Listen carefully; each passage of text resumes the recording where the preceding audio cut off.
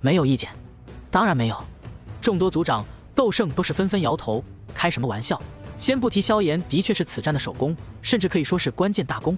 若是没有萧炎的存在，此战输的可就是他们六族联军了。甚至在那死亡之戒的攻击下，六族联军才会是伤亡过半的那个。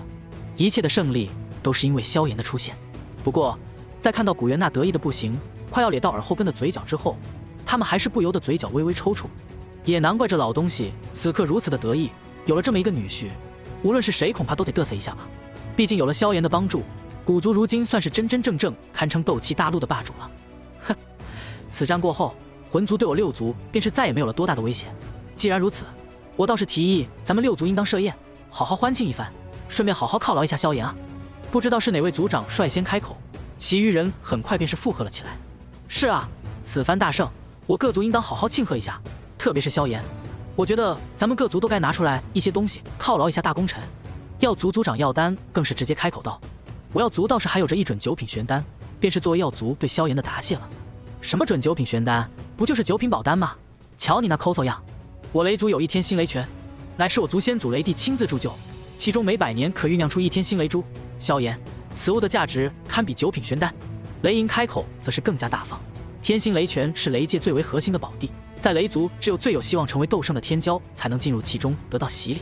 而天星雷珠更是雷族少族长才有资格享用的宝物。不过说是价值九品玄丹，倒是有些夸张成分了。我灵族这些年比较落魄。灵族族长林海苦笑着摇了摇头道：不过再如何落魄，一枚九品宝丹还是拿得出来的。俺们10族也一样，我炎族还剩下一枚火神元晶，对火属性斗圣大有裨益。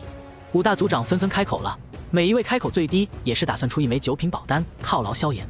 这其中除了萧炎是此战首功之外，更是他们对萧炎的一种示好。说难听点，这5人已经是在巴结萧炎了。毕竟萧炎如今所展现出的实力，在场所有人除了古元之外，已经是没人是他的对手。哼，诸位族长的心意，我萧炎心领了。我当下的确是缺少一些东西，却不是什么九品宝丹之类的，而是一些颇为罕见的材料。各位若是有心，就请帮我搜集一下这些材料吧。若是太过珍贵之物，我萧炎同样可以用宝物或是炼制丹药的机会来换取。萧炎却是笑盈盈地望着6族族长，他当前最需要的不是什么九品宝丹，而是要吞噬净莲妖火，凝聚至尊法身。只要凝聚出至尊法身，他便是可以真正的无敌于斗气大陆了。闻言，6族族长相互对视一眼，也是纷纷点头称是。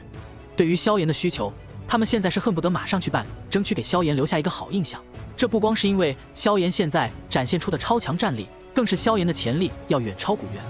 他们都相信，用不了多久，就算是古元，恐怕也不会是萧炎的对手了。有着那惊天异吼作为底牌，用不了多久，萧炎将成为比魂天帝和古元更加强大的存在，就便是同为9星斗圣，他也将凌驾于所有9星斗圣之上，成为斗气大陆有史以来最强大的9星斗圣，也将成为当世第1强者。见到众人点头，萧炎也是微微一笑，当下便是将自己需要的一些材料直接用灵魂之力传递给了6族族长。凝练至尊法身，除了需要9道异火作为主体之外，更需要大量火属性的天材地宝和海量能量作为根基。好在6族联盟堪称大陆最为强大的势力，上百位斗圣和数千位斗尊，数不尽的强者搜寻之下，几乎没有什么天材地宝能够逃过他们的耳目。在完成这一吩咐之后，萧炎便是又在各族族长震撼的目光当中拿出了一套阵法。此阵名为天罡星斗大阵，可以令36位强者的力量融合在一起。萧炎的直接将这阵法落入到了各大族长的灵魂当中，这是一套灵阵宗师整合出来的阵法，放在斗气大陆上足以堪比斗帝留下的阵法，令6族族长都是极为的吃惊。虽然我们将魂族打得退守到了魂界当中，但魂族依旧有着极为强横的实力，特别是魂天帝，他若是想要离开魂族，也是极难阻拦的。萧炎目光扫向众人道：有了这套大阵，联军阵营出动36位斗圣强者，威能绝对堪比斗帝之下最强横的力量。或许不能直接攻破魂族的护族大阵，但想要压制魂族却是轻而易举。听到萧炎的话，众人点头的同时，脸上也是纷纷露出一抹狂喜之色。这天罡星斗大阵完全是一门斗帝级别的阵法，超越了天阶，甚至比他们的护族大阵还要可怕。虽然不知道萧炎是怎么得来的，但是能够得到如此大阵，依旧是令他们十分的欣喜。这道阵法足以当做他们的镇族之宝使用了。对于众人欣喜的目光，萧炎却是不怎么在乎。这天罡星斗大阵只是一位灵阵大宗师随手所创，属于多人联合之术。这种阵法在他脑海当中实在是太多了。之所以丢给他们这么一道大阵，纯粹只是因为萧炎需要他们合力真正的封锁住魂族，尤其是要盯死了魂天帝。以如今的局势，在他接下来炼化净莲妖火的时候，唯一能够对他造成干扰甚至危险的，便是只有魂天帝和虚无吞炎了。而有了这座大阵，这两人几乎是没有可能溜得出去。经过最终的商议，联军阵营终于是在剔除萧炎之后，费力地凑出了36位5星斗圣以上的强者，甚至为了绝对的稳妥，就连六族族长都是亲自加入其中。36位5星斗圣以上的强者，就算是以六族的底蕴，其实也最终差了几位，最后还是有几位4星斗圣给替补的。毕竟5星斗圣以上，无论放在哪一个族群，都是最顶尖的一批人了。魂族虽然大败，可剩余的实力依旧可以碾压古族之外的任意单独一族，特别是吞灵族带来的恐惧威胁，更是令众人不敢轻视。因此，在大部分顶尖强者都出来形成阵法之后，各族当中剩下的最高画事人几乎都成了4星斗圣，甚至灵族、十族已经换成了3星斗圣。按照计划，此后的至少1-2年时间里，这36位斗圣都要镇守在此地了。这种镇守会一直等到萧炎拥有足够的力量，轰碎魂族的护族大阵。对于这护族大阵，萧炎暂时也是没有太多的办法。想要轰碎魂族的护族大阵，只有2个办法。第一种是萧炎借助战阵师的手段，将6大古族所有的强者力量汇聚在一起，爆发出极为可怕的力量。但是这样做，一来是6族的强者数量并没有那么可靠，能让萧炎有着100%的把握轰碎魂族大阵；二来便是这大千世界战阵师的军队都是受过训练的，而6族军队可谓是极为散乱。想要达到可以受到战阵师操纵的水平，这6族军队至少要像黑烟军那般整齐划一，训练有素，甚至要求还要更高。第二种方法便是萧炎快速修炼，让自己的实力尽快达到9品至尊的层次。以萧炎的手段，一旦达到9品至尊，虽然只是相当于9星斗圣，但对上其他9星斗圣却会有着碾压一般的优势。就算是遇到大千世界的地至尊，也绝对有把握单杀。到了这一步，萧炎想要轰碎魂族的护族大阵也并非不可能之事。面对这种情况，萧炎几乎完全不需要做出选择，自然是直接选择第2条。他如今已经抵达至尊境界，虽然距离9品至尊还有着极为遥远的距离，但剩下的也不过是一些能量上的积累罢了。只要有着足够的能量供应，这一步也只是时间问题。想到这里，萧炎已经是不再犹豫，当下便是要与6族族长告别。接下来最重要的事情就是炼化净莲妖火。不过在炼化净莲妖火之前，萧炎还有一些琐事需要完成。药丹族长，虽然我并不想与药族为敌，可当初我在星陨阁与药天药灵所说之话也并非虚言，希望药丹族长你能仔细考虑一番。离去之前，萧炎只是留下这么淡淡的一句话，令药丹的脸上露出些许尴尬和苦笑，然后便是彻底的消失在了原地。药丹，你们药族跟萧炎还有什么矛盾不成？是啊，药丹，怎么回事？萧炎离去之后，几位族长都是颇为挤眉弄眼的看着药丹，似是看出来萧炎与药族还有着一些过节一般。也不是什么大事，只是那萧炎的老师药尘跟我药族之间的一些瓜葛罢了。药丹尬笑一声，一旁的严静却是直接怪笑了起来。我想起来了，那萧炎的老师不是要圣药尘吗？他当年可是被你们药族的人亲自赶出去的，怪不得萧炎对你们没好气。严静嘿嘿一笑，周围几人都是恍然大悟，纷纷露出一抹坏笑。药圣药尘的名声在中州还是赫赫有名的，一位9品炼药师，就算是6族族长都要颇为重视了。你要是不会说话，就赶紧闭嘴。见到众人那戏谑的目光，药丹脸色一黑，只感觉面子有些挂不住了。嘿嘿，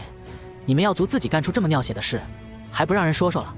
严静非但不收敛，反倒是笑得更欢了。不过这时候，一旁枯坐着的古元却是忽然开口了：“严静，我觉得你还是少笑话别人吧。你严族做的事情倒也未必干净。”被古元这么一说，严静脸上原本的笑容在这一刻却是忽然僵住，沉默半天之后，再也不说一句话，老老实实的守在阵眼，不敢再说一句话。古元族长，这家伙偷着干了什么事？是啊，古元族长，你给大家说说看呗。见到严静忽然吃瘪，药丹第一个来劲了，在他的带领之下，其他人都是将目光看向了古元，古元却是笑着微微摇头，不再多言。见到古元不说话，其他人也是不再多问，当下就选择了沉默。古元在现在的6族族长当中是远超其他族长的。药丹敢跟严静闹腾，是因为炎族虽然比药族强，但却强的有限，加上药族炼药师多，其实并不怕炎族。炎族的实力虽然强大，但别说灭药族，就连10族灵族都未必一定能拿下。但古族却是不同，以古元9星斗圣巅峰的实力，就算把他们5个绑在一起，也只能在古元手中撑一段时间，但最终的结果肯定是他们5个输。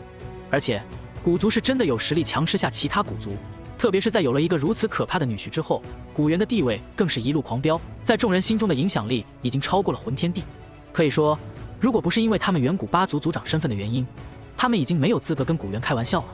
魂界内部，天地一片昏暗，古老的空间当中，一道道身影盘膝而坐，将自身浩瀚的斗气与魂界大阵的某个阵眼相结合。只不过，很多人的衣衫都是有些破损，有些嘴角甚至残留着血迹，看上去无比的狼狈。在这无数狼狈的人最中央，魂天帝坐在那最核心的阵眼之上，一头长发随意披散，双眸迸发着疯狂的火焰。萧炎，一想到那个少年，魂天帝便是恨得牙根都快咬碎了。千年大计毁于一旦，千年积累损失过半，魂族遭受了当年围攻萧族还要惨烈的损失，不但没有得到什么好处，更是被六族大军直接围困在了魂界当中。这样的屈辱，这样的打击，就算是魂天帝也是从来未曾尝试过。咔嚓！就在魂天帝双目泛红，想着如何反击六族联军和萧炎的时候，一道苍老身影却是带着些许哭腔，朝着他的方向疾驰而来。族长，不好了！苍老身影的哀嚎令魂天帝怒气冲天的身影微微一颤，一双猩红的双眼落在老者的身上，阴寒的声音缓缓传来：“说，什么事？”被那双猩红的双目盯住，老者直接打了一个寒颤，吓得浑身发抖，不敢多言。说啊！魂天帝声音低沉，令老者再度打了一个冷战，目光在魂天帝身上反复游走之后，方才颤巍巍地说道：“魂殿，我族驻守在魂殿的所有强者都死了。”话音落下，他便是看到那猩红的双眼再度瞪大，紧接着便是一道震耳欲聋的咆哮，令他双耳都瞬间溢出了鲜血。魂天帝忽然发出一阵怒吼，声音令整个魂界的空间都宛如陷入了惊涛骇浪。无数魂族一鸣在听到这声音之后，都是吓得直接趴伏在地面之上，浑身颤抖。萧炎，魂天帝拳头握得死死的，鲜血都从中流出。他万万想不到，自己千年之前那般费力的灭掉萧族，击杀萧玄，结果千年之后，这萧族竟然蹦出来一个比萧玄更加可怕的家伙。在魂天帝发怒的时间里，萧炎的脚步却是已经直接穿过了魂殿的天地人三大分殿。在这场大战当中，魂殿所有斗圣以上的强者都被调集前往残余大战，然后便是殿主魂灭生被萧炎一指镇压。所以现在的魂殿当中也只剩下总殿，也就是天殿剩下了一位半圣镇守。在萧炎出现在魂殿总殿的那一刻，这位半圣和几位魂殿斗尊仅仅只是来得及发出一声惊呼，便是看到一只长达1000丈的火焰巨手从天而降，仅仅一掌，这魂殿总殿便是被萧炎直接拍碎，包括其中的大量强者都是被直接拍成了血雾。在灭掉天殿之后，萧炎没有丝毫的迟疑，紧接着便是来到了地殿和人殿，同样是一掌，这两座连半圣都没有了的魂殿便是直接湮灭。仅仅不足1个时辰，魂殿3大总殿便是彻底湮灭，而伴随着这3大总殿的湮灭，那大量的分殿也将不成气候。不过这些分殿对于如今的萧炎而言几乎也没有什么价值，萧炎是打算直接留给星陨阁和丹塔的顶尖强者去处理。此刻的萧炎手中已经得到了3大分殿，包括大战当中缴获的大量宝物，手中单单是高阶那戒便是有着足足上百枚之多。当然其中最为珍贵的还是魂殿这些年辛苦收集的大量灵魂本源。比较令萧炎失望的是，那最为强大的天殿当中却并没有多少灵魂本源，想必就是这段时间里被虚无吞炎给炼化了吧。不过地殿和人殿当中却是收获颇丰，那灵魂本源经过魂殿常年的积累，数量比起萧炎前世吸收的那一团也仅仅只是小了些许。当下萧炎便是带着这些灵魂本源回到了星陨阁。远古6族联手围攻魂族，发生了一场惊天大战。此战单单斗圣强者就陨落了超过40位，几乎堪比1000年来陨落斗圣强者数量的总和。一场风暴正在席卷整个中州最上层，甚至整个大陆最上层。不过这种层次的战斗终究只是少数人才有资格知道，而这个少数人的概念大概便是斗尊以上的强者，而且这个斗尊还必须是一些附属于大势力的斗尊，寻常散修斗尊起码要到5星以上才有资格知道这则消息。当然因为远古6族的高层都处于葬魂山脉，因此整个消息传播的速度可谓是颇为延缓。在这个消息传播的速度当中，萧炎却是已经带着灵魂本源回到了星陨阁当中。伴随着药老这位药圣的回归，昔日逐渐显露出一丝衰败迹象的星陨阁，在短短1年的时间里就再度爆发了极为耀眼的光芒。毕竟经过萧炎的悉心调教，药老的实力在已经足以与寻常的3星斗圣相比，加上萧炎传授的诸多阵法，星陨阁无论是修炼环境还是强者数量，在短短1年的时间里便是发生了翻天覆地的变化。萧炎一路走过，便是看到了足足30多位斗尊强者，而这些显然还不是星陨阁的极限。一位9品炼药师的号召力绝对是无比的可怕。不过，比起星陨阁那翻天覆地一般的变化，萧炎身上的变化显然是更加的令药老吃惊。所以在看到萧炎之后，药老只是让萧炎简单认识了一下那些新来的斗尊强者，便是将众人遣退，只剩下了药老和风贤两人。你现在到底是什么修为了？药老抓着萧炎仔细上下打量，一双老眼在这一刻恨不得瞪出来一般。以他3星斗圣的实力，此刻竟然是看不清萧炎的深浅，只是隐约感觉萧炎十分的可怕，对自己的威胁都是极大。至于一旁的风尊者，此刻更是觉得萧炎宛如一个普通人一般，这令他更加的骇然，因为能够令他有如此感受，只能说萧炎的实力已经超过了他太多的层次。我现在的修为，萧炎微微一怔，不知道该如何开口。沉吟片刻之后，还是选择了实话实说。毕竟以他如今的实力，已经完全没有隐藏实力的必要了。我现在的实力，整个斗气大陆能够威胁到我的不超过5个人吧。萧炎斟酌了一下，如此回答道：魂天帝算一个，古元算一个，被镇压在古地洞府的竹坤算一个，虚无吞炎算半个，菩提古树算半个。至于驼舍古地是不会威胁他的。地品除丹不是人。话虽如此，但当萧炎这句话说出来的时候，药老和风贤还是情不自禁地愣了一下。萧炎，你这话到底是什么意思啊？如果说药老还能若有所思的话，风尊者风贤已经是有些难以理解了。虽然萧炎说的话已经很清楚，但是风贤还是有些不愿相信。我的意思就是说，现在9星斗圣之下，已经没人能够威胁到我了。见到两人这副模样，萧炎心中倒是早有预料，只能这般笑着解释道。闻言，风尊者和药老最终相互对视一眼，还是药老率先开口了。早就知道你小子妖孽，却还是没想到你小子竟然妖孽到这种程度啊！至于一旁的风尊者，则是彻底的麻木了。萧炎说的话已经很明白了，但是他还是有些不敢相信。作为药老的至交好友，他自然是知道萧炎的底细。要知道，这还只是17岁的少年啊，这么年轻的家伙，已经走到了距离大陆巅峰只差最后1线的程度了吗？对于风尊者的茫然，萧炎也是不愿再过多解释。时间长了，他自然是能够将这种震撼给吸纳了。只见萧炎屈指一弹，地境灵魂在这一刻已经将这处阁楼包裹，然后一团直径半丈左右的光团便是出现在了他的手中。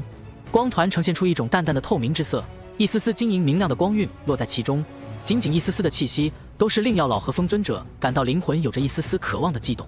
尤其是药老在看到这光团的那一刻，更是身体微微一颤，一双老眼露出一抹不可置信的神色。这是灵魂本源。对于这灵魂本源，药老实在是不陌生。早在当年他与萧炎闯荡西北大陆的时候，萧炎便是利用他的力量剿灭了魂殿的一处分殿，从中得到了一团人头大小的灵魂光团。仅仅这么一团灵魂本源，便是令他跌落的灵魂力量尽数恢复，甚至还前进了一步。而萧炎此刻拿出来的这道灵魂本源，却是比当年那道灵魂本源大了数十倍。弟子回来的时候，顺手把那魂殿给灭了，也是从魂殿当中缴获了这么一团灵魂本源。萧炎声音从容，却是令药老和风尊者的身体再度僵住了。你说的是那个魂殿、天殿、地殿，还是人殿？药老沉吟片刻之后，不由得问道。都灭了。萧炎有些无奈地看着药老道：老师倒是可以跟师母说上一声，如今魂殿主力已经被我尽数灭杀，只剩下一些分殿还在苟延残喘，其中留守的分殿殿主通常不会超过5星斗尊的实力，以丹塔的力量，想要剿灭这些分殿并非什么难事。听到萧炎的话，饶是也药老都是忍不住有些懵逼。至于风尊者，此刻早已是一脸麻木，他甚至感觉自己是不是身处于梦幻当中，曾经横行中州，令无数炼药师和强者们无比畏惧，可以与丹塔并列的超级势力魂殿，竟然就这么被萧炎灭掉了，怎么跟闹着玩似的？倒是一旁的药老在听说魂殿被萧炎灭掉之后，身体只是微微一颤，便是接受了萧炎这个消息。整个斗气大陆，就算是萧战、薰儿等人都是不知道萧炎转世重生的消息，唯有药老知晓自己弟子的一些真实消息，所以他对于萧炎所做出的这些事情，虽然依旧吃惊，却是可以接受。只是接受归接受，当他听到这些消息的时候，依旧是忍不住的有些惊叹。既然你已经晋升到地境灵魂了，那这灵魂本源，老夫也是不跟你推辞了。药老忍不住微微一叹。早在当年，在乌坦城那个寂静的小屋当中，听到萧炎的侃侃而谈的时候，他便是知晓萧炎早晚有一天会走到这一步。以他的灵魂力量，早在萧炎散发出灵魂波动的那一刻，他便是感受到了那属于地境灵魂的威压。只是即便是他心中有所预料，可萧炎的进步速度依旧是令他有些麻木。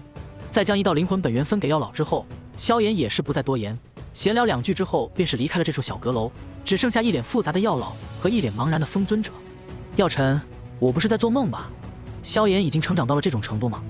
风尊者呆呆地问道。方才他所泄露的灵魂气息，令我有种发自灵魂的敬畏。我感觉萧炎现在似乎一巴掌就能拍死我。你不是在做梦？萧炎的确是走到了那一步。药老目光瞥过风尊者道：“不过，他没去古族之前，不也能一巴掌拍死你吗？他现在怕是一个眼神就能干掉你。你个老不死的，就不能给老子留点面子？”告别药老之后，萧炎也是很快在星陨阁转了起来。他正在寻找紫妍。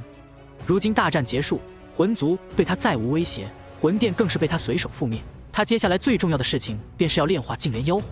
不过炼化净莲妖火好做，但凝练至尊法身的材料却是需要远古6族甚至丹塔星陨阁等众多势力联手才能慢慢搜集到。按照萧炎的估计，就算是以这几族的实力，恐怕也得至少3个月到半年的时间才能做到。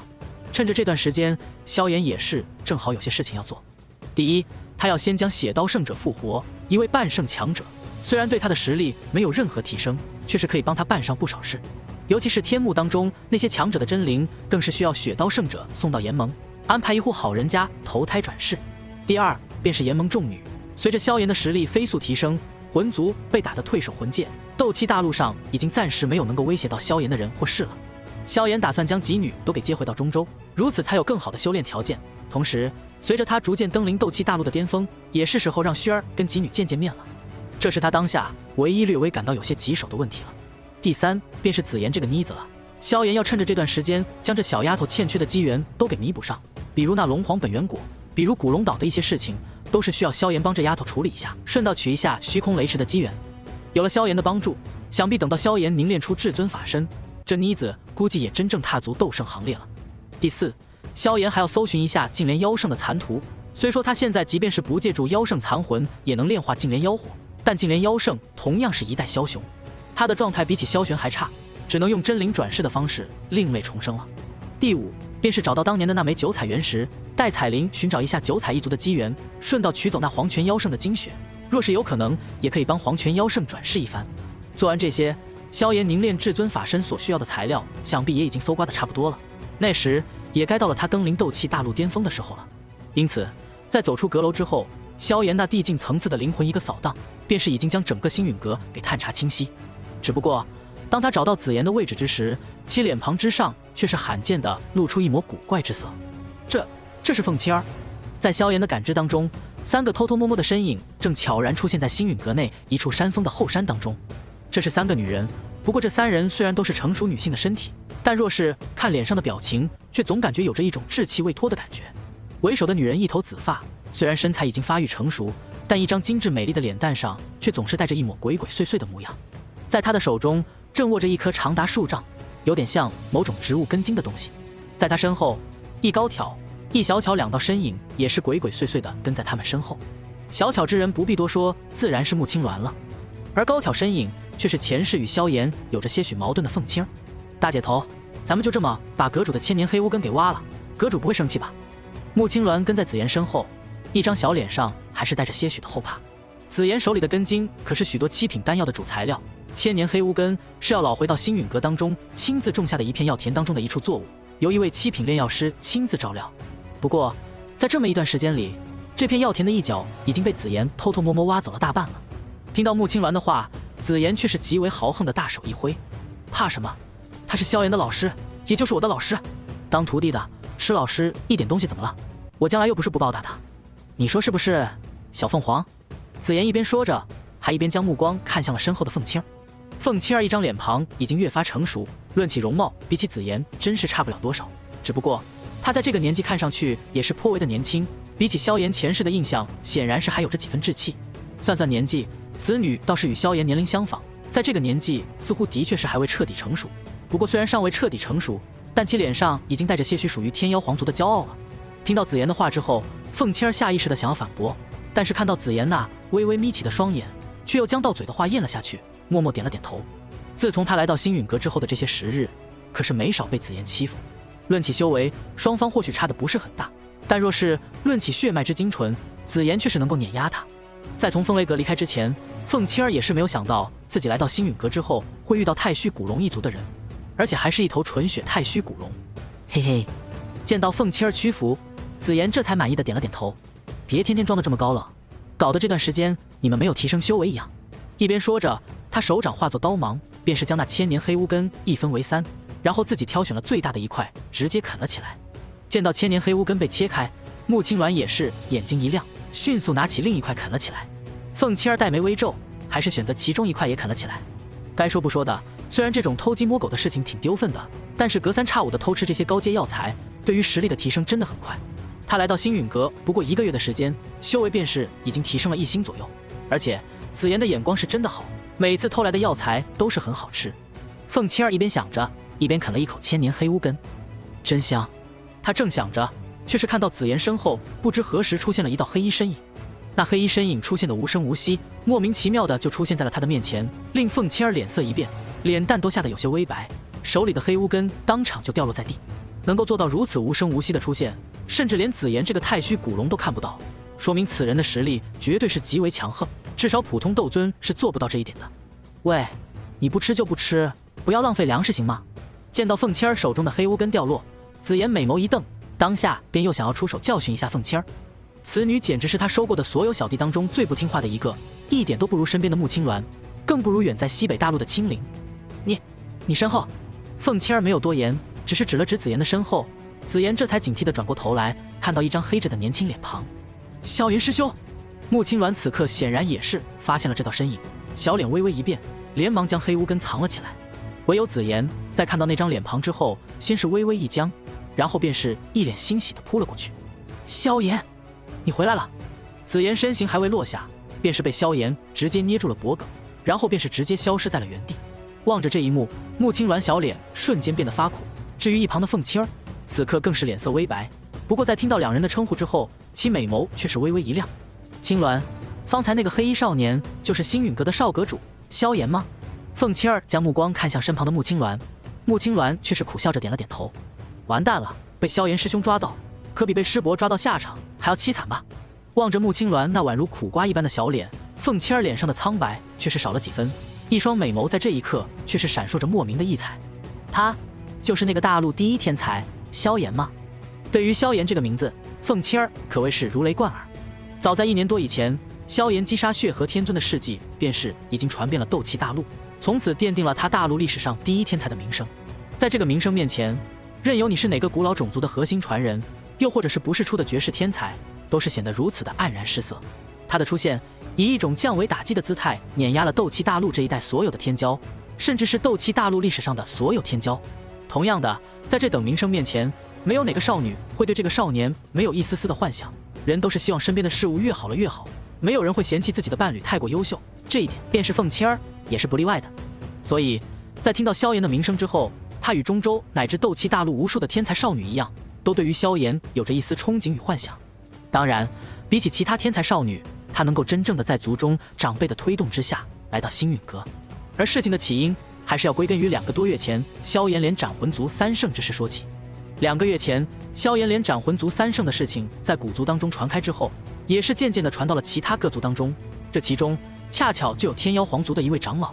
于是萧炎连斩3大斗圣的萧炎也是很快令天妖皇族的高层们知晓。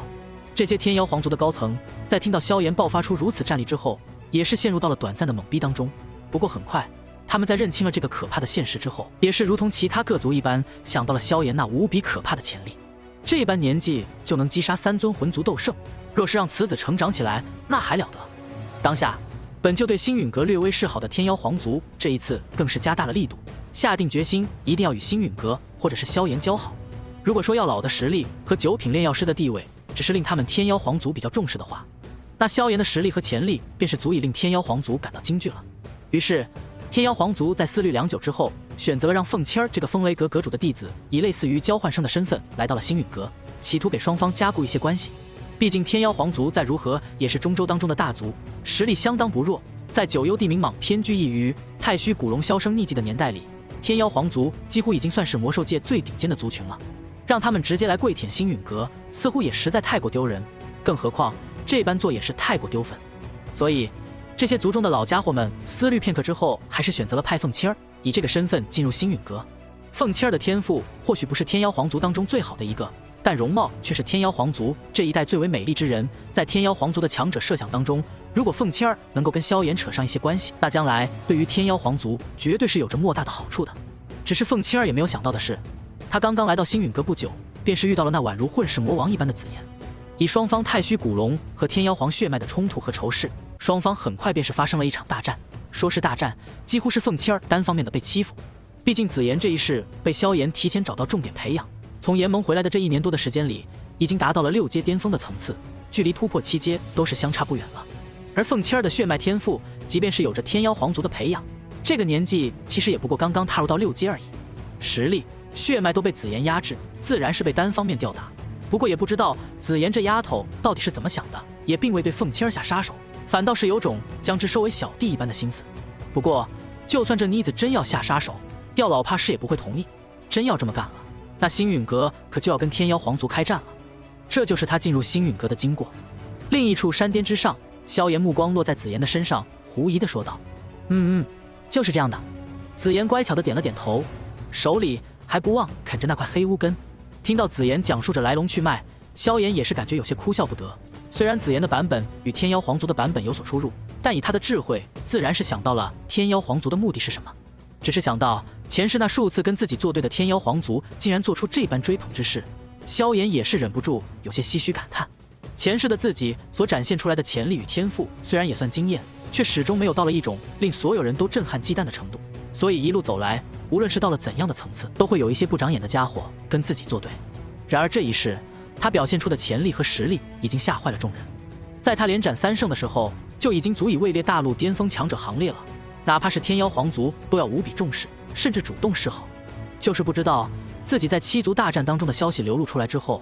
这些家伙的想法又会是怎样的呢？想到这里，萧炎却是无奈轻笑着摇了摇头。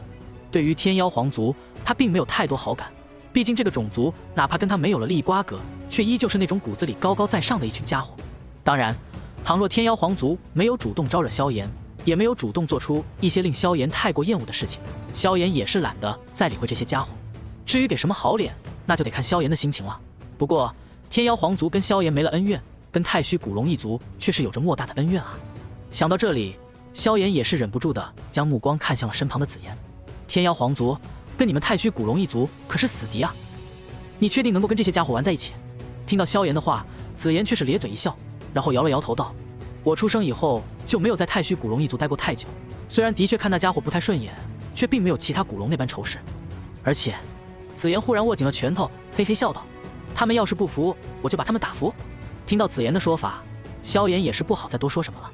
其实本质上，他也是不想天妖皇族直接在斗气大陆上灭绝了。这一种族毕竟是远古天皇的血脉，潜力还是很大的。将来踏入到大千世界当中，他们当中也会有那么一小部分有机会觉醒远古天皇血脉，甚至是真凤血脉，会是一批颇为不俗的力量。而且留着这些家伙，也可以给紫妍练练手。想到这里，萧炎也是不愿意多管两族之事了，只是将目光再度落在了紫妍的身上。这2天的时间稍微准备一下，再过几天，我们就回一趟西北大陆。回西北大陆？紫妍闻言，一双大眼睛瞬间明亮了几分。虽说在星陨阁的日子也是悠哉悠哉，但西北大陆无疑才是他众多好友汇聚的地方。想到要回西北大陆，他俏脸之上已经是有着遮掩不住的兴奋。不错，萧炎点了点头，然后脸庞却是变得有些严肃了些许。不过在这之前，我还有一件事要做。什么事？紫妍微微竖起耳朵，却看到萧炎已经不怀好意地盯着自己。你要干什么？我错了，我错了。哎，别打，哥，真错了。半晌之后，穆青鸾便是看到萧炎拎着紫妍又回来了。萧炎师兄。穆青鸾眼珠子滴溜溜地看着萧炎，却看不出萧炎脸上有什么波动，这让他更加有些紧张了。按照辈分和关系，他跟萧炎应该很近才对，但事实上穆青鸾只是见过萧炎几次而已。然后便是看着萧炎的修为3天2头的如同坐火箭一般飞速提升，令他有些目瞪口呆。萧炎面无表情，只是轻轻点了头，说出来的话却是令穆青鸾心头一跳。青鸾，你不该跟着这个丫头鬼混的。萧炎看了一眼穆青鸾，令穆青鸾更加害怕了。还有你。萧炎目光扫过凤千儿，论起姿色，凤千儿的确是堪称顶尖美人，在萧炎的众多红颜知己当中，也唯有轩儿和彩玲能够在容貌上压过他一筹。不过萧炎前世见过的美人实在是太多了，倘若他只是贪图对方的皮囊的话，那萧炎绝对可以在这方面过得比西天战皇还要滋润。而事实上，他对凤七儿实在是一点兴趣都没有。此女的性情之骄傲蛮横，比起年少时的纳兰嫣然都是有过之无不及。萧炎没有因为前世的事情报复她，便是相当不错了。至于其他方面，无论前世还是今生，萧炎都是没有任何的想法，也没有任何的兴趣。你们3个一起到星陨阁的面壁崖禁足思过3天，3天内要是被我发现你们从面壁崖跑出来，后果你们知道的。萧炎的声音令两人身体都微微一颤，凤七儿更是一双美眸多了几分楚楚可怜的看着萧炎。萧炎师兄，望着那故作可怜的凤七儿，萧炎内心却是忍不住再度一叹，没想到这个女人也有服软示弱，甚至魅惑的一面，这一点前世的自己可是从来未曾见到过。不过想想也对，前世的自己在后者的眼中不过是个翻身的泥鳅，恐怕凤七儿到死也不会觉得是他错了。第一印象对一个人的思维影响实在是太过可怕。凤七儿，你能来到星陨阁是一份来之不易的机会，希望你能够好好珍惜，别弄得我到最后将你强行送回风雷阁甚至天妖皇族，否则这面子可就丢大了。萧炎漠然地看了一眼凤七儿，转身便是消失不见，只留下脸色瞬间苍白的凤七儿。他竟然都不愿多看我一眼。凤七儿的内心是颇受打击的，从小到大她都是同龄人当中的翘楚，可在萧炎的眼中却是不值一提。毕竟萧炎如今所取得的成就，无论是怎样的天骄，都是显得那般不堪一击。半晌后，3个女人都出现在了星陨阁的面壁崖当中。不过虽然老老实实待在面壁崖当中，但紫妍的脸上并没有丝毫的懊悔，反倒是笑嘻嘻的从那戒当中掏出一个玉瓶。玉瓶打开的瞬间，一道道扑鼻的香气便是从那玉瓶当中飞出，落在凤七儿和穆青鸾的鼻子里，都是令两人身体一震，眼中都是露出一抹眼馋之意。尤其是穆青鸾，嘴角的口水已经是快要遮掩不住了。紫妍姐，这玉瓶里面到底是什么宝贝啊？闻起来好好吃的样子。穆青鸾大眼睛崇拜地看着紫妍，被她如此目光盯着，紫妍的眼中也是露出一抹得意之色，显然是对穆青鸾的马屁十分受用。她看了一眼想要巴结自己又拉不下脸来的凤七儿，这才得意地笑了起来。嘿嘿，这可是萧炎专门给我炼制的一种7品丹药，对于魔兽进化有着极大的好处，能对魔兽成长有着莫大的帮助。紫妍嘿嘿一笑，翻手便是已经倒出来了3枚金色的丹药。这丹药自然是萧炎给紫妍炼制的一些帮助成长的丹药。以萧炎如今的实力和斩杀诸多斗圣的收获，炼制一些能量堪比7品，但并不算真正7品的丹药，还不是如同糖豆子一般炼制。虽然萧炎狠狠教育了紫妍一顿，但归根结底还是把这个丫头当成妹妹一般对待。打完了巴掌之后，自然还是要宠爱的。那小穆啊，最近表现很不错，这枚丹药是你的了。紫妍递给穆青鸾一枚丹药，自己则是随意吃下一颗。穆青鸾看着那枚丹药，也是颇为的兴奋。他贵为风尊者亲传弟子，也就是副阁主亲传，身份地位其实比很多斗尊巅峰强者的弟子还要尊贵。毕竟风尊者的弟子其实是次要的名声，他真正的名声是要圣药尘的师侄女，绝世天才萧炎的师妹，这才是他最为尊贵的一点。不过受制于资质天赋的限制，星陨阁的公共资源总不能无限制的朝他开房，他能够得到的一些外快全靠师尊开小灶，以及要老开心的时候随手赏赐一些宝物。因此这枚丹药对于穆青鸾吸引力还是很大的。只见他小手一拍，那丹药便是直接落入穆青鸾口中，紧接着他那一张精致可爱的娃娃脸之上便是露出了极为精彩极为快乐的表情。这也太好吃了吧。良久之后，穆青鸾睁开眼睛，一双水汪汪的眼睛满是陶醉之色。这丹药对于魔兽的身体真的有着不小的好处，当然更关键的是它的味道堪称穆青鸾吃过最好吃的丹药。紫妍姐，我刚刚吃的太快了，还没尝出味来。穆青鸾可怜巴巴地看着紫妍，一双眼睛滴溜溜地盯着紫妍的瓶子。确实好吃。紫妍同样双眼放光，萧炎这次炼制的丹药让他无比的喜爱。当下他便是再度倒出2枚，一枚递给穆青鸾，一枚留给自己吃。萧炎对待紫妍是极为的大方，这种丹药一口气便是炼制了上百颗，足够紫妍吃上一段时间了。很快2个吃货的脸上又露出了满足陶醉的神色，穆青鸾却是轻轻打了个饱嗝，甚至连脸色都变得通红了起来。2枚丹药入腹，庞大的能量让他有点受不住，很快便是找了个地方修炼起来。紫妍同样没有多吃，打算留起来慢慢品味。不过他一双紫色的眸子却是盯着凤七儿，似是在等待凤七儿开口跟自己臣服。紫妍姐。凤七儿沉默片刻，终于还是为难的开口了。紫妍发出满意的笑声，在他的恩威并施之下，这头小凤凰终于跟自己低头了。从精神层面上击败天妖皇族，对他而言远比肉身层面上击败对方更有成就感。紫妍姐，你可以跟我说说萧炎师兄的事情吗？凤七儿的目标却并不是那一枚金色丹药，而是直奔萧炎。笑话，拿下萧炎这种丹药，不是想吃多少就有多少。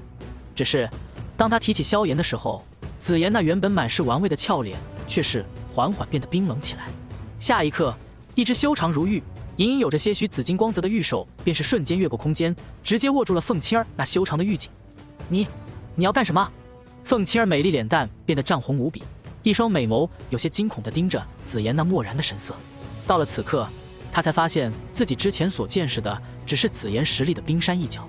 此女真正的实力要远远超过自己太多。干什么？紫妍神色漠然地盯着凤七儿。萧炎是我哥，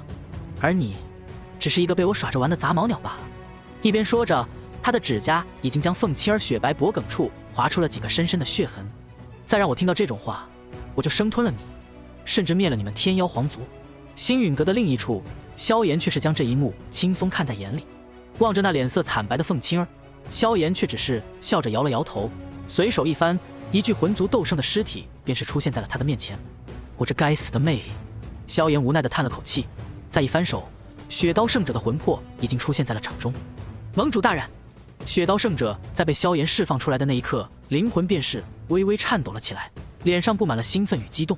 自从他被萧炎带出天幕之后，得到的消息便是自己将有机会复活。虽然不知道萧炎为何会对自己如此友好，但若是能够复活，又有谁不愿意呢？萧炎看着雪刀圣者这副兴奋的样子，也是微微一笑，旋即将一枚丹药递给雪刀圣者。该有的流程我都与你说清楚了，等会儿你就听我号令便是。闻言，雪刀圣者望着那一枚闪烁着奇异韵味的丹药，也是十分激动地点了点头。他好歹是曾经的半圣强者，自然知道这丹药十分不凡。见到雪刀圣者点头，萧炎也是不再多言，手中绚丽火焰翻腾，便是将那斗圣尸体给淬炼了起来。此番大战他斩获极为丰厚，一具斗圣尸体和一些复活雪刀圣者的珍贵材料，倒也算不上什么。伴随着萧炎的复活仪式进行，星陨阁的另一处山峰之下，药老却也是带着那硕大的一团灵魂本源进入石门当中，开始闭关冲击天境大圆满。如今他已经彻底巩固了修为，实力达到2星斗圣圆满，或许此番突破天境大圆满的同时，还有机会冲击到3星斗圣。伴随着两人的闭关，星陨阁也是再度恢复到了往日的平静当中。毕竟星陨阁如今可是有着2尊巅峰强者坐镇，实力已经是极为的可怕，没有哪个不开眼的强者敢来招惹星陨阁。不过星陨阁虽然陷入到了短暂的平静，可中州的高层强者，甚至整个斗气大陆的高层强者，却是在被一场更大的风暴给狠狠地冲击着。而这风暴的源头，自然是在忙着复活雪刀圣者的萧炎。原因无他，只是因为此番七族大战的一些具体情况，在这几日的传播之下，终于是蔓延到了绝大部分斗尊以上的强者耳中。远古八族虽然神秘而强大，但一旦到了斗尊层次，也算是大陆真正的顶尖强者之流了。或许接触的不多，但想必也是能够听说一些的。因此当此番6族联军大战魂族的消息传来之后，着实是令中州的诸多强者都狠狠地震撼了一下。毕竟这场大战当中，单单是斗圣强者的参战人数都是远远突破100人了。此番大战6族联军陨落了近10位斗圣，而魂族则是更加惨痛的陨落了足足30多位斗圣。这个数字传来的那一刻，便是令中州的诸多势力都是忍不住的狠狠一颤。那可是斗圣啊，斗气大陆最为巅峰的存在，只要有一尊这样的强者坐镇，便是可以铸就一方超级势力。可此番却是足足陨落了40多位。不过当众人得知这场大战当中最为耀眼的少年之后，心中的波动和脸上的表情却是已经不能单纯的用震撼2字可以形容了。此战当中最为耀眼的那个存在，依旧是那个叫做萧炎的少年。大战最后的结果便是，这位叫做萧炎的绝世天才，在2族大战最为关键的时刻，催动了地境灵魂，直接干扰了整个战场。仅仅一吼，魂族一位8星斗圣，近10位斗圣，诸多强悍精锐尽数陨落。仅仅一吼，改变了整个战局，令那强横无比的魂族成为了败军。当中州的众多强者们听到这个消息的时候，他们都是感觉大脑微微空白，似是如同做梦一般。地境灵魂，一些强者甚至不清楚这个境界究竟意味着什么，但是他们知道的是，萧炎一吼吼死了一位8星斗圣，近10位斗圣。这个消息在他们的耳中就如同惊雷，令人久久难以回过神来。要知道，这个在2族大战当中取得决定性关键的少年，今年才不过17岁的年纪啊！ 17岁便是已经可以击杀8星斗圣和大量的普通斗圣。这不是说这个17岁的少年已然站在了这片天地的巅峰了吗？这一刻，萧炎的名字彻底的震烁古今，光照万古，令无数人都感到刺眼，感到梦幻。这是一个传奇，活着的传奇。他的故事，他的成就，甚至连小说都是不敢这么写。然而，现实就这么结结实实的发生在他们身边了。第二则消息，则是魂殿被灭了。是的，曾经位列中州最为顶尖的强大势力，令无数炼药师恐惧，祸乱整个中州，甚至斗气大陆的超级势力魂殿被灭了。灭掉魂殿的人，还是萧炎。据说仅仅3掌，魂殿的3大总殿便是被尽数湮灭。仅仅3掌，曾经盘踞中州强大千年的超级势力魂殿便是荡然无存。这个消息得到了丹塔和远古6族的共同承认，特别是在这个消息传出的第2天，丹塔总部便是发挥了他那可怕的号召力。整个丹塔有着何等之多的高阶炼药师，这些高阶炼药师对于魂殿又是何等的忌惮与痛恨。因此，在玄一从药老那里得到萧炎斩杀魂灭生，灭掉魂殿3大总殿的消息之后，丹塔高层便是毫不犹豫地通过统一会议，瞬间炼药师那可怕的号召力被展现得淋漓尽致。整个中州有着接近1半的斗尊以上强者被丹塔召集邀请，然后10人一队朝着魂殿的一些分殿围剿过去。没有了斗圣强者甚至半圣强者的坐镇，那些分殿如何有资格与丹塔抗衡？更何况魂殿的许多尊老本就是当年大陆上的一些阴狠奸诈之辈，在外面混不下去了，才跑到魂殿寻求好处与庇护。如今大树一倒，那些老家伙几乎是在得知消息之后就赶快跑路了，跑得慢的已经死在丹塔的手里了。仅仅数日之间，曾经名震中州、悬浮在无数炼药师头顶的那道巨大阴云便是就此消散。魂殿亡了。不过魂殿灭亡的同时，很多强者却是在这一刻更加确信了萧炎的传说。因为远古7族之间的战争，很多斗尊层次的强者根本没资格去验证，只有一些资历足够、人脉够广的强者才能透过一些好友验证。就算斗圣强者，也只能是道听途说，少数几人去了中州西域，也只是看到6族联军的确堵住了魂界入口。然而魂殿的覆灭却是被众多强者共同见证的。这一刻，他们终于是在震撼之余越发的相信起萧炎的传说了。也正因如此，他们对于萧炎的崛起已经不是单纯的惊叹和兴趣，而是多出了浓浓的敬畏。要知道，此子今年才不过17岁而已啊！17岁的少年就能做到这一步，若是再给他一些时间，或许那万年来未曾出现过的至高境界就会出现在他的身上。小丹塔当中，古老的石桌旁，10道影子静静坐立，彼此的脸上在震撼之余却满是喜色。哼，与这萧炎交好，可真是我丹塔之幸事啊！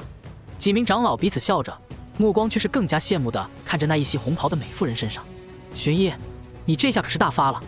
闻言，那红袍美妇也只是微微抿嘴一笑，但是嘴角的弧度却是难以掩饰的勾起。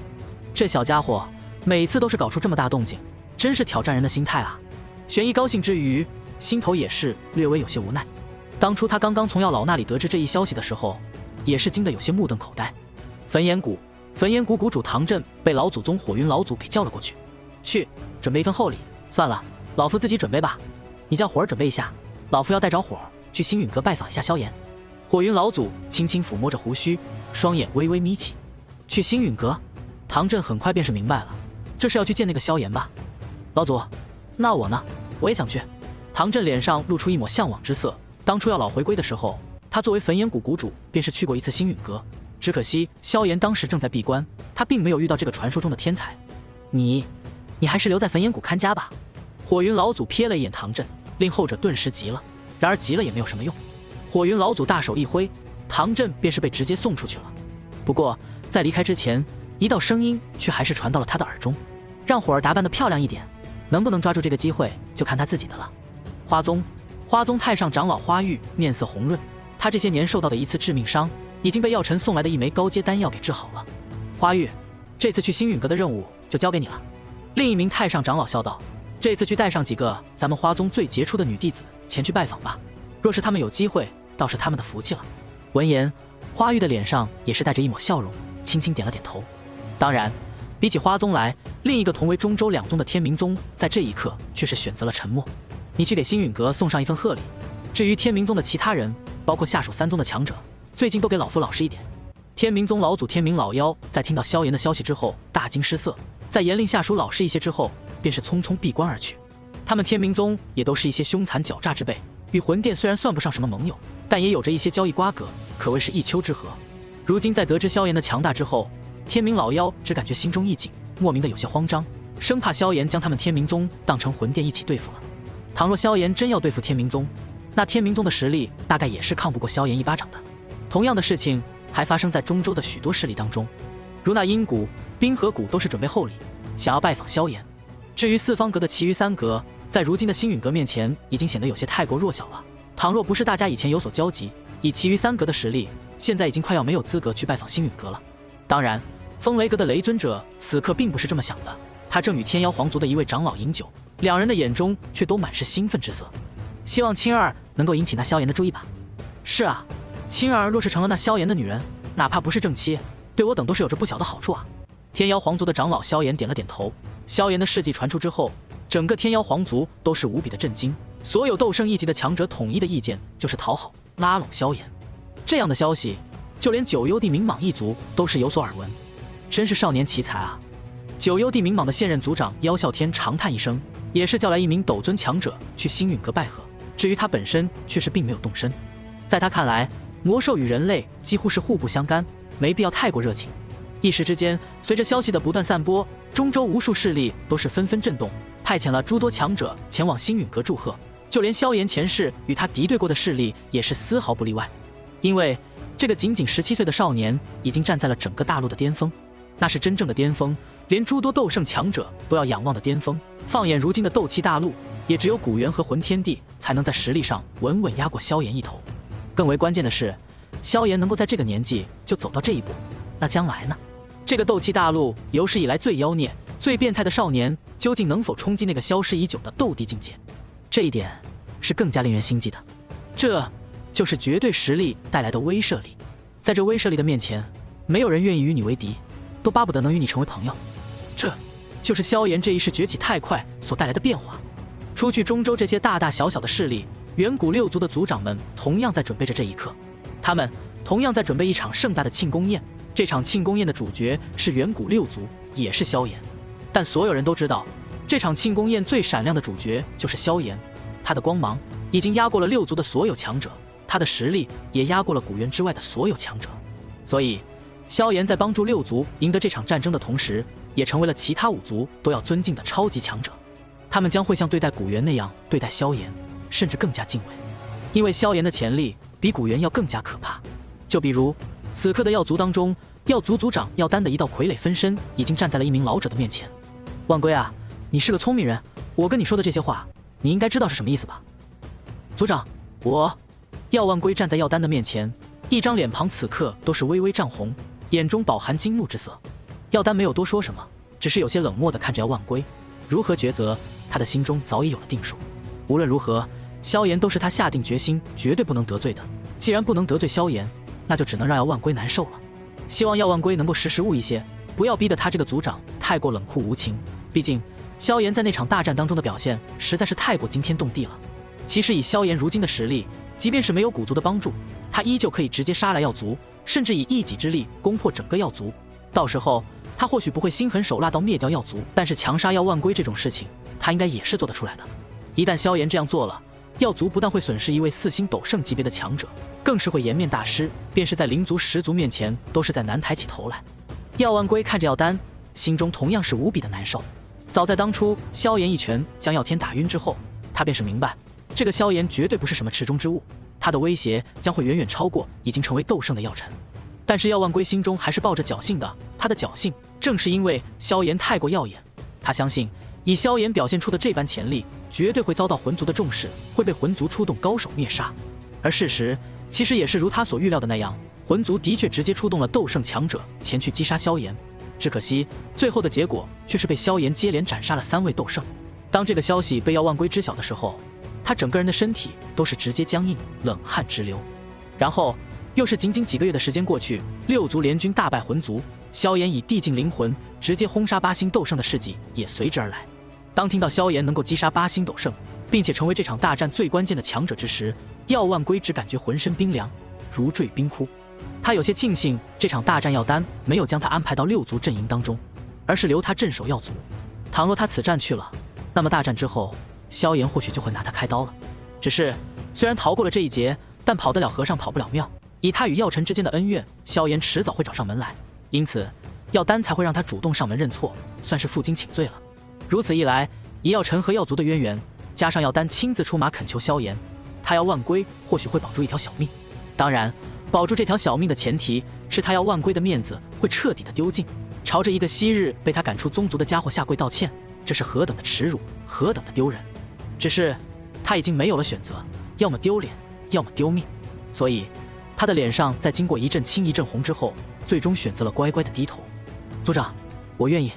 药万归最后无奈的叹道，丢了面子，他还可以辞去长老位置隐居继续修炼，还可以在凡俗面前依旧有着超然的优越感，但若是丢了小命，那可就什么都没了。听到药万归如此说法，药丹的傀儡之身也是微微松了一口气，眼中流出些许的庆幸。药万归虽然做事有些蛮横骄狂，但对药族的确是忠心耿耿。如果他非要头铁跟萧炎对着干，那药丹这个族长可就要陷入到进退两难的境地了。不把药万归交出去，整个药族都要跟着受罪，药万归还是得死；把药万归交出去，他不主动道歉还是得死。而且族中估计会对他这个族长产生一些不同的意见。如今药万归能够主动低头，自然是皆大欢喜的事情。至于他药万归丢不丢人，跟他药丹关系并不大。说到底，当年将药尘赶出药族的事情跟他也没什么关系。望着药丹那好似放松了一下的表情，药万归心中却是越发的苦涩。其实他当初的确是知晓药尘是冤枉的，只是那药尘脾气太冲，驳了他的面子，这才令他一怒之下不分青红皂白，直接将药尘赶出了药族。谁曾想，当年那个血脉等级都不算入流的小子，竟然成长到了这种程度，更是有了一个如此妖孽的弟子。当然，比起药万归，药族的其他强者，除了奉命镇守魂界之外的一些顶尖强者之外，大多数都处在一个欢乐的氛围当中。除了他们，其余5族的强者同样如此。尤其是灵族、石族等相对较弱的族群，在得知魂族大败之后，更是欣喜若狂。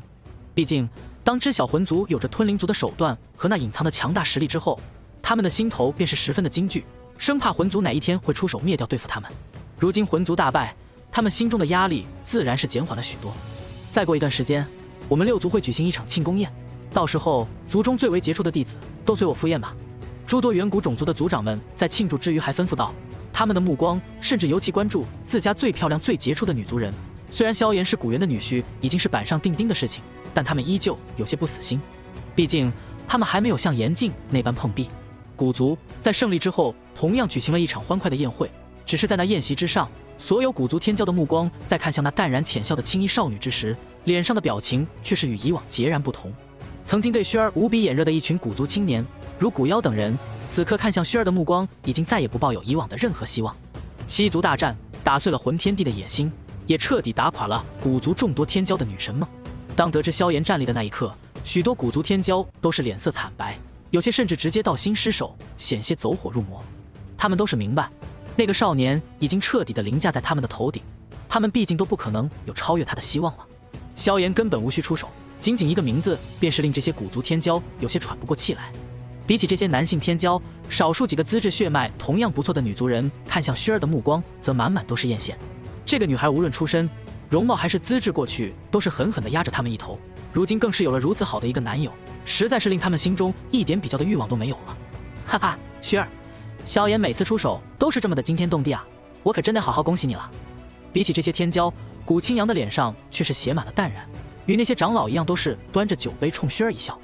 闻言，薰儿那原本还算比较淡然的俏脸，瞬间绽放出一个令天地都略显黯然的绝美笑容。谢谢清扬大哥。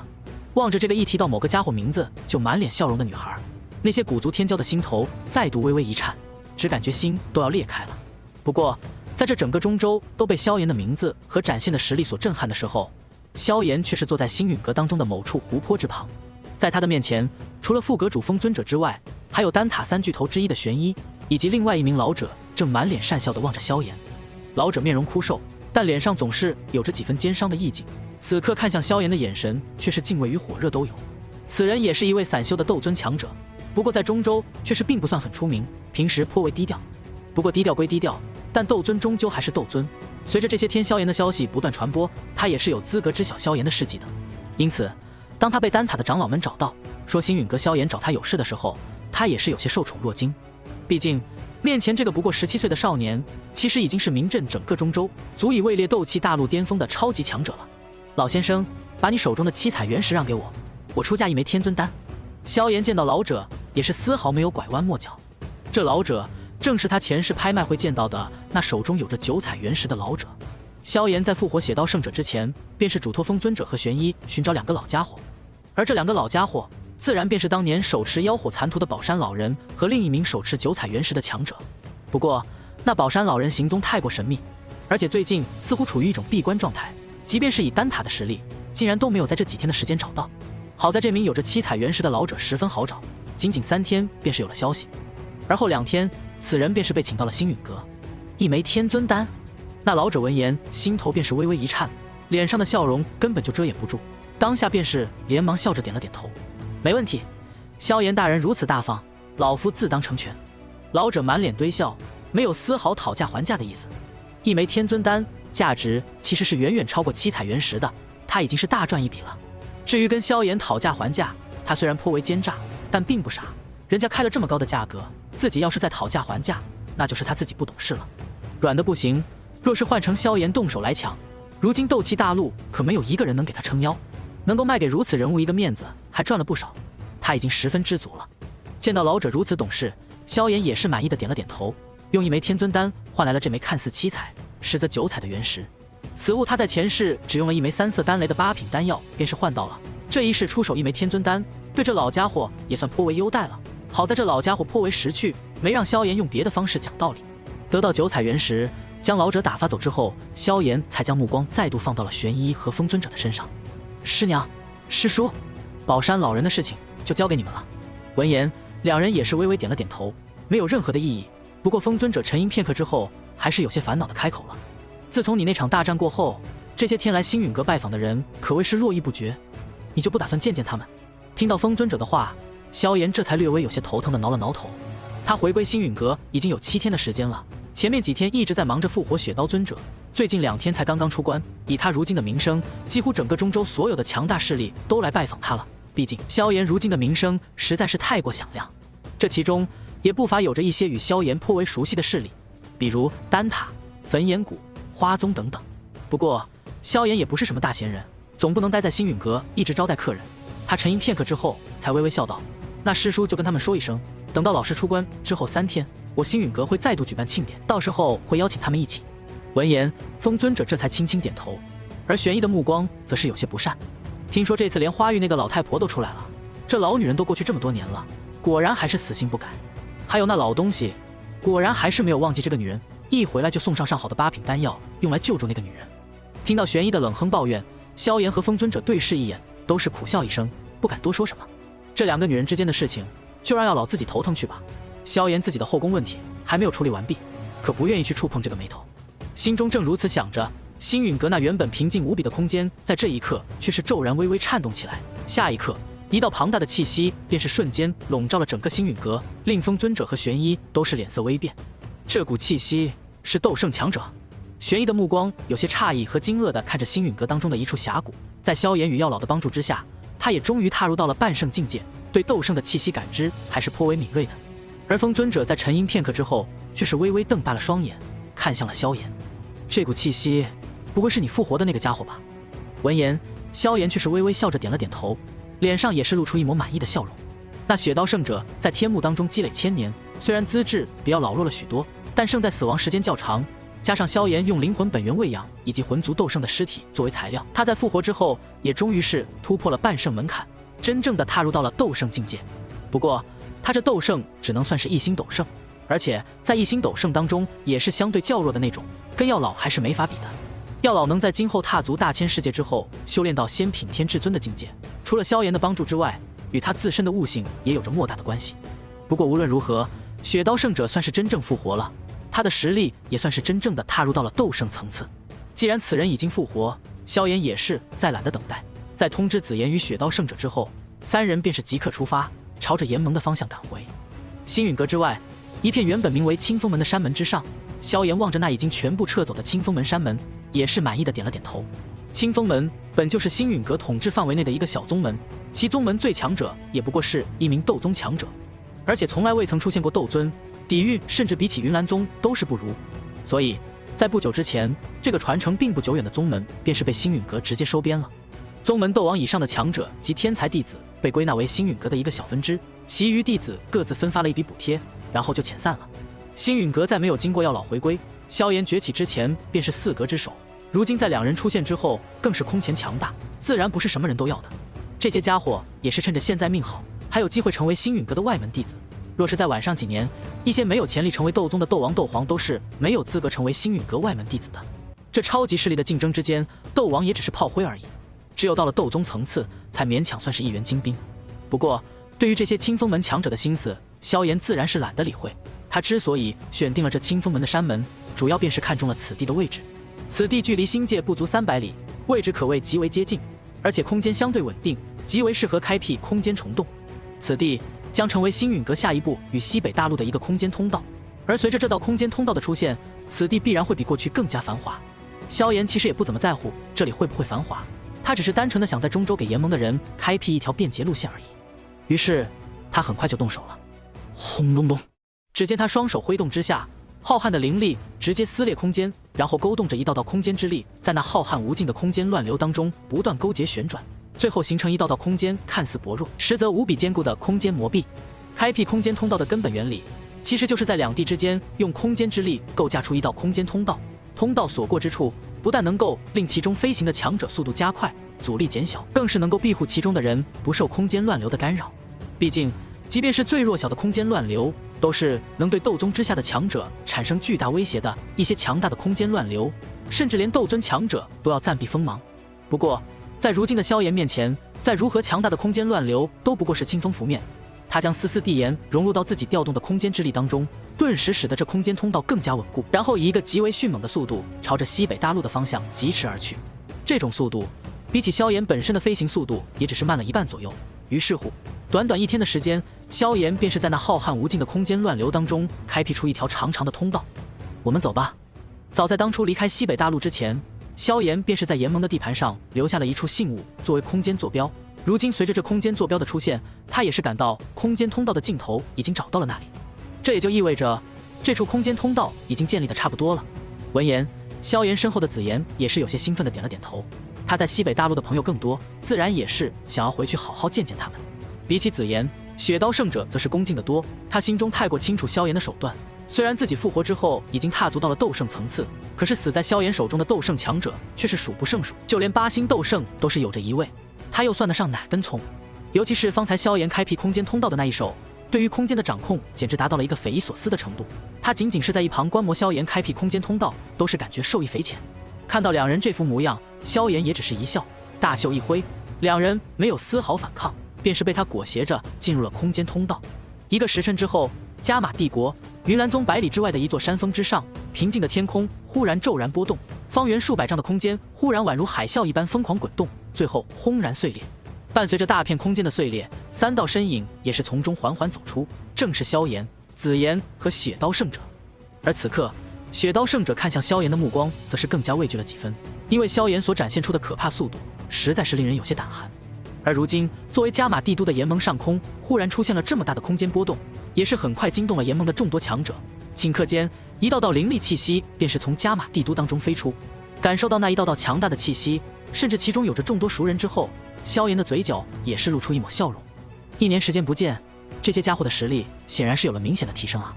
他一边望着炎盟那一个个腾空而起，朝着自己方向而来的诸多强者，另一只手则是微微一挥，下一刻，浩瀚的空间之力开始自动修复，最终在这座山峰的上空凝聚成了一道直径100丈左右的巨大黑洞。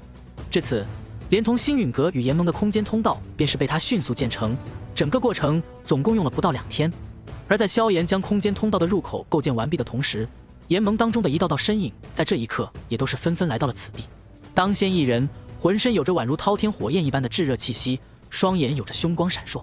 不过当他看到萧炎的那一刻，一双老眼当中的警惕瞬间消失，转而化作了狂喜之色，一张老脸之上更是露出菊花一般的笑容。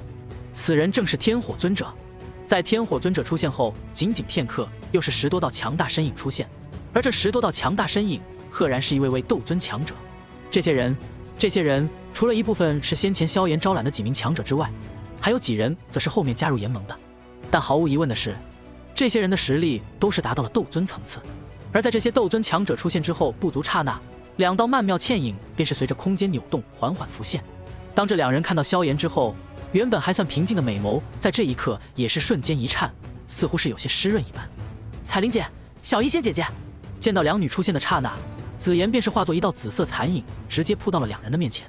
这两女自然是彩玲与小医仙二人了。两人的体质都是放眼整个斗气大陆都堪称最为顶尖的体质之一，又有了炎盟大量资源的支持，短短1年的时间，他们便是都修炼到了斗宗巅峰的层次，修为增长不可谓是不快。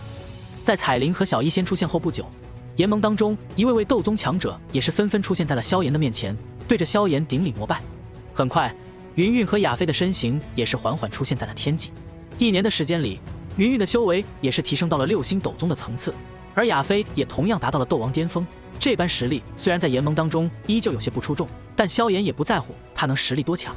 人各有长，他的天赋本就不在修炼，之所以修炼，只是想让他的寿元更加悠久而已。诸位，我回来了。萧炎望着那一道道凌空而立的身影，嘴角也是带着一抹笑容。这些人群当中，有着他的老友前辈，如海波东、嘉刑天等人，也有着自己的家人。萧战在炎盟的资源之下，已经达到了斗王巅峰，而萧鼎、萧厉同样达到了斗王层次，而他的众多红颜知己也同样美眸泛红的等着自己。我们去炎神殿慢慢说吧。萧炎微微一笑，一行人则是热热闹闹的朝着炎神殿的方向飞去。萧炎的回归对于炎盟而言可是一件了不得的大事。当夜，炎盟举办了一场今年有史以来最为盛大的宴会，规模比起过年还要大了不少。宴会之上，众人欢笑颜颜，萧炎也是十分开心。但他终究不是前世的少年，心性沉稳之下，也是没有多说中州的一些事迹。不过，萧炎没有多说，紫妍却是成了全场关注的焦点。只见他得意地搂着青灵的小脖子，让青灵小脸一阵苦恼，然后眉飞色舞地讲述起了萧炎这1年多的时间里在中州干过的各种事情。起初，众人还是颇为好奇地听着，毕竟萧炎当初在西北大陆的时候就能如此耀眼而惊人，如今想来，实力自然是无比的强大了。事实上，早在萧炎随手修复空间通道的那一刻，天火尊者便是判断如今的萧炎至少拥有匹敌斗圣的实力了。至于在这基础之上到底有了怎样的进步，以他的实力与眼界也是无法再进行判断了。而此刻，紫妍便是让众人知晓了萧炎这1年多的时间里到底强大到了怎样的程度。丹塔星域，徒手硬汉3000焰炎火，星陨阁中一拳打晕耀族圣子，古族途中独身反杀魂族3大斗圣，最后在一场震撼中州的惊天大战当中，一吼轰杀1名8星斗圣以及诸多强者大军。起初，众人在听到萧炎的事迹之时，只是拍手叫好，点头称赞。毕竟在他们的印象当中，萧炎如此逆天也是应该的。不过在听到萧炎独自一人反杀魂族3大斗圣的时候，众人的脸上便是已经被震撼所覆盖。而在听到萧炎一吼轰杀1位8星斗圣以及魂族众多斗圣和大军之后，他们的表情已经不能用震惊来形容了，而是变得有些呆滞。徒手炼化3000焰炎火，除了天火尊者，大多数炎盟强者对于这种异火到底什么实力也不是很了解，只是感觉这很正常。一拳打晕耀族圣子，以萧炎的进步速度很正常。独自反杀3位斗圣，虽然有些震撼，但也不是不能接受，毕竟天才总是常人难以理解的。虽然这进步速度有些离谱，但是大家都习惯了。可是当听到萧炎能吼死8星斗圣的那一刻，大家还是觉得太过梦幻了。这岂不是说萧炎如今的实力已经足以站在斗气大陆的最巅峰了吗？对于众人来说，虽然早有预料萧炎会有这么一天，可这一天来的终究有些太快了一些吧。这才过去1年多啊，哪怕是10年的时间过去，再有如今的实力也好啊。言儿，众人当中实力很低，但是地位最高的萧战还是忍不住率先开口了：“你如今真的能够轰杀8星斗圣了吗？到底是紫妍吹嗨了，还是为父在做梦？”望着父亲那烛光下有些懵逼的老脸，萧炎也只能是无奈一笑道：“侥幸罢了。”听到这句熟悉的话语，炎盟众人你看看我，我看看你，沉迷良久之后，不知道谁喊了一句盟主万岁，剩下的强者才纷纷跟着响应起来。一时间，整个炎盟的高层在这一刻都是兴奋到了极点。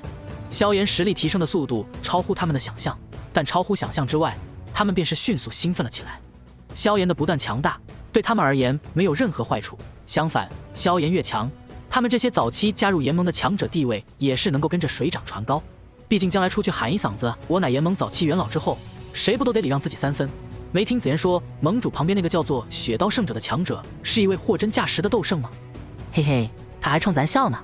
很快，伴随着这场酒宴，联盟的强大将会再度震撼整个西北大陆。不过对于这些，萧炎自然是懒得理会，因为用不了几年，整个斗气大陆都要再度匍匐在他的脚下了。宴席结束之后，萧炎的本意是今晚先在彩铃那里过夜，不过却是被云韵直接强横地拉到了云岚宗。见到云韵如此主动，萧炎眼中都是露出了一抹诧异之色。不过在看到彩铃、小医仙和亚飞都没有任何异议之后，他也是笑着跟云韵回了云岚宗。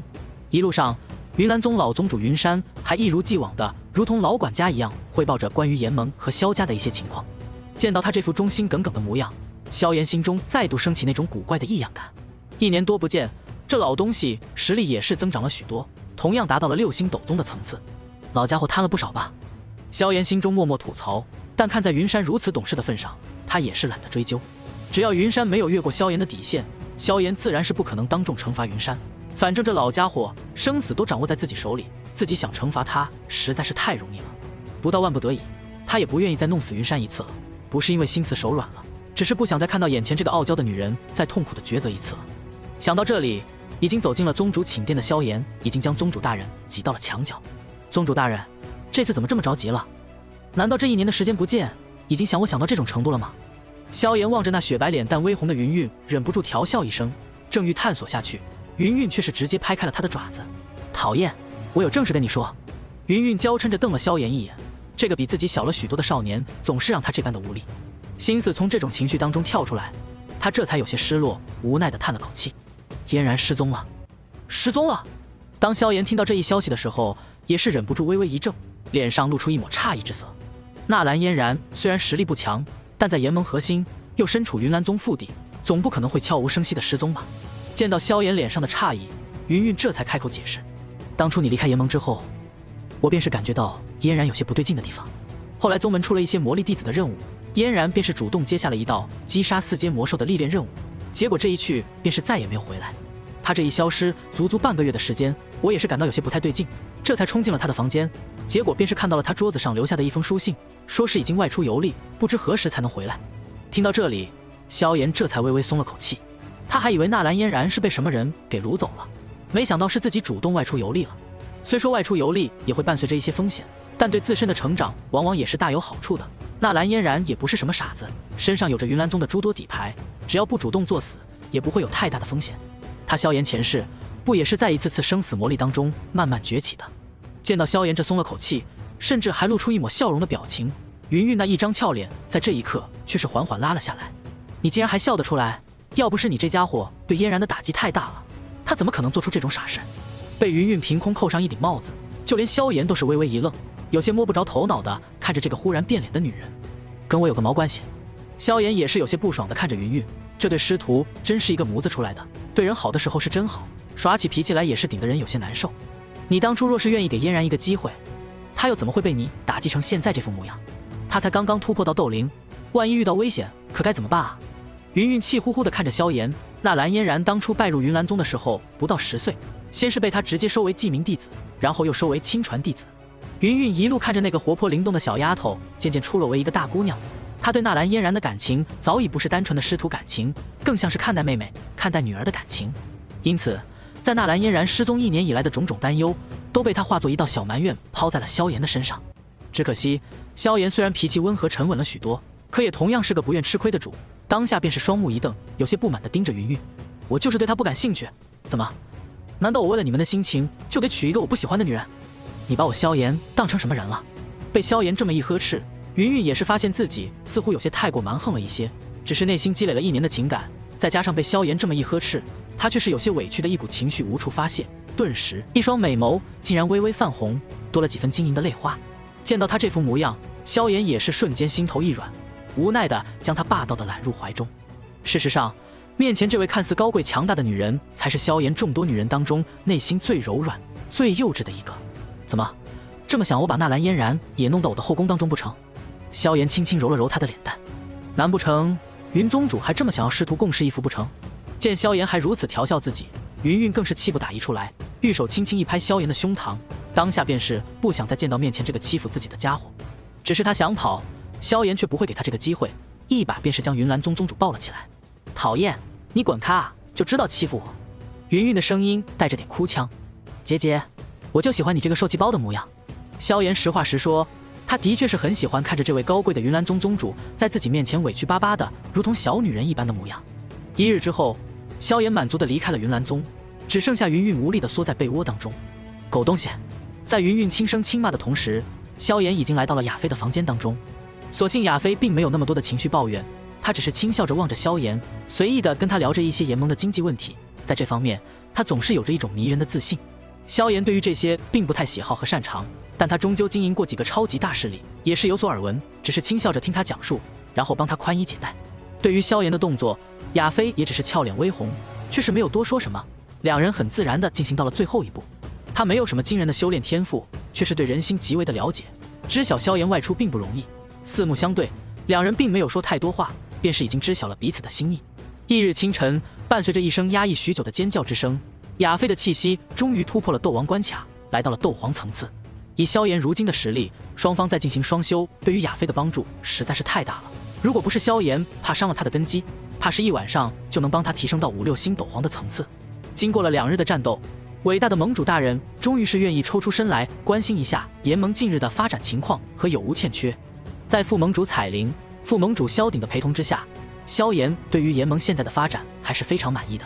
虽然自己离开联盟仅仅1年多的时间，但由于自己当初留在联盟大量的高阶功法、斗技、丹方以及很多经验，蛇人族、加玛皇室，包括曾经加入联盟的诸多势力，都是在联盟资源的帮助下，有着不少强者突破。这1年当中，单单是新晋斗宗强者便是接近20位，甚至连新晋斗尊都有1位。萧炎虽然不在乎这些强者，却也是颇为高兴。人才的累积可不是骤然积累出来的，他可以瞬间灭杀魂族的大量斗宗斗尊，却无法在短短1年之内催生出大量的斗宗斗尊。这一点，哪怕是他达到斗帝甚至天至尊也是做不到的。更何况，这些都是自己家人的心血。想到这里，萧炎一边握着彩铃的手，却是在同时与彩铃和萧鼎说了一个关键的决定：过2天，你们就随我一同返回中州吧。返回中州，彩铃和萧鼎都是微微一怔，旋即才微微皱着眉头，不由地问道：那炎盟怎么办？炎盟有着血刀圣者坐镇已经足够了。萧炎望着彩铃道：当务之急还是你们的修炼更为重要。炎盟在这些年虽然积累了不少优势，但论起资源，终究还是无法与中州相比。而且，也是时候让你们跟轩儿见一面了。听到萧炎的话，彩铃也是微微一怔，沉默片刻之后，最终还是微微点了点头。随着他的实力越发的突飞猛进，他也是越发感觉到炎盟现在的资源已经很难让他的实力有着一个质的飞跃了。何况当初萧炎建立炎盟的主要目的，其实只是照顾一下众女身后的族群势力，让他们能够不必为这些俗事而烦恼。另一方面，则是要防备魂殿的突袭。如今魂殿被灭，魂族被打得退守到了魂界当中，这斗气大陆已经没人能够威胁到萧炎，也没人能威胁到萧炎的家人和几个最重要的人。有着血刀圣者这么一个货真价实的斗圣坐镇，已经是绰绰有余了。不过，在经过商议之后，萧鼎最终还是决定留在了炎盟，而其他萧家重要族人，包括萧炎的众多红颜知己，都是被萧炎拉着准备前往中州了。对于萧鼎的最终决议，萧炎也是没有再拒绝，只是给萧鼎留下了足够的修炼资源。炎盟虽然有着足够的强者镇守，可内部也是有着利益纷争的。血刀虽然是个斗圣，可也不好掺和一些萧炎的家务事，因此让萧鼎坐镇的确是最好的选择。毕竟萧鼎最擅长的也是这方面的能力。至于实力的问题，其实也耽搁不了多少。等到萧炎成了斗帝，萧鼎的修为自然会水涨船高，直接飙升到斗圣层次。于是萧炎在参观了1天的炎盟建设，以及又留下了一些宝物，指点了一下众多强者的修炼之后，便是在傍晚带着彩铃来到了一处山峰之上。此处山峰距离帝都不算遥远，其中的能量却是极为的浓郁，山上更是种植着无数珍贵的药材，是炎盟药堂在帝都附近最近的一处新鲜药材库。在这山峰中央位置，则是有着一处直径不过100丈的小湖，小湖的旁边则是有着一处宁静典雅的院落。仙妹总是喜欢这样的风格。望着那宁静的小院，彩铃却是有些无奈地摇着头。萧炎带着彩铃穿过其中，很快便是看到了一道宁静坐在桌案之旁的素雅白衣身影。终于舍得到我这里来了。望着朝着自己缓缓走来的萧炎和彩铃，小医仙那柔美的俏脸之上也是露出一抹甜美笑容。是啊，我一回来就感觉到你们2个的气息都已经达到了斗宗巅峰，距离斗尊应该也只差一步之遥了吧。萧炎咧嘴一笑道：今晚本盟主就帮助你们一举突破到斗尊境界。听到萧炎那包含关心的话语，小医仙和彩铃却是变得俏脸微红，娇嗔着瞪了萧炎一眼，竟是约定好了一般，想要纷纷离开。面对这种情况，萧炎自然是不可能放过两女的。他在中州前修了这么1年多的时间，虽然对这方面没有过度的渴求，但自然也是不会觉得辛苦。当下，他那浩瀚力量便是已经将小院笼罩，也不理会那发出惊呼的彩铃和小医仙，嘴里已经发出了笑声。桀桀，落到本盟主手里还想跑？昏君，你这个昏君！小医仙发出抗议的叫声，然后便是被堵住了嘴巴。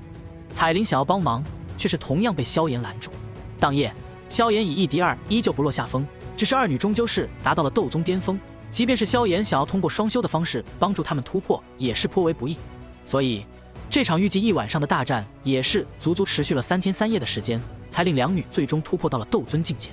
回归炎盟的这段时间，可谓是萧炎这辈子重生以来最为快活的一段时间了。当然，好日子还在后面，萧炎盟主的幸福生活，在今后会越发的多姿多彩。只是在萧炎在过着如此滋润的生活之时，西北大陆与西南大陆交接的一处古老山脉当中，一名身穿月白色长袍的女子，却是手持一把修长清风，踩着雪白的鞋履，漫步在山崖之间。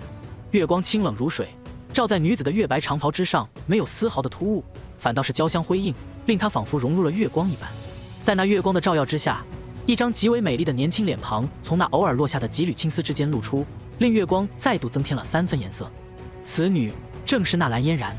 谁能想到，短短1年的时间里，仅仅有着斗灵实力的纳兰嫣然，竟然已经跨越极为遥远的距离，来到了西北大陆的边界之处。吼！不知何处的一声嘶吼，一道漆黑阴影骤然从阴暗的角落骤然窜出，朝着纳兰嫣然撕裂而来。这是一头体长近数丈的巨大风暴，双爪之上闪烁着凌厉的青色锋芒，气息绝对达到了4阶高级。一旦被他抓到，纳兰嫣然怕也只有陨落一途了。然而，纳兰嫣然脸上没有丝毫的波动，既不惊慌也不兴奋，只是手中的青色长剑闪电一般的划过一道青色剑芒。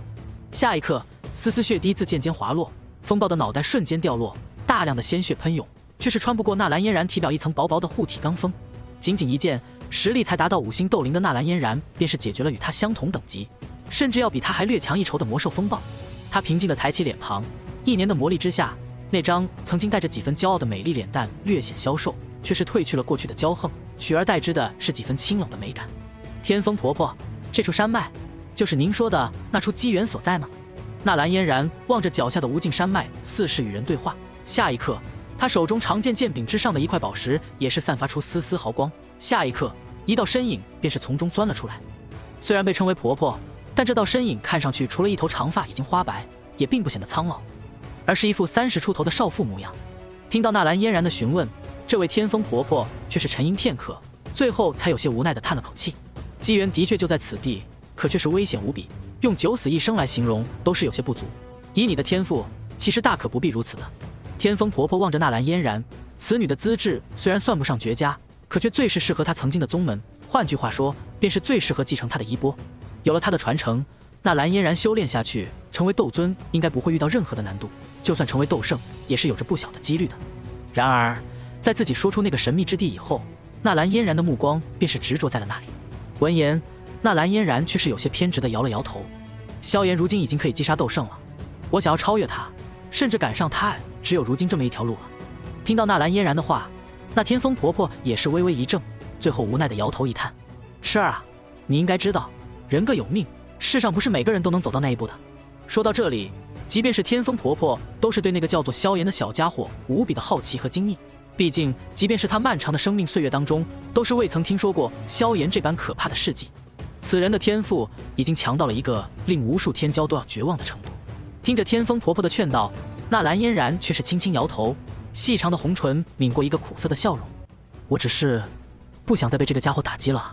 话音落下，这个曾经在加玛地都比公主还要骄傲的女人，便是轻轻一捋额前的青丝，然后目光坚毅地朝着山脉的深处走去。这座古老的山脉看似无人问津，可其中却不乏有着强大的魔兽存在。纳兰嫣然一路之上也是遇到了多次危险，不过好在她手中的青色长剑绝非凡物，纳兰嫣然挥动之下，竟然是连一些5阶魔兽在遇到她的剑气之后都要身受重伤。最后，在那天风婆婆亲自出手击杀了一头盘踞在此处的7阶魔兽之后，纳兰嫣然也终于是来到了一处破败的山门当中。古老的山门充斥着破败荒凉的气息，放眼望去，高大的神像、恢宏的殿宇都似乎在一场惊天大战当中被毁坏，到处充斥着残垣断壁。可即便是破败了足足数千年，此地依旧蕴含着十分浓郁的风属性能量，即便是无人管理，也依旧要超过云岚宗许多。纳兰嫣然心中颇为震撼，但却从未停下脚步，在天风婆婆的指导之下，沿着那荒草丛生的古老道路一路前行。封神剑宗是万年前仅次于斗帝强者的绝世强者封神剑族所开创，曾经是斗气大陆1等1的超级势力，只可惜传承到我这一代也是越发的没落，到最后更是只剩下我一个斗圣了。天风婆婆望着那荒凉破败的山门，眼中满是悲凉。曾几何时，封神剑宗是西北大陆和西南大陆中央这片位置最为强大的宗门之一，可就在千年之前，却是被魂族给灭了。连他这个当代宗主都是不得不躲在传承神剑当中，才能保留一道残魂。一切都是因为传闻当中，封神剑宗里有着可以令人打破斗圣极限的秘密。嫣然虽然说那个叫做萧炎的小家伙如今也在对付魂族，但也不知道他究竟有没有机会真正的灭掉魂族。你要答应婆婆，倘若你真的能够从那里面走出来，你一定要替婆婆对付，甚至去灭掉魂族。听着耳畔传来那悲凉而怨毒的声音，纳兰嫣然只是面容沉重的点了点头。婆婆待我如此大恩，我自然要舍命报答。天风婆婆听到这句话之后，终于是笑了。在天风婆婆的不断指引之下，纳兰嫣然在这曾经的封神剑宗当中来回穿梭，最终来到一处不大的峡谷当中。这处峡谷看上去极为平常，似是没有任何波动，但在其中却是有着一尊破败的神像头颅落在其中。这处神像头颅看上去没有任何超常之处，但天花婆婆的身影却是再度出现。只见她双手结印，一道道风属性能量在其掌间迅速凝结成一道道奇异的符文，然后落在神像的眉心之处。下一刻，狂风呼啸，整个山谷的场景开始发生了翻天覆地的变化。望着这一幕，从来未曾见过如此手段的纳兰嫣然，即便经历了1年的磨练，也依旧忍不住有些吃惊。这就是斗圣强者的手段吗？纳兰嫣然呆呆地望着这一幕，天风婆婆却是微微一笑。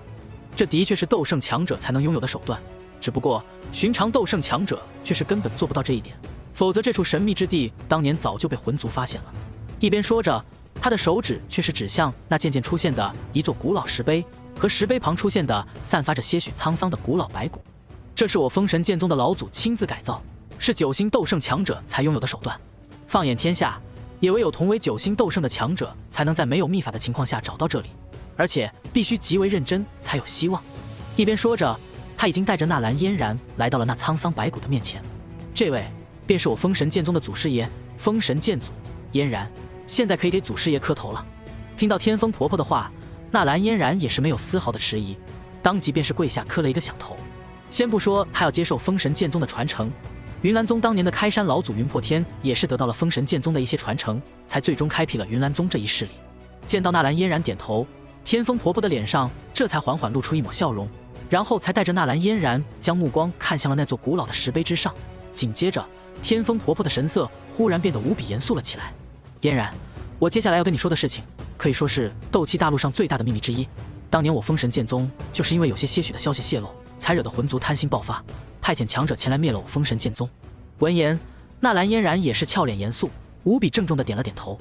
自从认识天风婆婆之后，她便是经常听说封神剑宗的事情，知晓这一宗门当初是何等的辉煌，开山老祖更是一位斗圣巅峰的强者。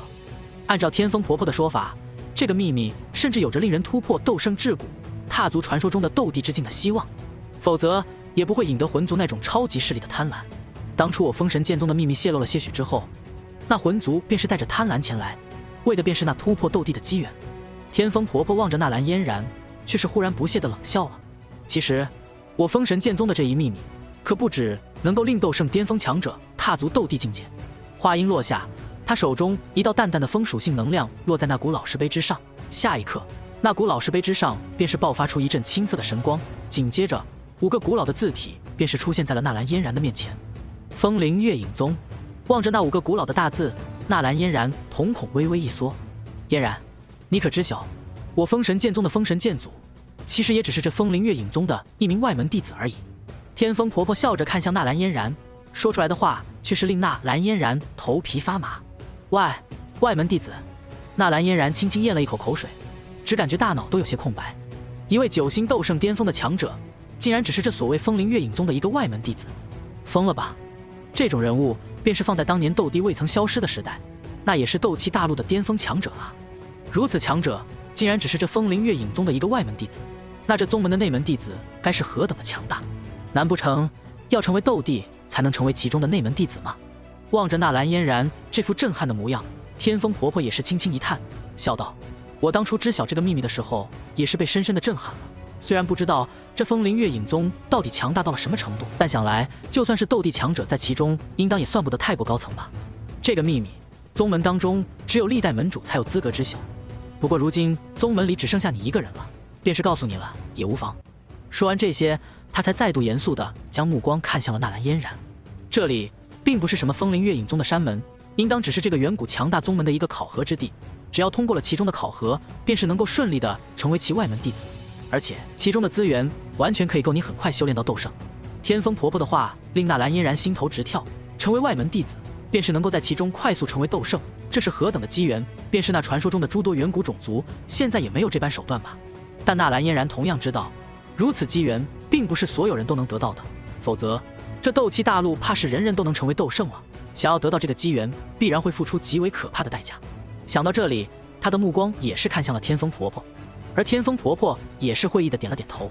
你猜得不错，这机缘的确可怕，但也同样无比危险。当年包括祖师爷在内，上到斗尊，下到斗王，总共73位强者共同进入其中，可最后却仅仅只有祖师爷一个斗皇活着走出来了。天风婆婆目光落在那俏脸瞬间煞白的纳兰嫣然脸上，无奈摇了摇头，轻轻叹道：“现在你知晓我为何不愿让你触摸这个机缘了吗？”纳兰嫣然沉默了。73人进去，只有1人活着出来，这是何等的凶险！云岚宗的生死门，死亡率其实也不过1/2而已。而这风灵月影宗的考验，生存率或许是1%。他有着云岚宗这个巨大的靠山，有着封神剑宗如今的传承，即便是没有这个机缘，按部就班的修炼到斗尊也并非难事，成为斗圣也是有着一线希望。其实完全没必要冒这个险。只是一想到那个让自己备受打击的家伙，他的嘴角便是露出一抹苦涩笑容。成为斗圣又能如何？还不是入不了那个家伙的法眼。萧炎，纳兰嫣然一双美眸瞬间再度变得坚毅了许多。我不想再被人这么无视了，唯有走到斗圣巅峰，甚至打破这个桎梏，才能被那个家伙另眼相看吧。婆婆，让我试试吧。纳兰嫣然轻声开口，声音温和，却是无比的坚定。闻言，天风婆婆也是再度无奈的苦笑一声，最后才忍不住轻轻点了点头。去吧。虽说这考验对于别人来说生还率不足1%，但按照祖师爷的说法，对于擅长风属性和太阴属性的强者都是有所照顾的。你在其中生还的几率未必没有。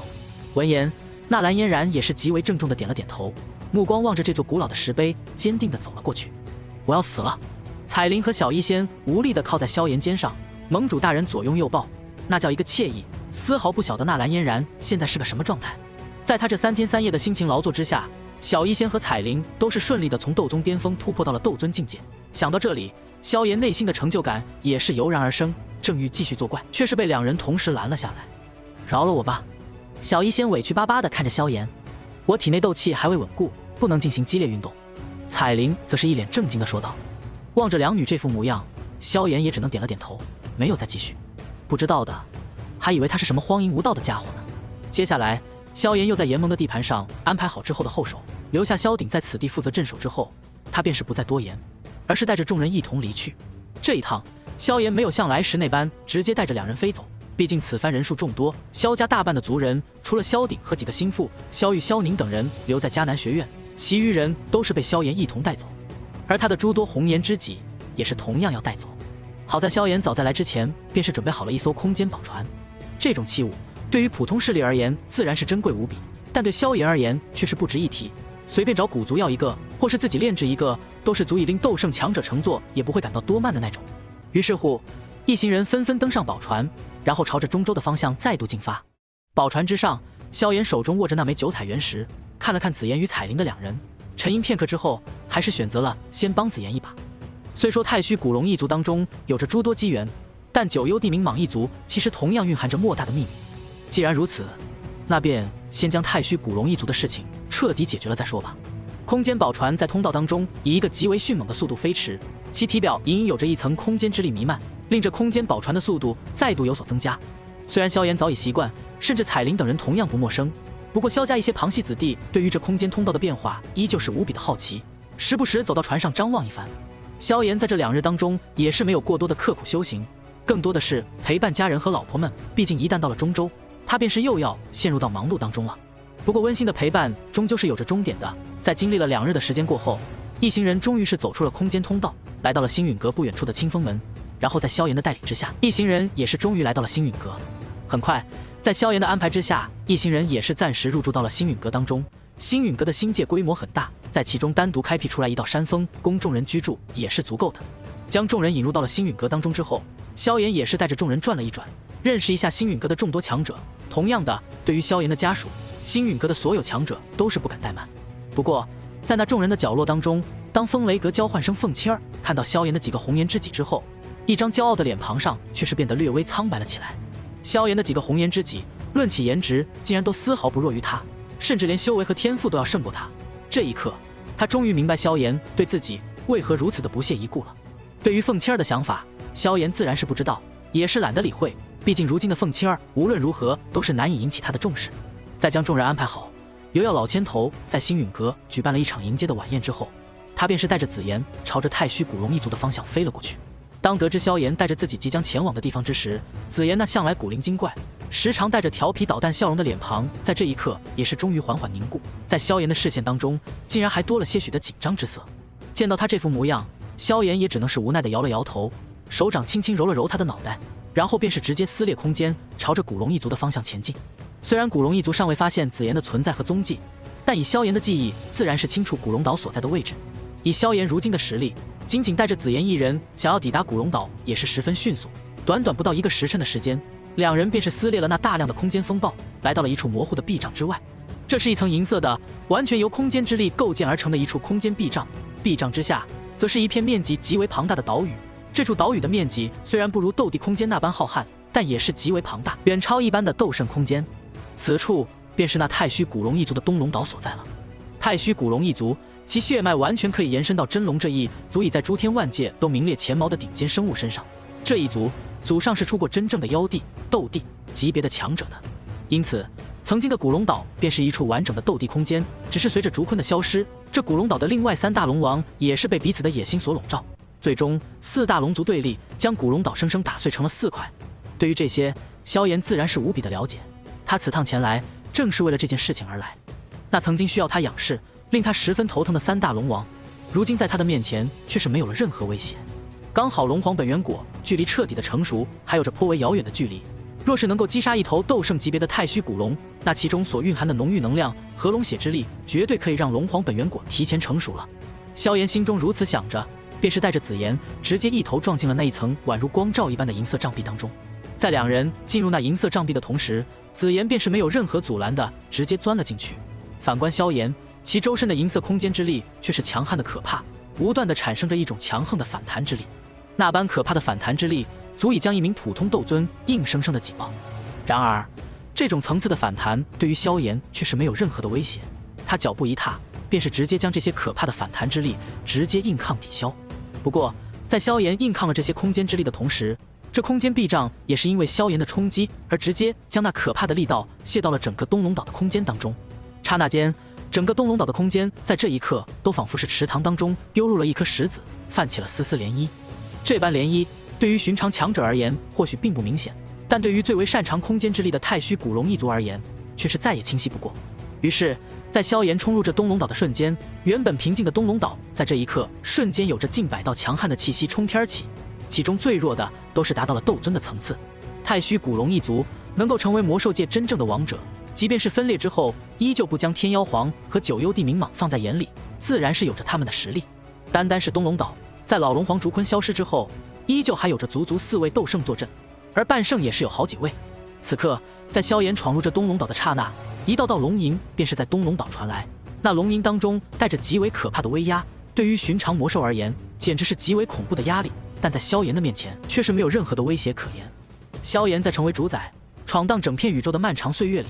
可是与龙神交过手的。至于紫妍，他身为太虚古龙一族最精纯的王者血脉，对于这一道道龙吟不但不紧张，反倒是十分的亢奋。一双紫色的眸子当中，仿佛有着丝丝金色火焰在燃烧，似是看出来紫妍那同样想要吼叫的欲望。萧炎也是笑着拍了拍他的脑袋，想叫就叫出来吧。听到萧炎的话，紫妍顿时就不遮掩了，望着那已经渐渐出现在天际的一道道蜿蜒庞大的身影，一张小脸微微涨红，然后便是嗷的一声吼了出来。啊！这声音起初只是女子的嚎叫，但很快便是化作一道高贵的龙吟，响彻整个东龙岛的上空。明明并未认真学过多少，但这龙吟发出的瞬间，便是给人一种更为纯正的感觉。而伴随着这道龙吟之声的回荡，那些原本高昂的龙吟都是微微一顿，下一刻，几道古老的气息便是微微一颤，然后都是化作一道道流光，朝着萧炎两人的方向迅速疾驰而来。等到那一道道身影来到萧炎的面前之后，才顿时化作了一道道形色各异的身影。他们的长相各异，有老有少，但不约而同的是，这些人的实力都是极为的强横，眉宇之间隐有着一种难以言喻的霸道。太虚古龙身为斗气大陆众多魔兽族群当中最为顶尖的血脉，是真龙之下血脉最为纯正的龙族之一，放在大千世界当中也是妥妥的顶尖神兽。这种魔兽即便是一些杂交血脉，如天蝎毒龙兽都能轻易达到6阶甚至7阶，更何况这些纯正的太虚古龙，哪怕不是最为珍贵强大的王族血脉，顺利成长到8阶对他们而言也并非难事。这就是血脉之力的强大。当然此刻那一道道强大的身影在看到萧炎之后，先是微微露出一抹警惕之色，然后在看到萧炎身旁的紫妍之后，他们的双目都是微微一怔，然后便是露出了不可思议的神色。尤其是那为首的老者，在看到紫妍之后，一双眼睛先是露出一抹震撼，紧接着好像是想到了什么一般，浑身都是微微颤抖了起来。你体内的古龙血脉怎么会如此精纯？这是王族血脉，而且是最为精纯的王族血脉，比那3个老杂种精纯了太多。老者神色激动地看着紫妍，仿佛是在看待一件绝世珍宝，以至于紫妍都被他盯得有些发毛。另一边，被老者直接跳过忽视的萧炎也是略微无奈地摇了摇头。竹离长老，我们万里迢迢地来到你们东龙岛，你们太虚古龙一族就这么待客吗？面前的这位老者自然是东龙岛的3长老竹离，是一位高级半圣的存在。被萧炎这么一说，竹离的眼神这才终于从紫妍的身上转移到了萧炎身上。在仔细打量了一番萧炎之后，他也是看出萧炎应当是个了不得的高手，当下也是客气了许多。不知阁下是？见到竹离这般，萧炎这才笑着介绍起自己：星陨阁，萧炎。萧炎，竹离的眼睛微微瞪大，旋即脸上露出一抹震惊之色。你就是那个在7族大战当中一吼灭杀魂族大量强者，连8星斗圣都击杀的萧炎。听到竹离的话语，那原本站在他身后的众多古龙一族强者也都是瞪大了双眼，满脸的不可思议。虽说古龙一族这些年因为分裂的原因极少在中州露面，但他们的实力依旧不可小觑。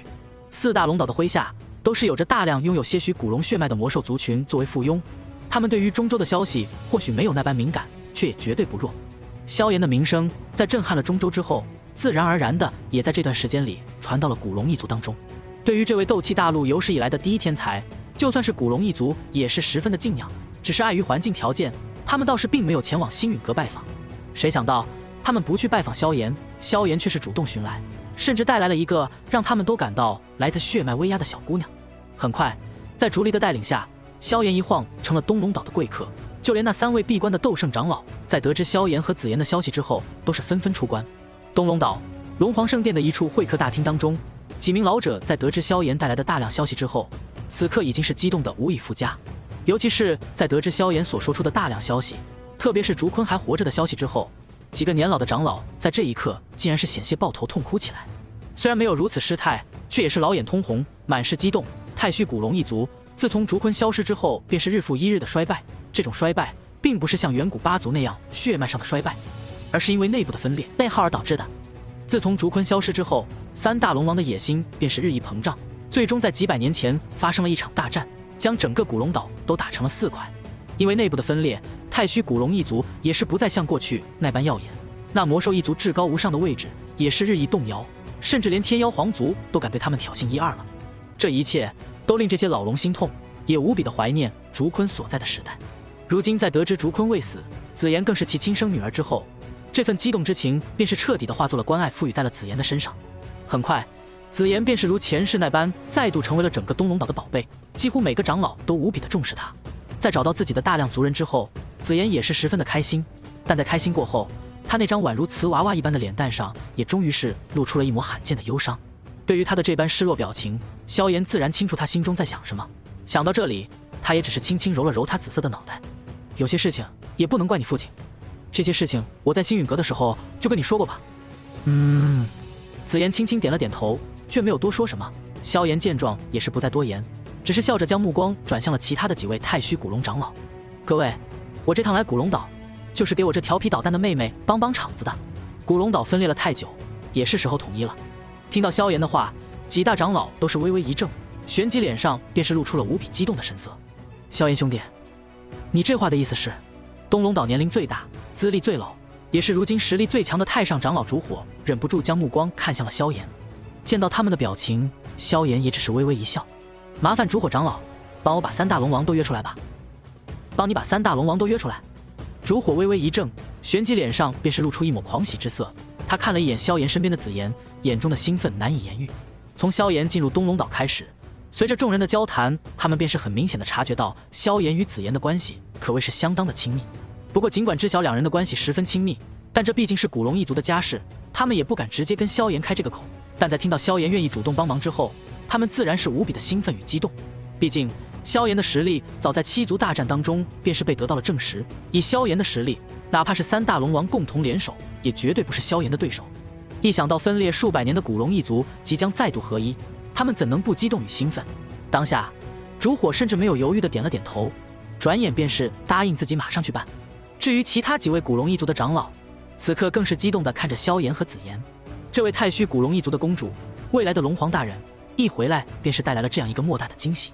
对于几人这副激动的模样，萧炎也只能是微微一笑，并未多说什么。不过在诸多古龙一族的长老走了以后，他却是发现一双玉手已经轻轻握住了他的胳膊。萧炎回过头，便是看到紫妍已经轻轻抱住了他的手臂。平日充斥着调皮的俏脸，此刻已经没有了任何的调皮，只是紧紧地盯着萧炎。谢谢。紫妍轻声开口。谢什么？我可是一直把你当妹妹啊。萧炎宠溺地揉了揉他的脑袋。紫妍没有多说，只是轻轻将脸庞靠在萧炎手臂上，一双灵动的紫色眸子当中有了过往从未出现过的一抹韵味。这个家伙虽然老是教训他，但其实内心深处，紫妍早就将他当成自己真正的亲人了。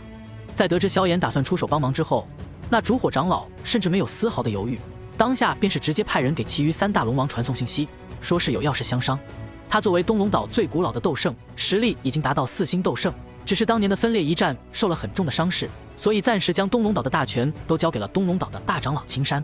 这里需要注意的是，烛火是太虚古龙一族的大长老，而青山则是东龙岛的大长老。无论地位还是实力，烛火都是比青山高了一层。他在古龙一族的地位其实是仅次于龙皇的，就算是三大龙王在他面前也没有面子。因此伴随着烛火的这一道信息发出，远在这片虚空之外的三大龙王在得到这一信息之后，也是忍不住微微一怔，彼此的眼中都是带着好奇。很快，仅仅1天之后，三大龙王便是各自离开自己所在的岛屿，直接穿过无尽的空间乱流，来到了烛火所指定的地点。按照烛火的说法，他将宣布太虚古龙下一任的族长，也就是新任龙皇的出现。当三大龙王得知这一消息之后，彼此之间在这一刻也纷纷有些心动了。要知道，在老龙皇烛坤消失之后的千年岁月当中，当年曾经令整个魔兽界都颤抖的一些老龙，这些年也是陨落了不少，否则三大龙王的实力还不足以翻天。而烛火和他们3人便是烛坤消失之后目前残存的几名最强者，他们都是烛坤时代就已经初步崛起的超级强者。而后面的那些斗圣，在烛坤消失的时候，一个个都只是尚未成长起来的幼龙罢了，哪怕如今成了斗圣，威信也并不算高。可以说，真正能够对他们3人有着巨大影响的，也唯有烛火一人。倘若烛火承认了某个龙王的龙皇地位，那此人便是算半个真正的龙皇了。虽然不知道烛火这个倔强的老头怎么忽然变得这么主动了，但是在得到这个消息之后，三大龙王还是不由得心头一跳，内心隐隐有些激动。只要能够得到烛火的承认，那这僵持了数百年的僵局，恐怕就有机会真正的打破了。于是乎，三大龙王没有丝毫迟疑，便是一个个迅速来到了烛火所定下的一处空间乱流当中。在这银色光芒疯狂闪烁的世界当中，每一道银色光芒威能都无比可怕，莫说是斗皇斗王，便是斗宗巅峰的强者，一个不慎都有可能会被这乱流撕裂。然而这般可怕的空间乱流在落在此地的众多强者身上之时，不但未曾令他们受伤，甚至令他们的脸上露出了一些舒适的表情。太虚古龙乃是整个斗气大陆当中对于空间之力最为擅长、最为熟悉的生物，天生就有着契合空间的神奇力量。对于普通人而言，无比凶险的空间乱流却是他们淬炼肉身、提升实力的宝贝。不过当三大龙王穿过这大片的时空乱流降落到烛火面前的时候，他们的目光却是微微变色，都是情不自禁地将目光看向了烛火身边的紫发女子身上。紫发女子身材高挑，面容美丽，一眼望去便是一了不得的美人。只是在看到紫发女子的那一刻，三大龙王已经无暇顾及此女的美貌了，因为在他们看到此女的瞬间，来自于古龙一族的血脉之力，让他们本能地感到了一丝若有若无的压力。这种情况，只有遇到实力比他们更为强大，或是血统比他们更加精纯的古龙才会有这种感受。而面前的这个紫发女子，显然实力并不如何强大，严格来说，这只是一条幼龙而已。可一条幼龙能够令他们这3位龙王都感到压力，那她的血脉该是何等的精纯？这是哪来的幼龙？怎么会有这样精纯的血统？一瞬间，三大龙王心中已经思绪百转，目光望向了紫妍身边笑盈盈的烛火。本以为是这糟老头子开窍了，却没想到这老东西是来者不善，给他们3个找茬来的。想到这里，实力最强的北龙王已经率先开口了：“烛火，我们本以为你是想开了，没想到竟然又来了这么一手。”一边说着，他已经是目光不善地看向了紫妍。魔兽当中，血脉的重要程度甚至比人类当中的斗帝血脉影响力还要巨大。通常而言，血脉越强大，便是意味着潜力越强大。从这一点上讲，紫妍的潜力便是要超过他们3人了。所以，他已经基本判断，那烛火的所说的新龙皇，就是面前这个紫发小丫头了。你说的新龙皇，不会就是这个紫发丫头吧？北龙王盯着烛火，然后便是脸色阴沉地看着烛火，笑眯眯地点了点头。见到烛火的这副模样，北龙王身边的南龙王和西龙王在这一刻也是脸色阴沉下来。他们本以为好事要轮到他们了，却没想到又被这老东西给摆了一道。想到这里，3人都是面色阴冷，杀意渐起。这杀意一来是对烛火的不满，二来便是对紫妍的血脉所感到的威胁了。只是对于3大龙王的杀意，烛火的脸上却是没有丝毫的紧张，反倒是缓缓地将笑容收起，一张脸庞在这一刻忽然变得无比庄严肃穆。3个不知死活的东西，此乃老龙皇烛坤之女，太虚古龙真正至高至纯的王族血统，是我古龙一族未来的新龙皇。尔等见了，为何不拜？烛火的脸庞在须臾之间阴晴变幻，声音更是宛如天雷一般，令周围的空间乱流都直接震碎。而那可怕的声音在落到3大龙王的耳中之后，同样是令3人忍不住脸色大变。什么？她是老龙皇烛坤的女儿？老龙皇还没死？这一刻，3道龙王的脸上终于露出了千年未曾见到的惊惧之色，甚至连身体都是不自觉地打了个冷战。老龙皇烛坤，那可是真正的足以位列天地之强者的超级强者。当年烛坤消失之前，太虚古龙一族的实力要比现在强大了数倍不止。即便是不如古族和魂族，但碾压雷族、炎族却是没有丝毫的问题。当年的古龙一族，单单是超过5星斗圣的长老，便是至少有5位之多。那时的烛火和3大龙王还只是初入斗圣而已。只是在烛坤消失之后，那些老龙有的离开了古龙一族，有些则是陨落作化，这才轮到了3大龙王的陆续登场。虽然他们现在是古龙一族的巅峰强者，但他们都是在烛坤时代就成名的强者，心中明白自己与烛坤之间的差距是何等的可怕。倘若烛坤真的还活着，并且还回到了古龙一族，他们3人怕是没有丝毫的反抗之力。这等成长到巅峰的纯血王族，仅仅体内的血脉威压便是足以令他们失去一般的战力，更何况对方即便是不借助这一招，都可以一爪子将他们撕裂。所以在得知烛坤的名字之后，3人在这一刻脸色都是变得有些苍白。但在苍白过后，生性最为狠辣的北龙王很快便是发现了问题的不对。倘若这位老龙皇真的回到了古龙一族，以他老人家当年的脾气，此刻他们3人即便是不死，也该被当场制服了吧？为何老龙皇归来之后并未现身，而仅仅只是烛火带着他的女儿出现了？想到这里，一抹光亮瞬间从他双目爆发，他死死地盯着紫妍与烛火，脸上忽然露出一抹诡异的笑容。烛火长老，你说她是老龙皇的女儿，你可有什么证据？既然是老龙皇的女儿，为何老龙皇不亲自宣布，而是让你出来跑一趟？听到北龙王的话，其他2大龙王也是微微一怔，旋即便是明白了什么，都是有些兴奋的双眼眯起。望着3人这副模样，烛火也是神色略微阴冷了起来。这3个家伙果然已经膨胀到了这种程度，没想到竟然连老龙皇都敢质疑了。倘若不是因为萧炎存在的话，他今日可是不敢让紫妍这个未来的龙皇现身，否则这3个家伙一定会发了疯的想办法先除掉紫妍。不过烛火的脸上刚刚露出一抹笑容，一道黑色的影子已经闪电般的出现在了那北龙王的面前。下一刻，一张年轻的有些过分的英俊脸庞便是已经出现在了北龙王的面前。对付这位老朋友，萧炎甚至懒得先跟他客套了，一出手便是杀招。此人是三大龙王当中实力最强之人，只要顺利解决了他，其余两大龙王便是没有丝毫反抗的胆子了。北龙王绝对是三大龙王当中最为丧心病狂的一位，当然也是萧炎用着最顺手的一个。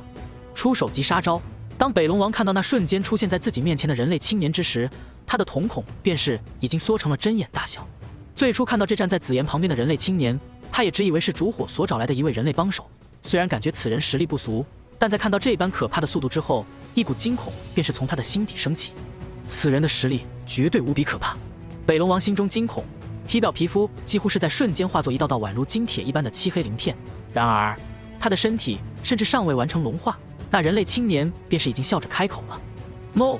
无形的吼声瞬间震碎了方圆万丈的空间乱流，即便是散落的少许余波，都是令南龙王和西龙王大脑一阵空白。魔兽的灵魂大多本就天生弱于人类，这一点即便是太虚古龙一族都是同样无法避免。尽管对于这些达到斗圣层次的强者而言已经没这么大差距了，但当着灵魂冲击到来的时候，一切都已经晚了。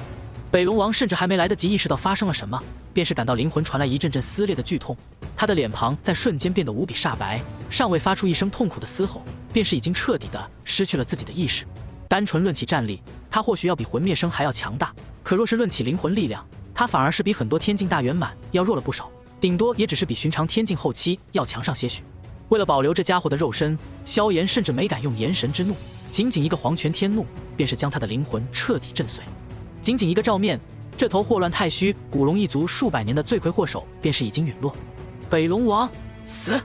这一吼撕天裂地，令周围的空间乱流直接粉碎出一片虚空地带的同时，也是令周围几位强者的大脑都是一阵空白。紫炎和烛火倒是还好一些，毕竟萧炎刻意绕开了两人，因此在这可怕的灵魂冲击面前，两人也只是感到意识短暂的空白了一阵，然后便是很快从中恢复了过来。不过正是因为从那种冲击当中恢复过来，当看到萧炎面前那万丈的虚无地带，以及那脸上带着些许模糊血迹、双目已经缓缓无神的北龙王，他们的脸上才都露出一抹震撼之色。尤其是烛火，他与萧炎毕竟只是初次相见，虽然很早就听说过萧炎的事迹，可当真正见到萧炎出手的时候，他还是忍不住被眼前的这一幕给狠狠地震撼到了。仅仅一招，他还未曾反应过来，萧炎便是已经在眨眼之间灭杀了北龙王。要知道，那北龙王可是一位货真价实的5星斗圣后期的强者啊，尤其是其肉身极为强悍，在5星斗圣当中绝对是最为难缠的一类人，是古龙一族目前的第一强者，实力绝对是堪称可怕。然而就是这样的一位顶尖强者，却是被萧炎一个照面便是直接击杀了。传闻当中萧炎能够一吼击杀8星斗圣，原来并非虚言，此人的实力怕是唯有当年的老龙皇回归才能压制128。对于烛火长老的震撼，萧炎也是没有过多理会，自他重生以来带给别人的震撼实在是太多了。只见他修长手掌伸出，然后便是拎着北龙王的尸体，宛如拎着一条死狗一般。虽然将这北龙王的尸体炼制成傀儡对于现在的他而言帮助也不算多大，但这终究是一具十分完美的肉身。以萧炎在大千世界当中学到的诸多炼器、傀儡法门，北龙王的身体在经过他炼制之后将会有极大的可塑性和成长性，虽然未必能进化到斗帝傀儡的程度，但只要有足够资源，也是有希望成为9星斗圣巅峰级别的战力的。而在萧炎将北龙王收起之后，那南龙王和西龙王也终于是从方才的灵魂冲击当中惊醒，此刻两人的嘴角都是溢出了血迹，灵魂更是有着一种剧烈的疼痛。对于这两个家伙，萧炎虽然没有直接杀掉，却也没有太过留手，即便只是施展黄泉天怒，但以他递进灵魂的冲击力，即便是一些余波也足以令两人灵魂出现不轻的伤势。此刻这两人都是极为惊恐地看了一眼萧炎，尤其是看到萧炎手中提着的宛如死狗一般的北龙王之后，两人的瞳孔在这一刻更是缩成了针眼大小。以他们的眼力，加上对于方才那灵魂冲击的判断，自然是已经察觉到北龙王已经死了。正是因此，两人看向萧炎的目光在这一刻也是充斥着恐惧。此人能够瞬间击杀北龙王，自然也是可以瞬间击杀他们二人。想到这里，两人的身体都是略微有些颤抖。他们也算是当时的顶尖强者了，毕竟都是斗圣级别的太虚古龙，都是有着自己的骄傲和战意。只是当遇到完全无法匹敌、会被顷刻间灭杀的对手之后，生命的本能也是令两人不由得战栗。自从老龙皇烛坤消失之后，他们已经多少年未曾有过这种恐惧了。面前这个人类想要踩死他们，就宛如踩死一条蚯蚓一般容易。阁下到底是何方神圣？两人虽然惊惧，但终究也是一方势力的领头人，见到萧炎并没有直接杀他们，还是忍不住壮着胆子问了一句：“萧炎。”萧炎仅仅只是淡淡的回应了一句，便是令两人心头再度一颤。对于萧炎的名声，他们也都是有所耳闻，自然也是知晓萧炎的可怕战力。因此，在知晓面前这个可怕的人类是那传说当中的萧炎之后，他们的心中也终于是有了一丝释然。不过，在释然的同时，他们依旧是无比的恐惧，毕竟北龙王的下场就在两人的面前。好在萧炎并没有跟两人打哑谜，而是直截了当的将手指指向了身边的紫妍。这是你们老龙皇的女儿，当然也是我的妹妹，同时她也即将成为你们太虚古龙一族的新龙皇。萧炎笑盈盈地看着面前的两大龙王，我话说的已经很明白了，两位可否有所不满？望着萧炎那张阳光温和的脸庞，两大龙王身体却是微微一颤，脑袋很快便是摇得跟拨浪鼓一般。以他们的血脉，自然是知晓紫妍血脉之精纯，对于紫妍的身份，他们也是丝毫没有怀疑。除了老龙皇竹坤，古龙一族还有谁的女儿能有如此精纯的王族血脉？只是之前他们并不甘心将自己掌握了数百年的权势，忽然就交给这么一个小丫头片子罢了。然而，如今紫妍有了萧炎这个强力的后盾，他们哪里还敢不承认？不承认也可以，北王的下场也是在他们的面前了。于是，在这种威胁之下，两人的态度转变得十分之快。只是萧炎的下一句话，却是令两人的神色再度一变。既然如此，那便麻烦两位将自己的龙魂献出，让我这妹妹种下一枚龙印吧。当听见萧炎这句话的时候，两大龙王的脸色已经变得无比的难看。将龙印种植在龙魂当中，是古龙一族一种驾驭下属的手段，其作用与萧炎的魂印区别不大，唯一的区别就是龙印只能由血脉等级更高者种在更低者的身上，不能跨越血统种植龙印。不过，正常情况下，古龙一族是不会在其他古龙身上种下龙印的，毕竟一旦这样做了，那便是意味着自己已经等同于对方的奴隶了，从此生死只在一念之间。这是一种极为侮辱龙，也极为让龙感到屈辱的方式。见到两人迟疑，萧炎也是毫不奇怪，他只是依旧温和笑着开口道：“如果两位不配合的话，那我也只能再抹杀两位，让你们跟北王作伴了。”听着萧炎这温和的话语，两大龙王却是不由得打了个寒颤，终究还是乖乖地将龙魂献出，最后让紫妍种下了龙印。憋屈就憋屈吧，给未来的新龙皇俯首称臣，其实也不算什么丢人的事情，至少在其他小龙面前，他们依旧可以作威作福，比起北王已经好多了。北龙王现在已经是彻底的没机会体会各种滋味了。于是，就在这么短短一炷香的时间里，曾经困扰了古龙一族几百年的难题，便是被这么解决了。当然，降服了两大龙王还不够，还需要让整个古龙一族彻底归心。于是，萧炎便是手里拎着北王的尸体，带着烛火和紫妍，以及两大龙王在另外三大龙岛逛了一圈。其余古龙一族在被两大龙王劝降之后，也是没有很大阻力，便是迅速归附了回来。毕竟一来有着两大龙王的劝说，二来还有着北龙王的尸体做威慑，三来便是紫妍虽然看着很弱，但体内那若有若无的来自血脉深处的威压却是真实存在的。所以大部分古龙一族都是没有多少抵抗，很快便是顺从归来。尤其是在得知老龙皇竹坤真的没死的消息之后，这些人更是彻底没有了反抗的念头。古龙一族的统一十分的顺利，当然因为分裂太久，加上某些利益缘由，还是有个别不开眼的龙竟然在这种情况下找事，其中以北龙岛居多。对于这些不开眼的家伙，萧炎也只能是勉为其难的将他们的尸体收入自己的那界当中。一番巡视下来，他的那界当中又多出了一头1星斗圣后期级别的古龙尸体，以及5头斗尊级别的古龙尸体。太虚古龙身为魔兽界现存最为古老强悍的顶尖血统，可以说是浑身都是宝贝。这几道尸体，萧炎甚至不打算炼制成傀儡了，直接当成丹药原材料，效果必然不错。于是乎，仅仅1天的时间，分裂了几百年的太虚古龙一族便是再度重合。至于他们复合之后的一些内部问题和思想统一问题，便不是萧炎所需要关心的了。有着烛火这个老家伙的帮助，相信紫妍很快就能稳定自己龙皇的座位。等到紫妍坐稳了龙皇之位，萧炎便是可以带着他寻找那枚龙皇本源果了。不过在这期间，这古龙一族当中的另外一道机缘，他自然是不可能放过。于是，望着那被众龙围得水泄不通、小脸上满是苦恼的紫妍，萧炎却是咧嘴一笑，跟着妮子暂时告别之后，便是前往了虚空雷池的方向。对于虚空雷池的方向，萧炎自然是无比清楚，而以他如今的修为，抵达虚空雷池同样是无比的轻松。仅仅片刻，他便是穿越大片的空间乱流，来到了一处完全由雷霆组成的海洋。只见漆黑的虚空当中，一道道银色的雷霆宛如一条条粗大的雷蛇，在其中肆无忌惮地狂飞乱舞。每一道雷霆威能都是极为可怕，便是斗尊强者都是要小心翼翼。只是这些雷霆对于如今的萧炎而言，自然是已经没有了任何的威胁。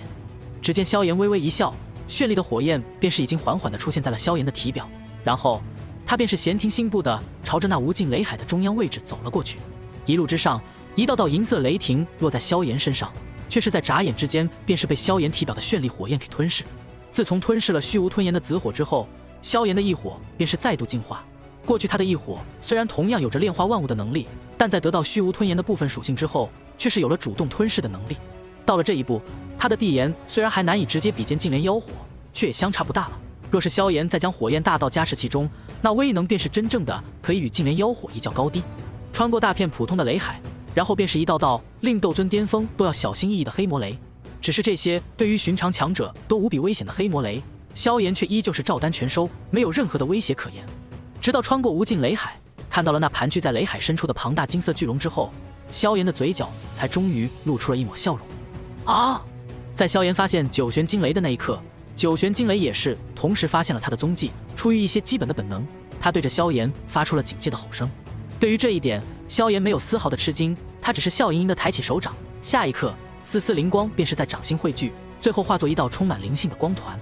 褪去那庞大身躯带给你的枷锁，我将赋予你新的生机。萧炎望着九玄惊雷微微一笑。一日之后，萧炎望着手中那带着些许依恋情绪，仅仅只有巴掌大小的金色雷龙，却是再度摇头一笑。不出意外，九玄惊雷也是再度被他拿下。他望着那长达1000丈，前世他并不懂得培养着九玄惊雷，也是他在大千世界成了天至尊之后，再度返回斗气大陆，才发现当年的那道雷龙本源已经成长为堪比9星斗圣的雷龙了。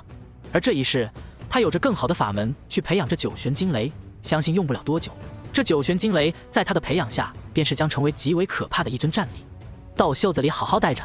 萧炎手指轻轻点了点金色小龙的脑袋，那金色小龙很快便是灵动地钻进萧炎的袖口，最后化作一道金色龙纹贴在萧炎的手臂之上。做完这一切之后，萧炎这才看着面前那极为庞大的1000丈雷龙，没有了本源意志的加持，这雷龙身躯已经是一团纯粹的雷电能量了，而且极为精纯。于是萧炎心念一动，一道直径足有1000丈的巨大火焰熔炉便是出现在了他的头顶。混沌熔炉，给我练！萧炎低喝一声，下一刻，混沌熔炉开始缓缓转动，无尽的雷霆开始被其中爆发出的可怕吞吸之力席卷，最后纷纷落入其中。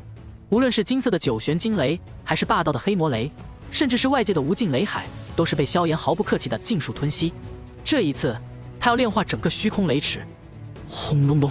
庞大的吸力爆发，海量的雷霆在这一刻几乎是化作了漩涡，开始疯狂地朝着混沌熔炉的方向汇聚过去。若是从外界放眼望去，便是能够看到这一片浩瀚的虚空雷池都是在这一刻疯狂地朝着中央汇聚，一道直径超过数千丈的庞大雷霆漩涡疯狂席卷，场面极为壮观。而在混沌熔炉的中央，那浩瀚的雷霆在此刻已经迅速汇聚成了一道道雷浆瀑布，然后被地炎那可怕的威能给迅速炼化。精纯的雷霆能量在经过一火的炼化之后，便是开始迅速提炼，转化为了精纯的灵力，然后再度压缩为至尊灵液。很快，一滴滴至尊灵液便是再度出现在萧炎的体内，然后再度壮大为一道至尊灵液所组成的湖泊。此地的雷电数量之浩瀚，能量之磅礴，都是要比当初在天幕还要强了许多，否则也不可能孕育出战力足以堪比7星斗圣的九玄惊雷。很快，萧炎体内的至尊灵液数量便是超过了当初在天幕之时的规模。而在炼化了如此海量的能量之后，这浩瀚的虚空雷池体积却是缩小了不足1/5。如此庞大数量的至尊灵液，向来帮助萧炎突破到3品至尊已经没有了多少难度，但萧炎却是并未直接将这些至尊灵液炼化进入至尊海，而是将其尽数储存起来。他的炎神法身，即便是最为基础的炎帝法身，放在大千世界也是极为靠前的顶尖法身，威力极为可怕，足以令大千世界的强者都有着越级而战的资本。但同样的，这炎帝法身要凝聚所消耗的能量也是极为的恐怖，就算是萧炎将这整个虚空雷池全部炼化，也依旧差了许多。毕竟一旦铸就炎帝法身，那萧炎便是有着真正堪比9星斗圣巅峰的力量了。萧炎没有多言，只是沉默地炼化着这海量的能量，同时将北龙王的躯体取出，分出一道异火，开始缓缓淬炼起来。他有着从大千世界甚至其他世界所得到的更高一级的傀儡法门，炼制出的傀儡无论是成长性还是实力都要更加强大。在他的炼制之下，那北王的身躯也是在不断的变化着，其体表那黝黑的鳞甲在这一刻隐隐透露着诡异冰冷的光泽。时间一晃而逝，7天的时间眨眼而过。而在经过足足7天的鲸吞海息之后，那原本极为辽阔浩瀚的虚空雷池却是近乎消失不见，只剩下一道直径不过100丈的雷霆空间还在缓缓肆虐。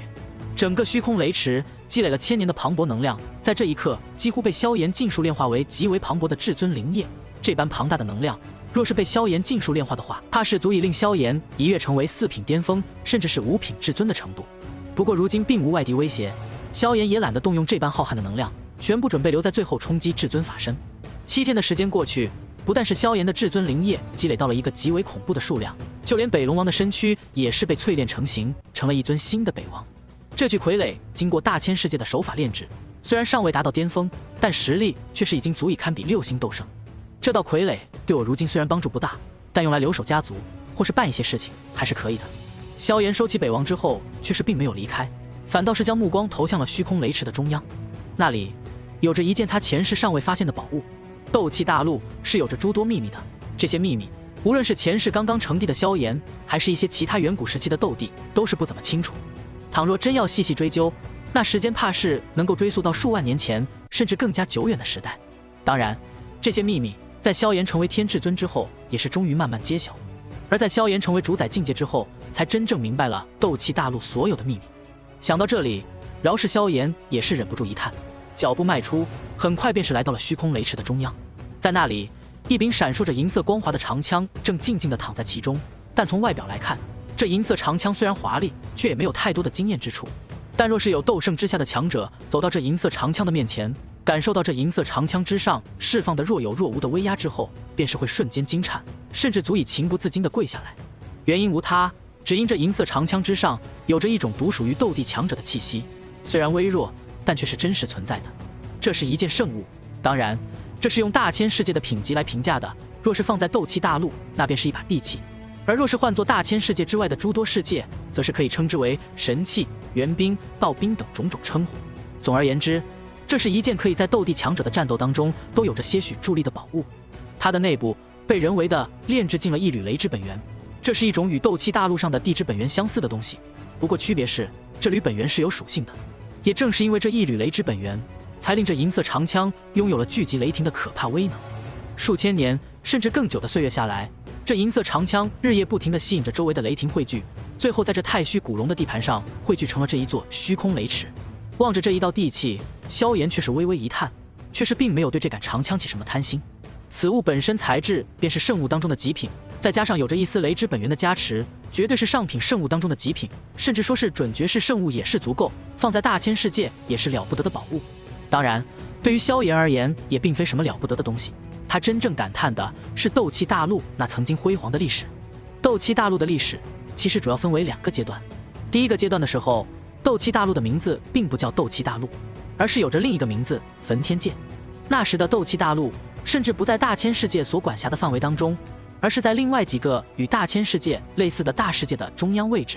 宇宙浩瀚无边，生灵无穷无尽，但总地而言，在开天辟地之处，这片宇宙总的规模大概就是3000大世界、亿万小世界的规模。如大千世界、天元界以及斗气大陆曾经隶属的几个大世界，面积都是浩瀚无边，本源更是极为庞大，足以孕育出真正的神灵。而亿万小世界，有些甚至渺小贫瘠的没有生灵，也有些虽然有着生灵繁衍，却也无法修炼。而强大者却是可以孕育出大量超级强者，如当年的斗气大陆、焚天界，包括五祖灵洞所在的天元大陆，都是小世界当中算是颇为强大的世界了。这样的世界虽然无法孕育出真正的神灵，却是可以孕育出一些伪神，也就是大千世界当中的天至尊。一位天至尊强者，如果是通过炼化位面之胎而成就的天至尊，在自己所在的位面当中的确是近乎无敌的存在，自然也就是这片位面的主宰神灵。故而这类强者在诸天万界当中有着一个统一的称呼，伪神，说得更好听一些便是半神。当然半神之间的差距也是极大的，如斗气大陆的斗帝强者虽然也炼化了一小部分位面之胎，可却是半神当中垫底的存在。而如同当年焚天界当中的至强者焚天大帝，又比如大千世界当年的不朽大帝，却都是半神级别的巅峰存在，举手投足之间甚至吹口气都能灭杀斗帝强者。半神和半神之间的差距如此之大，神灵和神灵之间的差距自然也是极大。如萧炎前世巅峰时期，其本身力量早已无需借用大千世界的力量，便是可以无敌于宇宙。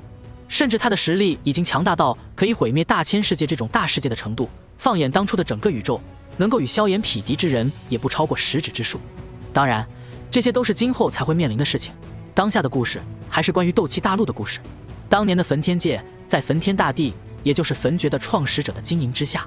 可谓是诸多大世界之下最为顶尖的小世界，其强大程度足以孕育出焚天大帝这等半神巅峰，也就是圣品巅峰级别的超级强者。同样的，堪比天至尊级别的强者也是有着10多位之数。因此，当年的焚天界可谓是十分的强悍。如此强横的势力，加上优越的地理位置，令焚天界成了几道大世界、亿万小世界之间的一个交通枢纽。无数伪神级别的强者，甚至是真正的神灵，都在自己的世界当中开辟出了与焚天界连通的通道。无数强者的往来，让本就强盛的焚天界越发的繁华。然而好景不长，当灾难真正降临的那一刻，是所有人都根本想不到的。因为一件宝物，几大神灵级别的强者突然开战，声势之强，毁灭之可怕，直接令众多小世界在这几人交战的余波当中湮灭。焚天界虽然强大，但比起真正的大千世界还是差了许多。虽然没有像其他世界那般直接湮灭，却也被打得4分5裂，元气大伤。其中以如今的斗气大陆受到波及最广，经过多年的漂流，最终落在了大千世界的引力范围内。事实上，当年的焚天界不但是斗气的世界，同样还是魔法的世界。只是斗气大陆这一块的强者以修行斗气为主，因此在无数年的繁衍当中，魔法最终被彻底淘汰，取而代之的只有繁衍到巅峰的斗气，这才是斗气大陆名字的由来。而伴随着焚天界被打碎，其中的位面之胎都是被打散，最后化作漫天元气散落在曾经的几块主大陆之上。于是在岁月的演变之下，斗气大陆上的强者们也是终于演化出了一条崭新的修炼道路，也就是如今的新斗气修炼体系。不过因为位面之胎已经被打碎，所以斗气大陆已经无法直接孕育出斗帝强者了。9星斗圣巅峰就是普通生灵的极限，想要再进一步，唯有炼化部分元气，得到这片位面至高无上的一部分权柄，才能再度提升实力。故而元气便是位面之胎溃散之后所变化成的另一种世界本源。这种东西虽然不如位面之胎那般完整而强大，却同样是极为重要的瑰宝。修炼者将之融于自身，便是可以得到所属位面的部分掌控权。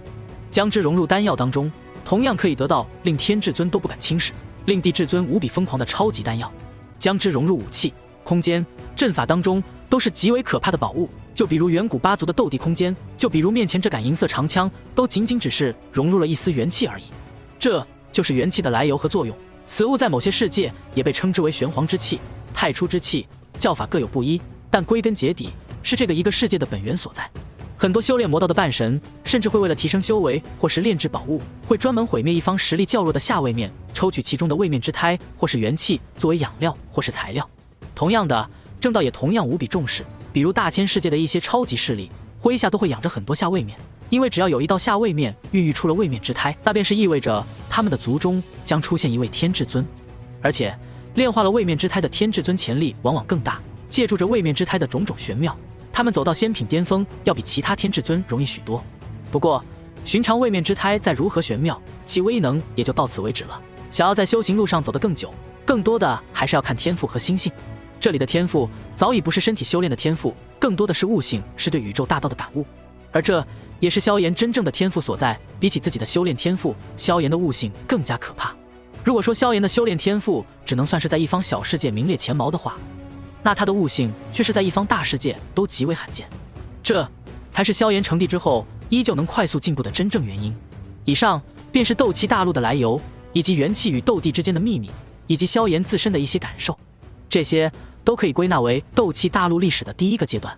接下来便是斗气大陆的第二个阶段，远古斗帝消失之谜到现在，也可称之为帝落时代。数万年前，已经演化为斗气大陆的焚天界碎片漂流到了大千世界的范围，在大千世界的引力和宇宙的特殊规则运转之下，斗气大陆终于成为了大千世界附属的一方下位面。同时，随着两个世界真正的连接，大千世界与斗气大陆也是终于有了真正的联系。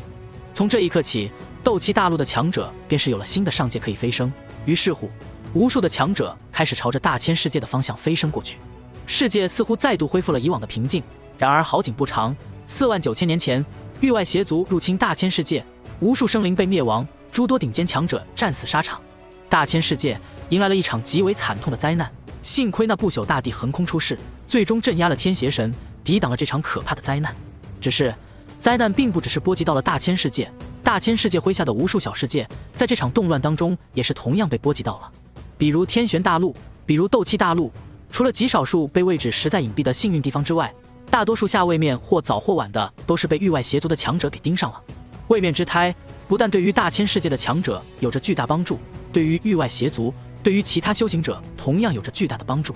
而因为这些下位面与大千世界的距离太过遥远，那些大千世界当中的强者也是无法出手帮忙。当然，就算他们想要帮忙，也是完全办法，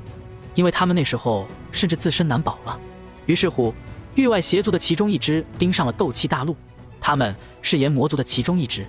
因为斗气大陆除了有着大量的生灵，有着充沛的天地元气，也同样有着令炎魔族更为心动的一种神奇资源，那便是异火。所以炎魔族与斗气大陆展开了一场可怕的厮杀，最终导致空间通道都位置崩裂，斗气大陆的众多强者纷纷陨落，其中也是不乏斗帝级别的强者。炎魔族虽然不是域外邪族的32大族之一，但其中堪比天至尊级别的魔帝也是不在少数，族中更是有着足足3尊玄魔帝坐镇，是仅次于32大族的顶尖族群之一。虽然仅仅只是一批强者杀了过来，却依旧是令斗气大陆一方无比的吃力。不过好在斗气大陆在融入大千世界之后，也终于是诞生出了一位天至尊强者，此人便是当年焚天大帝的弟子，后来创建火灵族的火灵老祖，也是焚诀的修炼者之一。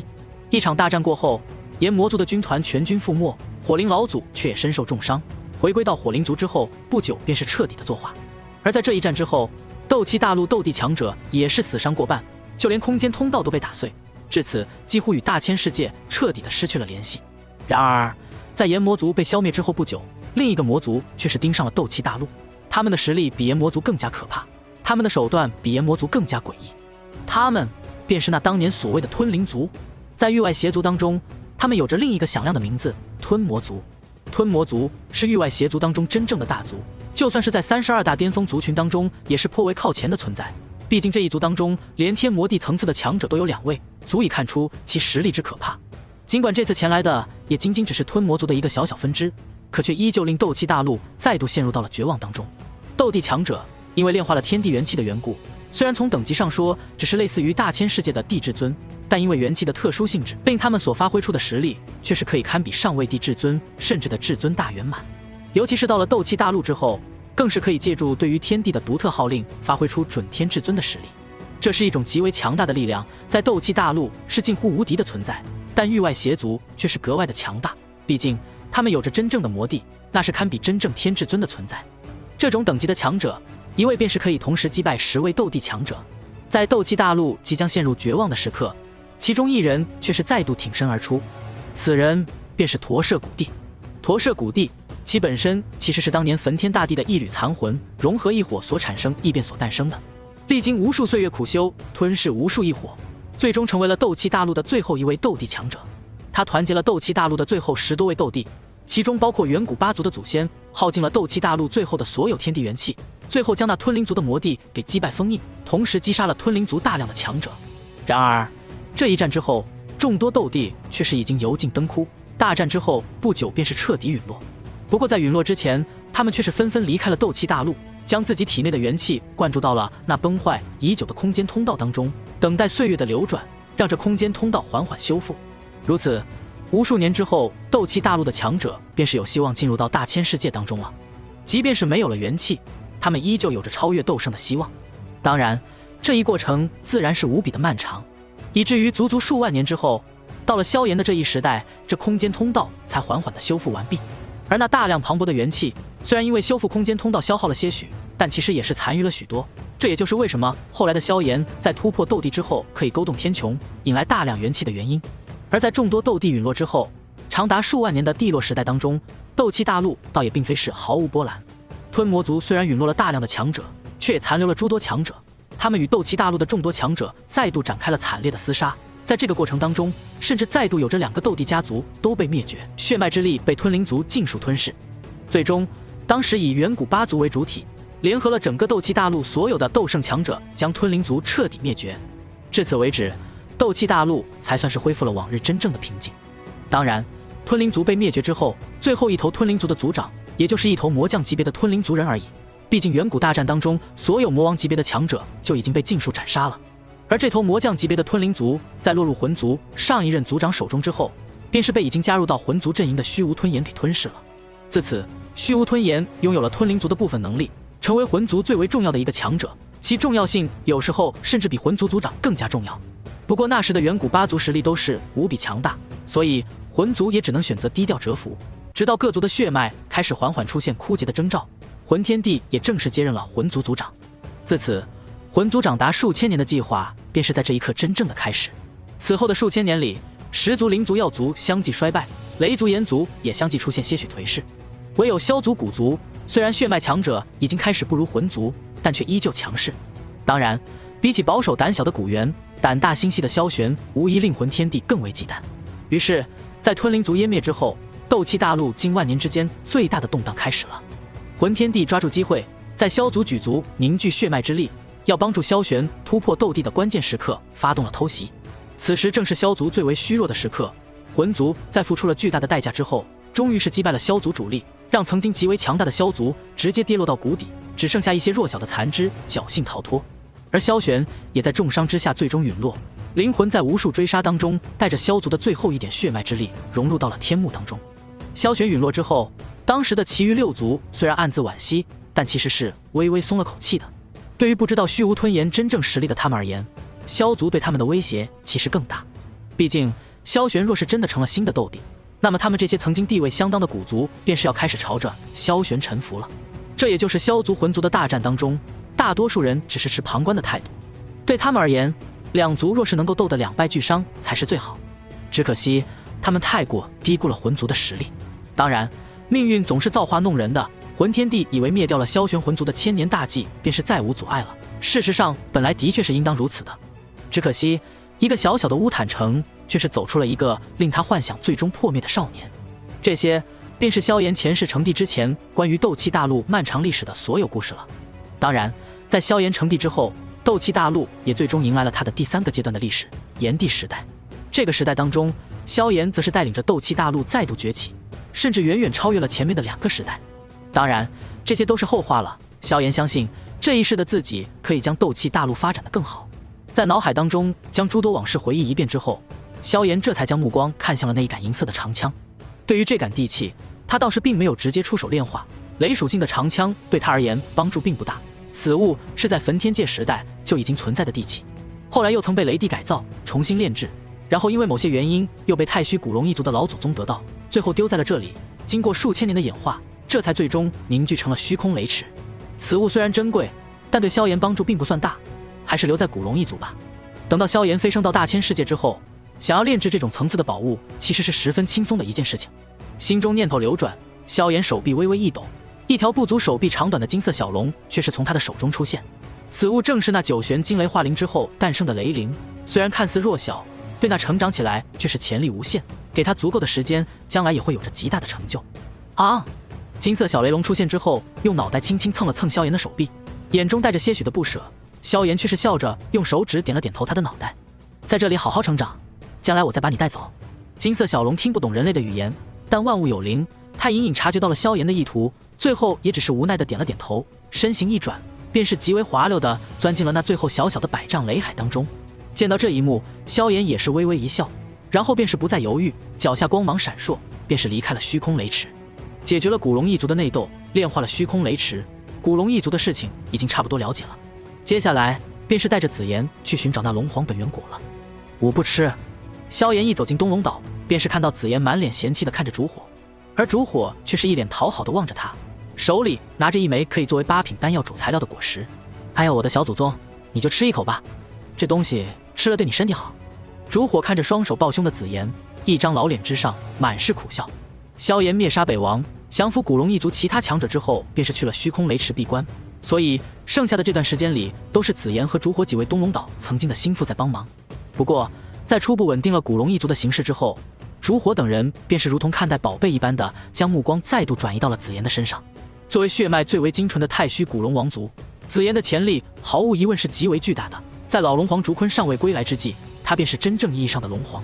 可是龙皇怎么可以这么弱小的？还是要抓紧时间强大起来啊！因此，在解决了族群团结问题之后，几大核心人物便是拿出了大量天才地宝来投喂紫妍。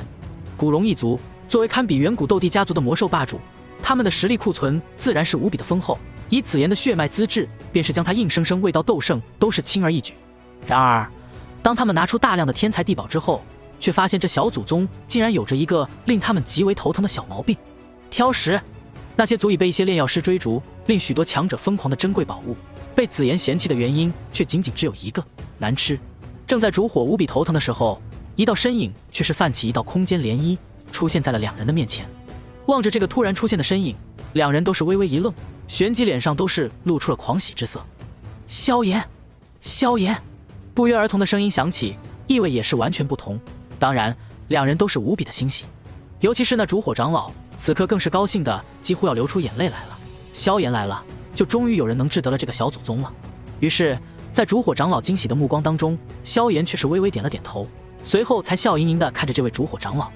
烛火长老，我准备带紫妍出去一趟。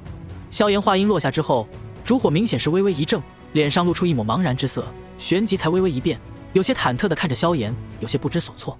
萧炎先生，你打算带龙皇大人到哪里去？也不怪烛火有些惊慌，实在是古龙一族这些年分裂了太久，也没落了太久，如今紫妍归来，龙族一统，混乱分裂了几百年的古龙一族好不容易再度团结统一，并且有了一位新龙皇，一切都处于一个欣欣向荣的状态。太虚古龙一族即将再度恢复往日的辉煌，结果萧炎一回来就表明了要将紫妍带走。饶是以烛火这活了数千年的心态，此刻也是有些忐忑。对于烛火的忐忑，萧炎还没来得及开口，便是听到身旁的紫妍已经掐着腰开口了：“老头，我们要去寻找龙皇本源果，怎么？你要阻止我们吗？”对于紫妍这似乎有些无理的举动，烛火却是并没有生气，相反，在听到龙皇本源果这5个字之后，他却是忍不住的微微愣了一下，旋即脸上便是露出一抹狂喜之色。龙皇本源果，你们竟然发现了龙皇本源果！烛火的呼吸在这一刻都是急促了许多。虽然古龙一族当中的库存极为丰富，可龙皇本源果却是千年甚至万年都难得一遇的珍贵宝物。这果实对于古龙一族和天妖皇族的珍贵性，怕是足以堪比一枚9品金丹了。在整个古龙一族漫长的历史当中，龙皇本源果也不过是被发现了6次而已，而且还不是每一次都落到了古龙一族的手中。一旦紫妍能够得到这枚龙皇本源果，他便是能够一跃进化为比太虚古龙王族还要强大的龙皇，潜力将比他的父亲老龙皇烛坤更加强大。一想到这里，烛火便是十分的激动。只是对于他的激动，萧炎却是没有过多的波动，反而是抹撒了一下下巴之后，将一缕灵光弹射到了烛火的脑门之上。烛火长老，那龙皇本源果虽然对紫妍好处很大，但其中的能量却是太过于充裕，反倒是不利于紫妍直接炼化。如果你能够帮我收集到这些药材宝物的话，我倒是可以炼制一枚丹药，帮助紫妍更好的炼化吸收这枚龙皇本源果。听到萧炎的话，烛火脸上的笑容更是激动，当下便是接受了那一缕灵魂当中的庞大信息。不过当他彻底的吸收了这缕信息之后，他脸上的笑容却是微微僵硬了些许。原因无他，只因萧炎所给出的这些药材实在是太过珍贵，即便是对于古龙一族而言都是十分费力的东西。不过好在有着萧炎的帮忙，古龙岛终于实现了再度的统一，只要将这4大龙岛的库存统一一下，应该也是能勉强凑齐的，否则单凭原来的东龙岛还真有点够呛。不过事关太虚古龙一族的未来，烛火此刻自然是不会有着丝毫的吝啬，当下便是痛快的点了点头道：“交给老夫便是。”话音落下，他便是已经消失在了原地。等到烛火消失之后，紫妍这才微微吐了吐舌头，旋即一脸期待的看着萧炎：“哥，你准备给我炼制的那枚丹药好吃吗？”听到这句话之后，饶是以萧炎这等心性，此刻也是忍不住嘴角微微抽搐起来。当下他便是一个板栗敲在了紫妍的脑袋上：“吃吃吃，就知道吃。”被萧炎这么教育，紫妍却是没有丝毫的懊恼，只是依旧有些期待的看着萧炎。见此情形，萧炎也只能是无奈的叹了口气，旋即嘴角也是露出了一抹笑容。他这次准备炼制的可是当年他在大千世界创造出的一种名扬大千世界的丹药，也正是创出此丹之后，才令他的炼丹术名震大千世界，令无数强者对他炼制的丹药趋之若鹜。此丹便是龙凤至尊丹。龙凤至尊丹位列灵品神丹的巅峰层次，一丹入腹，可以令天至尊强者的肉身都拥有部分真龙真凤的属性，对于肉身的增幅都是极为庞大。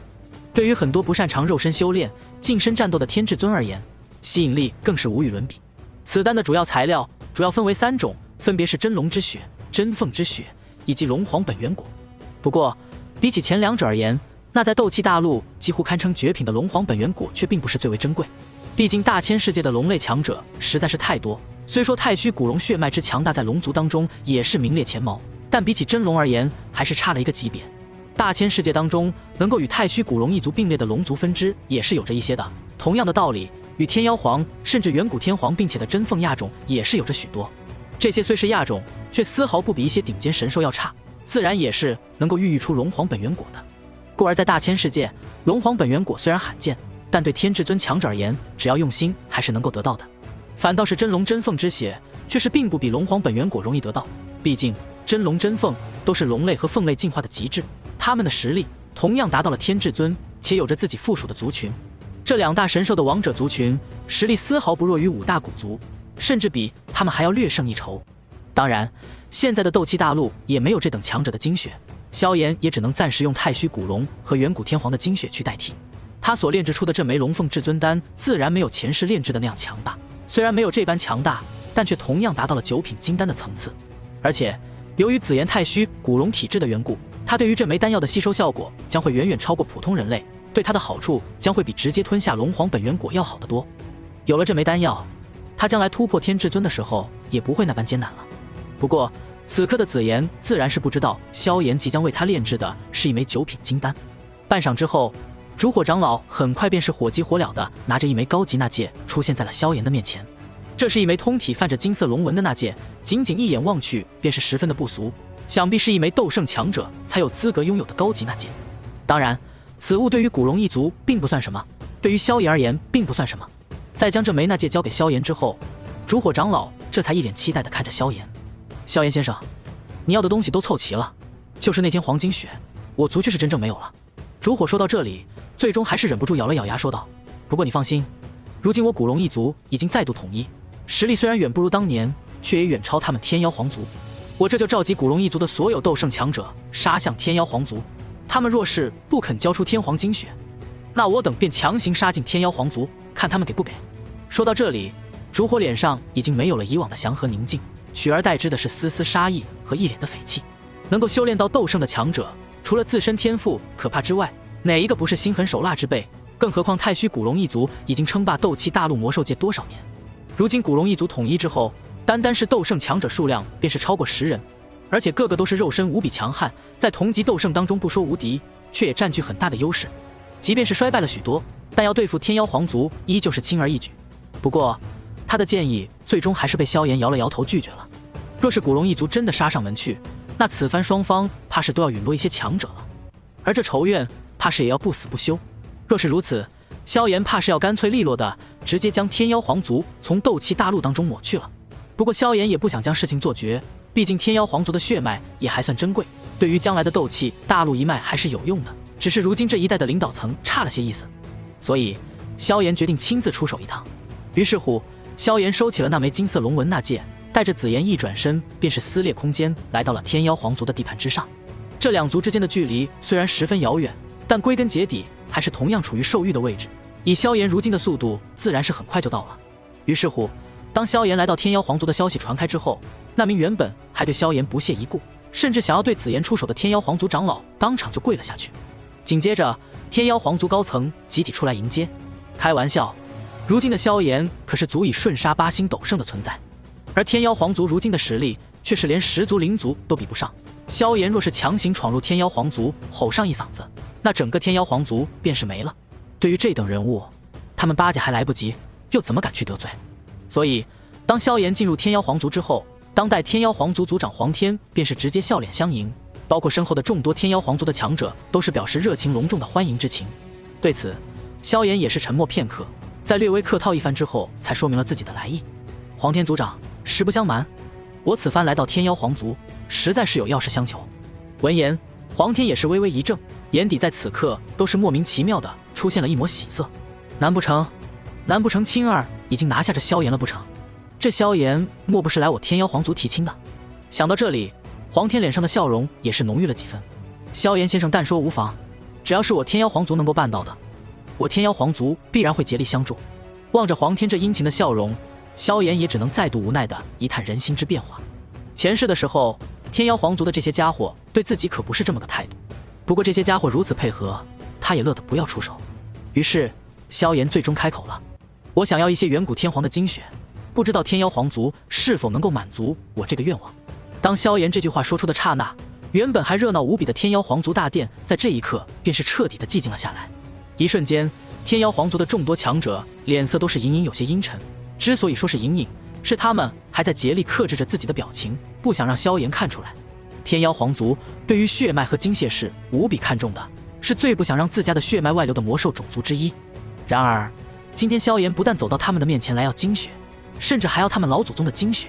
见到这一幕，萧炎也是摇了摇头，这才再度开口道：萧某并非有意，只是当下的确需要，我愿意拿一枚9品宝丹来换取这些精血。当萧炎说出9品宝丹4字之后，那些天妖皇族的强者都是一愣，脸上的表情却是缓和了许多。虽然这依旧是坏了他们的规矩，但坏不坏规矩也得看人。萧炎的实力和地位让他有资格破坏这个规矩，而对方愿意拿一枚9品宝丹作为补偿，也算是给足了天妖皇族的面子。到了这种时候，若是他们再强行阻拦，那倒是真不给萧炎面子了。到时候萧炎发难，他们可就不是有没有尊严的事情，而是活不活得下去的事情了。当下很多天妖皇族的强者甚至已经默许了萧炎的动作。然而在这关键的时刻，一直沉默的黄天却是沉声突然开口了：萧炎先生，这是什么意思？天皇精血乃是我族先祖所留的镇族之宝，那可是我天妖皇族的先祖啊，怎可能是用些许名利之物便是可以交换的？黄天的脸色颇为阴沉，令萧炎心中都是忍不住一紧的同时，脸色也终于略微阴沉了些许。这些家伙若是敬酒不吃，那自己也只能让他们吃些罚酒了。正在萧炎内心隐隐有着杀机泛起之际，黄天却是再度开口了：天皇精血可以给，但9品宝丹我不能要，否则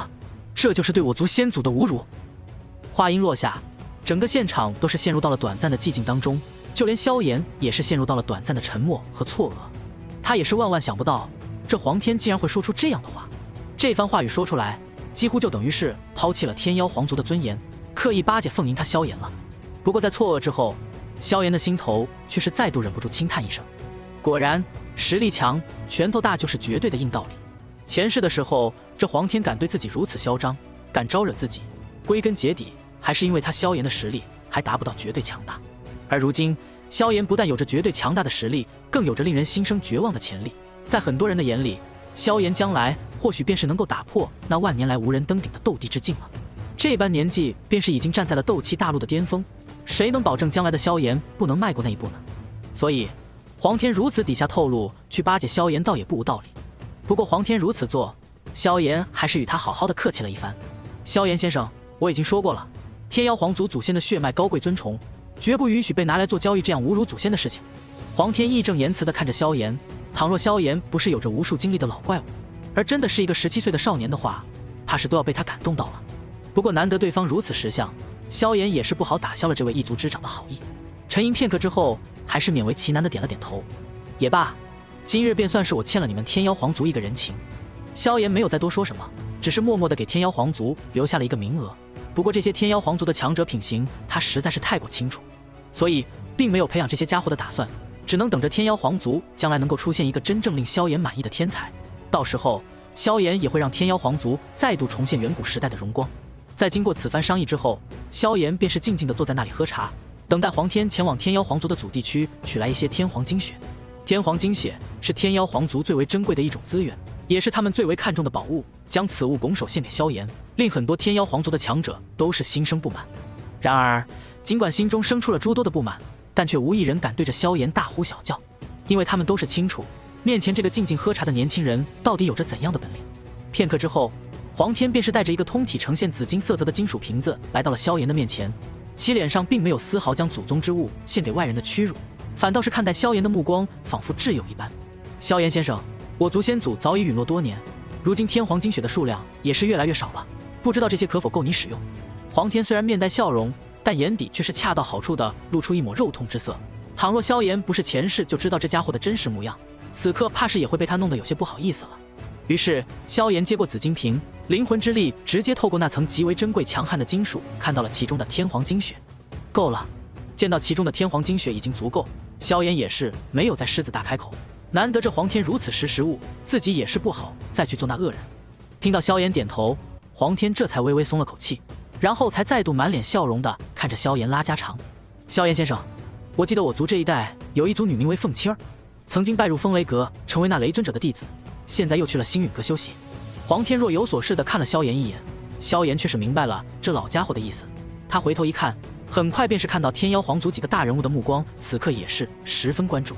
原来凤千儿来到星陨阁，不仅仅是风雷阁和天妖皇的少部分长老如此，而是整个天妖皇族的高层都是有着这种想法。看到这些家伙的表情，萧炎暗叹自己表现得太过惊艳了，也不是什么好事。这数之不尽的美人计是怎么回事？云山如此，炎族如此，现在竟然连天妖皇族都是如此了。唉，这就是太过惊艳的烦恼吗？原来是凤千儿，我倒是见过此女。萧炎最终还是不由得点了点头，是个很漂亮的女孩。闻言，周围的众人脸上都是隐隐有着一丝喜色。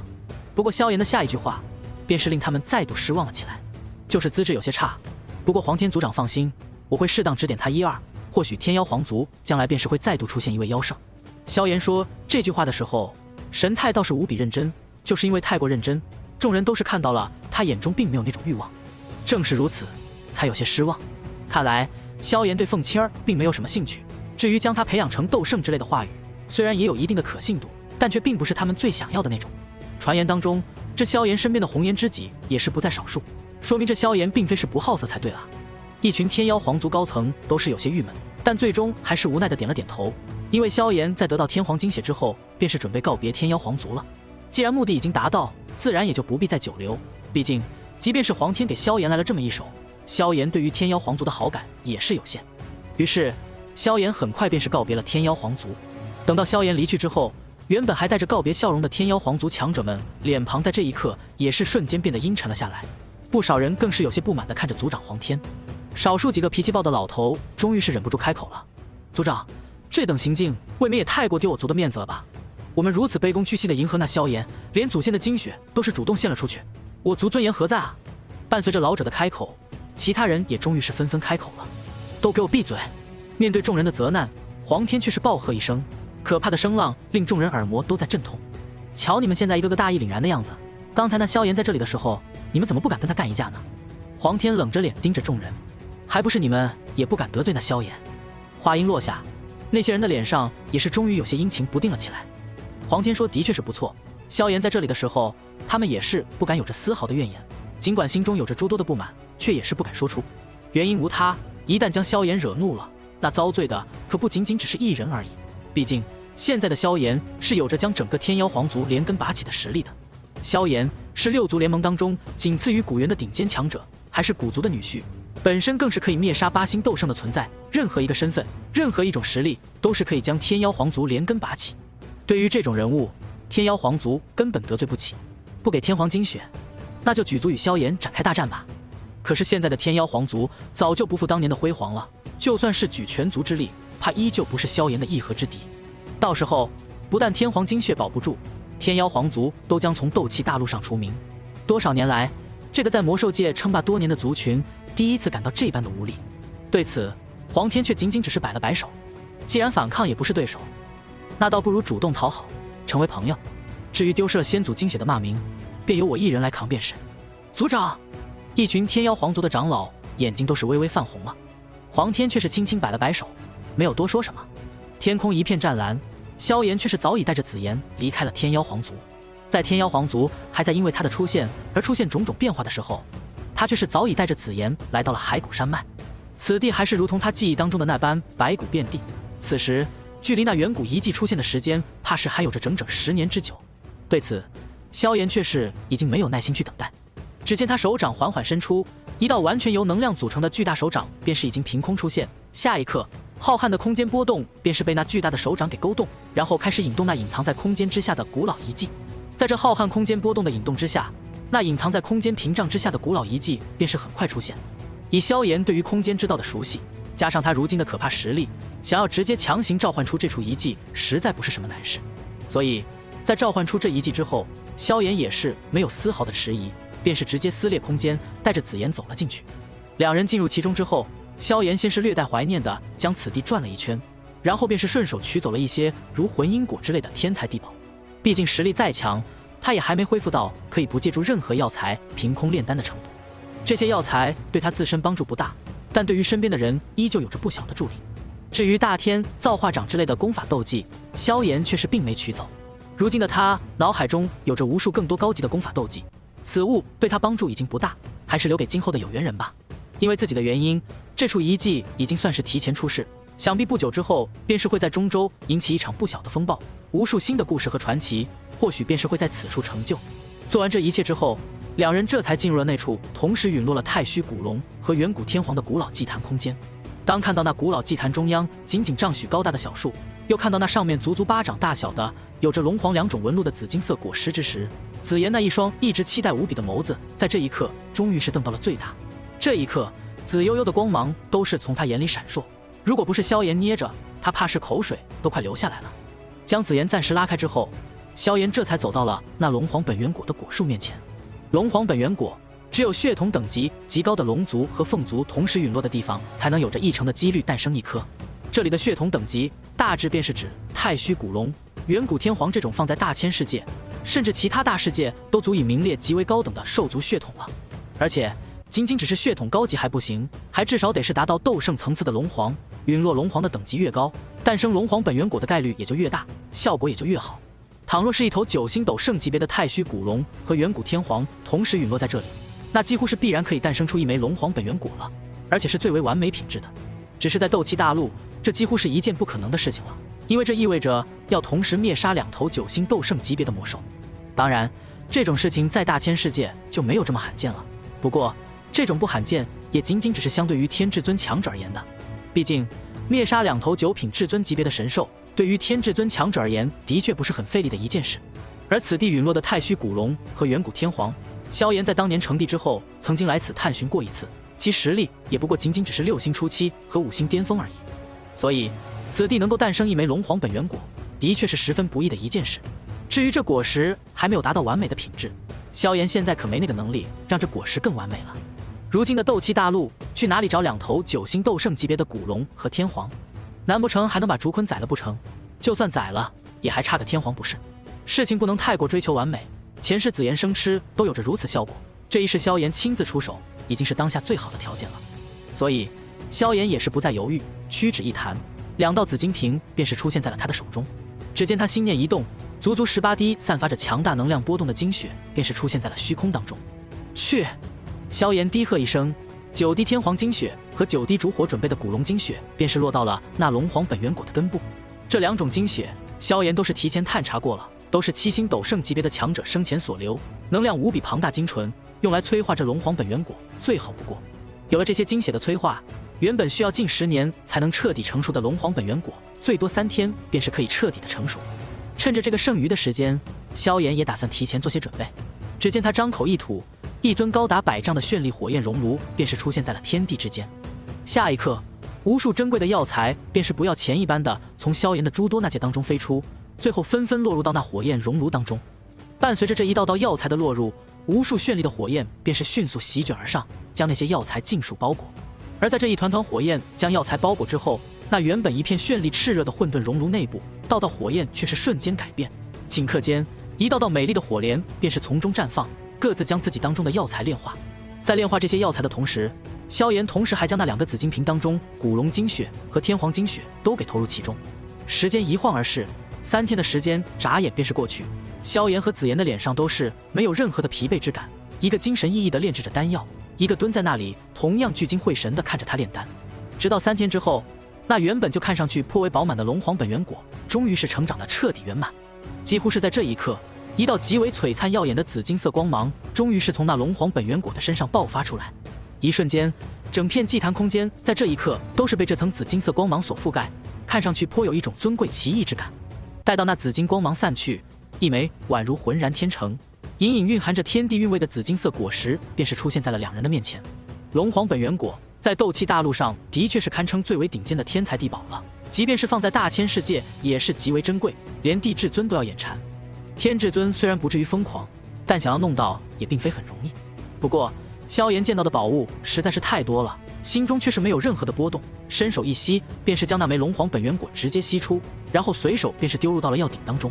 龙皇本源果一进入药鼎，便是立刻有着龙吟凤鸣之声从中传出，其上的2道龙皇图案在这一刻竟然隐隐游动起来，一道道紫金色光芒绽放，竟然是连地岩都一时无法将之炼化。当然，这也是萧炎的地岩距离真正的成熟状态还有着很遥远距离的原因。不过无论如何，都再次证明了此物的神异。只是这对于身为炼药师的萧炎而言，却是并没有太多的困难。只见他心念一动，那混沌熔炉当中瞬间便是有着几道火莲轰然碎裂，一道道被淬炼成液体或是粉末的药物精华纷纷落在古龙精血和天皇精血之上。伴随着这些药材精华的融入，那已经被淬炼的再度浓缩了许多的精血开始再度沸腾反应，最后将其中的狂暴能量中和之后，又多出了一些莫名的意味。萧炎心念一动，那已经被淬炼过的2团精血便是直接落在了龙皇本源果之上。而在这2团精血融入其中之后，原本平静的龙皇本源果却是骤然一颤，然后便是骤然爆开，与无数精血融合在了一起。在这一瞬间，那可怕的能量波动甚至令萧炎的混沌熔炉都微微一颤。好在萧炎如今不但修为强大，灵魂更是强大，所以并未受伤。只见他应节变换之间，那融入了龙皇本源果之力的无数精血开始快速汇聚，同时那混沌熔炉当中的大量火莲在这一刻也是骤然爆开，最后纷纷融入到那一团精血当中。在融入了这大量药材之后，原本仅仅巴掌大小的龙皇本源果，此刻已经化作一道足足半人多高的高大球体，其中蕴含的能量则是达到了一个极为磅礴的程度。然而这一切却仅仅只是一个开始。伴随着这枚宛如浆糊一般的大丹出现，这处远古祭坛的空间却是开始剧烈震颤起来，一道道庞大的能量开始从四面八方汇聚，最后纷纷融入到了这看似巨大的雏丹当中。在这祭坛空间当中的游离能量在汇聚融入其中气后，整个遗迹空间甚至那连外界的能量在这一刻都是微微波动起来，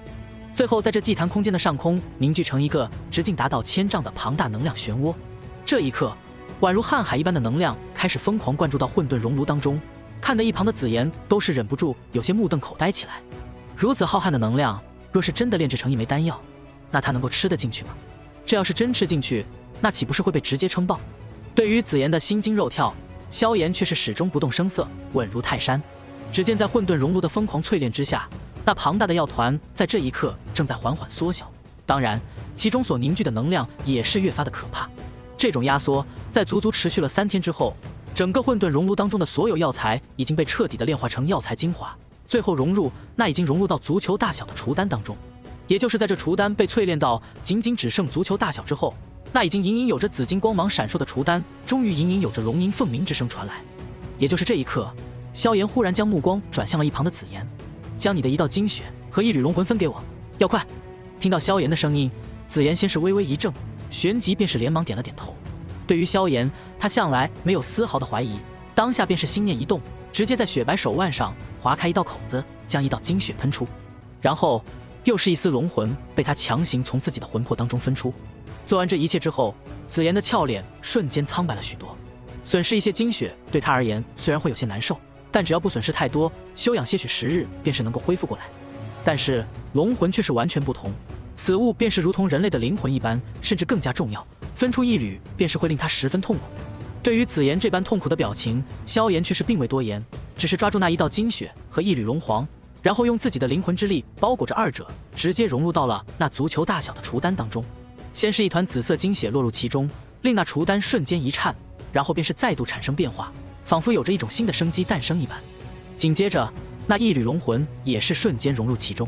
在这龙魂融入之后，紫金色丹药再度一颤，随后便是如同有了生命一般，可是迅速颤抖起来。做完这一切，萧炎依旧是神色从容，不停地用异火淬炼着那枚雏丹，而远处紫妍的眼睛却是隐隐一亮，似是发现了什么一般。而在萧炎炼制这龙凤至尊丹最后一步的时候，那原本还算平静的骸骨山脉，此刻却是已经汇聚了四面八方的大量强者。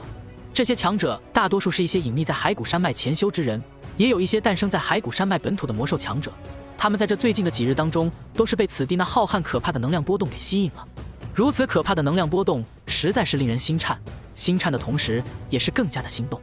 因为能够引起如此能量波动的事情，除了是某个盖世强者刻意所为之外，便是某种极为了不得的宝物或是传承要出世了。尤其是一些强者在发现此处的确似乎有着一处远古遗迹存在之后，他们脸上的兴奋更是有些抑制不住。随着时间的推移，此地的强者也是越来越多，甚至有些人已经尝试想要去进入那远古遗迹。只可惜当他们真的触碰到这遗迹魔壁的时候，却是被一层柔和的空间之力给挡了回去。这空间之力虽然柔和，但当他们真的冲击的时候，才发现是何等的可怕。足足4位斗尊同时出手，竟然无法触动这空间之力丝毫。就在众人束手无策，一些有背景者甚至已经打算回去叫人的时候，那原本平静的骸骨山脉上空却是骤然风云变色。顷刻间，整片天空在这一刻都是变得漆黑一片，然后便是有着无尽天威浩浩荡荡的降临。在这般威压降临的瞬间，在场的所有强者都是脸色大变，在这一刻都是开始疯狂地朝着远方逃窜。而在这骸骨山脉的天空瞬间变得无比漆黑的同时，祭坛空间当中，萧炎的混沌熔炉当中也终于是有着一枚拳头大小的紫金色丹药缓缓旋转。在那紫金色丹药的周身，一龙一凰正在围绕着这枚丹药旋转，其中隐隐释放的威压都是足以令一些斗圣强者心惊胆战。几乎是在这丹药成型的同时，萧炎在这一刻也是终于缓缓地抬起了头，他的目光穿过层层空间，也是看到了那绵延千里的漆黑雷云。龙凤至尊丹，大成者当时令天至尊都要眼馋的灵品神丹，如今虽然受限于条件所迫，炼制的只是一枚低配版本，可若是放在斗气大陆上，也是妥妥的一枚9转金丹。此丹可以说是萧炎重生以来第一次正儿八经的认真炼丹，所以在这枚9品金丹出世之后，自然也就引来了9品金丹所带来的丹雷。不过这丹雷对于萧炎而言，不但不是什么威胁，反而是一道大大的补品。毕竟在炼化了虚空雷池之后，他想要再度炼化9玄惊雷这等高级能量，似乎也只剩下了靠丹雷这一种方法了。你在这里等我片刻。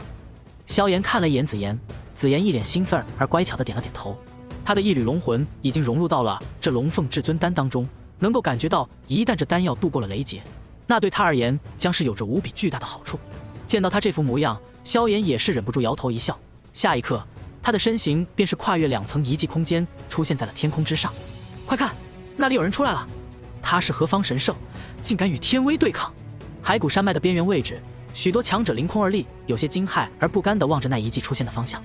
他们惊骇是因为那天威太过可怕，哪怕其中几位斗尊都感觉自己在这天威面前宛如蝼蚁一般。他们不甘是不甘心这遗迹自己竟然得不到好处。然而就是在这一刻，一道人影却是突兀地出现在了那遗迹的上空。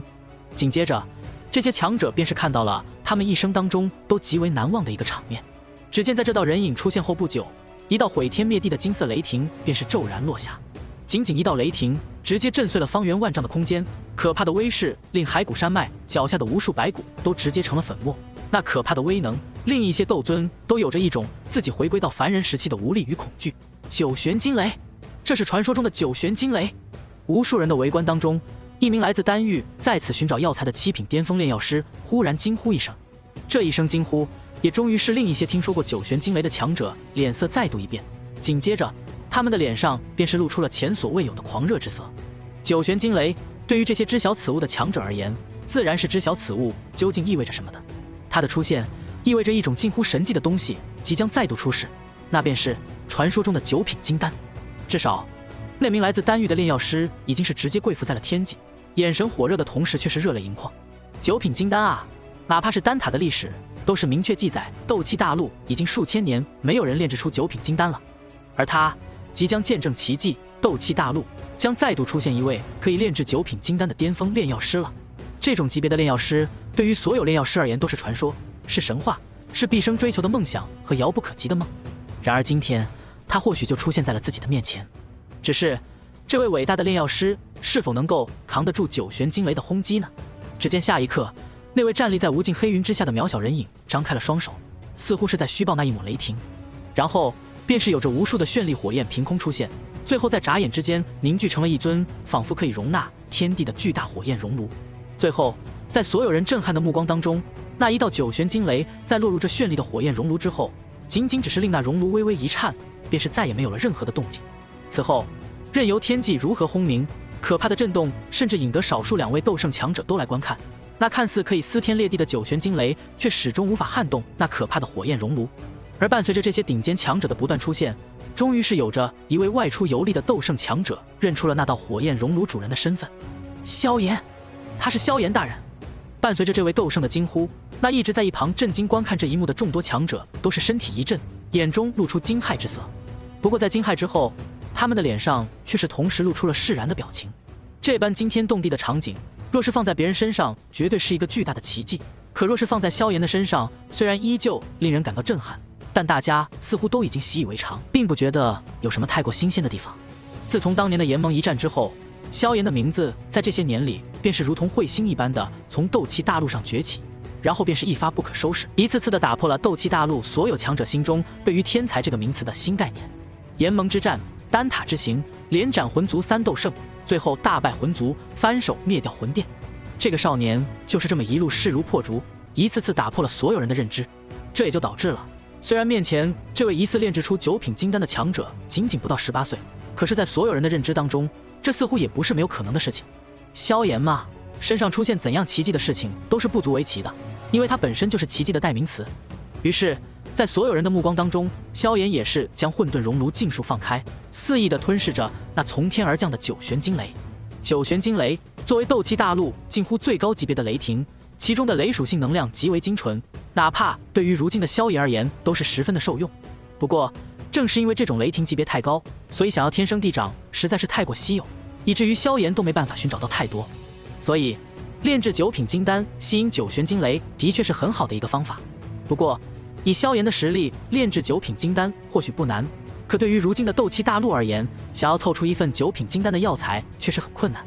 因为这种层次的丹药所需要的主药材都是龙皇本源果、菩提心等顶尖的天才地宝。这种等级的宝物每一样都是绝对的稀世珍宝，就算是古元魂天帝这种等级的强者，也不是说想要就能得到的，一切都靠机缘。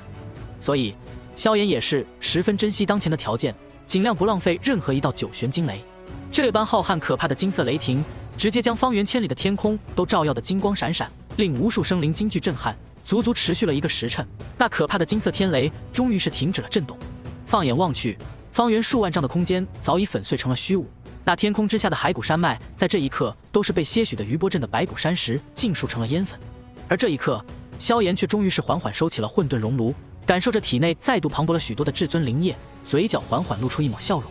这次吸收的9玄惊雷数量加起来，怕是足以堪比在虚空雷池当中的那条9玄惊雷的雷龙了。这般浩瀚的能量对于萧炎也是十分有用了。在积累了如此磅礴的能量之后，萧炎对于炼制至尊法身也终于是有了初步的积累。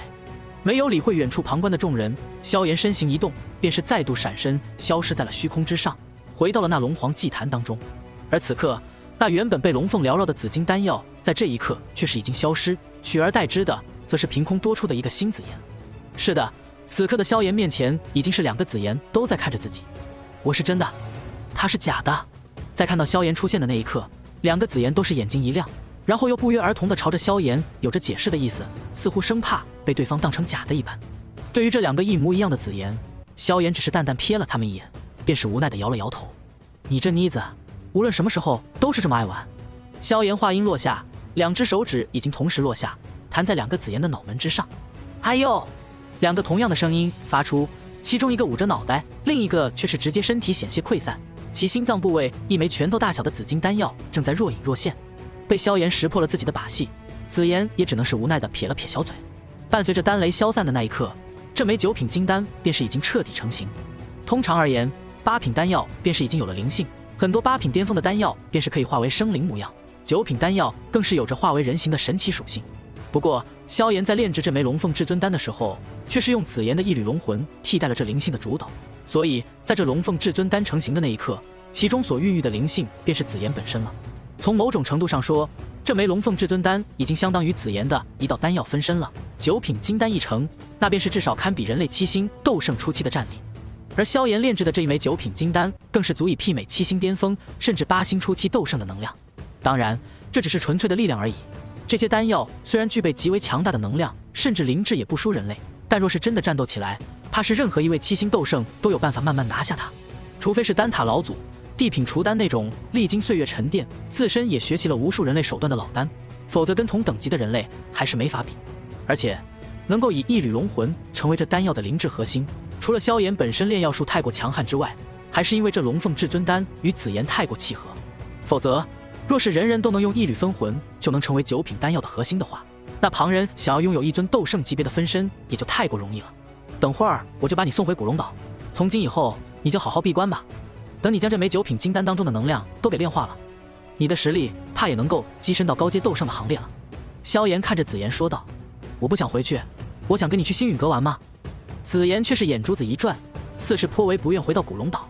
不过他的反抗在萧炎这里显然是并没有任何用处的。很快，他便是被扼住了命运的脖梗，被萧炎拎着离开了这处遗迹。一切看似缓慢，其实也不过是片刻之间的事情。于是，那些在骸骨山脉围观的强者们，很快便是看到萧炎拎着2个紫发少女飞了出来，一个是紫妍，另一个也是紫妍。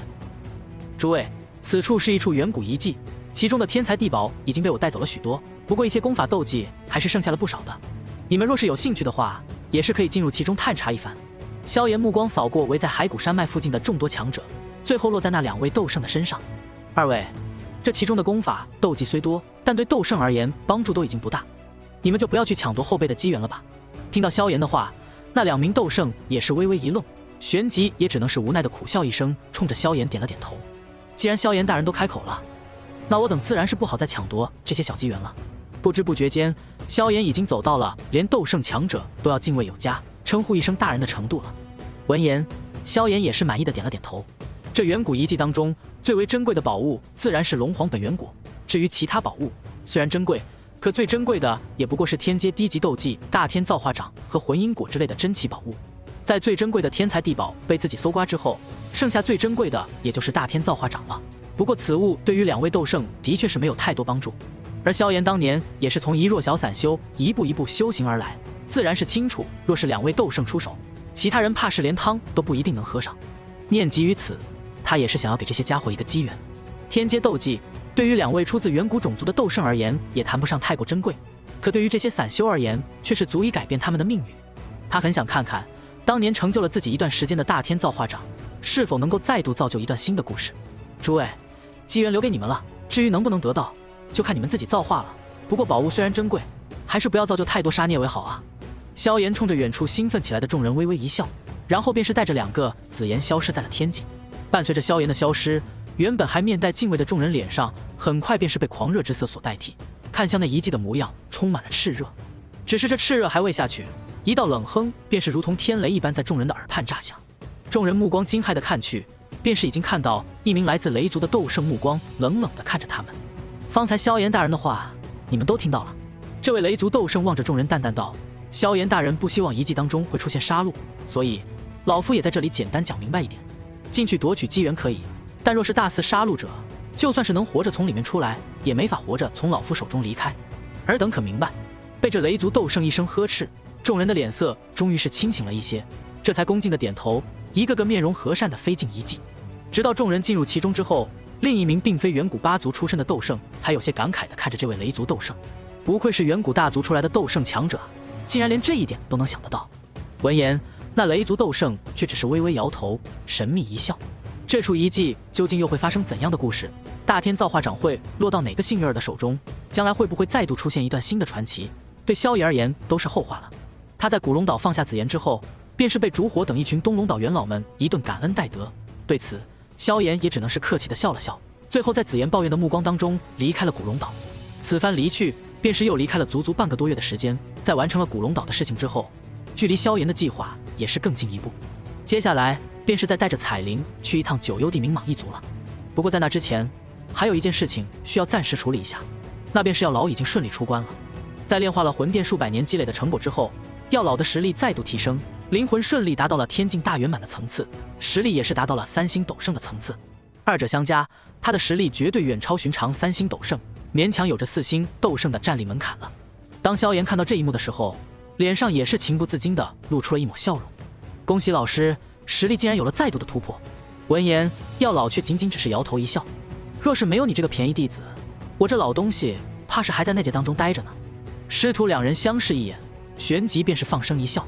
而伴随着药老的出关，原本平静了多日的星陨阁也是再度热闹了起来。毕竟早在当初，萧炎便是跟前来星陨阁拜访的诸多势力说过，等到药老出关之后，便是要欢迎各方势力的朝贺。如今药老出关，他自然也是需要给众人一个交代。毕竟这些人当中也有着他的诸多交好之人，同时也是将来无尽火域的重要班底。无论如何，总是不能将人家冷在那里。当然，萧炎也正好借此机会，将那些个臭鱼烂虾都给好好的清理一番。于是，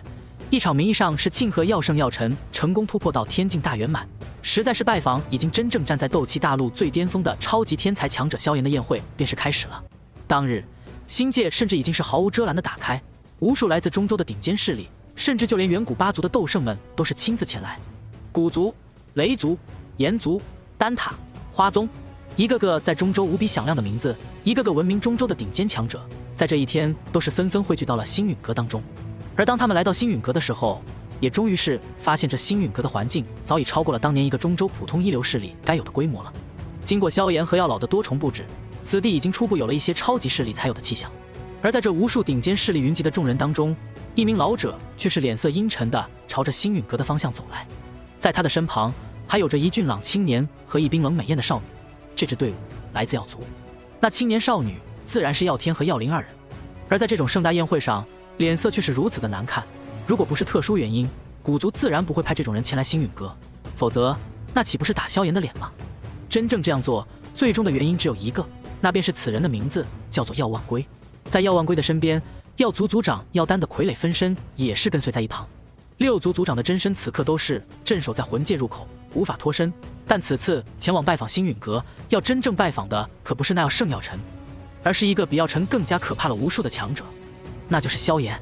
药尘虽强，可也不过只是一个斗圣加九品炼药师而已。这等身份对于寻常强者而言，的确是堪称通天，但对于远古六族的族长们而言，却只能算是一般，最起码还没有到了需要巴结着药尘的程度。可萧炎就不同了，如今仅仅不到18岁的萧炎，已经是斗气大陆上最为顶尖的强者了。当时当中，除了被镇压在古地洞府当中的竹坤之外，便是只有古元和魂天帝能够压他一头。偏偏这两人，一个是他的岳父，一个则是被他掀翻，被六族强者围困在了魂界当中。可以说，当今的斗气大陆已经没人能够威胁得了萧炎，他不去威胁别人，便已经是天大的好事了。因此，此番前往星陨阁，不但是药族族长药丹带着药万归等人前往，就连其他六族的族长都是纷纷而至，以至于原本六族准备的盛会都被直接取消，将这个结识萧炎的机会直接放在了星陨阁。这一刻，除了药族、炎族和古族之外，其余3族的族长都是有着一道傀儡分身前来，身后更是跟着一些一个个风姿卓越的天骄圣女。而在其余各族纷纷赶来的时候，那已经放开的星界已经来了第一位客人。只是当这位客人真正到来的时候，不但是要老忍不住心头一跳，就连萧炎都是忍不住心头一跳。因为这次来的人仅仅只有2位，但这2位的分量却是重的有些可怕。因为这2人正是古元和轩儿。当看到这一幕的时候，萧炎心中便只能是无奈的微微一跳，心到这一天终究是逃不过去。尽管早已与轩儿做好了思想准备，但当着妮子真的来到这里的时候，他还是忍不住有些头疼。毕竟这一世可不仅仅只是一个彩铃了。萧炎，难得轩儿出来一趟，到了你们星陨阁，你带他去好好转转吧。古元和轩儿来到此地之后，却仅仅只是微微一笑，便是颇为热情的主动找到药老聊起了一些家常。对于萧炎同志的私生活问题和感情问题，身为古族族长的他自然是十分的清楚。不过在看到女儿对此却是没有太大意见和不好的情绪之后，古元也就缓缓默认了这个问题。他之所以能如此痛快地默认这个问题，除了轩儿本身已经接受了这一切之外，也有着2个最为重要的原因。一来，斗气大陆虽然风气开放，但终究是个强者为尊的世界，在这种世界当中，强者拥有多名配偶实在不是什么稀罕的事情，一夫多妻或是一妻多夫在这个世界十分常见，当然后者毕竟还是少数。二来，便是萧炎这个女婿实在非同常人，他如今所表现出的实力已经令古元都有些忌惮了，将来又该是何等的可怕。若仅仅只是9星斗圣巅峰也就算了，可这也是最致命的一点。三来，就是萧炎明确说过可以让古族再度诞生出斗帝强者，而且不是1位，还是2位。这2位的名额，除了他的宝贝女儿轩儿之外，自然便是要轮到他这个岳父当仁不让了。虽然到现在不清楚萧炎究竟为何有着这样的自信，但古元还是隐隐有着一丝相信了。在成为斗帝的巨大诱惑以及族群斗帝血脉传承下去的条件之下，别说女儿本就与萧炎情投意合，就算没有感情，他也只能去强行撮合。在族群利益面前，身为古族的族长，别说是自己的宝贝女儿，就算是让他古元嫁给萧炎，他也得捏着鼻子认了。种种原因之下，古元自然不愿多管，只是让女儿跟萧炎自己去处理，只要轩儿不吃亏，其他的也无所谓。当下，他的这道傀儡分身便是跟药老笑呵呵地相邀着走进了星陨阁的待客大厅。而药老在面对这位斗气大陆真正的绝顶强者，此刻也终于是多了些许的紧张。不过紧张归紧张，他好歹也是见过无数世面，经历了无数生死的强者，当下也只能是笑着带着古元做客。而在2人交谈的时候，萧炎也终于是带着轩儿来到了星陨阁的一处后山。萧炎哥哥，你手心怎么出汗了？玉手被萧炎握着，轩儿莲步轻移，一张出落的足以令天地失色的绝美脸蛋上带着笑容，轻声道：“胡说八道，我现在已经是斗圣修为，怎么可能出汗？”萧炎轻轻瞪了他一眼，却只听到了少女宛如银铃一般的笑声。对此，萧炎也只能是无奈地叹了口气。此次是他重生以来虽然不算是最为危险的一次，却是唯一真正紧张的一次。就算是当初被魂族三斗圣围杀之时，他也只是略微惊愕，并没有如今这般心跳都微微加速。该来的总归是来了。当彩铃、小医仙、云韵、亚飞同时出现的时候，萧炎的心跳也是在这一刻也终于是越来越快。能让一位曾经的神灵有着如此紧张的情绪，却是这种事情，说起来倒是也有些好笑。不过意想当中的天翻地覆并没有发生，四女在看到薰儿的那一刻都是面带微笑，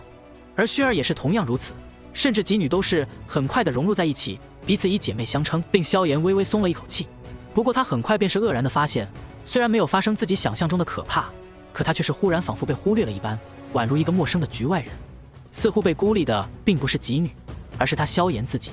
对此，萧炎也只能是轻轻摇头，孤立我，给我脸色看是吧？等晚上再让你们知道本帝的厉害。当夜，试图报复的萧炎便是试图悄悄地潜入众女的房间，然而令他惊愕的是，这些女人仿佛商量好了一般，都是紧闭房门，让他碰了一鼻子灰。直到走到薰儿的房间，才看到那敞开的房门。萧炎哥哥。见到萧炎走近，薰儿却是丝毫的不奇怪，只是浅笑着看着他。越是见到他这副模样，萧炎的心中却是更加的紧张了。薰儿，我……萧炎刚要开口，一抹倩影便是已经扑到了他的怀中。萧炎哥哥，我早就说过，虽然不知道你究竟为什么会这样做，但你一定有自己的苦衷。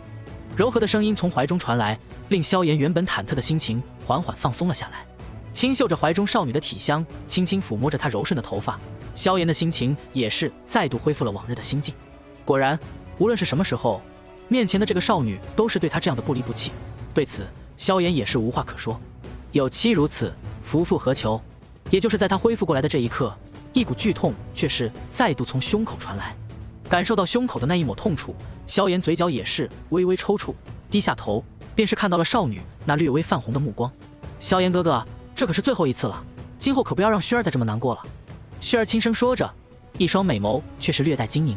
望着少女那宛如水晶一般的眸子，萧炎只是沉默的点了点头，然后便是握紧了手臂，似乎想要将怀中的人儿融入身体。窗外的山峰之上，几道倩影也是沉默的望着那萤火照耀之下的两道人影，彼此相互对视一眼，良久无言。接下来的2天，萧炎却是并没有像嘴上说的那般报复几女，毕竟薰儿如今还没有跟他走到最后一步。他若是在薰儿所在的情况下跟其他人欢好，那只怕是以薰儿的脾气和气度也会真的生气了。更何况这2天他也是真的忙碌。自从七族大战之后，他的名字已经传遍了整个中州，基本上所有斗尊之上的势力都是知晓了萧炎的名字和真正的实力。所以此番拜访星陨阁的强者也是远远超过了当初药老第一次回归之时的规模。那时的药老虽然已经很强大了，但各大势力也仅仅只是派了一些斗尊强者作为代表而已。可这一次，几乎是各大势力的真正首脑都来了，规格之高，规模之大，足以堪称斗气大陆1000年以来之最。倘若不是一些与药老萧炎有救的强者，那能够得到2人亲自招待的最低门槛都是半圣才行。至于寻常的斗尊，都是风尊者风贤这位副阁主负责招待了。饶是如此，那些斗尊强者都是有种受宠若惊的感觉。毕竟今时不同往日，随着药老和萧炎的不断崛起，风尊者的地位也是水涨船高。有着药老的丹药辅助，他的修为也是1日千里，短短1年的时间便是跳到了7星斗尊的层次。当然，比起他的修为，他的名号才是真正的可怕。药圣药尘的生死兄弟，萧炎的师叔，这2个名号一旦爆出去，就算是斗圣见了他都要客气3分，更何况是一些斗尊。这让一些曾经与风尊者平起平坐，甚至高他一头的强者都是无奈的一叹。关系这种东西，有时候一文不值，有时候却是大过天。对此，风尊者本身却并没有太多的傲慢，他本就不是那种性子，否则也不可能与药老成了生死兄弟。只是在不在乎，在看到曾经那些比自己强上许多的高阶斗尊笑脸相迎的时候，他还是忍不住的有些唏嘘。比起风尊者，药老的压力却是更大，因为随着各族的到来，远古6族族长的傀儡分身都已经到来，面对实力最差都是6星斗圣的几个老家伙，饶是药老也是难免有些紧张。尤其是见到曾经的药族族长药丹现在在自己面前竟然隐约有着一丝讨好之时，他的心情更是有种难以言喻的感觉。当年在药族，这位可是整个药族所有年轻人眼中近乎神明一般的存在，地位何等之高，可今天却是以这种面目站在自己的面前，真是让人暗叹世道无常。除去6族族长之外，丹塔老祖、焚炎谷的火云老祖等人都是纷纷到来，萧炎甚至还见到了唐火、曹颖乃至丹晨等人。对于这些前世的老熟人，萧炎心中也是略微有着几分感慨，只是自己这一世崛起的实在太早，不出意外的话，将来跟这几人的交际怕也不会太深了。虽然如此，萧炎依旧是送给了唐火一枚火扑丹，又分别送给了曹颖、丹晨一道灵魂修炼的秘法，令三女都是双眼放光。曹颖更是有些遗憾地看着萧炎，心中不知道在想些什么。这期间，丹塔和花宗却是发生了一次小小的摩擦，原因是花宗太上长老花青和丹塔的巨头玄一吵了起来。对此，中州各大势力却是个个双眼放光，这两人如今可都是半圣级别的老美人了，更是两大势力举足轻重的顶尖强者，如今竟然撕了起来，实在令人心中颇为痒痒。尤其是看到药圣药尘亲自出手阻拦，却是被两人围攻的焦头烂额之时，众人心中的八卦之火更是熊熊燃烧。不过要老爷好，花青、玄一等都不是等闲之辈，在发现旁边有人偷偷吃瓜之后，也是不再多言，令众人颇为失望。除了这些名门正派，甚至一些名声十分不好的强大势力，也都是纷纷派来强者祝贺。这些势力虽然坏，却并不蠢，知晓如今若是能够巴结到星陨阁，将有着何等的好处。不过他们也是清楚要老为人还算正派，萧炎同样不是邪恶之辈，也没指望着巴结两人，只是指望不要得罪了两人就足够了。甚至他们的首脑都是没敢亲自前来，鬼知道药老会不会一个不高兴就将他们给扬了。其中的代表势力以天明宗和冰河谷之流为首，对于这些势力，萧炎只是默默记在心里，冷眼旁观。除了这些人类之外，魔兽一族同样纷纷到来，如天妖皇、九幽地冥蟒以及一些次一等的魔兽族群都是派来了使者。然而真正令众人感到震惊的是，这一次竟然连太虚古龙一族的强者都到来了。太虚古龙一族那可是从远古时期就在斗气大陆魔兽界当中屹立不倒的顶尖族群，无数年来远古地族有些覆灭，有些诞生，却始终没有永恒。一如如今的远古八族，虽然无比的强大，可若是真的追溯起历史，其实也传承了不过上万年而已。而在上万年前，甚至更久之前，古龙一族便是与天皇一族始终屹立不倒。无数年来，远古的斗帝陨落的陨落，消失的消失，就连曾经与太虚古龙齐名的远古天皇、远古天蛇等顶尖魔兽也相继没落。如今的后代早已算不上纯血，可古龙一族在最近上千年虽然隐匿，却并未真正的消失。可以说，这一族算得上是斗气大陆真正的历史最为悠久的远古种族了。不过，这一族早在上千年前便是已经销声匿迹了，哪怕是当年的销魂两族大战，近年来的七族大战，都是未曾让这一族真正的出现。然而今日，这个已经销声匿迹很久的远古种族却是再度现身，实在是令人吃惊。而且比起人类种族的吃惊，魔兽种族的诸多强者在听到这个消息之后，更是无比的震撼。震撼之余，更是心生出了些许的警惕和惧意。尤其是天妖皇族族长黄天，在听到这个消息之后，更是忍不住瞳孔一缩。作为近乎宿敌的两个族群，黄天虽然不知道古龙一族这些年究竟发生了什么，但却也模糊有些了解，知晓古龙一族当中发生了巨变。正是这一巨变，才让天妖皇、九幽地冥蟒等顶尖魔兽势力微微松了一口气。如果不是当年的古龙岛分裂了的话，以古龙一族的可怕实力，哪怕竹坤这个老龙皇已经消失不见，却也依旧可以轻松力压魔兽界所有的魔兽族群。而今日古龙一族登门，似乎也是象征着古龙岛内部又发生了什么神奇的变化。对于这种变化，众人心中虽然不是十分的清楚，但却是隐隐有着一种察觉，那便是这个近乎永恒称霸着魔兽界的强悍种族，今日怕是又要出事了。果然，伴随着一道龙吟，一道蜿蜒超过千丈的庞然大物便是在天空之上隐隐浮现，浩荡龙威降临，身形尚未出现，便是已经令无数实力尚未达到斗圣的强者微微色变，尤其是本体是魔兽者，此刻更是身体忍不住的微微一颤。好在今日宴会之上之人并没有多少弱者，斗圣强者不在少数，最弱者几乎也是达到了斗尊境界，因此在这可怕的龙威之下，虽然略微有些色变，却也不至于当场出丑。古老的龙躯之上，金色鳞片浮动，其中还有着一丝淡淡的紫意，闪烁着耀眼尊贵的光芒。龙吟过后，伴随着金光闪过，一道苍老身影也是缓缓地出现在了星陨阁大殿当中。东龙岛大长老青山，携当代龙皇之令，恭贺耀圣出关。苍老的声音在星陨阁大殿回荡，却是再度令魔兽一族的众多强者都是脸色大变。东龙岛的大长老青山虽然已经算是魔兽界的顶尖强者之一，但归根结底也不过是个2星斗圣而已，在场众人当中还是有些人比他更强一些的。但是真正令他们感到震惊的，还是那龙皇之令4个字的传来。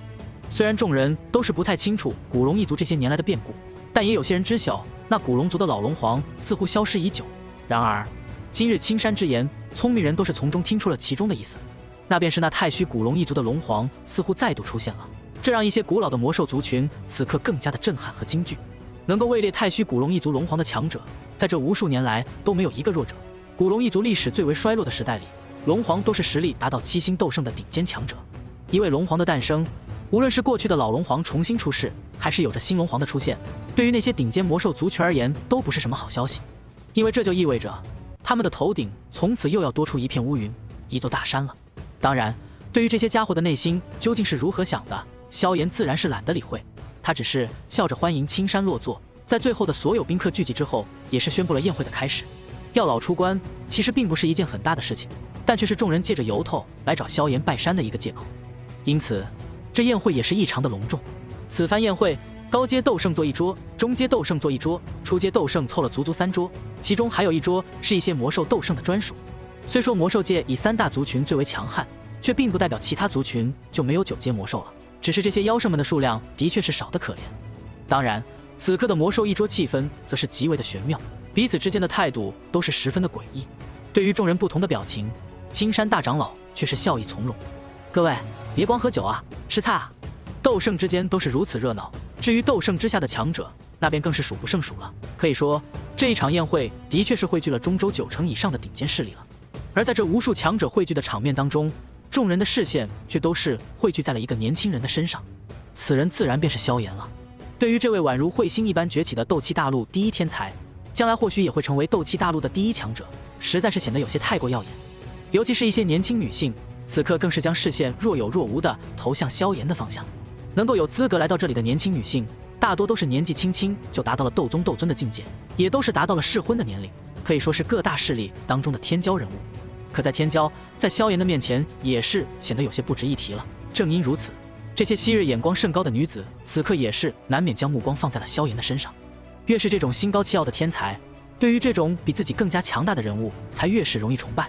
他们能够来到这里，除了因为他们各自足够优秀之外，跟背后势力的安排也是有着莫大的关系。然而，接下来的一幕却是很快就令他们色变，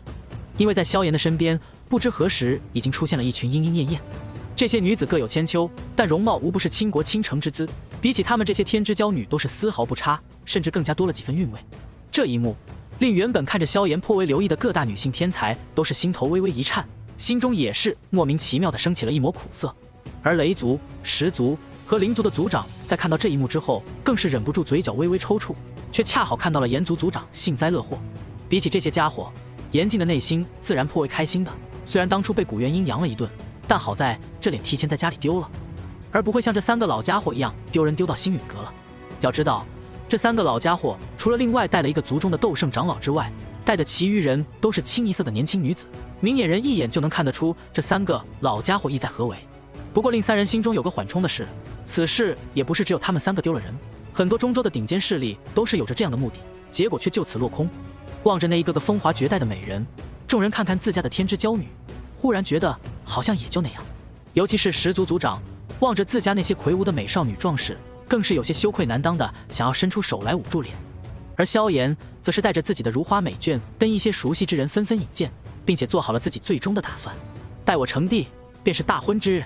当萧炎这句话说出的时候，所有人都是忍不住大吃一惊。尽管他们对于萧炎的潜力有了充足的预判，甚至都暗中推测萧炎将成为万年以来第一位真正踏入斗帝境界的强者，可当萧炎真正说出这个消息的时候，他们的眼中还是有着难以掩饰的震撼。毕竟这万年来9星斗圣巅峰常有，可斗帝却是再未出现。一旦萧炎成帝，那可不是简简单单的多出一位斗的这么简单，而是打破了某种不可言喻的魔咒。尤其是当众人看到古元和药老的脸上并没有太多吃惊的表情之后，更是忍不住心中骇然。不过骇然的同时，他们也是忍不住向萧炎提出了一个他们最为关心的问题。萧炎大人，敢问你若是要成帝，大概还需要多久的时间？如此众多的娇妻美人，若是时间太久，岂不是辜负了美人恩情？一些人以开玩笑的语气试探道，少则3年，多则5年。对于众人的疑惑，萧炎这一次却是回答得十分干脆。事到如今，他已经没有了掩饰的必要，因为斗气大陆上能够威胁到他的唯一一个人，还是他没有丝毫背叛理由的岳父加盟友。至于其他人，除了被毒死在魂界当中的魂天帝，实在是没有人能够再威胁到萧炎了。这是一种绝对的自信。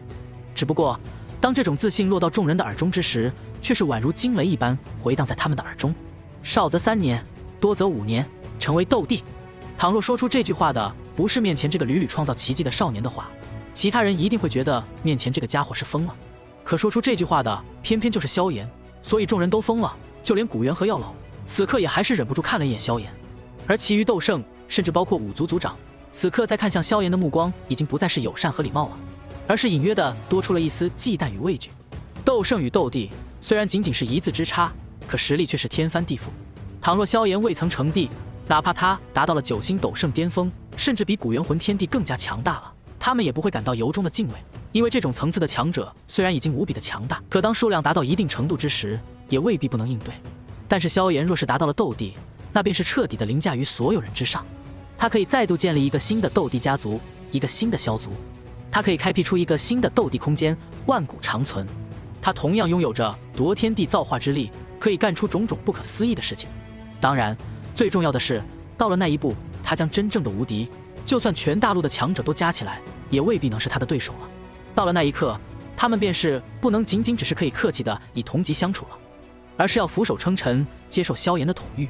对于众人心中的想法，萧炎却是懒得理会，因为他在宣布了这个重大的决定之后，很快便是发出了第2道决定，而这道决定将会立刻马上引起整个中州，甚至整个斗气大陆的震荡。自今日起，我萧炎将联合远古6族以及丹塔花宗等诸多势力，组成一道除魔联盟。从今天开始，斗气大陆所有的魔道势力将会被除魔联盟尽数铲除。如果说萧炎成帝只是令众人震撼，却并没有什么实际上的想法的话，那这段命令的发布便是令整个大厅瞬间陷入了死一般的沉寂。尤其是天明宗等邪宗魔道派来的代表长老们，这一刻更是已经脸色煞白。原因无他，只因为萧炎要除掉的就是他们。因为萧炎对于魔道的定义也很简单，凡是以人血、灵魂、性命等滥杀无辜，依靠掠夺人的性命为资源的修炼方式，都是可以被列为魔道的范畴。萧炎不会去管打打杀杀，世界本就是阴暗的，为了一些私仇恩怨，一怒之下击杀仇敌，甚至发生灭门之类的事情，都是人之常情，他也不是什么烂好人。然而，若是利用无辜之人的性命，甚至依靠折磨无辜之人来得到更优质的修炼资源，那这些人便是该死了。他们的存在只会污染斗气大陆的秩序，将来也会成为无尽火域的毒瘤。所以萧炎干脆一不做二不休，直接在萌芽尚未成长起来的时候，便是将其抹除。当天，远古6族以古族为首，包括丹塔都是出动了一位斗圣强者，组成了灭魔联盟。除此之外，其余顶尖势力都是出动半圣、斗尊等一大堆。顷刻间，斗气大陆的魔道修士们迎来了自己的灭顶之灾。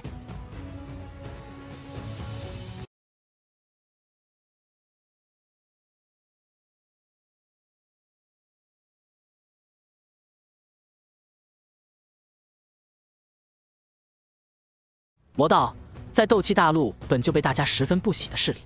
毕竟这种势力行事太过极端，杀人不分恩怨，很容易就招惹到某位强大的存在。单单是这一点，便是足以令很多魔道势力的传承时间极为短暂。很多魔道势力往往刚刚兴起不久就被人灭门了，因此魔道势力在斗气大陆的实力其实并不算强悍。当然，这里的不算强悍，主要是指斗圣层面上的，在斗圣斗尊之下，魔道虽然是人人喊打的过街老鼠，却是颇受一些心术不正之人的喜爱。虽然修炼这一类的功法手段有着诸多弊端，但也是有着见效快、威力强等种种好处。不过正因如此，才导致魔道在斗尊乃至斗圣层面上的数量要远远少于寻常势力。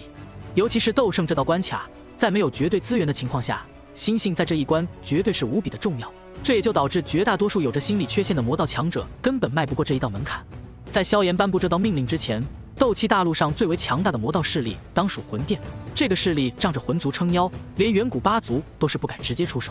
而其余势力除去丹塔，也无人是魂殿的对手。因此，尽管魂殿这些年一直残害强大的灵魂体和炼药师，却始终没有人能够真正的对付他们。然而，随着萧炎的出现，就连他们身后的魂族都是被彻底打败，魂殿更是被萧炎3掌铲平。这个曾经威胁着整个斗气大陆的势力，就此烟消云散。连魔道魁首的魂殿都沦落到了这种层次，那其他诸多连一位真正斗圣都很难凑出来的魔道势力，又怎么可能逃得过？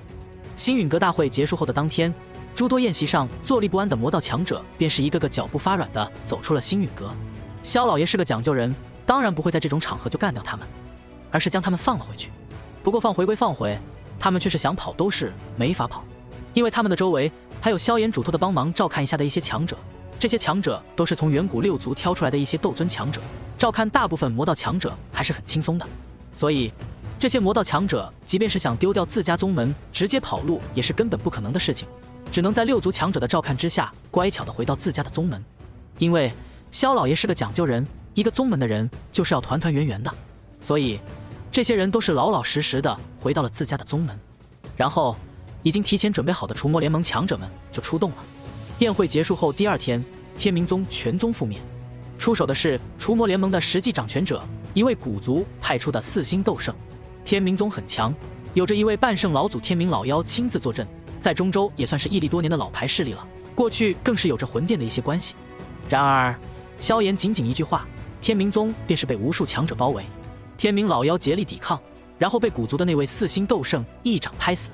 宗门其余人等被诸多势力的年轻天骄一拥而上，纷纷剿灭。冰河谷主被焚炎谷的火云老祖一口气直接烧成了灰烬，然后宗门上下超过80%的强者被屠戮。冰河谷不同于天明宗，他们只是形式更像魔道而已，但修炼的功法还不算纯粹的魔道，因此宗门当中也有着一些未被判定的弟子没被诛杀。除去这些势力之外，中州还有很多魔道势力，如仙魔三鬼之流都是被尽数诛杀。甚至对付这些人，除魔联盟的众多斗圣强者都极少出手，大部分情况下只是派出一人压阵，仅仅各大势力的年轻天骄便是将他们解决了。此番除魔运动仅仅3天，便是将中州各大魔道势力尽数铲除。对于各族和各大势力而言，与其说是除魔，倒不如说是对于他们年轻一代的一次大练兵。在这场运动当中，中州魔道势力被一扫而空，然后便是被组织着再度朝着大陆其他方向横扫过去。不过这些都只是后话了。现在的萧炎更加注重的是眼前的一些事情，比如此刻站在自己面前的药万归。这一刻，星陨阁大殿当中没有了往日的热闹，只剩下死一般的沉寂。在场众人当中，也只剩下了萧炎、药老、药丹、古元和脸色苍白的药万归。古元是萧炎的岳父，也是六族联盟真正的领导者。虽然所有人都知道将来萧炎会有超越他的那一天，但那一天终究还是未曾真正的到来。就算是到来了，那他也终究是萧炎的岳父。除了古元因为身份特殊被留下观看之外，其他人之间的联系自然不必多说。药万归，这个曾经将要劳赶出药族的罪魁祸首，终于尝到了自己所该拥有的恶果，跪下求饶，卸去药族长老职位，还可以平安退休，安享晚年。不这么做，挫骨扬灰，甚至连他身后的药族也得跟着受罪。这是萧炎必然会做的事情，也是药丹所说的原话。面对这种选择，以药万归的心高气傲，在这一刻甚至有种自杀的冲动，可他却不敢。身为药族的4星斗圣，在药族执掌大权数百年的时间，他的身后可不只是跟他关系不大的药族族人，更有着他的众多亲人。若是萧炎因为他迁怒药族，那药族的族人就要把怨气发泄在他的亲人身上了。整个大厅的沉寂最终在一声轻咳当中被打破了。打破这场死寂的是药族族长药丹，而伴随着药丹的一声轻咳，那始终脸色阴沉不定的药万归，在这一刻终于是狠狠的一咬牙，扑通一声跪了下去。因为在药丹轻咳的同时，他还感到了另一种眼神，那是萧炎蕴含着杀意的眼神。这一跪令平静的大厅再度掀起了波澜。对于这一幕，古元只是略微无奈地摇了摇头。一个4星斗圣跟3星斗圣之间的恩怨，倘若不是因为萧炎的缘故，他还真是懒得理会。萧炎内心毫无波澜，只是眼中杀机略微减弱了一些，却并未完全消失。他可忘不了前世的时候，第一次见到药万归时，后者那副嚣张霸道的嘴脸。倘若不是自己这一世崛起太早，实力太强，后者现在还指不定是个什么态度呢。至于药丹，虽然表面颇为的平静，可内心却是忍不住的苦笑。身为药族族长，虽然跪下来的不是他，可实际上他在这一刻脸上也是没有丝毫的光彩可言。毕竟药万归无论如何也是他们药族的顶尖高层之一，地位之高，也就他这个族长能压上一头了。如今药万归跪在地上，他这个族长跟在身旁罚站，对于药丹而言，心中也自然不是个滋味。不过好在他没有跪下，外界也不知道这一幕，算是给他这个药族族长最后的一点体面了。相比于其他人，此刻的药老却是在药万归下跪的那一刻便是身体一颤，甚至连那苍老的手掌都是忍不住微微颤抖起来。对于一位天境大圆满的强者而言，肉身都是犯起了如此动作，可想而知他的内心此刻是有着何等的波澜。药尘，我药万归认错了，我承认当年之事是我不分青红皂白，错将你冤枉了。现在我恳求你原谅，因为我而导致药族对你犯下的错误。药万归脸色阴郁，说着言不由衷的话语，内心同样是无比的痛苦。这一刻，药老的眼角都是忍不住的颤抖了起来。多少年了，自从当年之事，他被面前这个不讲道理的老东西赶出了药族，一路的颠沛流离，饱经风霜。除了因为他内心对强者路有着期待之外，当年的恩怨更是驱动他一路从一个废屑少年一路成长为中州炼药界巅峰存在的执念。他付出了这么多，最后才成长为名震斗气大陆的药尊者。可即便是如此，他也依旧是未曾做到这一点。因为药族始终是一个强大的庞然大物，药万归也的确是高不可攀的4星斗圣强者。虽然他始终坚信凭借自己的努力终究能够将当年的屈辱讨回，可他也知道这条路将是何等的艰辛。然而命运的奇妙就在于此，在他被魂殿毁灭了肉身，灵魂躲在那暗无天日的古岩界当中苟延残喘，甚至一度对未来失去希望的时候，却也是峰回路转的时候。在他人生最为困难的时刻，一个少年闯入到了他的生命当中，顷刻间柳暗花明。然而曾经令他毫无反抗之力，曾经令他费尽心思都难以报复的药万归，在这一刻就这么以一种毫无反抗之力的姿态跪在了自己面前，以一种近乎摇尾乞怜的姿态请求自己原谅他当年犯下的过错。昔日嚣张跋扈不分是非的长老和那满身屈辱却回天无力的少年，在这一刻清晰地兑换了角色。命运的魅力就是在这位置的兑换当中体现出来的。莫欺少年穷这句话同样适合当年被赶出药族的那个少年。就在药老准备开口的时候，萧炎却是打断了药老的话语，只是冷漠地看着那满脸不甘的药万归，冷冷的声音在大殿当中回荡：不够，我说过你得跪下磕头，诚诚恳恳的道歉。萧炎话音落下的那一刻，药万归的双目在这一刻都是瞬间微微泛红，一张脸庞不断的青紫交接，嘴角都是在微微颤抖。他的内心在这一刻都是被愤怒充斥，隐隐有着一种自爆的冲动。不过这种冲动在一道浩瀚磅礴的威压之下，很快便是被湮灭下去。当萧炎的地境灵魂威压降临的那一刻，药万归瞬间就清醒了过来。自爆，自己就算自爆了也解决不了问题。面前这个少年是谁？是萧炎啊！是一吼之下灭杀了魂族近1/3强者的萧炎，是有着强行灭掉整个药族实力的萧炎。这一刻，药万归忽然感觉到浑身的力气仿佛被抽空了一般，他已经多少年未曾有着这样无力的感觉了。然而这一刻，他感受到了。这一刻，药万归的脸色苍白，身体颤抖，最后缓缓闭上双眼，朝着地上重重地磕了一个响头。药尘大人，我药万归承认自己以往所犯下的过错。现在，我诚恳地邀请您回归药族，将您父母的灵位邀请回药族的宗族祠堂。当说完这句话的那一刻，药万归便是感到自己的内心仿佛有什么东西破碎了一般。他知晓自己的修为将来怕是很难有大的精进了，因为他的道心已经破碎。只是在药万归说出这句话的时候，他身后的药丹在这一刻却是微微松了一口气。他知晓萧炎与药族的恩怨，这次算是一笔勾销了。于是这位药族族长当即便是说出了自己新的打算：药尘，你父母的事情族中此刻已经安排好了，只等你回归药族，族中便是会以最大的盛典将他们安排到药族的宗族祠堂。宗族祠堂是一个远古族群当中的荣誉象征，历代药族强者至少也得是斗宗才有资格被列入其中的边边角角。当然，若是子女极为有出息，对族群有着重大贡献，自然也是可以破例进入其中的。以药老如今的实力，一旦回归药族，自然是没有问题。闻言，药老却只是缓缓闭上眼睛，压抑着内心的颤抖，良久之后才缓缓地点了点头。回归药族之事可以再做商量，我这些年在外面漂泊惯了，若是回到药族当中，怕是会有些不习惯。药老轻声开口道，显然对于药族他已经没有了太多的感情可言。听到药老的话，药丹却是丝毫不慌。药老对于药族的抵触情绪，他这些时日里早已通过各方走访调查清楚。只是抵触归抵触，你这家伙若是不回到药族，那我药族将来还怎么跟萧炎拉近关系，还怎么得到未来的炎帝大人的一些垂青？所以药丹脸上没有丝毫的担忧，反倒是笑呵呵地说出了自己的建议：无妨，你只需名义上回归药族便是，至于你本身，药族并不会过多干预。今后药族有事，你愿意帮忙就帮忙，不愿意帮忙也没人能强迫你。药丹笑着将目光看向药老，笑道：我药族新增设了一个名号，是为名誉副族长，不知道你可有兴趣？药丹的话语落下，不但是药老顿时有些错愕，就连萧炎和古元在这一刻都是忍不住有些懵逼。不过懵逼过后，两人相互对视一眼，也都是看到了彼此眼中的一抹无奈。远古八族的族长，虽然不是个个都能达到枭玄魂天地那种顶尖枭雄的程度，但所谓屁股决定脑袋，在这个位置上干了上千年，哪怕是一头猪脑子也不会太差。他们更是不必多说，堪称是人精当中的人精。因此，药丹做出这样的决定，虽然有些在意料之外，却似乎也在情理之中。而在经历了短暂的懵逼之后，药老目光落在萧炎身上，见到后者笑盈盈的点了点头之后，沉默片刻之后，这才冲着药天微微点头。见到药老点头，药丹的内心却是明显的松了口气，心中也是暗叹自己跟药族高层下定的英明决定。这一招下去，虽然并未真正的让药尘将心思都回归到药族，却也终于是跟药尘，包括萧炎建立了真正的联系。这是一种真正的关系连接，而并非之前对付魂族那种的利益联盟。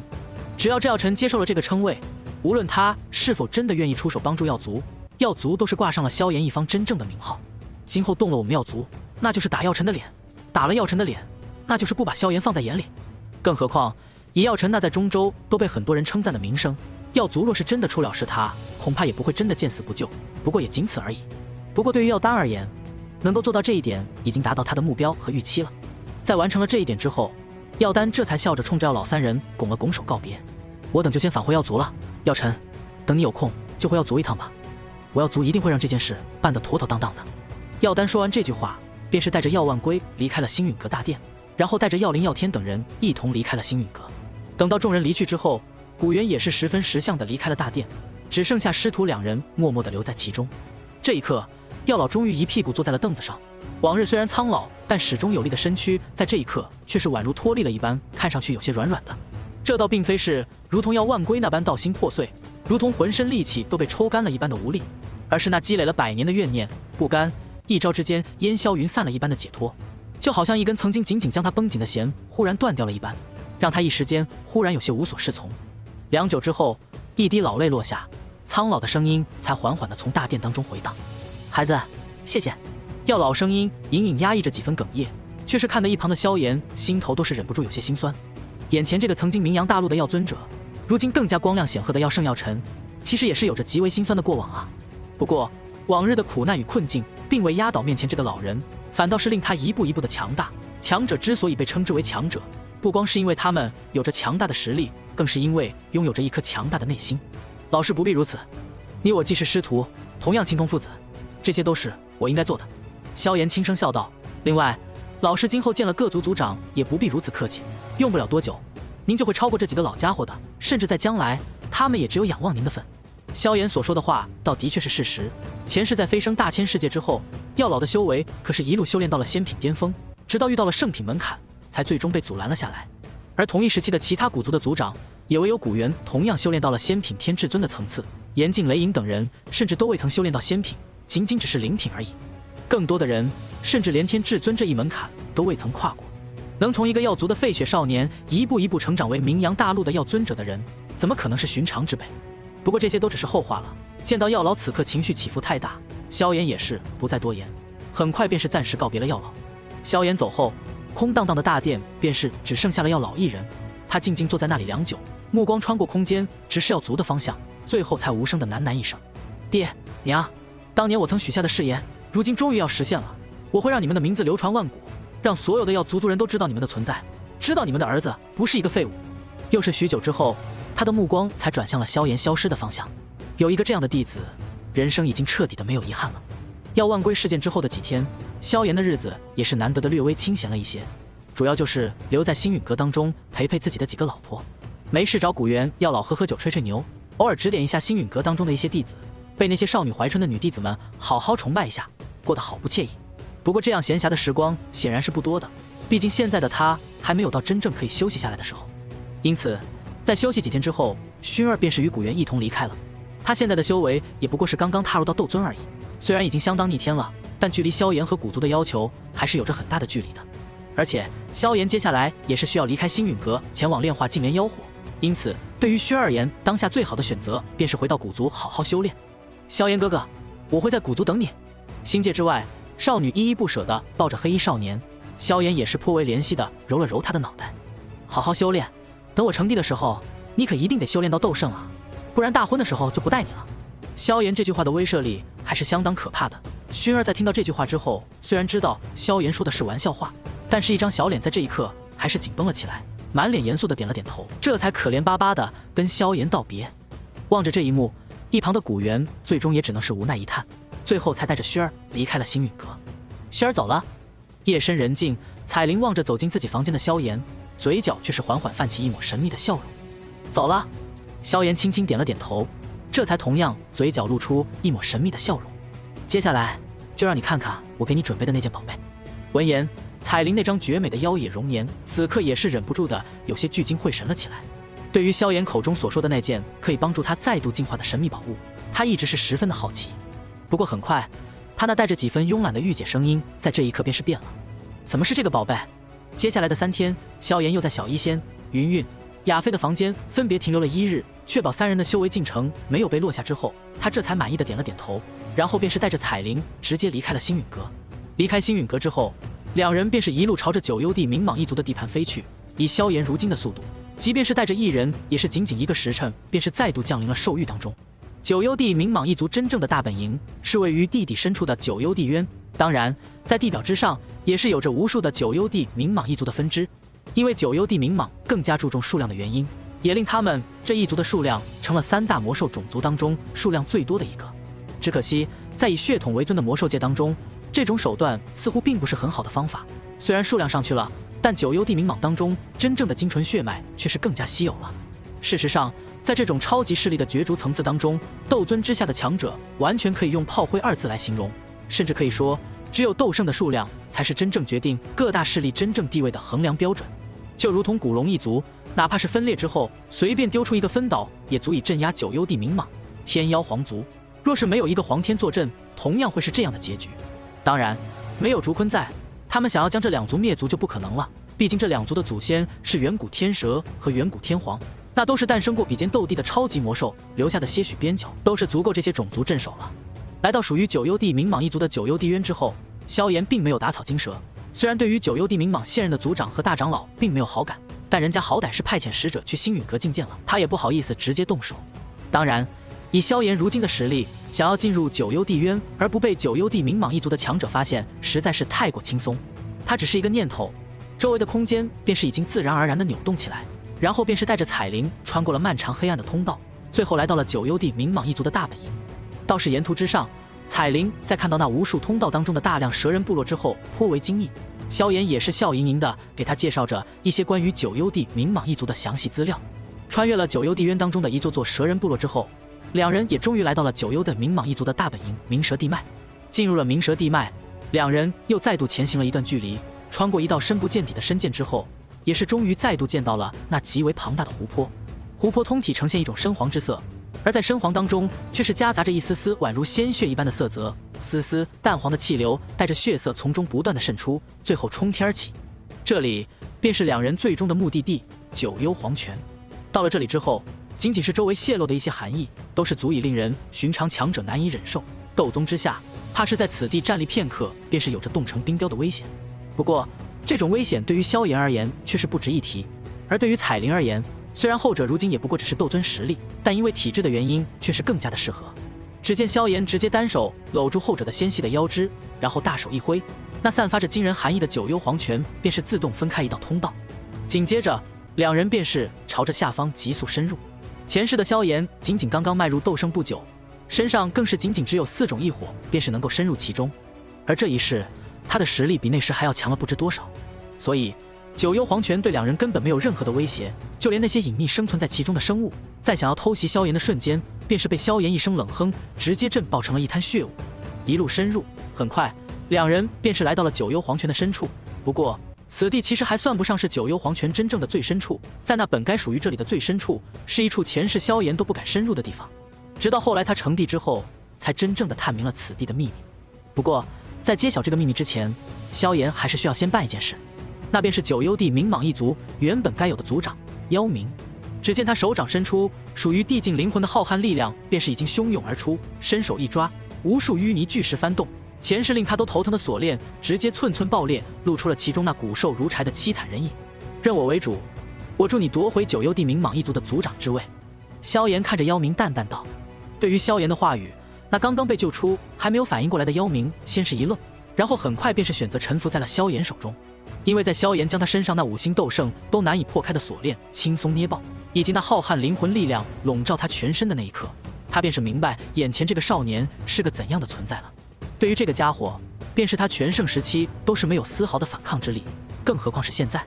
而且萧炎还提出了一个让他根本无法拒绝的条件，那便是助他恢复实力，并且夺回族长的位置。2种情况之下，妖明仅仅在脑海当中闪过了这个念头，便是直接答应了下来。很快，萧炎便是在他灵魂当中种下了一枚魂印，然后给出了2颗8色丹雷级别的疗伤丹药，令妖明很快恢复了大半的实力。而在妖明恢复了大半实力之后不久，上方的湖水当中便是传来了一道道凶悍的波动。这一道道强大的波动，自然是来自九幽地冥蟒高层的众多强者，其中也包含着九幽地冥蟒一族的现任族长妖啸天和大长老，这是2位1星斗圣级别的强者。在他们的身后，还有着一道道斗尊阶别的九幽地冥蟒族强者。不过，当他们看到那站立在九幽黄泉深处，干枯身躯正在逐渐恢复壮硕的男子之时，许多人的脸上都是露出了一抹不可思议的神色。除了一些人脸上露出不可思议的神色之外，同样有着一小群老者的脸上却是露出了一抹狂喜之色。显然，这些人便是一些与妖明极为亲近之人。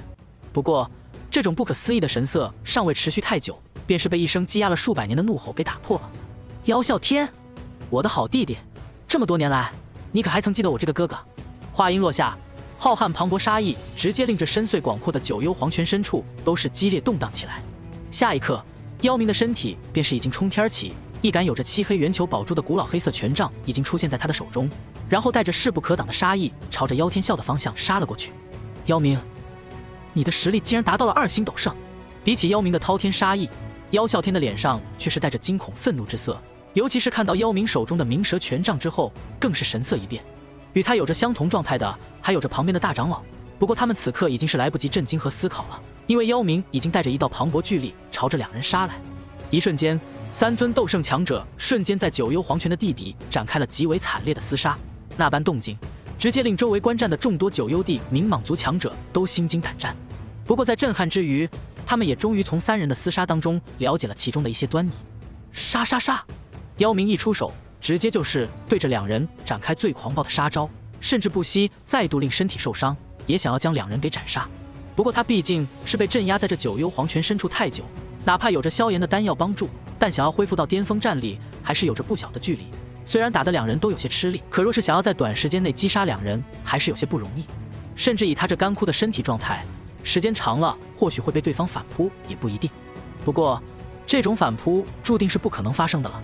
因为就在2人竭力抵抗妖明的攻击之时，一阵莫名的刺痛却是突兀的从他们的灵魂当中出现。这种刺痛来得无声无息，却是在瞬间撕裂了2人的部分灵魂，令2人惨叫的同时，不由得吐出了一口鲜血。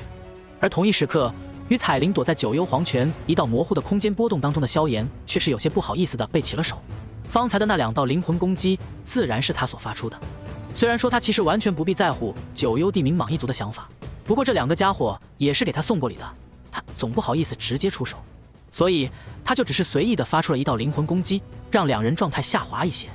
好在他如今实力了得，加上各种手段，就算是天境大圆满也很难察觉到他的偷袭，更别说魔兽一族的斗圣了，他们本就天生不擅长灵魂手段，吐出鲜血也好，灵魂受伤也罢，对于这种层次的强者而言，平时也算不上多么致命。只可惜在这斗圣级别的交锋当中，那片刻的迟钝已经足以造成极大的危险。下一刻，冥蛇权杖的下方长尖便是瞬间划过数十道光芒，然后落在妖啸天和大长老的身上。这一招虽然没有方才的诡异灵魂痛楚那般悄无声息，可威能却是大了不知道多少，几乎是在瞬间就令2人重伤。等到2人清醒反应过来的时候，冥蛇权杖的长尖已经刺穿了妖啸天的心脏。下一刻，一只延伸出利爪的手掌便是带着无穷巨力拍在了妖啸天的头颅之上，血雾散尽，一道长达1000丈的庞大蛇躯缓缓浮现在九幽黄泉的深处，而妖明的手中则是多了一颗通体黝黑、释放着惊人寒意的魔核。击杀妖啸天之后，妖明的速度不减分毫，再度带着惊人的杀意朝着大长老的方向追杀过去，任由对方如何的求饶，他甚至燃烧体内的精血加快速度，以求能够快速追上并击杀大长老。由此可见，这妖明对2人的恨意之深。很快，又是一具庞大的蛇身出现在了九幽黄泉的深处，而妖明的手中也是再度多出了一颗通体黝黑的9阶魔核。做完这些之后，他才恢复了些许的平静，回到九幽地冥蟒一族的人群当中，望着众多目瞪口呆又带着些许惧意的众人，说了许多话，然后很快便是取代妖天笑，重新统治了九幽地冥蟒一族。毕竟妖明当年在九幽地冥蟒一族便是有着众多支持者，所以重新统治九幽地冥蟒一族并不算难。做完这一切之后，他先是安排众人返回族中，等到九幽皇权再度恢复平静之后，他才再度来到了萧炎和彩铃的面前。主人大恩，妖明无以言报，从今以后，九幽地冥蟒一族为主人之命，是从。闻言，萧炎也只是微微一笑，轻轻点了点头，便是任由妖明离去。他对于妖明的印象还算不错，知晓此人也算是个人物，毕竟在这九幽皇权之地都能修炼到这种程度，潜力放眼当今的魔兽界都是佼佼者，比起天妖皇族族长黄天还要强上一些。而且此人无论是眼界、心胸还是目光都非同常人。之所以要给妖明种下一道魂印，并非是萧炎有意要控制妖明，对他而言，其实就算是整个九幽地冥蟒一族的价值也并非很高。他这么做唯一的一个原因就是想要给彩铃一个真正绝对安全的进化环境。虽然说以他如今的实力已经无比的强大，这种情况几乎是不可能发生之事，不过萧炎还是不容许哪怕有着一丝丝的意外出现。在送走了妖明之后，他与彩铃相互对视一眼，这才彼此一笑。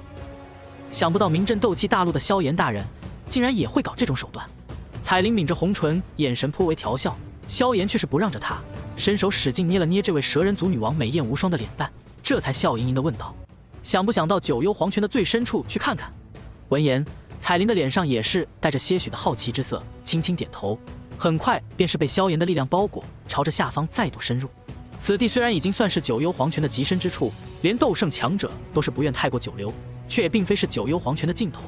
不过以彩铃的实力，哪怕他是七彩吞天蟒，也很难再抵御再往下的寒意了。好在萧炎如今大为不同，两人很快便是朝着九幽皇权的深处再度前进。如此再度深入了1000丈左右的深度之后，四周的寒意已经达到了一个极为可怕的程度。前世让萧炎颇为头疼的黄泉血晶，在这一刻也是出现的频率越来越多。到了后来，哪怕是萧炎也不得不生起一火来，再度增强对于寒气的抵抗力了。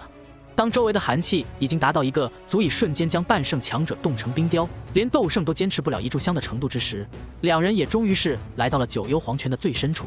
出乎彩铃想象的是，此地并非是什么泉眼之类的神奇地方，而是一片银光闪闪的空间通道。空间通道的另一端，他并看不清其中的确切存在，在萧炎的力量庇护阻隔之下，他甚至感受不到那通道传来的气息。然而就是这么看上一眼，他便是能够察觉到一种宛如天渊一般的强大生命就在那空间通道的另一端。这种感觉并非是通过灵魂或是气息的感知，而是完全来自内心的一种什么感触。除此之外，一丝丝渗透着惊人寒意的血丝也是从那通道的另一头时而传来。这些血色丝线在进入这通道之后，便是化作可怕的寒意融入到九幽皇权当中，但其中最为精华的一部分却是不断汇聚，最后缓缓组成一颗新的黄泉血晶。这一道道神秘的血色丝线就是九幽皇权和那黄泉血晶的真正来源。通道的另一端究竟是什么？彩铃有些心悸地看了一眼通道，美眸也是好奇而吃惊地看着萧炎。是一头极为强大的魔兽尸体，这头魔兽生前的实力应该是比斗帝强者还要高了一个层次。萧炎笑着回答，却是令彩铃美眸骤然瞪大。不用这么吃惊，这种层次你将来也一定会达到的。这里的秘密，当年萧炎前世成帝后第一次探索此地的时候，同样忍不住感到震撼。不过后来随着他的实力越发强大，对于这种情况便是习以为常了。斗气大陆在当年可是连接着无数世界的焚天界的一部分，即便是焚天界碎裂，无数空间通道被打破，可依旧有着极少数的强大存在留下的空间节点尚还存在。不过能够留下这种层次空间节点的强者，那都是真正的神灵层次，即便是放眼浩瀚宇宙，那都是最为顶尖的强者，放在大千世界，那也是堪比主宰的存在。也只有这种存在留下的空间节点，才能在世界崩溃的大战当中依旧幸存，甚至在漂流出极为遥远的距离之后依旧存在，甚至可以使用。这一点即便是圣品天至尊也远远不可能做到。而这处空间节点的创造者，便是曾经属于焚天界之外的一个大世界——九幽大世界的主人九幽神主。当然，九幽神主实力极为强大，便是放在神灵当中也算是十分强大的一类人，至少要比当初的天邪神要强大许多。哪怕是萧炎，也是到了最后面才能略压对方一头。这种层次的强者留下的空间节点和空间通道都是有着无数，他也不会专门关心这小小的一处焚天界。通道另一端的生命，倒并非是九幽神主这种存在。而是一头大约相当于天至尊层次的九幽太阴蟒的尸体。这头强大的生命最终陨落在了这种空间通道的入口处，死后血肉缓缓溃败，最后有着一些血气溢散。在跨过空间通道之后，最终造就了九幽黄泉这等神奇之地，也凝聚出了黄泉血晶这种神奇的冰寒宝物。这些话萧炎倒也并未向彩铃解释太多，毕竟今后自然能够知晓。今后萧炎与九幽大世界打交道的机会也是很多，他只是带着彩铃简单看了一眼这里，便是最终带着他回到了七彩吞天蟒一族所陨落的地方。当感受到此地那极为熟悉的气息之后，彩铃的美眸在这一刻也是再度变化。这一次萧炎倒是没有再胡搞一些恶作剧，只是笑着将那枚九彩原石拿出递给了彩铃。谢谢。虽然早就知晓萧炎会这么做，但当看到这一幕的时候，这位以冰冷美艳闻名于世的美杜莎女王还是忍不住心中一暖，轻轻抱住萧炎之后，最后抬起头送上了一抹红润。去吧，我会将北王留在这里给你护法，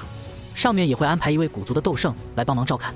萧炎轻轻揉了揉后者柔顺的青丝，这才看着彩铃朝着七彩一族的巢穴飞去。之后他便是将北王留在了不远处负责护法。以他的炼器手段，这一代的北王不但有着更大的潜力和成长性，更是有着初步的逻辑智慧，虽然不多，但也够用了。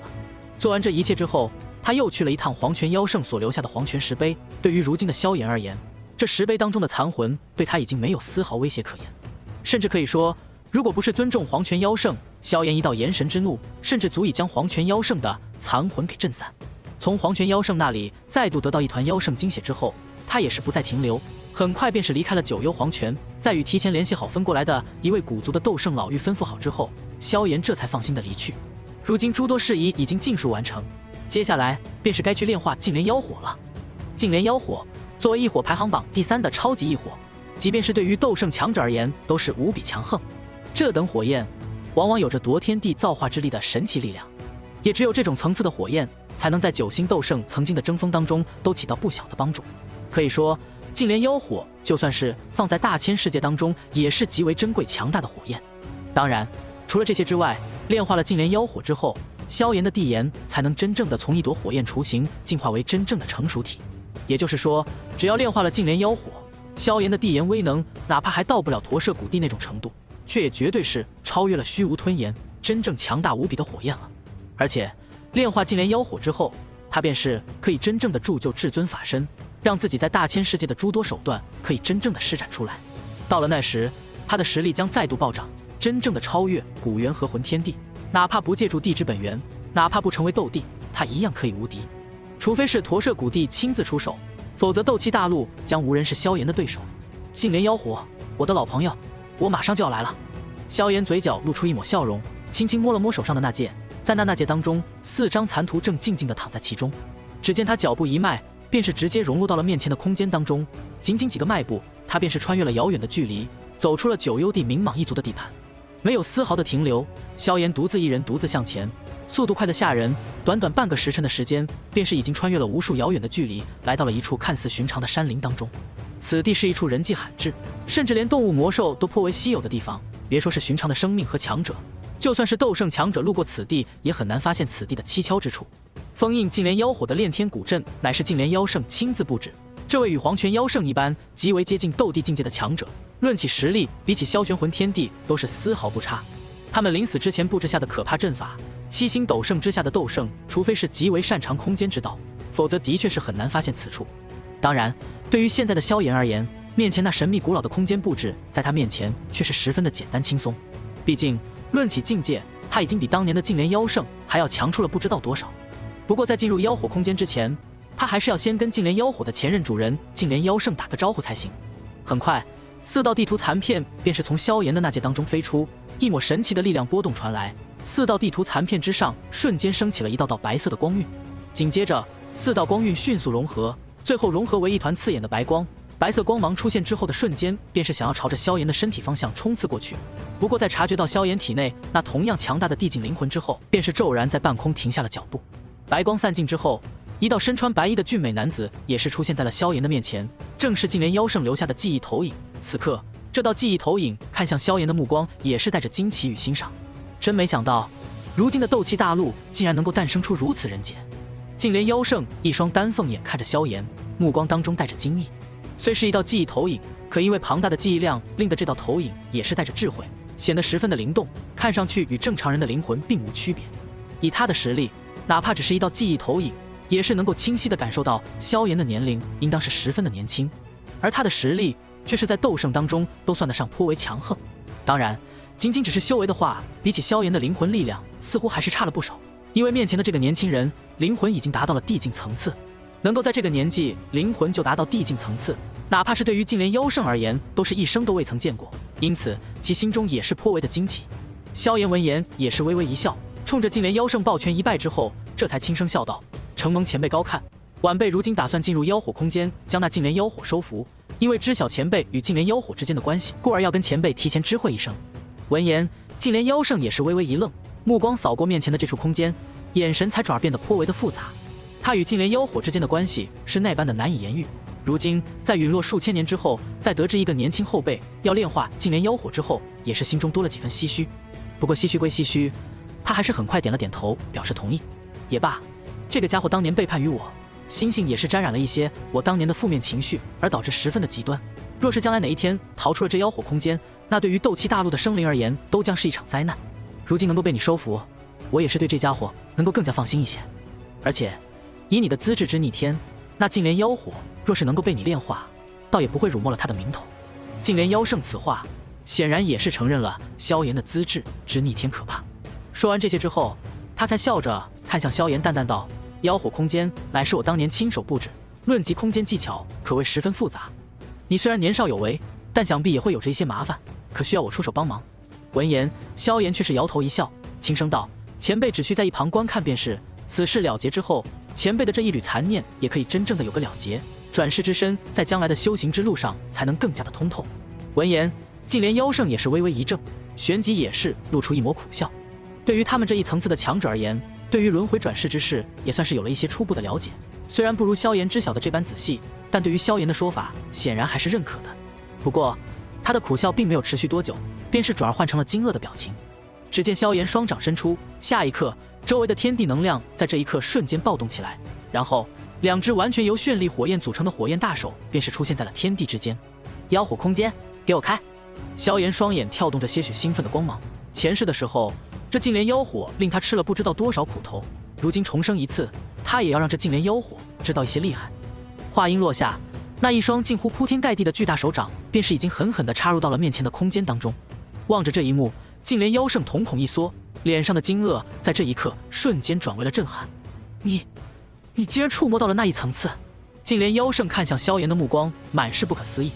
到了他们这一层次的强者，自身修为灵魂都是已经达到了天地之间的极限，也就是说，大家的基础力量基本上都是相差无几。而在基础力量达到这片天地的极限之后，想要在同级强者当中有着更大的优势，有着更强的实力，便是只能在各种手段之上下功夫了，比如斗技、炼药、灵魂攻击手段等等。当然，在这众多的手段当中，自然是以对于空间玄妙的控制和灵魂玄妙的攻击可以对战斗力提升更大。净莲妖圣之所以被称为他那个时代斗帝之下的最强者，除了自身实力达到斗圣极限，并且有着净莲妖火辅助之外，其对于空间之道的参悟也是十分强大，堪称冠绝同代。当然，能够成为斗圣极限的强者，个个都是人中龙凤。他们在空间之道的参悟或许不如净莲妖圣那般强大，但也有着各自擅长的手段。虽然不敌净莲妖圣，但也绝不至于被净莲妖圣碾压斩杀的程度。但无论如何，都无法避免净莲妖圣是那一时代最强者的强悍。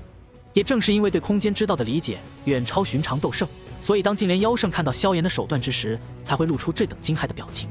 这看似粗暴蛮横的意思，其实每一个动作、每一个角度都是将空间之道运用到了极致。这种行云流水一般的动作，就连净莲妖圣当年都是无法做到。这般强悍的手段所导致的最终结果，便是净莲妖圣曾经引以为傲的妖火空间封印，被萧炎迅速找到了阵眼所在，然后瞬间撕裂。轰隆！在那空间封印被撕裂的瞬间，天地骤然变色。下一刻，原本无比平静的空间瞬间无比狂暴，数之不尽的能量潮汐开始在方圆千里波动，然后便是有着无比炽热的高温从那其中爆发。顷刻间，无尽的光和热席卷整片天地，方圆千里的温度在这一刻瞬间爆发到了一个极为恐怖的程度。萧炎脚下的树木丛林几乎是在瞬间碳化，然后直接被那炽热的高温焚烧成了虚无。就连那绵延的山脉在这一刻也是瞬间融化，被那炽热的高温快速焚烧成了道道岩浆。紧接着，无数乳白色的火焰从中瞬间窜出，令那些被快速融化的山石都是再度沸腾起来。而在融入这些乳白色的火焰之后，那一道道炽热沸腾的岩浆在这一刻都渐渐地多了一些乳白之色。这一刻，方圆千里的空间已经完全化作了一个巨大的火炉，其温度之高，斗尊之下的强者根本不敢进入其中，就算是实力达到了斗尊，几乎也是不敢接近此地的中央之处。单单是那溢散而出的炽热高温，便是只有5星斗尊以上的强者才敢真正的接近此地。而若是想要有勇气进入这片空间当中，怕是至少也得是半圣才有这个资格。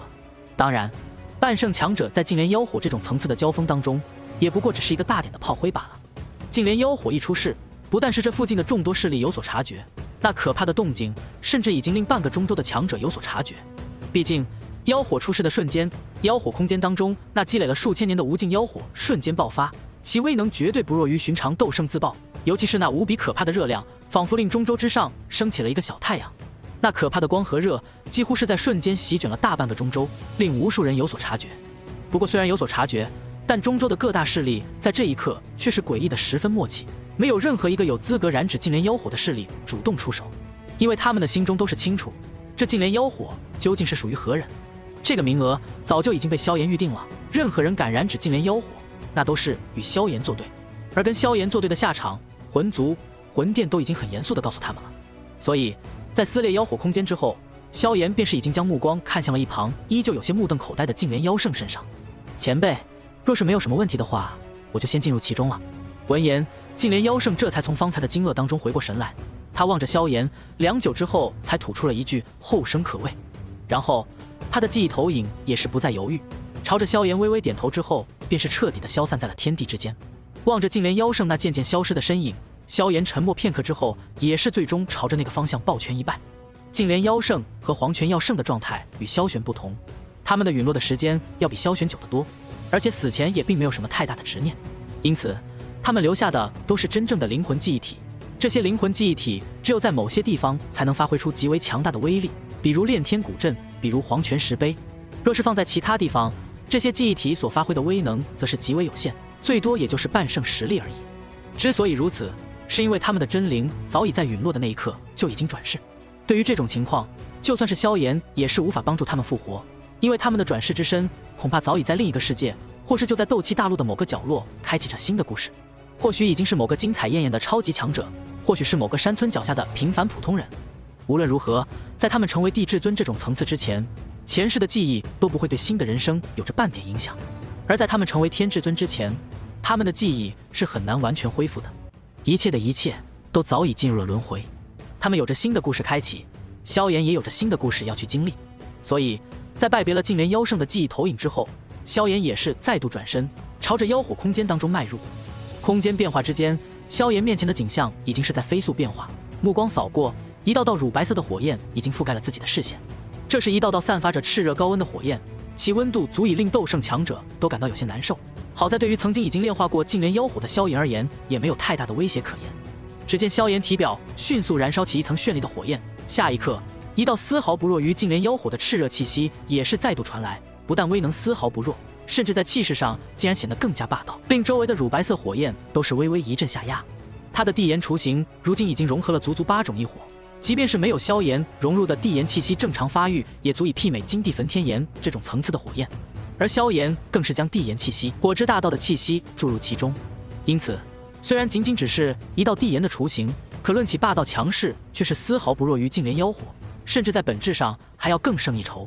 而伴随着萧炎进入其中，那一道道乳白色的火苗在这一刻已经是开始变化，一个个隐隐跳跃，宛如隐藏的小蛇一般在萧炎周身游走，甚至有着几朵火苗已经开始尝试想要钻入到萧炎的身体当中。净莲妖火除了拥有焚烧万物、净化天地的神奇效果之外，同样拥有着蛊惑人心、操控情绪的神奇能力。不过这些小手段对于这一世的萧炎而言却是并没有什么威胁，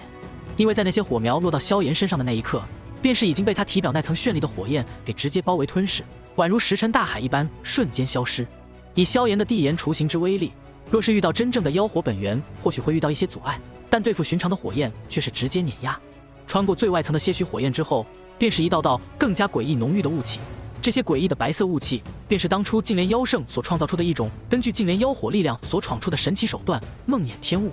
当萧炎走入这梦魇天雾的瞬间，一道道幻境在这一刻便是已经在四面八方再度朝着萧炎袭来，仿佛要让人的灵魂彻底的沉入其中一般。只是这种手段对于前世的萧炎来说都是没有任何损害，更何况是如今的萧炎。只见他磅礴灵魂力量席卷，一阵狂风吹过，便是径直将这面积广阔的雾气空间直接吹散出一条宽敞的过道。雕虫小技，萧炎摇头一笑，身形便是径直穿越梦魇天雾，朝着前方继续前进。而伴随着穿越了这绵延的梦魇天雾之后，萧炎的身影也终于是出现在了一道巨大的白色门户面前。种种记忆在他心间浮现，他明白外界的这些火焰迷雾都只是最外围的一层危险而已，只有踏入到这空间巨门当中，才算是真正的进入到了妖火空间的深处。仅仅只是外层都能令一些斗圣都心智迷乱，内层又将有着何等的凶险，换作寻常强者仅仅这一招便是足以令他们心惊胆战。然而对于萧炎而言，这些却也算不得什么，前世的时候他都丝毫不惧，又何况是如今的自己。只见萧炎摇头一笑，下一刻便是直接化作一道流光冲入其中。而伴随着萧炎冲入到这巨门当中，下一刻一道道气息便是已经铺天盖地的从四面八方袭来。感受着那密密麻麻冲着自己包围而来的气息，萧炎却是神色从容，丝毫不变。抬头望去，只见这庞大的大殿广场周围，一道道密密麻麻的火焰人影已经将他团团包围。这些人影自然是当年想要闯入到妖火空间当中的一些强者，不过他们的下场却是无比的凄惨，都是沦为了近连妖火的火奴。尤其是在这数道大门的深处，其中的数百上千道火奴身影，个个都是达到了斗尊层次。既然已经沦为了火奴，那便是已经与傀儡无异了。以这样的状态存活下去，其实倒是与死了并没有什么区别。萧炎摇头一叹，下一刻，同样铺天盖地的绚丽火焰便是从他体内疯狂涌出，然后瞬间将朝着他围攻而来的各个火奴尽数吞噬。绚丽的火焰如同一道火焰海洋的浪涛一般冲过无数的火奴，等到这一团绚丽的火浪翻过，那一道道原本停留在原地的火奴便是已经尽数化作了飞灰。众多斗尊级别的火奴组合起来，甚至足以抗衡寻常斗圣强者，可对萧炎而言帮助实在是不大。斗气大陆如今连一个合格的战阵师都是没有，这种傀儡即便是被萧炎强行夺来也是没用。与其如此，倒不如早点让他们解脱，送他们进入轮回。在随手灭掉了这些灵魂都不属于自己的火奴之后，萧炎的身影再度穿过，最终来到了一处古老的巨殿之中。在这片巨殿当中，没有了过往那些密密麻麻的火奴，剩下的只有一道看上去有些干瘦的身影。他就那样笔直地站立在那里，身上也没有火焰缭绕，但他的气息却是十分强悍。几乎是在萧炎出现的同时，那道人影也是缓缓地睁开了双眼。那是一双冷漠的如同万年玄冰一般的眼神，虽然残留着几分灵动，却是无比的冷漠。不过在看到此人的刹那，萧炎的脸上却是露出一抹笑容。下一刻，不等那干瘦身影动手，萧炎的身影已经是骤然出现在了后者的面前。感受到萧炎那无比可怕的速度，干瘦人影那双冷漠无比的眼睛在这一刻也是微微一缩，正欲反击之际，萧炎的手指已经闪电般的伸出，然后重重地点在了后者的额头之上。下一刻，一道古老的纹路便是从后者的额头当中浮现，紧接着无数乳白色的火苗便是被硬生生地从此人的体内逼出，然后被地炎一卷吞噬。先祖，此时不醒来，更待何时？萧炎一声大喝，直接令那干瘦人影身体一颤，一双冷漠的双目微微震荡，最后缓缓恢复了清醒。伴随着神智的不断清醒，那人脸上的冷漠表情也是缓缓的融化。此人除了1000年前便是被困在妖火空间当中的萧晨之外，还能有谁？我是萧晨。萧晨一双眼睛在这一刻已经恢复了神采，他望着面前这个盯着自己的少年，一抹熟悉的血脉之感也是缓缓传来。这一世的萧炎虽然没有激活族纹，但随着他的实力不断的强大，其血脉也在缓缓蜕变，其中属于萧族的独有气息也是在渐渐增强。因此萧晨也是能够清晰地感受到萧炎身上的血脉气息绝对是独属于萧族的一种。唤醒了萧晨之后，萧炎只是简单的将萧族发生的一些事情跟他再度说了一遍，令后者的目光在这一刻也是越发的有些复杂。不过复杂之余，当听到萧炎有希望复活萧玄并且重振萧族之时，萧晨眼中的伤感在这一刻也终于是淡了一些，取而代之的是一种兴奋之色。尤其是在察觉到萧炎的真正实力和模糊地感受到对方的年纪之后，他的眼中更是被一种惊喜所充斥。我萧族后人竟然能有如此天骄人物，当真是天佑我萧族啊！萧晨发出一声哈哈大笑，笑声令整个妖火空间都是微微动荡。混天殿，等老子出了这妖火空间，就要看到你这老狗和魂族覆灭之日了。对于萧晨的这般笑声，萧炎也只能是在一旁微微一笑。对于这位先祖的脾气，他也是有些哭笑不得。先祖先不用急着高兴，一切还是等我先炼化了净莲妖火再说吧。萧炎一直等到萧晨恢复平静之后，才恢复了再度开口：好好好，以你如今的实力，对付那净莲妖火也并非是什么难事。而萧晨在听到这句话之后，更是双目放光，脸上更是露出一抹狰狞之色。他虽然不清楚萧炎如今具体有着怎样的手段，但他当年也是常年跟随在萧玄身边，知晓地境灵魂的强大与可怕。净莲妖火对付寻常斗圣或许有着巨大的优势，可对付高阶斗圣就有些吃力了，对付地境灵魂更是有些困难。一想到自己足足1000年的时间都被这该死的家伙困在这妖火空间当中，甚至当年的销魂大战都是未曾参与其中，他对于净莲妖火即将的遭遇便是十分的期待。而显然萧炎对于这一幕同样是颇为的期待。于是萧炎走在前方，萧晨紧随其后，推开了这妖火空间的最后一道大门。大门之后是一道层层叠叠庞大无比的祭坛。萧炎负手而立，神色从容，一步一步朝着那祭坛的尽头走去。如此走了大概10多分钟之后，一道巨大的王座也是终于缓缓地浮现在了萧炎的面前。在那巨大王座之上，一道白色身影从容坐立，丝丝缕缕白色的火焰盘旋在周身，不断地变换着各种形象。他那俊美的模样正是净莲妖圣的模样。打败我，你们便能得到妖火本源，否则便永远地留在这里，成为我的火奴。轻柔而慈和的声音传来，仿佛连这片空间都是在颤抖。同时一种极为庞大的威压也是朝着萧炎和萧晨二人传来，令萧炎身后的萧晨都是忍不住面色有些凝重。净莲妖火不但有着极为强大的实力，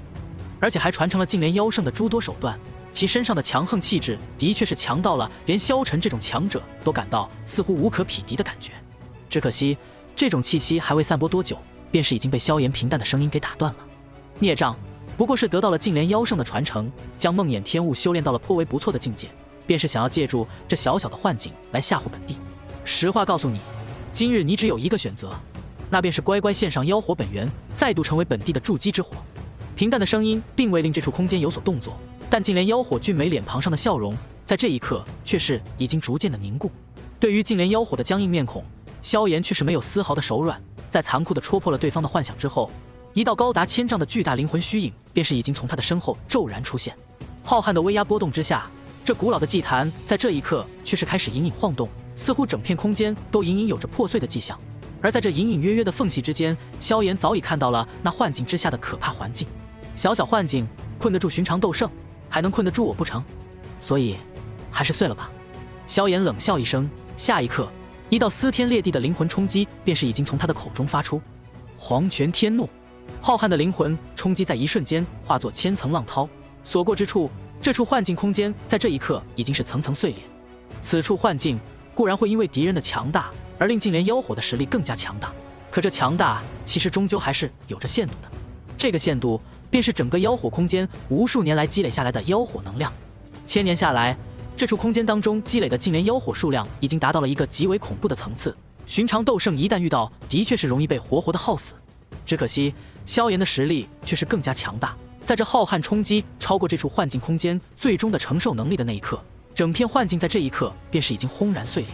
伴随着那幻境空间的破裂，刺眼的光芒令萧晨都是眉头微微一皱，萧炎脸上却是没有丝毫的波动，而是静静注视着那渐渐出现在自己面前的真实景象。这里是一片完全由乳白色岩浆所组成的世界，炽热的高温无比可怕，沸腾之间似乎都可以令斗尊强者直接陨落。而在这浩瀚白色岩浆海域的中央，一名容貌俊美的白衣男子在这一刻也是同样将阴沉无比的模样看向了萧炎，一双眸子当中除了充斥着的滔天杀意之外，更是有着一抹深深的忌惮。他很清楚面前这个人类少年究竟是何等的可怕。事实上，从萧炎进入这妖火空间的那一刻，他便是已经注意到了后者的动向。在看到萧炎身上那无比可怕的绚丽火焰的那一刻，净莲妖火就已经对萧炎无比的警惕了。但是在如何的警惕，当看到萧炎一吼直接碎掉了幻境空间之后，饶是以净莲妖火的实力，此刻内心也是忍不住感到有些绝望。火奴大军被对方直接焚灭殆尽，甚至那萧晨都是被他给再度唤醒，给自己凭空增加了一个敌人。而直到最后，这经过他1000年苦学才营造出的幻境空间，在这一刻同样被他直接用那极为可怕的灵魂力量给轰碎了。这到底是个什么怪物？净莲妖火内心都隐隐有些崩溃。当萧炎用蛮力的手段破开幻境空间的那一刻，他便已经知晓自己不是萧炎的对手了。因为离开了那可怕的幻境，他的实力反而无法发挥到最强。此人的实力便是比不上当年的净莲妖圣，都是差不了多少了。不过对于净莲妖火的心思，萧炎自然是懒得理会。本来我是可以请净莲妖圣出手来动用炼天古阵来镇压你的，不过比起借助这位前辈的力量，我这次更想用我自己的力量真正的征服你。萧炎望着净莲妖火，脸上略带笑容，说出的话却是令净莲妖火的脸色越发的难看。按照萧炎的说法，他似乎已经见到过净莲妖圣了，可他在见到净莲妖圣之后，却并未借助对方的力量，而是直接杀入到妖火空间，这副胜券在握、高高在上的模样，令净莲妖火更加的咬牙切齿。混蛋，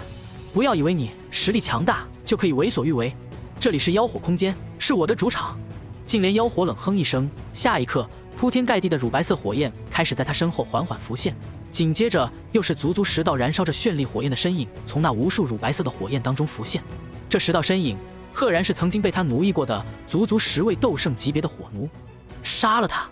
净莲妖火怒吼一声，无数乳白色火焰组成的巨龙便是开始朝着萧炎的方向疾驰而去。同一时刻，那10道火奴在这一刻也是化作道凶煞身影，朝着萧炎的方向厮杀过去。呵呵，看来你还真是不死心啊！望着这一幕，萧炎也只能是无奈的一笑。不过想想也是，净莲妖火的智慧可是丝毫不弱于人类，甚至比人类更胜一筹的。以他的心性和智慧，怎么可能心甘情愿的束手就擒？不过越是这样，这一世在炼化净莲妖火才更有意思。想到这里，萧炎甚至没有动用灵魂力量。下一刻，2品至尊的磅礴气息便是已经从他体内冲天起。这般力量虽然还比不上现在的净莲妖火，但也同样不可小视。因为比起其他人，萧炎身上还有着地炎雏形的存在，因此净莲妖火的特殊属性对他没有任何威胁可言，甚至有着被反压制的威胁。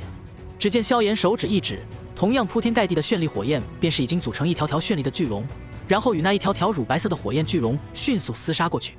而萧炎本身则是直接化作一道残影，再度出现时已经出现在一尊斗圣火奴的面前。沉沦在这净莲妖火的控制下太久，即便是萧晨在净莲妖火被彻底炼化之前也会受到一些影响，更别说其他弱小的斗圣了。这10尊斗圣火奴的灵魂早已迷乱，就算是萧炎也很难直接救回，除非是愿意付出一些大代价。只是这些家伙跟自己也是无缘无故，也没必要再去救了。既然如此，还是直接陨落，送去轮回转世吧。心中念头落下的那一刻，萧炎的拳头已经狠狠地落在了面前的一尊斗圣的脑袋上。顷刻间，堪比5星斗圣的全力，加上对力量技巧的运用，直接令那尊斗圣火奴没有丝毫反抗之力，脑袋直接爆开，灵魂也在瞬间被湮灭，只剩下一缕真灵回归天地。望着这一幕，远处的净莲妖火脸色再度一变，正欲操纵其他火奴围攻萧炎，消耗一下对方的力量，便是诡异的发现自己的力量竟然隐隐有着一丝流逝的迹象。这种感觉令他瞳孔一缩，目光扫过那天空之上不断厮杀的2种火焰，然后便是发现自己的火焰在与那绚丽火焰不断厮杀的过程当中，竟然隐隐有着减少的迹象。而反观那一条条绚丽火龙，却是在无声无息的渐渐壮大，在他们的体内正有着一缕缕乳白色的颜色在旋转。当看到这一幕的时候，净莲妖火的脸色彻底的变了。那人类身上所携带的绚丽火焰，竟然可以吞噬自己的净莲妖火，这是什么火焰？净莲妖火彻底的慌了。身为异火榜上位列第3的超级异火，他最为清楚自己的能耐，就算是虚无吞炎，想要吞噬自己也几乎是不可能的事情。可那人类的火焰就可以吞噬自己，这一幕让他彻底的惊慌失措，因为这意味着他最大的优势已经彻底的失去。而在他震撼的同时，萧炎已经一拳一掌，再度将2尊斗圣火奴的身体直接轰碎成了一团血雾。望着这一幕，净莲妖火眼皮再度一跳，内心一阵紧张，竟然是多了几分退意。只见他心念一动，周围的乳白色火焰已经快速的朝着他身体疯狂涌入。下一刻，他便是想要朝着妖火空间之外逃离。望着那似是想要逃离的净莲妖火，萧炎嘴角泛起一抹冷笑，随手再度将一名斗圣火奴轰碎成血雾之后，掌心印结便是开始快速翻动。大荒焚天手！伴随着一声低吼，萧炎背后的无数异火开始迅速汇聚，最后凝聚成了一只超过1000丈的绚丽火焰大手。只见萧炎手掌微微一抬，那绚丽的火焰手掌便是同样抬起，紧接着伴随萧炎的手掌翻动，周围的乳白色火龙被直接拍碎，无数碎裂的小小火苗也是被周围的绚丽火浪席卷吞噬。灭！萧炎手掌抬起又落下，巨大的火焰手掌直接狠狠拍下，顷刻间直接将那范围之下的5名斗圣给笼罩。轰隆！脚下的岩浆海洋几乎就要坍塌，伴随着巨大手掌的拍落，5名1、2星斗圣的身体直接碎裂，然后被那炽热无比的高温直接焚烧成了虚无。炎神之矛，萧炎左手举起一柄长达100丈的火焰长矛，瞬息凝聚，然后骤然朝着最后一位，也是实力最强的那名3星斗圣刺去。火焰长矛撕裂空间，直接将那净莲妖火过去无比头疼的妖火空间都划出一道漆黑的痕迹，然后径直洞穿了那名3星斗圣的身体。而在这火焰长矛洞穿之后，那名3星斗圣的身体也是微微一颤，最后便是直接化作了飞灰，在妖火空间当中飘荡。一切看似漫长，其实不过只是在电光火石之间罢了。仅仅片刻，净莲妖火甚至没来得及逃出妖火空间的核心，萧炎便是以迅雷不及掩耳之势击杀了那10名火奴。望着这一幕，净莲妖火镜头更加恐慌，而一旁静静看戏的萧晨这一刻却是看得热血澎湃。这可是足足10名斗圣啊，就算都只是最初级的低阶斗圣，那也是这片天地数得上的强者。然而在萧炎的面前，这些斗圣火奴却是没有丝毫的反抗之力，一个个如同西瓜一般被纷纷拍碎。萧晨不知道的是，萧炎还未曾发动自己真正可怕的攻击，否则他仅仅催动地境灵魂来个炎神之怒，这10名火奴化作飞灰的速度将更快，甚至这妖火空间都是未必能够承受得住这么一招。毕竟这一招可是连8星斗圣都是能直接灭杀的。想跑！望着那匆匆忙忙想要跑路的净莲妖火，萧炎手掌再度一伸，大荒焚天手便是瞬间跨越遥远的距离，带着极为可怕的威压，朝着那净莲妖火的方向笼罩过去。几乎是在这大荒焚天手覆盖头顶的瞬间，净莲妖火所处的一方空间便是宛如瞬间凝固了一般，变得坚硬100倍。这种层次的空间凝结虽然强大，但也无法真正的困住净莲妖火，只是令后者的速度无形当中慢了许多。论起基础力量，萧炎若是不借助地境灵魂，比起净莲妖火并强不了多少。可若论起对于空间的掌控与把握，他却是超越了净莲妖火太多。感受到周围那瞬间变得宛如泥沼一般的空间，净莲妖火那俊美的脸色在这一刻却是瞬间变得有些狰狞。混蛋，就凭你也想拿住我？净莲妖火发出疯狂的咆哮，他隐隐感觉到自己若是再不发出最后的反击，那自己怕是真的要完蛋了。当下他也是不再犹豫，全力调动整个妖火空间的所有净莲妖火，令整个妖火空间都在微微震荡。妖火焚天！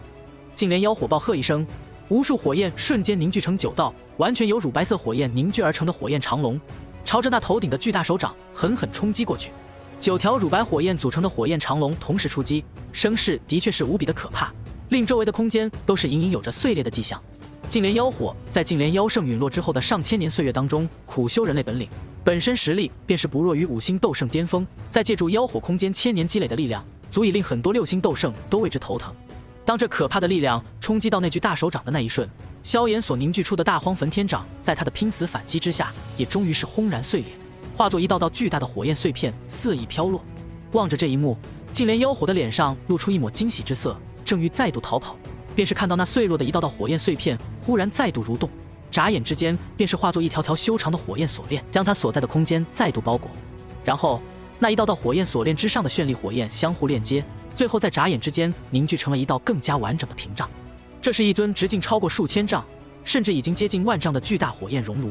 当这一道火焰熔炉出现的那一刻，净莲妖火心中忽然莫名的咯噔一声，然后心底便是涌起了一种自净莲妖圣陨落之后再也没有过的危机感。他不敢有丝毫的犹豫，很快便是调动着所有力量，催动9道火龙凝聚成一神奇的阵法，朝着那火焰熔炉的炉壁方向冲击而去。然而伴随着一声惊天动地的轰鸣过后，那炉壁甚至已经隐隐出现了几道细微的裂缝，可却在他绝望的目光当中瞬间再度修复。那种速度之快，哪怕是净莲妖火的实力也很难在这短短的时间之内再度凝聚出最强攻击轰击过去。而无法这样做的结果，便是意味着他也无法真正的破开这可怕的炉壁了。不等他反应，那炉壁之上便是已经再度有着一条条火焰锁链缠绕而来，每一条火焰锁链都是带着可怕的韧性、速度，甚至力量也都堪比5星斗圣。滚开！净莲妖火慌乱地轰碎了几条火焰锁链，可眨眼之间便是有着更多的锁链席卷而来。仅仅片刻，便是有着一条火焰锁链穿过他的层层防御，拴住了他的脚踝。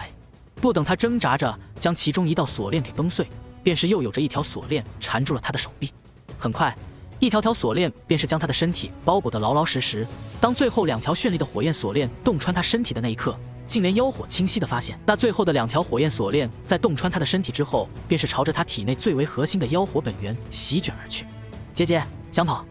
今天你的妖火本源必然会是本地的。笑声从头顶传来，净莲妖火抬头一看，萧炎的身形已经出现在了他的不远处。同一时刻，萧炎也在俯瞰着下方的净莲妖火。这个前世将他折腾得死去活来的家伙，如今就这样沦为了自己的阶下囚，甚至无需借助地境灵魂的力量，仅仅是2品至尊的实力，加上前世的种种手段，便是足以将这厮镇压。大荒焚天手终究只是萧炎从五祖灵洞那里学来的一招常用手段罢了。萧炎真正令无数域外邪族，甚至大千世界之外整个宇宙众多强者都闻之色变的绝招，还是面前的混沌熔炉啊！饶了我，我愿奉你为主，成为你的附属火灵。当体内的第一缕妖火本源开始被吞噬流失的时候，净莲妖火脸上的绝望已经到了极致。这一刻，他甚至不惜低下高傲的头颅，向萧炎摇尾乞怜。只是对于这家伙的求饶，萧炎却只是冷冷一笑：“糊涂，吞噬了你，妖火本源也是我的，你也将成为我的火灵啊！当年净莲妖圣所犯下的错误，我可是不会再犯下第2遍了。”萧炎话音落下，手中的印结变化，混沌熔炉的转速骤然增加。而同一时刻，净莲妖火绝望地发现自己体内的妖火本源正在以一个更快的速度消失着。这些妖火本源正在被面前的这个人类少年缓缓吞噬。体内妖火本源的不断流失造成的结果便是，净莲妖火很快就感受到了自己的力量开始缓缓变得虚弱了起来。这样的感受令净莲妖火内心的恐慌更甚，他开始疯狂地挣扎，试图冲破那一条条火焰锁链所构成的牢笼。然而，任由他如何疯狂地挣扎，却始终无法破开面前这层层缠绕的锁链。每当他费尽心思崩断其中一条锁链的时候，便是又有着一条锁链再度凝聚，很快便是将他再度缠绕。密密麻麻、层层叠叠的锁链将净莲妖火给死死的捆绑，其上隐隐有着一道道古老玄奥的符文闪烁。这些古老符文闪烁之间，都是在隐形地吞噬着那些残余的乳白色小火苗，而真正的核心之处，还是在那渗透进入净莲妖火体内的几条锁链。伴随着混沌熔炉的快速转动，足足3条绚丽的火焰锁链也是加快了吞噬汲取妖火本源的速度。很快，一丝丝带着些许粉红之色的些许火苗，便是被那绚丽的火焰锁链汲取吞噬，最后融入到了萧炎的异火本源当中。这种速度虽然很慢，但却是此消彼长之下，正一步一步地蚕食着净莲妖火的本源力量。而净莲妖火却是绝望地发现，任由自己如何的挣扎，却始终都是无法真正的挣脱萧炎的吞噬。他的力量正在一点一点的流逝，一点一点的虚弱，而他只能眼睁睁地望着这一幕的发生。时间一点一滴的流逝，净莲妖火的身体正在逐渐变得有些暗淡，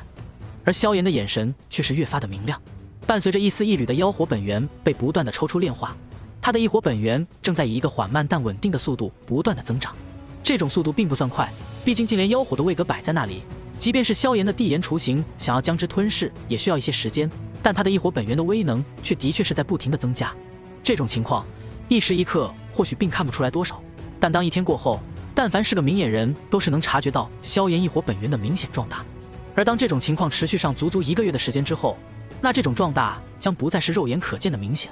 而是可以一眼看出的强横了不知道多少。足足1个月的时间，萧炎都是在不断的抽取着净莲妖火的妖火本源。此刻若是将目光放在那绚丽的火焰之上，便是能够明显看到这一抹绚丽当中又多出了一抹看似寻常但却妖艳至极的粉红。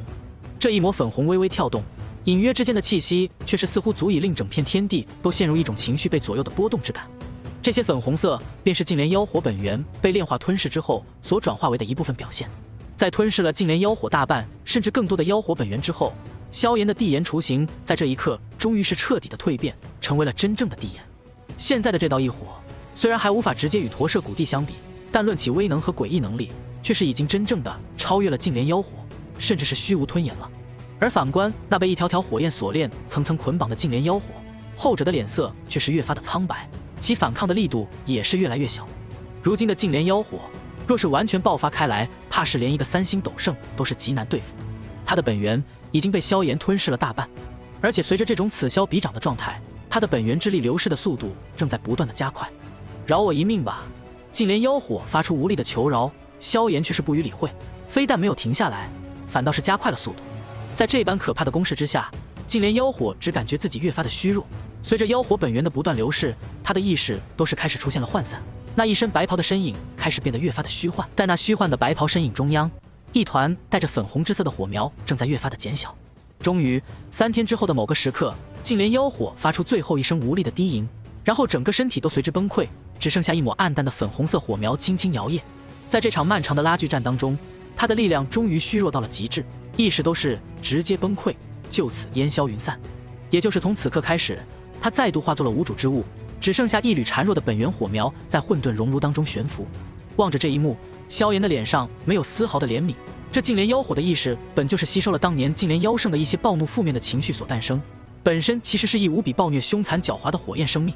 如果落于下风的是萧炎的话，那萧炎此刻怕是早已沦为火奴，或是被直接炼化了。以净莲妖火的本性，可不会跟萧炎讲究什么仁慈。同样的，萧炎能够在后来走到如此高度，自然靠的也不是所谓的心慈手软，他同样是手段狠辣的枭雄人物，只是他的狠辣一面只有在面向敌人的时候才会表现出来。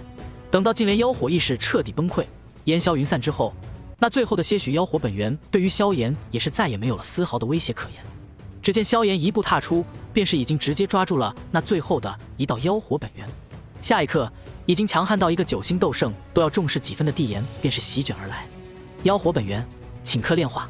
而随着这最后一道妖火本源被彻底炼化吞噬，萧炎体表的绚丽火焰再度一震，一道更加庞大可怕的火焰气息也是彻底爆发开来。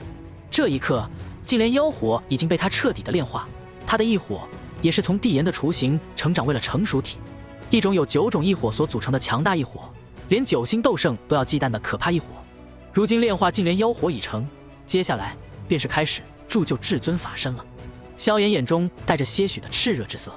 重生以来，他一直不敢有所松懈，因为他虽然有着无比丰富的经验和强大的技艺手段，可他的基础力量却是始终没有跟上境界，种种手段都是无法完美的施展。因为大千世界的诸多手段，唯有等他铸就至尊法身之后，才能真正的施展出来。而这一刻，他终于是可以完成这最后的一步了。至尊法身一成，除非驼舍古帝出手，否则斗气大陆将再无人是他的对手。想到这里，萧炎也是不再有丝毫的犹豫，手中印结变换之间，9条颜色各异、有着各种奇特属性的火焰巨龙开始在他的身后缓缓浮现。万兽灵火、陨落星炎、海星焰、青莲地心火、古灵冷火、3000焰炎火、火山石焰、虚无吞炎子火、净莲妖火，9种异火开始在萧炎的身边旋转缠绕，一道道玄奥无比的神奇气息开始在9种火焰的身上散发，然后再度汇聚碰撞到一起，爆发出一种无比可怕的威能。与此同时，萧炎至尊海当中的火焰小人在这一刻也是骤然出现，肆无忌惮地吞噬着属于9种异火本源的力量。隐隐约约之间，一道通体绚丽宛如火焰神灵一般的虚影开始在萧炎的背后缓缓凝实。不过想要凝练出一尊可以与9星斗圣战斗甚至撕裂对方的至尊法身，所需要的能量又是何等的可怕。哪怕是萧炎至尊海当中的灵力瞬间耗尽，也只是令那虚影隐隐有了几分轮廓而已。对于这一幕，萧炎却是没有丝毫的慌张。只见他心念一动，之前所收集到的大量天材地宝，包括这些10日辛苦收集的各种能量，比如9玄惊雷、妖圣精血等等庞大能量所转化为的至尊灵液，便是浩浩荡荡的从天空浮现。给我炼！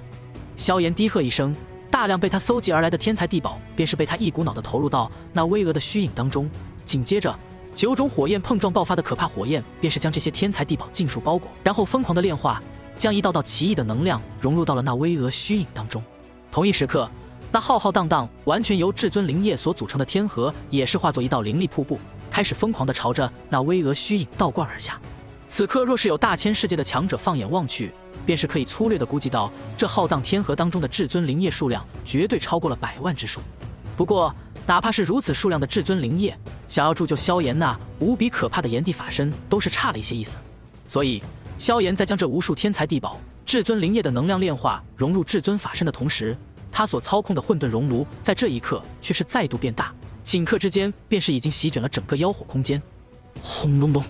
混沌熔炉发出惊天动地的轰鸣，肆无忌惮地吞噬着这片空间当中的所有能量，无论是残余的大量乳白色火焰，还是那浩瀚广阔的乳白色岩浆，其中的能量都是没有丝毫落下，被尽数吞噬，然后转化为精纯的至尊灵液，融入到萧炎头顶的天河当中。伴随着大量净莲妖火的融入，整个妖火空间在这一刻都是在迅速崩溃。那可怕的动静令远处的萧晨都是忍不住脸色微变，身形爆发之下，迅速沿着空间裂缝离开了妖火空间。等到萧晨离去后，不到1炷香的时间里，妖火空间便是已经彻底崩溃，仿佛从未出现过一般。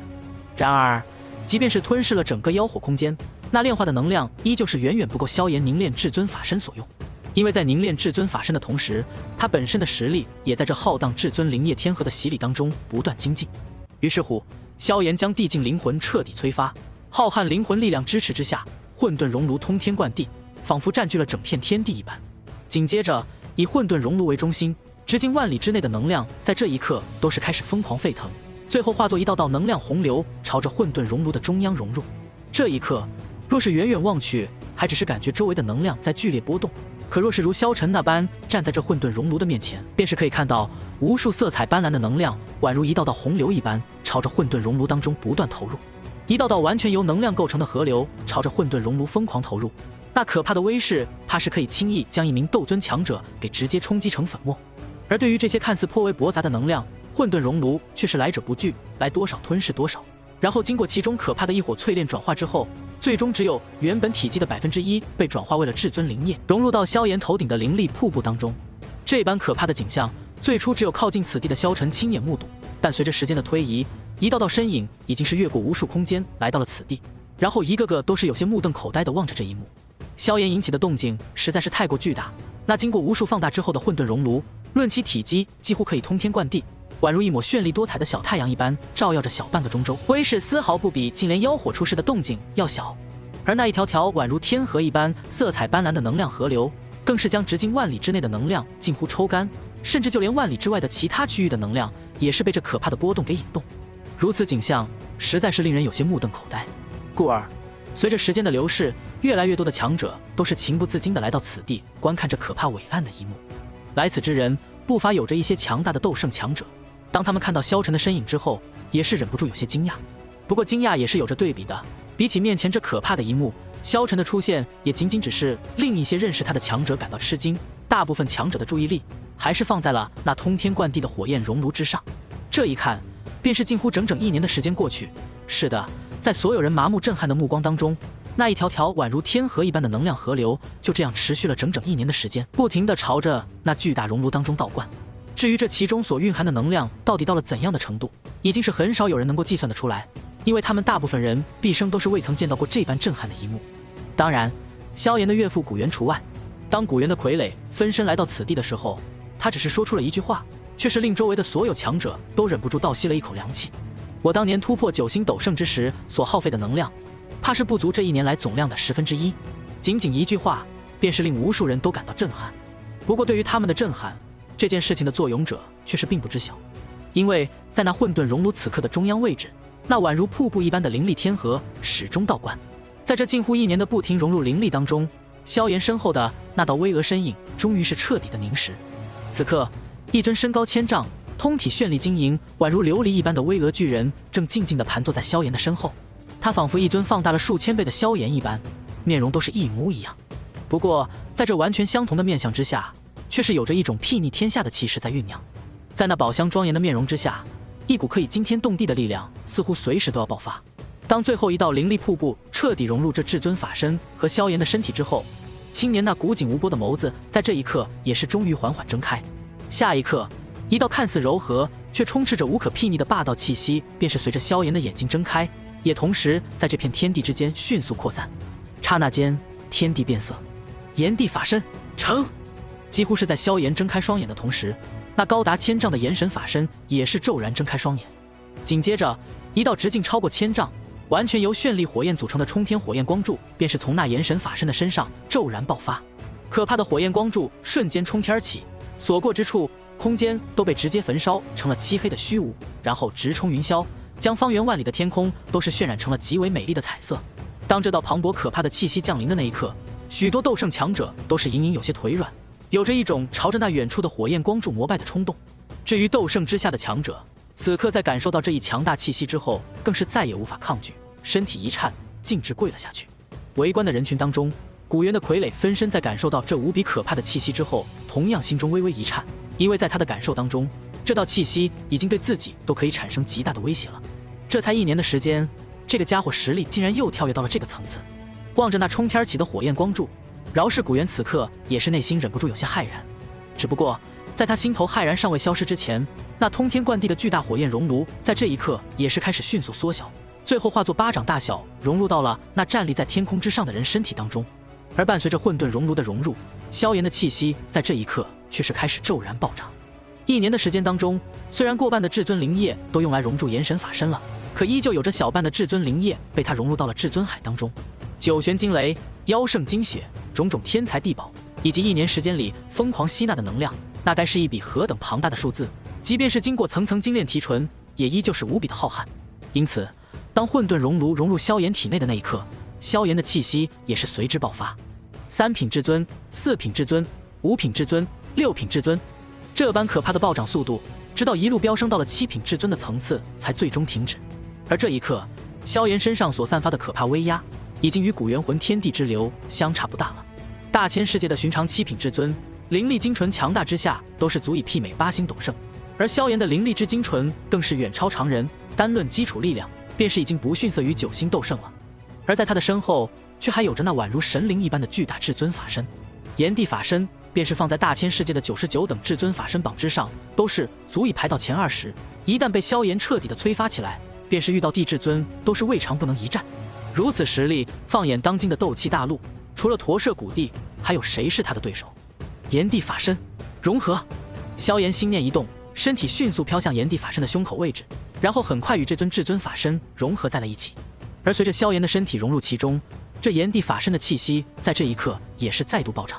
也就是在这一刻，一抹极为耀眼璀璨的光芒开始从这道炎帝法身之上爆发。那刺眼的光芒，便是一些斗圣强者都是忍不住微微眯起眼睛。至于斗圣之下的强者，更是不敢直视。这一刻，整个斗气大陆的生灵似乎隔着无论何等遥远的距离，都是能够隐隐感觉到一尊极为强大伟岸的存在出现了。中州的生灵在这一刻更是内心骇然，因为萧炎此刻的光芒几乎照耀了整个中州，比起1年前净莲妖火出世时的动静要大了10倍不止。不过比起这些生灵的感受，斗气大陆的火焰在这一刻却是比那些生命的反应更加剧烈。因为在这一刻，整个斗气大陆所有的火焰，无论是凡人身边的烛火，是魔兽体内存在的兽火，是某个炼药师苦苦寻求得到的某种高级火焰，甚至就算是异火，在这一刻都是对着那道浩瀚气息的方向膜拜了下去。是的，在所有人惊骇的目光当中，一道道燃烧在天地之间的火焰仿佛有了生命一般，纷纷朝着那个神秘的方向弯曲膜拜，仿佛是在恭迎火焰当中的帝王，又仿佛是在跪拜火焰当中的神灵。丹塔，无数手中有着各种神奇强大火焰的炼药师，这一刻都是惊恐地发现自己体内的火苗骤然升起，然后朝着那个方向膜拜。古族已经修炼到9星斗尊的薰儿缓缓伸出玉手，一抹金色的火苗从中骤然升腾，然后仿佛有了生命一般的朝着某个方向弯腰行礼。萧炎哥哥，是你吗？薰儿望着那神秘的方向，嘴角忽然泛起一抹令天地失色的绝美笑容。药族药天忽然发现一抹赤褐色火焰从体内升腾，来不及欣喜自己的归零地火终于复活了，他便是惊愕地发现那赤褐色的乌龟脑袋恭敬地对着一个方向磕头行礼。魂族虚无吞炎同样感受到了那无比可怕的威压，这种威压并非是绝对实力所带来的可怕威压，而是一种更加强大，甚至超越了异火本质，属于火焰大道的威压。那是天地大道火焰法则所带来的规则威压，比起单纯的火焰本质更加的可怕。此刻本身战力完全可以媲美9星斗圣的他，身体竟然在微微的颤抖，倒不是因为太过畏惧，而是因为他正在竭力的抵抗着这股来自大道、来自威胁的可怕威压。他可是虚无吞炎，是异火榜上排名第2，驼舍古地不出，堪称天下第一的超级异火，即便是净莲妖火在他的面前都要稍逊一筹。他的骄傲令他不愿意朝着那宛如大道化身一般的存在跪拜，甚至就算是弯腰都是不愿。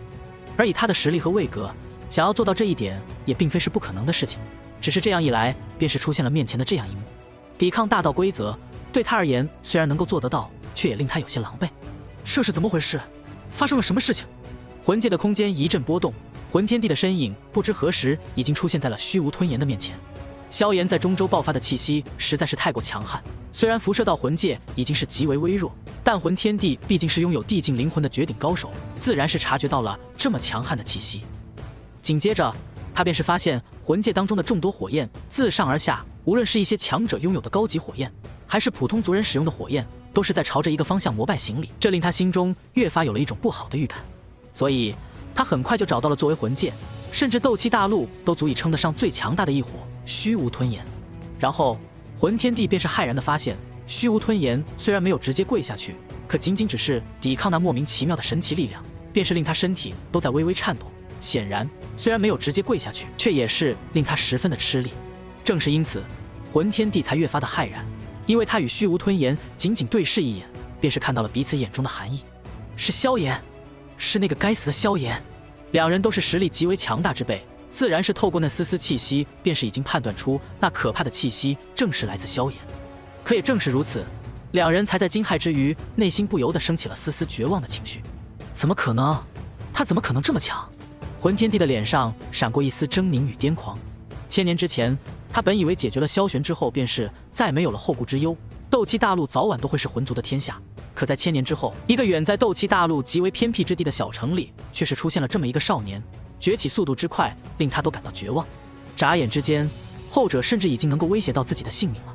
是的，在感受到萧炎气息的那一刻，魂天帝便是已经粗略的判定，萧炎的实力或许要比自己都要强大了，即使再不济，怕是也足以旗鼓相当了。加上对方那无比可怕的灵魂斗技，就算是魂天帝这次也没有信心能够胜过萧炎。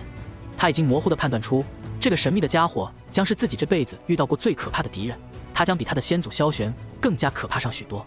现在已经不是想这些事情的时候了。良久之后，虚无吞炎的身体忽然恢复了平静，魂界当中的所有火焰也是恢复了以往的正常。显然是萧炎收起了那无比可怕的威势。不过虚无吞炎此刻已经顾不得这些，他只是神色凝重地看着魂天帝，说出了自己的想法。现在可以断定的是，那萧炎如今的实力绝对不逊色于你和古元，甚至有着更加强大的手段。而且因为那种神秘力量的原因，我在他的面前恐怕会是备受克制，发挥出的实力怕是连8星斗圣都不如。虚无吞炎盯着魂天帝，后者在听到这句话之后，脸色也是变得越发的阴沉，同样也是听懂了对方的话语。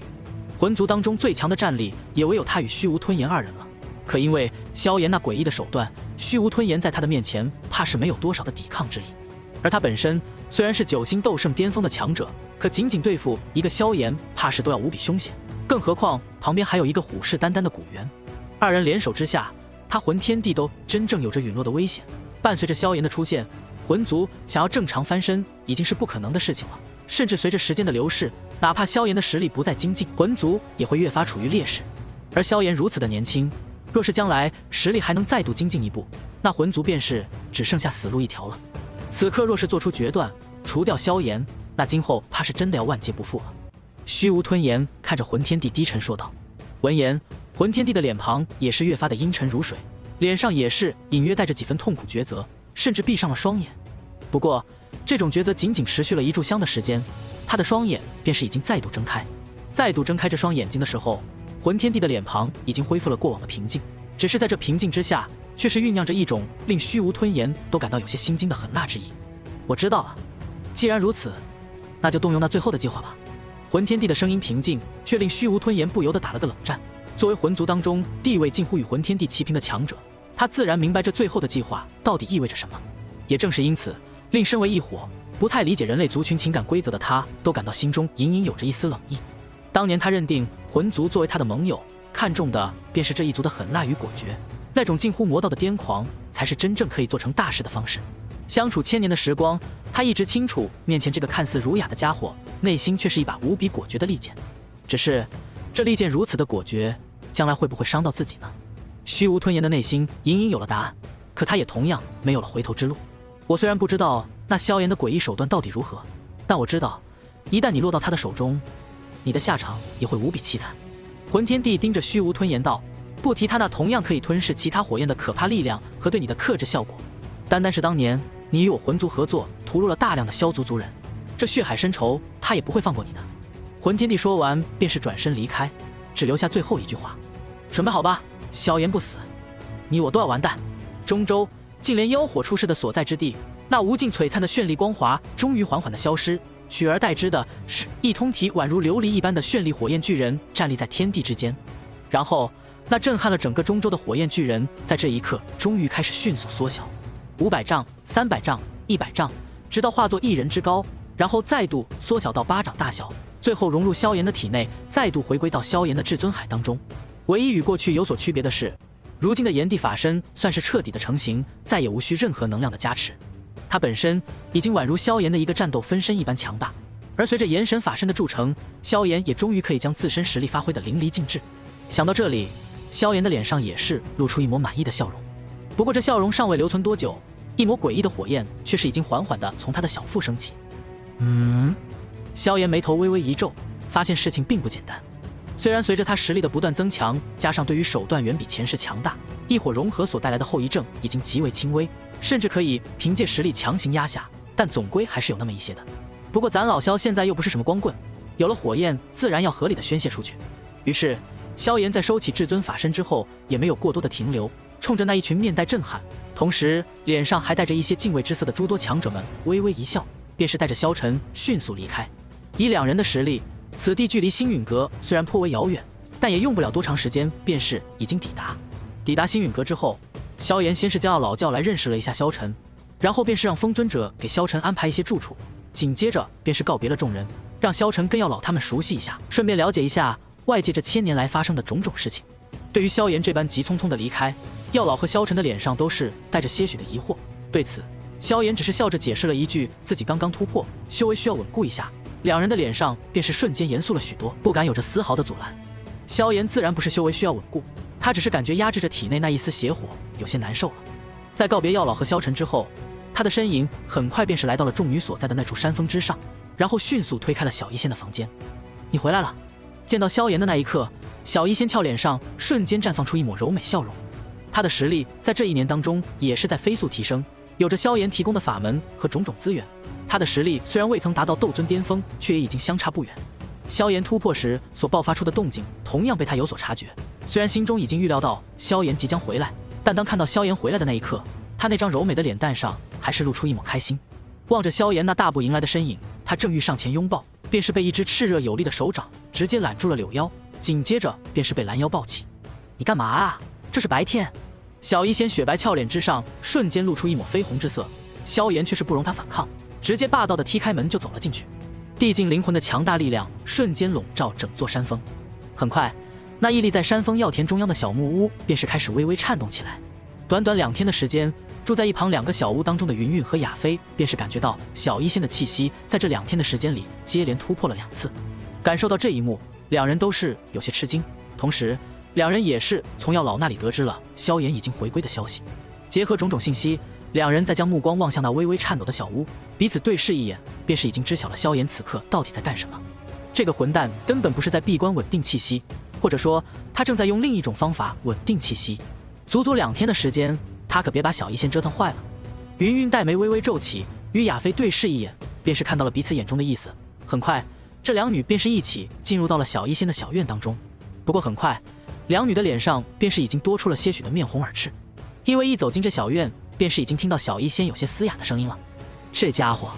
两人对视一眼，有些无奈的摇了摇头，便是要上前推开门进去看个究竟。不过两人的身影还没有走到门前，便是看到那木门已经自动打开，还来不及看清其中的景象，一道庞大的吸力便是从中骤然出现，令2女发出一声惊呼，身体便是已经不由自主的被吞吸进去。星界内部的天空依旧是星辰点缀，看上去带着几分神秘和深邃，而在天空之下，那小小的木屋却是颤抖得更加厉害了。在萧炎稳定气息的同时，另一边古界的中央，古元却是再度召集了其他5族的族长，开了一个小会。会议的内容很简单，到会人数很少，却关系到斗气大陆的未来。萧炎已经再度突破，剿灭魂族指日可待，各族在接下来的这段时间一定要做好准备，只要等萧炎说时机成熟了，那便立刻动手将魂族彻底灭亡。对于这一点，5大族长没有任何惊讶与异议，一切在萧炎出关的那一刻便是已经有了定局。天晓得，当他们各自看到自己族中无数强者，甚至自己的本命火焰在朝着萧炎出关的那个方向膜拜时，他们的内心究竟是怎样的震撼。这种情况即便是以他们漫长的生命也是第一次见到，甚至就算是他们各族的古籍当中记载，也唯有对火焰最为了解的炎族当中记载过，当年驼舍古地第一次出世之时，斗气大陆曾经出现过这样的情况。难不成萧炎已经成帝了不成？若是如此的话，或许有些太过离谱了一些，但若是没有成帝，又怎么会引发这样的异象？对于萧炎如今的实力到底到了怎样的层次，众人的内心都是没有一个底，但他们也有一个保底的答案，那就是萧炎如今的战力绝对不会比古元魂天帝弱上多少。这一点是古元亲口所说的，仅此一点已经足够令人震撼，同样也令人对于围杀魂族有了更大的把握。魂天帝虽强，可也是双拳难敌4手，更何况萧炎本身还有那无比可怕的灵魂斗技。现在唯一的问题便是众人该如何攻破魂界了。不过归根结底，所有问题最终的答案大概都要从萧炎那里得到一个最终的结果了。不过，在众多族长们心中思虑着该如何才能更完美的灭掉魂族的时候，魂界的内部却是已经天翻地覆。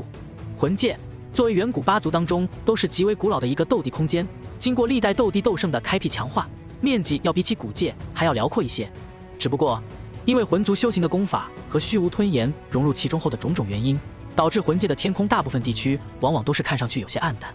只不过，此刻这看上去颇为暗淡的层云，在这一刻已经是多出了几分血色。此刻若是从魂界的天空之上俯瞰下去，无论是何人都会被那宛如修罗地狱一般的景象给震撼。魂界的大地在这短短几天的时间里已经被染成了一片暗红，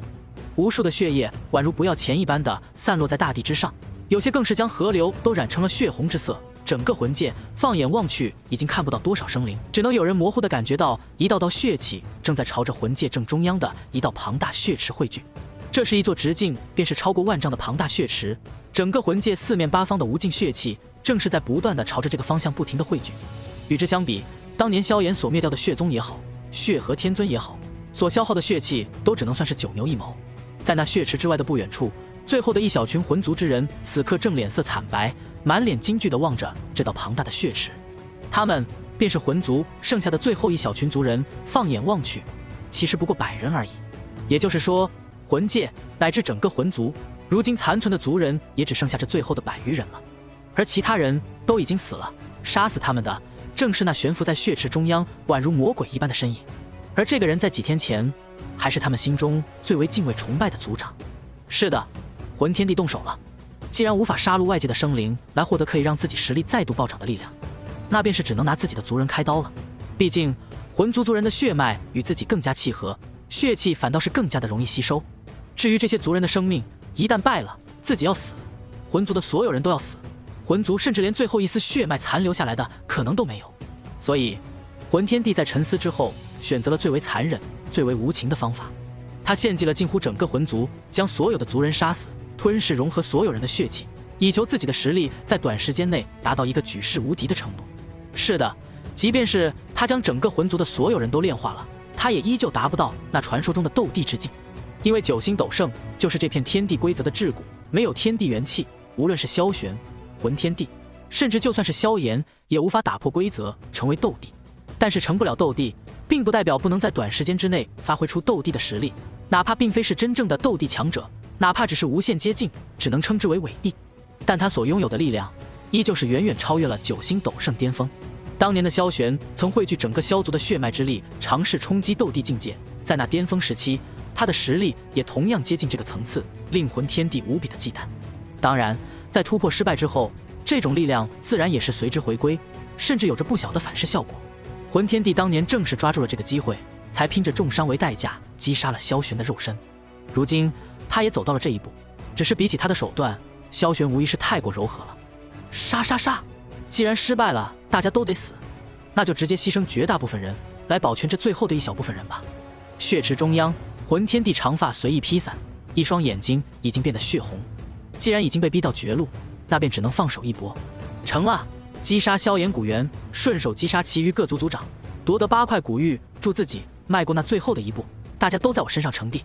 败了，那魂族从今也只能成为斗气大陆漫长历史当中的一页了。在想清楚了其中的利弊之后，魂天帝便是没有了丝毫的犹豫，开始朝着自己的族人挥动了屠刀。与他一同动手的，自然还有魂族强者们平时无比敬畏的虚无吞炎大人。这般浩瀚磅礴的血气，可不仅仅只是吞噬了就可以使用的，没有虚无吞炎的帮助，魂天帝想要做到这一步将会无比困难。可惜的是，两人早就达成了共识。于是魂界生灵迎来了最为恐慌绝望的一幕，生灵涂炭，血流成河。剩下的那仅仅100人的小小人群，并不是因为魂天帝跟他们有什么感情，之所以留下这最后的100人，原因只是因为他们的体质、血脉等种种原因更适合播种。简单来说，除去最后一颗种子，其他人都被吃掉了。他们之所以能够成为最后幸存的一批人，只是因为他们对于魂天帝还有一丝价值。一想到自己过去敬若神明的族长将自己的亲人、族人一个个生生捏爆，将自己的族群大肆屠戮的场景，这些幸存的魂族族人并没有什么仇恨，有的只是无尽的恐惧。太可怕了，拿整个族群的性命去赌这么一局，面前的这个人用魔鬼来形容都是太过轻柔了。萧炎，盘坐在血池中央的修长人影，在这一刻缓缓抬起头，露出一抹狰狞的笑容。在那狰狞的笑容当中，雪白的牙齿闪烁着森白的光芒，令那远处的残余魂族之人身体不住的颤抖。我拿整个魂族跟你做赌，你也算是值得骄傲了。魂天帝赤裸的上身之上开始浮现出一道道漆黑的纹路，就连脸上也同样出现如此狰狞的漆黑纹路。整个魂族的全部力量，仅凭他自己此刻已经是无法承受，于是他选择了与虚无吞炎的融合。当一尊9星斗圣巅峰的强者和一尊堪比9星斗圣初期的超级火焰融合，所可以承载的力量同样达到了一个极为可怕的程度。伴随着森冷的声音在血红的魂界回荡，那万丈血池当中的无尽血气在这一刻开始疯狂地朝着魂天帝的体内涌入，而魂天帝的气息在这一刻也是开始疯狂暴涨起来，一股疯狂狰狞的气息正在令整个魂界都在微微颤抖。这般可怕的变动很快便是引起了魂界之外镇守的众多强者的注意，尤其是古元，在感受到魂界之内那可怕的变动之后，一道疯狂的念头便是已经在他脑海浮现。不好，魂天帝疯了，快派人去星陨阁请萧炎过来。听到古元无比严肃的声音，周围的众多强者在这一刻也是脸色变得无比凝重起来。他们的实力虽然不如古元，但也都是清一色的斗圣强者，自然是能够察觉到魂界内部所产生的一些可怕变化。在所有人的感知当中，此刻的魂界都是在微微颤抖，虽然无法用肉眼察觉，可作为斗圣的可怕意识还是能够隐隐察觉到其中的巨大变故。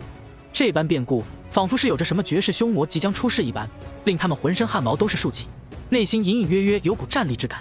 这种情况在几天前他们才刚刚体验到过，那时是萧炎突破的时候，那可怕气息传递而来之时令他们感受过一种隐约的恐惧。而如今这魂界之内的波动却是比萧炎当日突破之时更加可怕，而且阴寒血腥了无数倍。尤其是在听到古元这个在场最强者的警告之后，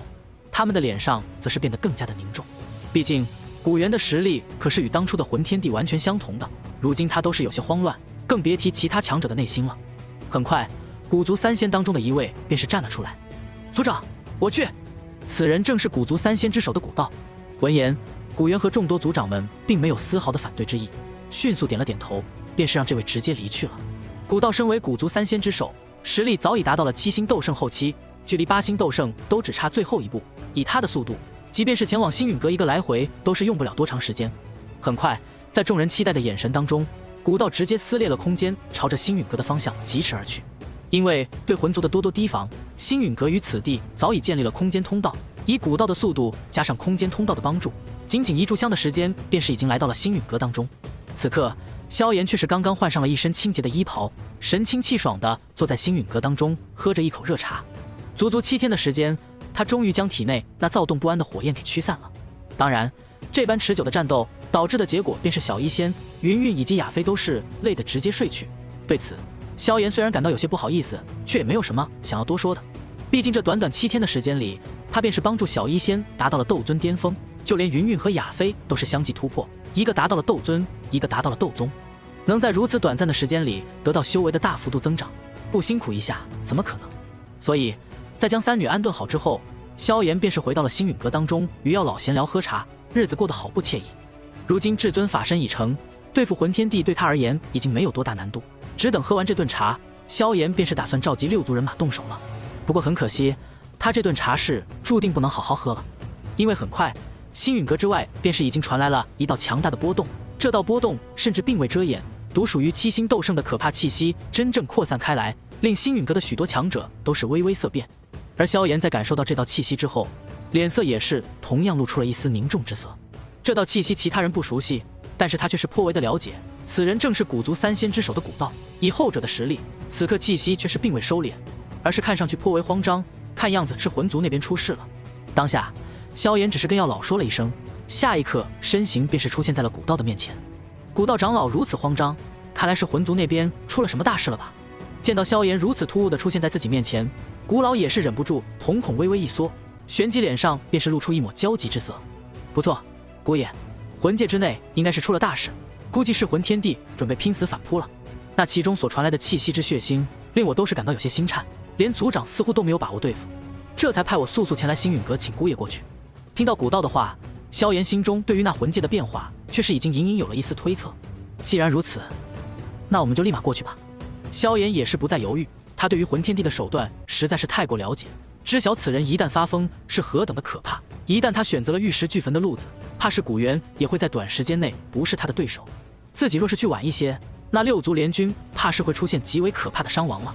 故而，在得知这一消息之后，萧炎也是不敢怠慢，直接抓住古道的肩膀，便是顺着空间通道，以一个更快的速度疾驰而去。感受着身边那空间变换之间的可怕力量，古道的心跳在这一刻都是微微加速。以他的境界，自然是能够感受到这些空间转换之间看似平凡，可却强横的可怕的速度。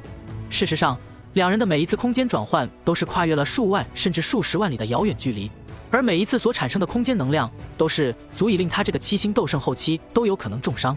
想到这里，古道对于萧炎的实力也是更加的震撼，终于明白族长在发现魂族的不对之后，为何直接高呼去叫萧炎了。萧炎如今的实力，即便是在他这个7星斗圣面前，都绝对称得上一句恐怖如斯了。而几乎在两人离开星陨阁的那一刻，远处的魂界却是已经彻底的变化。只见前几日还是血色漫天的魂界，此刻再度恢复了过往的阴暗之色。只不过比起过往的魂界，如今的魂界却是更加的寂静，没有一丝多余的生息，仿佛已经没有了任何的生灵，也没有了任何多余的生机。整个魂界此刻便是如同地狱鬼府一般，空荡荡的，连个鬼魂都看不到。而在那魂界中央的万丈血池中央，魂天帝的身上却是已经凝聚出了一层宛如鲜血凝聚而成的血色战甲。事实上，这血色战甲就是由鲜血所凝聚而成，而且是近乎整个魂族所有族人的鲜血凝聚而成。在那嫣红鲜艳、充斥着滔天血腥气息的血色魔甲之上，还有着一道道诡异黑色的纹路，仿佛由黑色的火焰凝聚而成，正是虚无吞炎与那无尽血气融合而成的。这就是血海魔甲的强大吗？我感觉有了这道魔甲之后，即便是我什么都不做，古元全力一击之下，都是在难让我造成什么伤害了。魂天帝缓缓站起身子，曾经儒雅白皙的脸庞已经被血色与漆黑的诡异纹路所占据，那张俊美的脸庞之上，则是露出了一抹陶醉而狰狞的笑容。此法乃是当年魂族剿灭最后一任吞灵族族长时所得，实际上便是属于域外邪族血魔族的一套魔道秘法了。在吞噬了整个魂族所有族人的血气和血脉之力，又融合了虚无吞炎的力量之后，魂天帝的力量已经比之前暴涨了数倍不止。如果不是因为他的肉身已经承受到了极限，他也不会把剩余的血气凝聚为那血海魔甲。我还未曾得到那可以令人真正保持在斗帝境界的关键宝物，便是已经有了这般令人陶醉的力量。若是得到了古地洞府当中的那道宝物，我的实力又该强大到怎样的程度？魂天帝感受着体内的磅礴力量，眼神越发的疯狂。他付出如此巨大的代价，令力量暴涨到这种程度，都是未曾真正的可以与斗帝强者相提并论。真不敢想象真正的斗帝该是何等的可怕。不过饶是如此，让他再度遇到古元，绝对能在10招之内取了对方的项上人头。我的实力暴涨到这种程度，就算那萧炎的手段再如何多，也不该是我的对手了吧。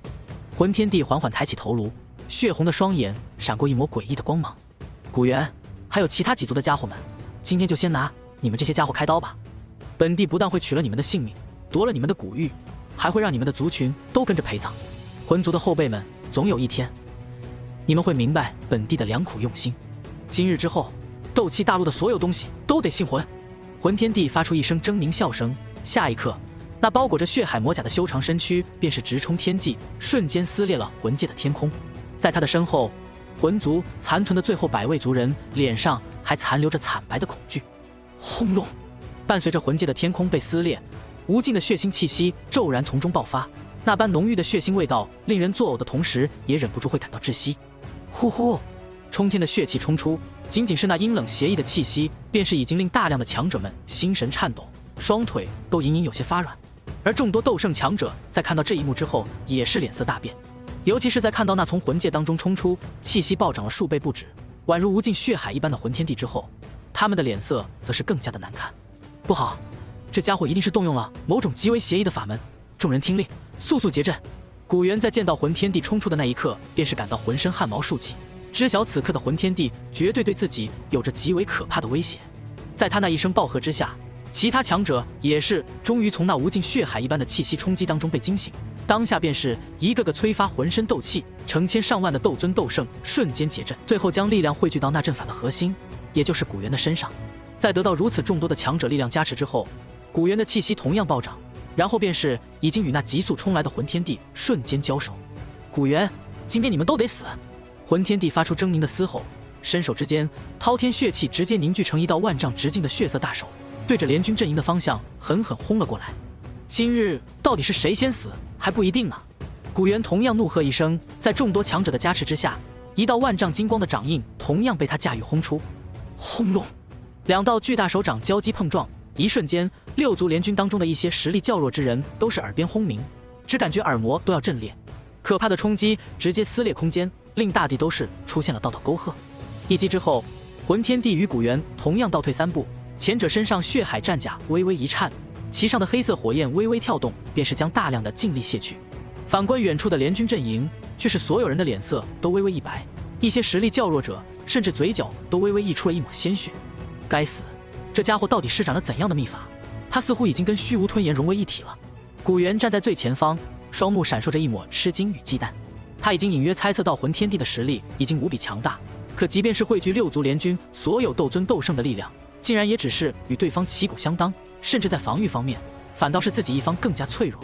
古元，给我死来！见到自己的攻击被古元卸去，魂天帝脸上却是不恼，反倒是狰狞一笑，再度朝着古元轰击过去。六族阵法看似强大，汇聚了六族所有斗尊以上强者的合击之力，但这六族本来就很少共同合作，虽然算不上一盘散沙，但比起将整个魂族直接凝聚为一体的魂天帝而言，还是差了一些。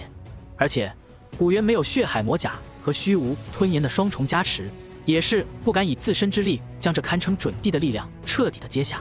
所以看似渺小一人的魂天帝，实际上是占据了整个战场的主导地位。只见他身形不断变化，每一次攻击都是令古元脸色难看一分。足足数十个回合之后，就在古元接下一记杀招，脸色已经略微苍白的时候，一道巨大的血色长矛却是瞬间撕裂空间，朝着药族族长药丹的方向爆射而去。不好！古元脸色一变，大阵虽强，可六族之间显然没有刻意彻底融会贯通，整合为一体的完美阵法。每一次全力催动之后，都会出现片刻的凝滞。虽然这段时间极为短暂，堪称瞬间，可在魂天帝这种层次的强者交手当中，却已经是极大的破绽。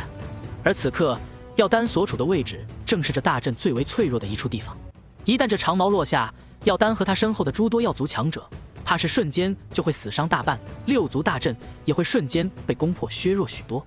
到时候，所有人都将成为魂天帝手底下待宰的羔羊。当然，在所有人被宰之前，药丹必然是第一个被这血色长矛击杀的强者。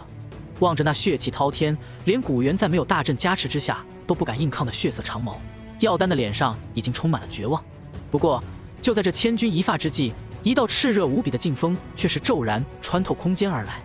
下一刻，一道完全由绚丽火焰组成的火焰长矛便是已经突兀的出现，与那血色长矛狠狠地碰撞在了一起。轰隆！完全由火焰和血气凝聚成的两道千丈长矛在空间轰然碰撞，可怕的余波比起古元与魂天帝的交手也是不多承让，令周围的空间都节节崩溃。下一刻，大阵之下的众人便是已经感到一股扑面而来的热浪席卷，然后与那血色长矛相互碰撞，互相湮灭。片刻之后，伴随着大量血雾的蒸腾，那绚丽火焰在这一刻也是终于消耗完毕，最终两两消散。望着这一幕，药丹等人心头悬着的生死危机终于烟消云散，紧接着便是与远处心惊肉跳的古元等人脸上都是露出了狂喜之色。对于这绚丽火焰的主人，他们自然是无比的熟悉，而在看到这一火焰长矛的恐怖威能之后，他们的内心更是激动。在场的众人方才与魂天帝交手，可都是亲身领教过魂天帝的强大的，若不是有着六族大阵加持，就算古元也很难在魂天帝的手中撑住太久，足以想象那一矛的威力是何等的可怕。然而就是这般可怕的一矛，却是被那凭空出现的火焰长矛给直接相互湮灭了。也就是说，这火焰长矛的主人或许比他们想象的还要可怕。在众人惊喜期待的目光当中，那一处空间当中也是终于有着丝丝波动传来。片刻之后，一道熟悉的黑衣身影也终于是缓缓地从那空间当中走出，长发如墨，身姿颀长，一张越发成熟的脸庞同样越发的俊朗，一双漆黑眸子如同一口老井一般平静，嘴角还挂着那熟悉的笑意。此人除了萧炎还能有谁？魂天帝，虽然我早已知晓你的手段会十分的狠辣，可你的决绝还是令我都感到可怕。在萧炎出现的那一刻，唏嘘的声音便是已经从他口中传出，最后响彻天地。同一时刻，魂天帝在看到那血色长矛被直接冲散湮灭的那一幕，便是瞳孔微微一缩，尤其是看到萧炎的身影出现之后，一双猩红的双眼更是杀意凛然。萧炎！魂天帝发出一声宛如野兽一般的低沉怒吼，周身的血腥气息更加浓郁。成王败寇，今日若是我魂族败了，那我魂族便是一丝残余血脉都留不下。与其如此，倒不如放手一搏，或许还能有着一丝生机。魂天帝笑容狰狞地盯着萧炎，萧炎却是能够感受到他笑容当中的阴冷杀机。望着后者那张遍布狰狞血色和黑色纹路的脸庞，他内心再度忍不住暗叹魂天帝的行事之果断狠辣，献祭几乎全族人的生命来换取自身的强大，以博取最后的一线生机。虽然可以说是无比的狠毒残忍，但同时也反映了此人的果断与坚决。这种狠，哪怕是萧炎有时候都要自认不如，也难怪当年的萧玄都会一时疏忽被这家伙击败。不过无论他究竟多狠，今日都是要乖乖服输了。萧炎，比起魂天帝的狠辣吃惊，古元等人的脸上此刻却满是喜色。虽然不知道萧炎如今的实力究竟如何，但可以肯定的是，萧炎的实力绝对比古元还要强上不少。有了这样的一尊强者出手帮助，那六族联军一方的胜率显然要大上许多了。萧炎，你来统领大阵，我来给你做副手。见到萧炎到来，古元当机立断，便是要将这主阵眼让给萧炎。明眼人都看得出来，萧炎此刻的实力，由他来掌控大阵，击败魂天帝必然有着很大的把握。然而对于众人的灼灼目光，萧炎却只是轻轻笑着摆了摆手，不必，对付这个家伙，我一个人就够了。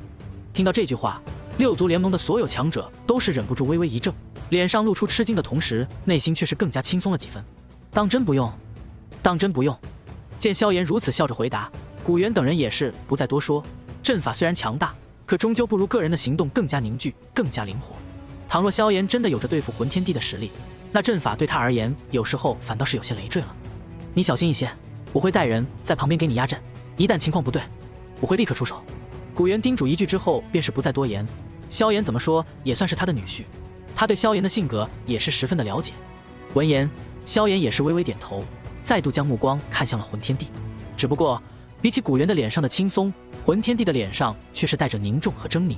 本帝举一族之力跟你们博弈，你竟然敢孤身对付本帝，简直是狂妄！魂天帝嘴上虽然如此之说，但内心却是无比的警惕。实在是方才萧炎如此轻松的接下他那血色长矛的一幕，令他心头都在震颤。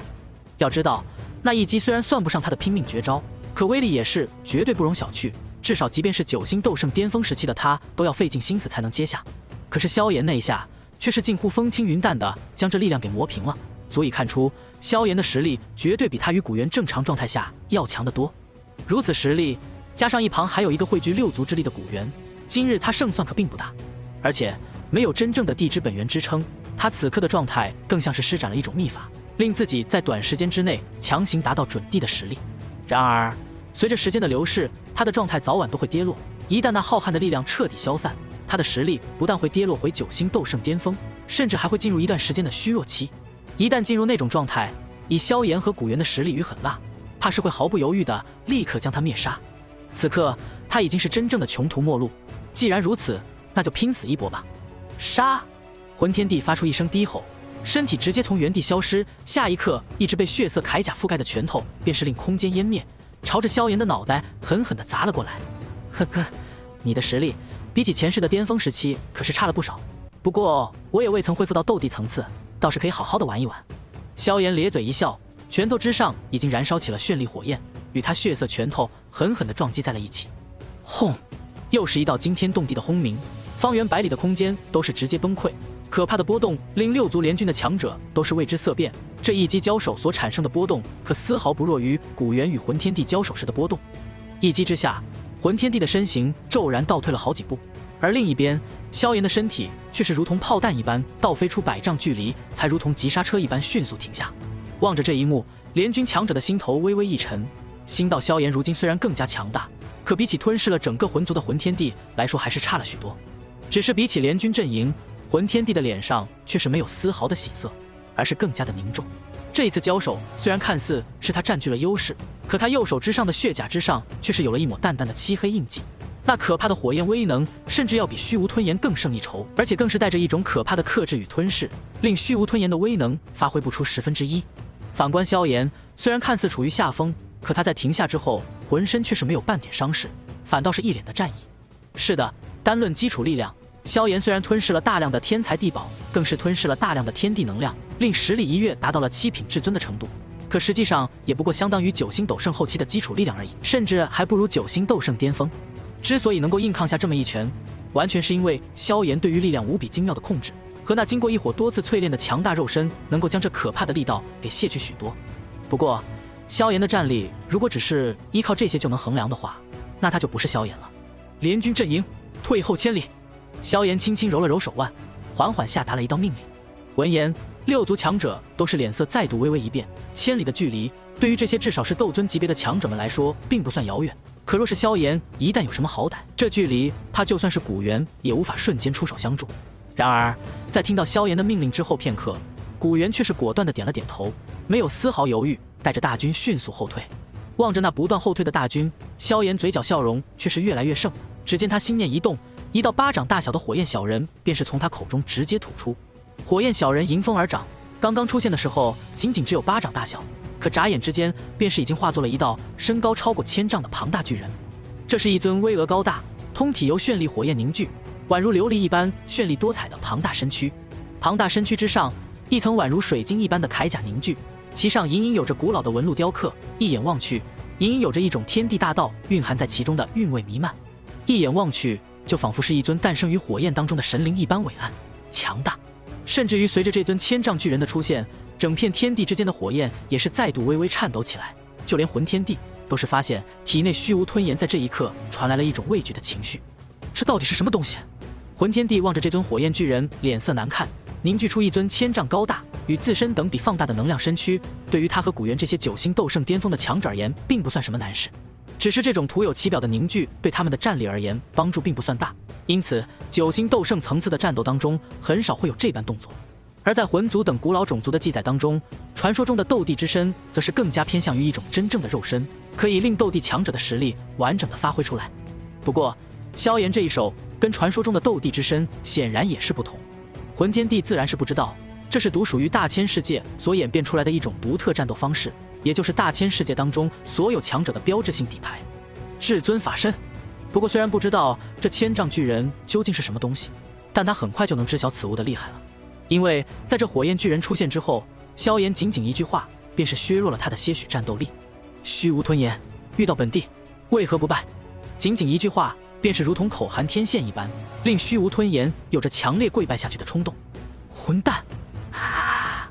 虚无吞炎拼死抵抗那种来自生命本质、来自天地规则所赋予的想要朝着萧炎跪拜的冲动，他最终还是抗住了。毕竟他是这片天地之间排名第2的超级异火，毕竟他的火灵已经成熟，有了属于自己的意志。可仅仅只是为了抵抗这一句话，便是耗尽了他近乎所有的意志。这一刻，虚无吞炎对于魂天帝的帮助已经弱小到了一个近乎可以忽略的程度。望着这一幕，萧炎的眼中也是没有什么意外，毕竟是虚无吞炎，即便是他前世成为炎帝的时候，也很难靠一句话就令虚无吞炎彻底臣服。没有天地本源的加持，即便他已经掌握了火焰大道，也做不到真正的言出法随。不过仅仅一句话便是能够消去魂天帝的部分战力，他已经颇为满意了。接下来便是让他好好领教一下炎帝法身威能的时候了。只见萧炎手掌开始快速翻飞，一道道玄妙的印结开始迅速浮现。而在他动作的同时，他身后那高达1000丈的炎帝法身在这一刻也是开始快速凝聚印结。当那一道道玄妙的印结开始在炎帝法身的催动下变换之后，所有人都是开始感受到这片天地之间的温度开始急速提升，大地开始皲裂，无数岩浆自地底涌出，铺天盖地的火属性能量迅速将这片天地都染成了赤红之色。这一切看似十分漫长，其实就在须臾之间，等到众人反应过来的时候，一道直径超过万丈的巨大手印已然在天空之上凝聚，通体赤红的掌印之上古老纹路弥漫，带着一抹焚天灭地的炽热，宛如神灵的手掌一般从天而降。所过之处，空间直接湮灭，大地直接下沉，掌印未到，可怕的威压已经足以令斗圣之下的所有生灵湮灭。魂天帝能够死在我这炎帝法身的威能之下，也不算辱没了你一代枭雄的名号了。萧炎手掌下压，声音平淡，却宛如神明低语：炎帝印。伴随着这一声低语，那近乎遮天蔽日的赤红手印便是在所有人震撼的目光之下，朝着魂天帝的方向镇压过去。仅此一招，便是已经打破了9星斗圣巅峰的极限，令那可怕的力量到了另一个层次。萧炎如今虽然仅仅只有7品至尊的修为，可论起基础却是不比9品至尊要差，加上炎帝法身的加持，力量比起大千世界的9品至尊巅峰都要精纯。而他所施展的炎帝印，同样是他依靠地印诀所演化推进出的一招堪比准绝世神通的绝学。论起威能，要比地印诀当中的古地印强大了不知道多少。用炎帝法身催动炎帝印出手，其威能就算是大千世界当中的夏位帝至尊都不敢小瞧，更别说是斗气大陆的众人了。长达万丈的巨大手印，几乎是一瞬间就汇聚了方圆万里的所有火属性能量凝聚而成。那般可怕的威势，尚未落地，便是已经令魂天帝忍不住微微色变。混蛋，我就不信以我魂族全族之力，竟然还对付不了你！魂天帝双眼充斥着疯狂。自从这个叫做萧炎的家伙出现之后，他的每一次计划都是以失败而告终，甚至每一次萧炎的出现都对他的威胁越发的庞大。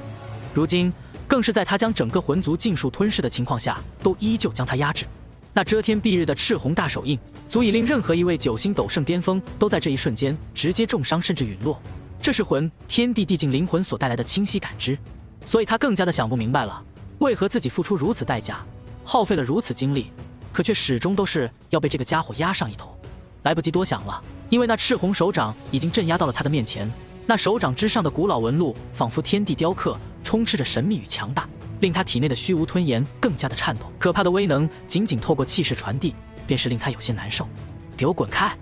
魂天帝发出一声嘶吼，滔天血气在他背后瞬间凝聚成一道道庞大的血龙，然后再度衍生成一道道长达1000丈的血色手臂，朝着那遮天巨手狠狠地轰击过去。轰隆隆，一道道血色手臂，或是成拳头，或是成巴掌，一瞬间有着上百道天阶斗技被疯狂释放，每一道都是堪比9星斗圣巅峰的最强一击，甚至更加强悍。毕竟虚无吞炎的力量虽然被近乎直接削没，可整个魂族力量加持的魂天帝依旧十分强大。他的力量界限已经真正的超越了9星斗圣巅峰，如果用大千世界的力量衡量的话，那应该是初步达到了夏位帝至尊门槛的水平。当然，依靠如此手段跨越而来的力量，必然是有些虚浮，而且论起各种神通，他也远远比不上萧炎的储备。所以当那足足上百道可怕的攻击将周围的空间都湮灭成了虚无，落在那巨大无比的手掌之上后，却依旧是未曾将这手印给完全的轰碎。当然，在魂天帝这般近乎拼命的攻击之下，即便是萧炎所施展的炎帝印，也不可能是毫发无伤，而是出现了一道道裂痕。萧炎如今的实力毕竟只是7品至尊而已，想要一招就直接击杀魂天帝，还是需要耗费一些功夫的。另外，若是动用太过可怕的威能，万一直接将魂天帝的肉身湮灭了咋办？这可是用来复活萧玄的上好材料啊！给我挡住！比起萧炎心中的种种想法，魂天帝此刻却是彻底疯狂了。仅仅一招，便是令他发动了足足上百次攻击都未能真正的破开。这个家伙到底是何等的可怕！轰隆隆，魂天帝身旁的无数血色手臂共同砸在那巨大手掌之上，终于是彻底的抗住了这火焰手印之上的可怕威能。可是仅仅如此，便是已经令他脸色都涨红，呼吸都是粗重了许多。斩地鬼血刃，给我破！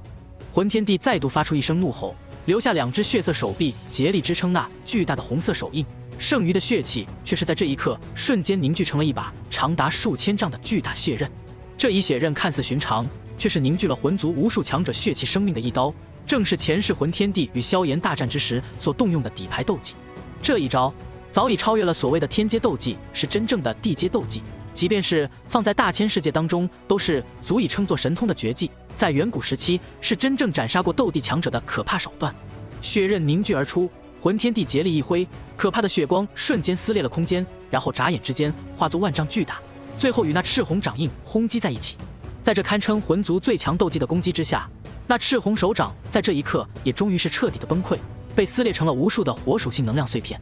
天空之上，萧炎望着这一幕，却是并没有丝毫的忧虑，反倒是嘴角带着一抹从容笑容。他的基础力量本就是比魂天帝要差了许多，虽然神通手段要比对方高上一个层次，可对方的斩地鬼血刃也是斗帝强者所创，威能同样不俗，能够攻破他的炎帝印也是正常。不过若是仅仅如此的话，那还是太过不够看啊！你若是如同前世那般能够直接跨入斗帝，然后再施展出这斩地鬼血刃，我或许也只能是落荒而逃。可惜现在的你，充其量也只能算是伪帝，比起真正的斗的差了太多。所以你还是乖乖的献上自己的肉身吧。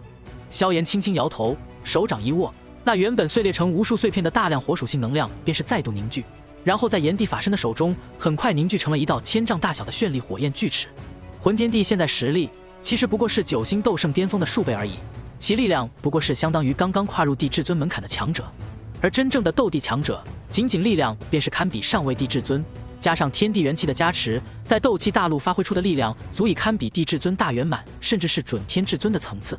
现在的他，比起前世炼化了地品除丹的他，差了实在是太多。斩地鬼血刃虽然无比强大，是可以斩杀过斗帝强者的可怕斗技，可以他现在的力量施展，却是连大千世界最普通的下位帝至尊都是伤不倒，更别说是萧炎了。别说是斩杀帝至尊、斩杀斗帝的手段，就算是斩杀天至尊的手段，萧炎的手中也是有着层出不穷的底牌。萧炎，给我死！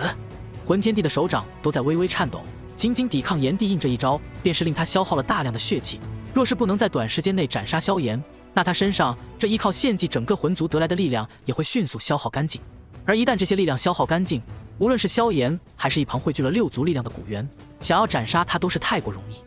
所以魂天帝必须迅速斩杀萧炎。只可惜他的期望最终也只有落空这一条途径了。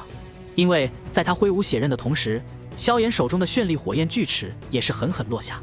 顷刻间，天地间的无数火属性能量便是化作一道万丈火芒，可怕的高温掠过，天地直接被焚烧成了一片漆黑。魂天帝同样再度挥出血刃，无尽血气化作一道巨大血色光芒。在这血色刀芒出现的那一刻，他身上的滔天血气都是暗淡了几分。显然，这一刀令他用尽了全力，但同样，这几乎是他最大的底牌了。轰隆！在众人震撼的目光当中，绚丽齿芒与血色刀芒狠狠碰撞在一起，一瞬间，天地都仿佛寂静了下来。一道道绵延千里的空间裂缝，宛如蜘蛛网一般，在那撞击的中央蔓延开来。在那中央的百里空间内，空间仿佛一道道碎片一般四处乱飞，可怕的劲气肆虐大地，令地面同样出现了一道道万丈深渊。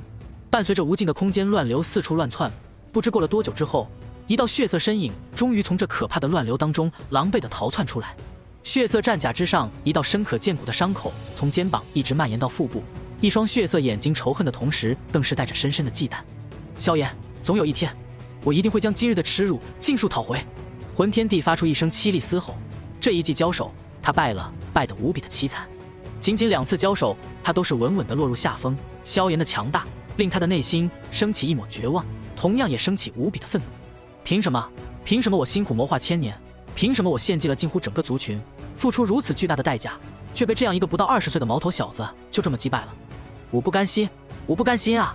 魂天帝的内心都已经癫狂，面前的一切实在是太过梦幻，太过令人绝望。然而，他的身影尚未逃出多远，一尊千丈巨人便是直接冲破那大量的能量风暴，带着无比沉重的威势，朝着他的方向大步冲来。想跑，你似乎是没有机会了。淡淡的笑声传来，千丈巨人一步之下便是跨越大量的空间，速度比魂天帝还要快了太多。眨眼之间，这尊巍峨高大的火焰巨人便是已经出现在了魂天帝的头顶。炎帝拳！一声低喝，巨大的拳头之上燃烧着比虚无吞炎还要可怕了许多的绚丽火焰，带着比流星坠落还要强横的威势狠狠砸落。滚开！魂天帝眼神一跳，手中的斩地鬼灭刃再度挥出，身上的血气却是再度暗淡了一分。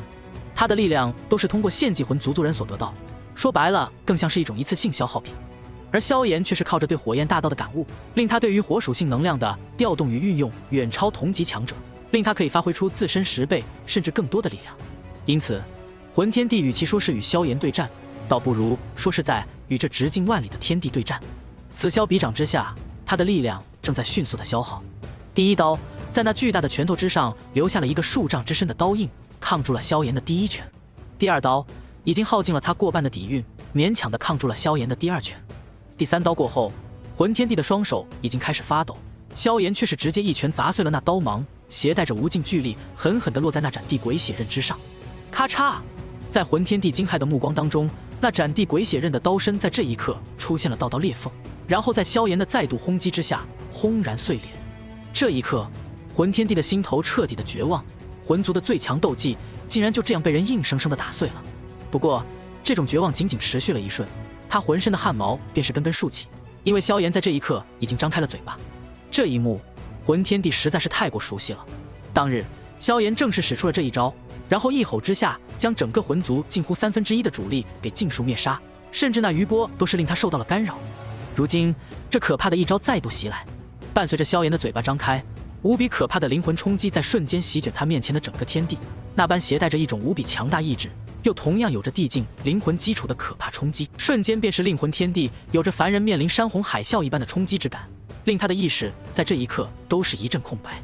随着实力的提升，萧炎的灵魂力量也是再度提升，虽然没有本质的蜕变，却是比寻常的递进灵魂还要强大些许。仅仅如此也就罢了，关键是萧炎的灵魂攻击手段还是放眼整个大千世界都是最顶尖的手段，比起魂族的底牌要强了足足2个层次。种种叠加之下，那可怕的冲击直接是令魂天地的灵魂瞬间重伤，甚至接近于湮灭。在这般可怕的伤势之下，他的意识自然更加的茫然，甚至在短期之内已然是接近痴呆。这一刻，他的灵魂与肉身都是静静地悬浮在萧炎的面前，宛如待宰的羔羊。望着这一幕，萧炎也是没有丝毫的心慈手软。他承认魂天帝的确是个枭雄人物，在有些地方甚至令他都感到了不起，但这并不代表他会有着丝毫的手下留情。下一刻，他的身形浮现，双指之上绚丽火焰燃烧，宛如一柄火焰神剑一般，穿透了魂天帝脑袋上的血色战甲，然后穿过了对方的头颅，将那已然重伤的灵魂彻底剿灭。从炎帝印、炎帝尺到炎帝3拳，最后炎神之怒，灭魂一指。仅仅7招，曾经以一人之力压的6族联军都人心惶惶的魂天帝便是彻底的陨落。魂天帝死！这一刻，整片大陆都是陷入到了死一般的沉寂，所有人看向萧炎的目光都是充满了敬畏。不过，这种死寂并未持续太久，便是再度被一声惨叫给打破。魂天帝死了，连灵魂都被绞杀成了虚无，可虚无吞炎却还残留了下来。对于虚无吞炎这等大补之物，萧炎自然是不可能放过。只见那残留在魂天帝眉心的双指之上，绚丽火焰再度变化，9道火焰开始迅速盘旋。很快，一道极为可怕的吞吸之力便是产生。如今的帝炎在融合了9种异火的可怕威能之后，实力已经足以压制虚无吞炎，更何况有着火焰大道的加持和萧炎的操纵。反观虚无吞炎，虽然有着一身本事，可仅仅一道大道威压便是令他失去了90%的战力，任由他如何拼命的反抗，那可怕的吸力依旧是令他无法抵挡。顷刻间，丝丝缕缕的黑色火焰便是被那9种火焰所凝聚成的庞大黑洞给吞噬炼化，然后如同抽丝剥茧一般的疯狂吸纳。滚开，给我滚啊！虚无吞炎在魂天帝尸体的体表疯狂挣扎，可是在萧炎的面前却是没有太大的反抗之力。伴随着一道道黑色火焰被抽离吞噬，一道看似细小，实则蕴含了大量异火本源的黑色火焰洪流被不断的吞吸，而他的力量则是在一点一滴的流逝。萧炎，炎帝，放我一马，我愿认你为主。在萧炎的面前，虚无吞炎第一次感受到了那种近乎毫无反抗之力的绝望。自他诞生以来，除了当年的驼舍古帝，便是再也没有人能够将他如此轻易的蹂躏。即便是古元魂天帝，虽然实力要比他更加强大，可同为9星斗圣战力，他若是竭尽全力想要逃跑，对方也是无法奈何他。可在萧炎的面前，他甚至连逃跑都是做不到。只见魂天帝的体表之上，一团团诡异神秘的黑色火焰跳动，最后彻底脱离魂天帝的身体，化作一道脸上带着诡异纹路的黑衣男子。一脱离魂天帝的身体，虚无吞炎的身体便是朝着远处想要疯狂逃窜，只可惜仅仅逃出不足100丈距离，一道道铭刻着玄奥古老符文的绚丽火焰锁链便是已经从他的身后传来，将他的身形死死的缠绕，然后继续疯狂地吞噬着他的力量。你果然是跟净莲妖火一样糊涂，炼化了你们，对我的好处才是最大。萧炎嘴角露出一抹笑容，手掌一挥，顺势将魂天帝的尸体吸入到那界当中，然后便是操纵着无数地眼锁链，将虚无吞炎所在的一方天地彻底笼罩。一道道火焰锁链如同当初吞噬净莲妖火一般，将虚无吞炎牢牢缠绕穿透，然后不停地抽离他的异火本源。当听到萧炎的这句话之后，虚无吞炎脸上的表情彻底的绝望，他竭力的抵抗，可在那火焰大道的压制之下，力量发挥不出1/10。而萧炎的基础实力都已经超过了他，在这种可怕的悬殊之下，他没有任何的办法，只能眼睁睁地看着自己体内的本源被疯狂的吞噬炼化。混蛋，老子跟你拼了！见到投降都是没用，虚无吞炎彻底疯狂了。下一刻，一道无比庞大的波动便是已经从他的体内传来。望着这一幕，古元等强者都是忍不住微微色变，这个家伙竟然打算自爆了。要知道，虚无吞炎可是足以媲美9星斗圣初期的强大存在，而且其本源还是这片天地最为狂暴的异火组成，一旦自爆，便是古元位于那自爆的核心，怕是都要当场重伤。不过萧炎方才所表现出的实力已经说明，这种层次的自爆或许对于萧炎而言并不能造成什么严重的伤害。饶是如此，那也是一位9星斗圣的自爆啊！轰隆，伴随着一道仿佛天崩地裂一般的炸响，那缠绕在虚无吞炎身体之上的一道道绚丽火焰锁链，都是在这可怕的威能之下寸寸断裂。下一刻，近乎无穷无尽的漆黑火焰便是肆虐整片天空，令萧炎面前的空间都是直接化作了黑色的火海。无数黑色火焰微微跳动，带着诡异的色泽，开始朝着四面八方冲击而去。那可怕的威能，令联军阵营的许多强者都看得心惊胆战。自爆？你以为自爆就能跑得了吗？相比于联军强者的震撼，萧炎却是依旧从容地站立在那黑色火海的中央，绚丽的火焰在他的体表燃烧，任何掠过的黑色火海都是对他造不成任何的伤害。相反，那些冲击在他体表的黑色火焰，反倒是被他体表的绚丽火焰给缠绕、吞噬。曾经以吞噬之力横贯整个斗气大陆，有着无比强横威能的虚无吞炎，此刻正在被另一种火焰给不断的吞噬。若是这样就能让你跑了，那我这炎帝之名岂不是白叫了？萧炎咧嘴一笑，双臂骤然张开，顷刻间，他身后那高达1000丈的炎帝法身，便是在联军所有强者震撼的目光当中再度扩大。3000丈、5000丈、10000丈，炎神法身在不断的膨胀扩大，不过身形也是显得虚幻了许多。但是无论如何，他的体积都是很快就达到了一个令所有人都心颤的可怕程度。这一刻，一尊顶天立地、近乎无穷无尽的庞大火焰巨人的身影就这么出现在了斗气大陆之上。他的脑袋早已穿过了云霄，几乎与斗气大陆的天高一般高。他的足跟便是已经比一些山岳还要高大，即便是周围万里最高的山峰，也不过只能达到他的膝盖。从联军阵营强者们的视角去看，他们若是不动用灵魂或是某些秘法，甚至只能看到萧炎的胸口甚至腰部以下的位置。这般近乎无边无际的庞大，震撼了在场的所有人。至尊法身之后，便是独属于地至尊强者才拥有的至尊法相。何为法相？法天象地，一念一动之间足以改变天地山川，这便是至尊法相。以萧炎如今的实力，虽然无法真正施展完美的至尊法相，但他终究是达到过天至尊乃至主宰的人物，施展一个至尊法相的雏形还是十分轻松的。这一招对于同层次级别的战斗并没有太大的帮助，但若是以大欺小，却是太过好用了。吞！萧炎巍峨无尽的法相发出一道古老的声音，那宛如深渊一般的嘴巴一张开，可怕的吸力便是令整个天地都在颤动。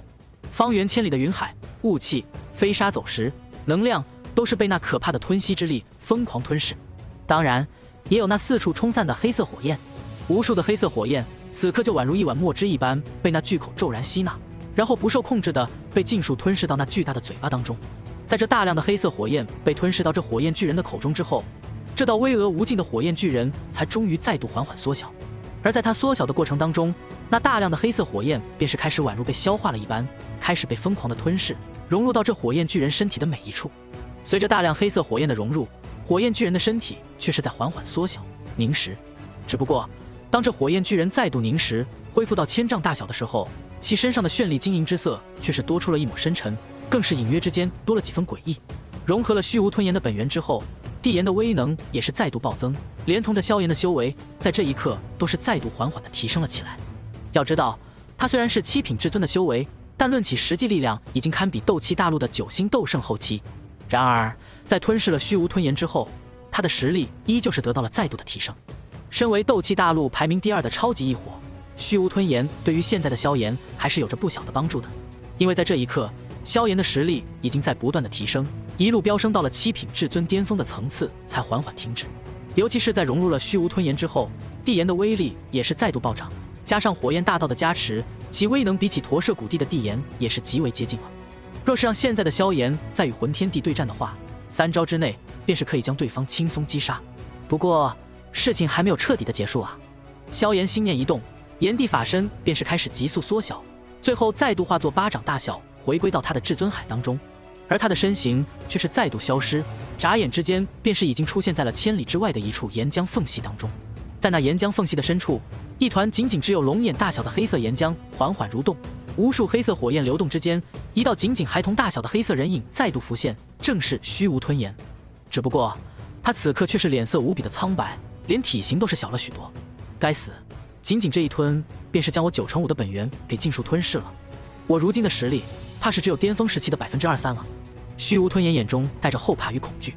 以他如今的状态，随便来个最普通的斗圣都是够他喝一壶的。不过好在，对于他们这种有了生命并且拥有完整的近乎人类智慧的火焰来说，火焰本源虽然重要，却并非是全部。到了他们这一层次，火灵才是整个火焰的核心，只要火灵不灭，意识不灭，哪怕只剩下一丝本源，他们也可以通过时间的积累慢慢恢复。当然，这个过程注定会是无比的漫长，百年千年实在是太过常见。他现在甚至已经不敢有什么报复萧炎之类的心思了。这个人类青年实在是太过可怕了，魂天地积累千年，费尽心思，结果被他7招就给干掉了。自己拼死反抗，甚至连他的锁链都破不开，即便是依靠自爆，也是靠着被对方吞噬了大量火焰本源为代价，最后才让火灵融入一道细小本源当中逃离。魂天地一死，魂族的那块古地狱也是跑不了了。以这萧炎的实力与天赋，其余7块古地狱想要凑齐也是不难。那地品除丹早晚都是这个家伙的，一旦炼化了地品除丹，斗气大陆怕是要再度出现一位真正的斗帝了，而他萧炎也将成为真正的炎帝。一想到萧炎，虚无吞炎的内心便是更加的绝望。他知道，只要萧炎还在一天，他便是没有一天的出头之日了。要么等到萧炎老死，要么等他离开斗气大陆。只要他还在斗气大陆一天，自己便是一天不敢露面。罢了，苟着就苟着吧，苟着总比魂天帝和净莲妖火的下场要好。虚无吞炎苦笑一声，身形一动，便是要朝着下方的岩浆深处游去。只不过他的身形刚刚下潜片刻，一只绚丽无比的火焰大手便是凭空出现，周遭的空间都是被那无数火焰给瞬间封锁。望着这一幕，虚无吞炎浑身一个机灵，身上的黑色火焰都疯狂跳动。萧炎，我都落到这样的下场了，你难道非要赶尽杀绝吗？虚无吞炎眼睛都红了，这次被炼化，他便是真的完蛋了，就连火灵都要被这家伙湮灭，从此意识彻底的消失在天地之间。哼，你在魂族待了这么久，难道对于赶尽杀绝、斩草除根这一类的成语还陌生吗？淡淡的笑声传来，火焰大手已经抓住了虚无吞炎的身体。我不甘心，我不甘心啊！虚无吞炎的声音里充斥着不甘，意识却是在迅速消散。以他如今的状态，在萧炎的手里真是没有丝毫的反抗之力，甚至连灵魂都是虚弱了许多。这一自爆，令他的地境灵魂都是受到了创伤，威能同样跌落了太多，跟比寻常地境灵魂还要强大的萧炎相比，实在是差了太多。不过再多的不甘，都随着他的灵魂很快烟消云散了。在萧炎的灵魂手段面前，仅仅片刻，他的意识便是彻底的湮灭。从此，世上再无虚无吞炎这个人，只剩下这个名字的一伙存在。你若是不主动自爆，我要炼化你，倒是还需要些许时间，倒是要多谢你主动送上门来了。萧炎在湮灭了虚无吞炎的意识之后，微微一笑，也是终于一把抓住那最后的一道虚无吞炎本源，顷刻炼化。吃，伴随着最后一道虚无吞炎本源被炼化，萧炎体内的虚无吞炎本源在这一刻也是彻底的圆满。真是愚蠢啊！望着虚无吞炎湮灭的方向，萧炎忍不住轻轻摇了摇头，竟然想要靠着分离本源的方式逃跑。这一招，若是对付其他斗帝之下的强者，甚至不是修炼火属性斗气的斗帝都，的确是十分管用。可惜的是，他遇到的是萧炎。先不说萧炎前世本就炼化过虚无吞炎本源，对于他的本源数量十分的清晰，吞噬的瞬间便是察觉到了这些异火本源还不够完整。再者便是，如萧炎、驼舍古帝，包括药帝等通过火属性能量修炼到斗帝的强者，在炼化天地本源之后，会自然而然地对整个斗气大陆的火属性能量有着一种几乎如臂驱使的敏感。可以说，只要在斗气大陆拥有火属性能量存在的地方，他们只要想感受这些火属性能量，便是会如同他们的眼睛一般自然而然地探测。这是独属于斗帝强者的权柄，是天地本源赋予斗帝强者的特权。这还是斗气大陆的位面之胎早已破碎的原因。倘若是其他位面完整的位面之胎，一旦炼化之后，整个位面的一切动向都会在位面之主的掌控之下，任何踏入到这片位面的生命都无可遁形。这般手段已经是与神灵无异，这也就是为什么那些天至尊以上的强者在宇宙中被称为伪神的原因。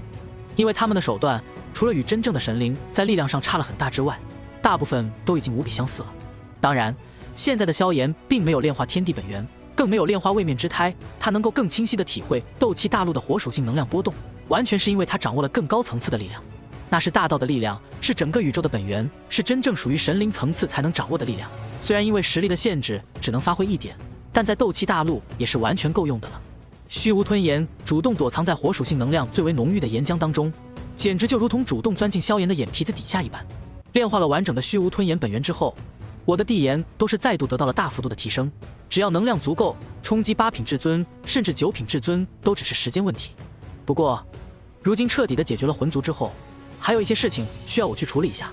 萧炎微微一笑，其实在击杀魂天帝之后，最难得到的一块驼舍古地狱都是出现在了他的手中。他现在同样可以拿着众多的驼舍古地狱去开启古地洞府了。不过在这之前，还是先把最后的一些事情处理完了再说吧。想到这里，他身体一晃，便是再度出现在了万里之外的联军阵营面前。伴随着这一袭黑衣的出现，整个联军阵营的强者在这一刻都是微微一颤，所有人看向萧炎的目光都是带着狂热的崇拜。就算是古元，此刻看向萧炎的目光都是带着一丝火热。他们都是明白，面前这个不过18岁的青年已经成了这片天地当中的最强者，不是之一，而是最强。在驼舍古地并未出现的情况下，萧炎就是斗气大陆这个时代，甚至万年以来都足以称得上是最强的超级存在。曾经令6族联军都无比棘手的魂族，几乎是全部覆灭在了面前的这个青年手中。魂天帝在吞噬献祭了整个魂族之后，实力之强已经可以以一己之力压制整个6族联军，寻常9星斗圣便是数人联手都未必是他的对手。然而萧炎却是仅仅7招便是将他彻底灭杀。虚无吞炎，实力堪比9星斗圣的超级异火，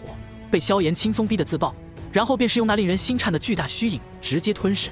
在这样的强大的实力面前，除了那万年未曾出现过的斗帝强者，还有什么人能是这个青年的对手？而他的年龄实际上才18岁。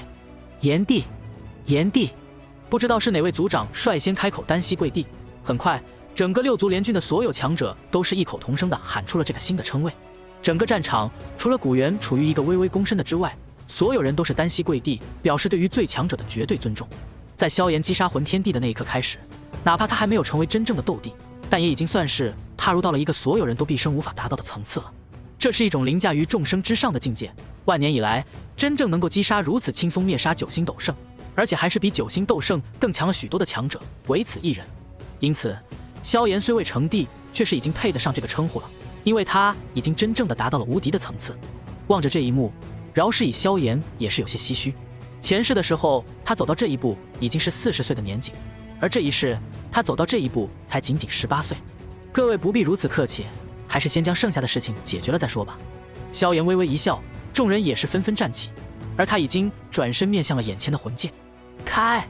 萧炎站在天空之上，烈风吹得他衣袍沙沙作响。只见他手臂一挥，下一刻天地间的火属性能量便是再度凝聚，最后化作一道长达万丈的赤红火刃劈出。火刃所过之处，整个天地都仿佛是被分割成了2半。望着这一幕，古元等人的瞳孔都是微微一缩，他们明显的察觉到萧炎的实力似乎比方才更加强大了。这一幕令他们再度心头微微一颤，对于萧炎的逆天更加震撼。而后在所有人的目光当中，火刃撕开天际，径直落在了魂界的空间魔壁之上。吃啦！过去曾经令6族联军都无法强行攻破的魂界空间魔壁，在这一刻瞬间被可怕的火刃撕裂，露出其中宛如地狱一般的景象。如今的魂界早已近乎空无一人，魂天帝献祭魂族，几乎杀光了所有的魂族强者，而失去了魂天帝和众多强者的坐镇，哪怕这魂界是斗帝强者所开辟，如今也不过是一层空壳。如今的魂界，哪怕是古元都能攻破，更别说是萧炎了。当然，就算是有着魂天帝等人的坐镇，以萧炎如今的实力，依旧可以强行攻破魂界，只是要费力许多罢了。随着魂界的撕裂，众人看着那空荡荡、近乎毫无一人，但却残留着大量血腥气息和遍地白骨的魂界，依旧是忍不住有些心底发寒。为了取胜，这魂天帝还真是不择手段啊！论起狠辣，此人当属斗气大陆第一了。不过好在众人都不是凡人，在场的至少都是斗尊强者，即便是因为血脉之力的原因，可也算是得到过诸多磨砺，心理素质还算过得去。看到如此景象，虽然震撼心寒，可也不至于吓破了胆。当然，比起他们，魂族当中最后的残留的100人，在这一刻却是吓破了胆子。对于他们，萧炎却是没有丝毫犹豫，手臂一挥，无尽绚丽火焰席卷，便是令这些人瞬间化作飞灰。对于魂族，他没有丝毫留守与仁慈的心思，斩草要除根，这是魂天帝手把手教给他的。当然，萧老爷心善，看不得别人担惊受怕的模样，所以给他们了一个痛快。至此，魂族彻底灭亡，连最后一丝血脉都没有留下。这个自远古时代就出现，传承了数万年，曾经对整个斗气大陆造成许多影响的种族，就此烟消云散。从今以后，魂族也只能在斗气大陆的历史书籍当中存在了。当然，因为某个人的原因，他的名字大概是不会消失在斗气大陆的历史当中的，因为今后的人都会知道，那个人的成名之战正是踩着魂族一步一步走上巅峰的。岳父，魂族这边的事情可就要交给你们来处理了。解决完魂族最后的事情，对于魂族的那些烂摊子，萧炎也是懒得理会。因为魂天地的原因，魂族那传承了上万年的底蕴，怕是已经被消耗了大半。尤其是在天材地宝的方面，怕是剩不下太多的好东西了。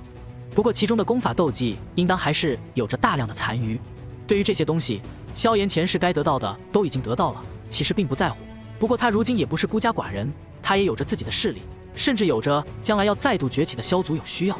当然，六族族长都不是傻子，尤其是有着古元在场，萧炎相信他们更不会干出什么蠢事。所以，在解决了魂族之后，萧炎也是懒得再收拾这些烂摊子，留给古元处理便是。他本身还有着更加重要的事情要做。只见萧炎一个闪身，便是已经消失在了原地。望着萧炎消失的方向，六族族长相互对视一眼，都是有些无奈的苦笑一声，最后还是严禁将目光看向了古元。古元兄，你是在场的最强者，更是炎帝的岳父，你说说看，魂界剩下的这些东西该怎么处理？闻言，古元也是有些无奈的叹了口气，他隐隐感觉到自己从此以后怕是要给这个女婿打工了。派遣各族强者前去搜刮一下吧。古元沉吟片刻之后说道，魂族所有地阶高级以上的功法斗技，在得到之后都要上交给联盟，还有那些天材地宝、兵器材料都要统统上交。告诉你们的族人，只要是他们得到的功法高阶功法斗技，在上交联盟之后3年之内都可以得到一份踏本。至于那些天材地宝之类的，同样可以兑换成其他功法斗技的踏本，尤其是天材地宝，希望大家主动兑换。至于地阶高级以下的功法斗技，得到了就不用上交了，谁运气好谁就算谁的私人战利品吧。功法斗技，除非是天阶高级甚至地阶层次的孤本，否则一些天阶中低级的功法斗技，寻常斗圣强者花费一些时间便是可以烙印出一个新的踏本。所以这一点反倒是最好分的，倒是那些天材地宝和兵器材料，因为只有一份，所以一些强者得到之后难免会藏私。不过这同样是一个得到天阶功法斗技的好机会，想必那些斗尊斗圣也不会放过。当然，魂族最为珍贵的功法斗技和宝物，大多都在族群宝库或是宗族祠堂等族中种地当中，甚至是在族长魂天地本尊手里。六族族长直接出手，很快便是将这些宝物迅速搜刮。至于其他斗尊斗圣，他们真正的作用其实只是捡漏而已。当然，在这种饕餮盛宴当中，难免会有几个幸运儿会一飞冲天。1天之后，此次搜刮魂族的战果如下：地阶秘术3种，天阶高级功法3部，天阶高级斗技4部，天阶中级功法7部，天阶中级斗技9部，天阶低级功法19部，天阶低级斗技21部，地阶高级功法斗技合计312部。除此之外，天材地宝和各种珍贵兵器材料虽然被魂天地消耗了不少，但即便是残余，也依旧是比10族灵族要富裕，甚至比起药族都要强上一些，堪比炎族雷族。功法斗技在经过6族族长商议之后，全部拓印出一份送到萧炎那里，然后原本则是暂时预留归6族，不是7族共享。因为不久之后，萧族必然会再度崛起，甚至比过去更加强大。至于天材地宝和兵器材料，他们并未擅自动用，而是列成了一份清单，打算让萧炎挑出有用的东西之后再由他们瓜分。毕竟这场战斗看似规模浩大，可实际上真正起到关键作用的只有萧炎一人而已。无论是实力还是出力，萧炎拿大头都是应该的。当然，此番搜刮当中的确是有着少数的几个幸运儿诞生，10族、灵族、古族都有着几名斗尊强者侥幸在魂界的一些地方搜刮到了天阶功法斗技，或是媲美这一层次的宝物。甚至有一名3星斗尊捡到了一本天阶中级功法，自此一飞冲天，将来达到斗尊巅峰几乎指日可待。对于这些，古元等人倒是看不上眼，只是一笑置之。倒是6族联军的众多斗圣，在今后的一段时间怕是有的忙了。单单是拓印这些高阶功法斗技，怕是就要让他们耗费不少心神。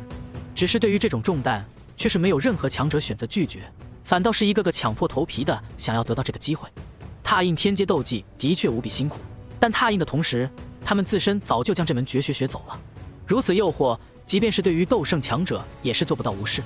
对于魂界当中发生的种种，萧炎自然是不会知晓。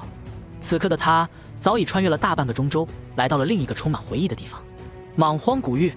莽荒古域堪称是寻常人类的生命禁地。这片古老的原始森林，几乎是在远古时代便是一直传承下来，虽然历经多次蜕变，但始终未曾完全消失。这片森林的历史，完全可以堪比远古8族或是魔兽3大种族。而此地之所以被称为人类的生命禁地，完全是因为此地的环境实在是太过恶劣，寻常人类根本无法在这里长久生存。就算是斗尊强者深入其中，也是凶多吉少，能够存活下来的几率很小。加上此地虽然也有着不少天才地宝，但密度也并不比外界超过太多。种种原因之下，使得很少有强者愿意进入这片原始森林探险，令这里始终都是处于一个相对原始的状态。当然，如果外界的强者知晓这里有着菩提古树的存在的话，那他们对于此地怕是会瞬间变得无比狂热起来。毕竟菩提古树绝对算是这片天地之间最为珍贵的天才地宝之一了，其珍贵程度比起净莲妖火、虚无吞炎这些超级异火都是丝毫不虚，甚至更加强大。而且那可以令人近乎100%成就斗圣的效果，也足以令许多斗尊巅峰癫狂。不过以菩提古树的实力，他若是不想主动现身，斗帝之下的强者怕是无人能够主动寻找到他的踪迹，就算是9星斗圣也很难主动探查到。好在对于萧炎来说，这些也并非是什么难事，一来是他对于菩提古树无比的熟悉，二来便是他对于空间的掌控并不比斗帝强者差上多少。两种条件相加，令他哪怕提前许多年来到此地，依旧是可以找到菩提古树的存在。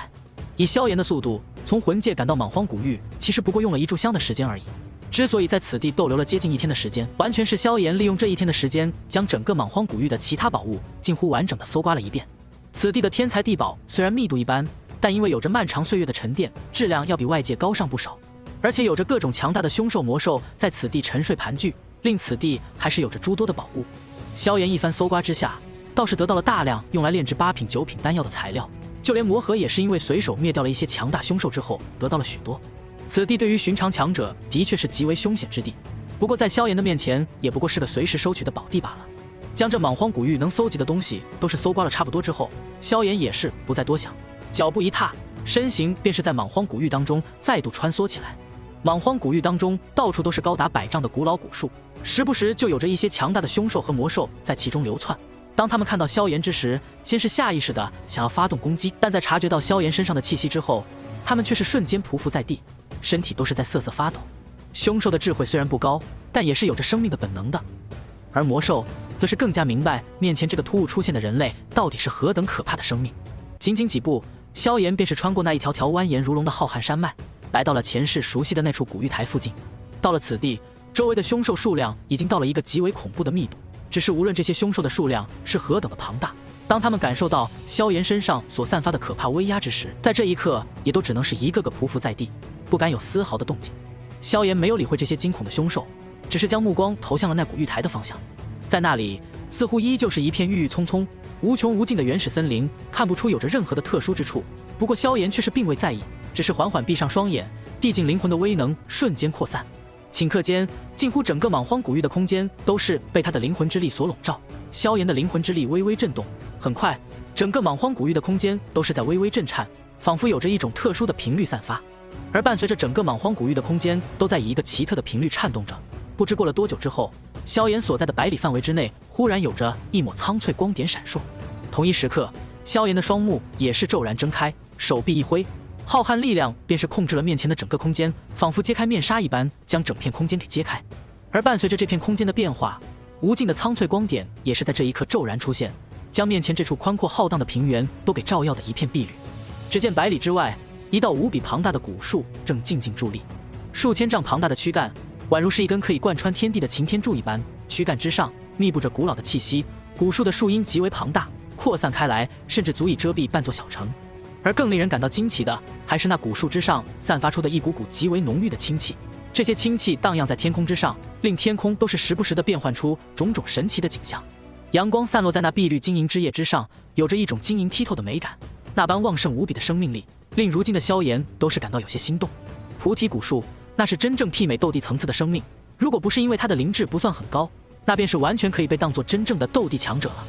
而且它所依靠的并不是天地元气的加持，而是其本身那积累了无数岁月的庞大生命力。事实上，此树其实并非是斗气大陆的本土生命，而是放在整个宇宙都十分罕见的一种混沌灵根。所谓混沌灵根，便是诞生在宇宙诸多奇特之地所演化出的一种奇特生命。它们虽然生命本质上属于植物，但因为太过强大，而且每一种都是有着特殊功效，所以才被命名为了混沌灵根。这种称呼并不是所有诞生在宇宙奇特之地当中的植物都有资格得到的。能够在浩瀚宇宙当中都被称为混沌灵根，必须要满足2个前提。第一，便是这种植物有着成长为媲美伪神的潜力，也就是成长为天至尊级别的生命。第二，便是这种混沌灵根必然有着自己的特殊属性，比如助人参悟，比如封印，比如强大的疗伤效果。唯有这样，才有资格被称之为混沌灵根。这种生命，寻常下位面小世界能够诞生一株，都是极为罕见。即便是大千世界这种大世界，也很难诞生出多少真正的混沌灵根。面前的这株菩提古树，还是当年的焚天大帝从一个远比大千世界都要强大的菩提大世界所得的一株混沌灵根，是焚天界时代就存在的太古生命。这些也都是萧炎后来才慢慢知晓的。不过这些都是今后才会揭晓的问题了。萧炎当下还是要先从菩提古树这里得到自己想要的东西。只见他一个迈步，便是已经抵达了菩提古树的面前。下一刻，那原本还算无比平静的菩提古树便是骤然一抖，哗啦啦，一条条长达1000丈的藤蔓骤然垂落，朝着萧炎的方向缠绕过去。显然，萧炎用如此直接的手段将它暴露出来，令菩提古树都是感到了一丝不安。作为混沌灵根，它并非是没有智慧，只是比起正常生灵少了很多其他的东西而已。但作为生命的本能，一旦发现有人能够威胁到自己，也不会有着丝毫的迟疑。显然，萧炎如今的实力已经令菩提古树都感到了些许威胁。在那无数枝条垂落的同时，还有5道身影也是随着那些枝条的包裹同时垂落。这5道身影正是萧炎前世所遇到的5道半圣傀儡。不过，面对这5道半圣傀儡，萧炎却是没有丝毫如同前世的那种紧张了。只见他手掌一挥，浩瀚的灵力便是柔和地拨开了那无数朝着自己缠绕而来的枝条，然后浩荡的灵力扫过，5道半圣傀儡便是微微一颤，最后化作了飞灰消散。见到自己的手段被萧炎如此轻易的破解，菩提古树也是微微一颤，下一刻身上的苍翠青光便是彻底爆发，照亮了整个莽荒古域，似是要对萧炎动真格的了。老朋友，不要这么激动。望着菩提古树这般的动作，萧炎也是无奈一笑，灵魂波动直接落在菩提古树的身上，开始与他做最直接的交流。把你的菩提子和菩提心给我一点，我可以帮助你解决那魔皇怨念的缠绕。萧炎开门见山地传递出自己的想法，而被萧炎这么一说，菩提古树的身体也是微微一颤，周围的枝条在这一刻都是没有再朝着萧炎缠绕过去。显然，对于萧炎的提议，他是非常的心动。见此情况，萧炎只是微微一笑，没有丝毫的意外。再度交涉一番之后，菩提古树也是终于被他说服，一道碧绿光华射出，便是将萧炎接引到了他的体内。对于这一切，萧炎自然是再熟悉不过，轻车熟路的找到了那棵缩小了无数倍的树林之后，便是直接将手掌落在了那树林之上。很快，一丝丝邪恶强大的怨念便是从这树林当中传来。当年那尊想要抽取菩提古树树林的斗帝强者，其实并非是斗气大陆的某位本土斗帝，而是当年随着第2波域外邪族大军朝着斗气大陆杀来的一位顶尖高手。当年的第2波域外邪族大军当中，虽然仅仅只有一位媲美天至尊级别的吞魔族魔帝，可媲美帝至尊的魔王却是有着许多。这些魔王级别的强者，随便拎出来一个，至少也是媲美刚刚被萧炎斩杀的魂天帝，其中最为强大者，甚至距离魔帝也只差一步之遥。这种修炼到了魔王境界的极限，只差一步就能成为魔帝的强者，在域外邪族也有着一个大致统一的称谓——魔皇。这种层次的强者，实力最弱也是堪比大千世界的准天至尊，强者甚至已经在力量上媲美最弱的天至尊。如天玄大陆的一魔皇，那便是最为强大的魔皇强者，在力量上已经触摸到了魔帝的门槛。好在这种层次的域外邪族虽然很强，但数量也是无比稀少，加上当年的斗气大陆斗帝强者还有着不少，才最终将这些入侵者一一消灭。饶是如此，斗气大陆一方也是付出了极为惨痛的代价，尤其是这种魔皇级别的强者，实力已经超越了一些斗帝，如果不是借助着斗气大陆的本土优势，寻常斗帝根本无法与之抗衡。这尊当年试图抽取菩提古树的域外邪族，便是一位极为强大的魔皇，而且是最为诡异难缠的新魔族强者，故而陨落之后的怨念甚至能够对菩提古树都造成极大的困扰。不过在如今的萧炎面前，一尊连魔帝都不是的魔皇残念又能算得上什么？只见萧炎的地境灵魂直接携带着绚丽火焰，便是朝着那一道道魔皇残念席卷而去。在感受到这可怕的威胁之后，那一道道魔皇残念也是颇为不屑，携带着令人心神缭乱、有着入魔危险的意志，朝着萧炎冲击而来。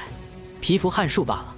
萧炎嘴角露出一抹冷笑，在他主宰巅峰的意志面前，即便是域外邪族的最强者天邪神，也不过是小巫见大巫，更别说是一个小小的魔皇意志了。他只是心念一动，浩瀚意志便是如同海洋之上的惊涛骇浪，朝着那宛如小船一般的魔皇意志骤然砸落。轰隆！在萧炎的主宰意志冲击之下，那魔皇意志瞬间被拍得粉碎。紧接着，绚丽火焰携带着火焰大道的玄奥瞬间席卷，便是将大量的魔皇怨念直接焚烧成了虚无。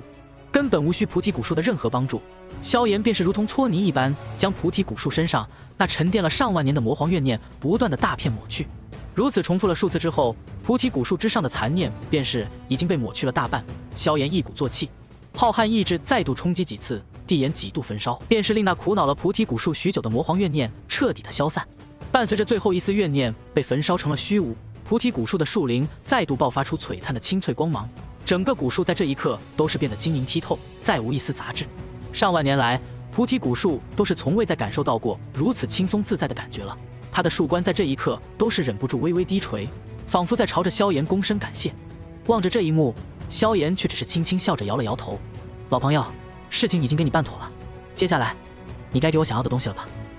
听到萧炎的话，菩提古树那高大的树冠也是微微晃动，仿佛做出人类思考的模样。沉吟了片刻之后，大量翠绿色的光华便是从此处的空间当中缓缓浮现。伴随着这些翠绿光华的散去，一道道龙眼大小、通体宛如翡翠一般美丽的珠子便是出现在了萧炎的面前。这一枚枚龙眼大小的翡翠色珠子，正是在外界受到无数强者追捧的菩提子。作为足以与斗帝强者匹敌的超级生命，菩提树所凝聚的菩提子功效自然是不必多说，哪怕是对于半圣强者都是有着不小的好处。除此之外，因为斗气大陆上的菩提古树仅仅只有这么一棵，所以也导致这菩提子无比的罕见，每次只有在菩提古树现世的时候才会出现。自从远古之后，随着菩提古树的状态削弱，现世的次数越来越少，菩提子也是变得越发的稀有罕见。到了如今的时代，即便是在远古种族当中都是十分稀有，往往每个远古种族当中收藏都不过寥寥2-3颗。此物的价值虽然不如9阶魔兽的魔核，却也是相差不远。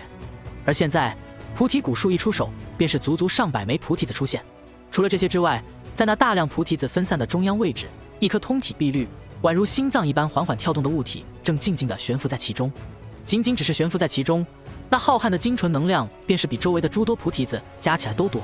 此物正是菩提三宝之一的菩提心，是放在斗气大陆都能真正排得上号的超级天才地宝。得菩提心者，足以有着9成9的把握踏入斗圣。而且此物在炼化之后，灵魂和肉身的天赋都会得到部分的加强，其珍贵程度要比起9品宝丹强了不知道多少。便是一些9品玄丹，虽然能量能够更胜一筹，但效果却未必更好。若是寻常强者，哪怕是一些高阶斗圣，在看到这些东西之后，都是会欣喜若狂，因为这些东西或许对他们帮助不大了，可对于他们的家族后辈帮助可就太大了。不过萧炎毕竟是见过了大世面的人，在前世他在将斗气大陆整个的挪移到了大千世界之后，自然也是将菩提古树一并弄到了无尽火域。而到了那个时候，他才知道自己当年在菩提古树这里得到的也不过是他多年积累的少许而已罢了。作为可以与斗帝强者媲美的强大生命，所谓的菩提子对于菩提古树而言实在是太过常见了。菩提古树100年一结果，1000年一结心，也就是说每过上1000年，它便是可以凝聚出一颗菩提心来。至于100年一结果，结出的的确是菩提子，可菩提子可不是一次只能结出一颗的。在没有受到那可怕的魔皇情绪侵袭之前，菩提古树每100年结出的菩提子都是有着上百颗之数的。即便是被魔皇情绪侵袭之后大幅削弱了，可它每次结果依旧可以凝聚出10多颗甚至数十颗菩提子。而万年以来，菩提古树被人发现的次数屈指可数，即便是被发现了，也很少有人能够从被魔皇情绪侵袭的菩提古树手中得到什么。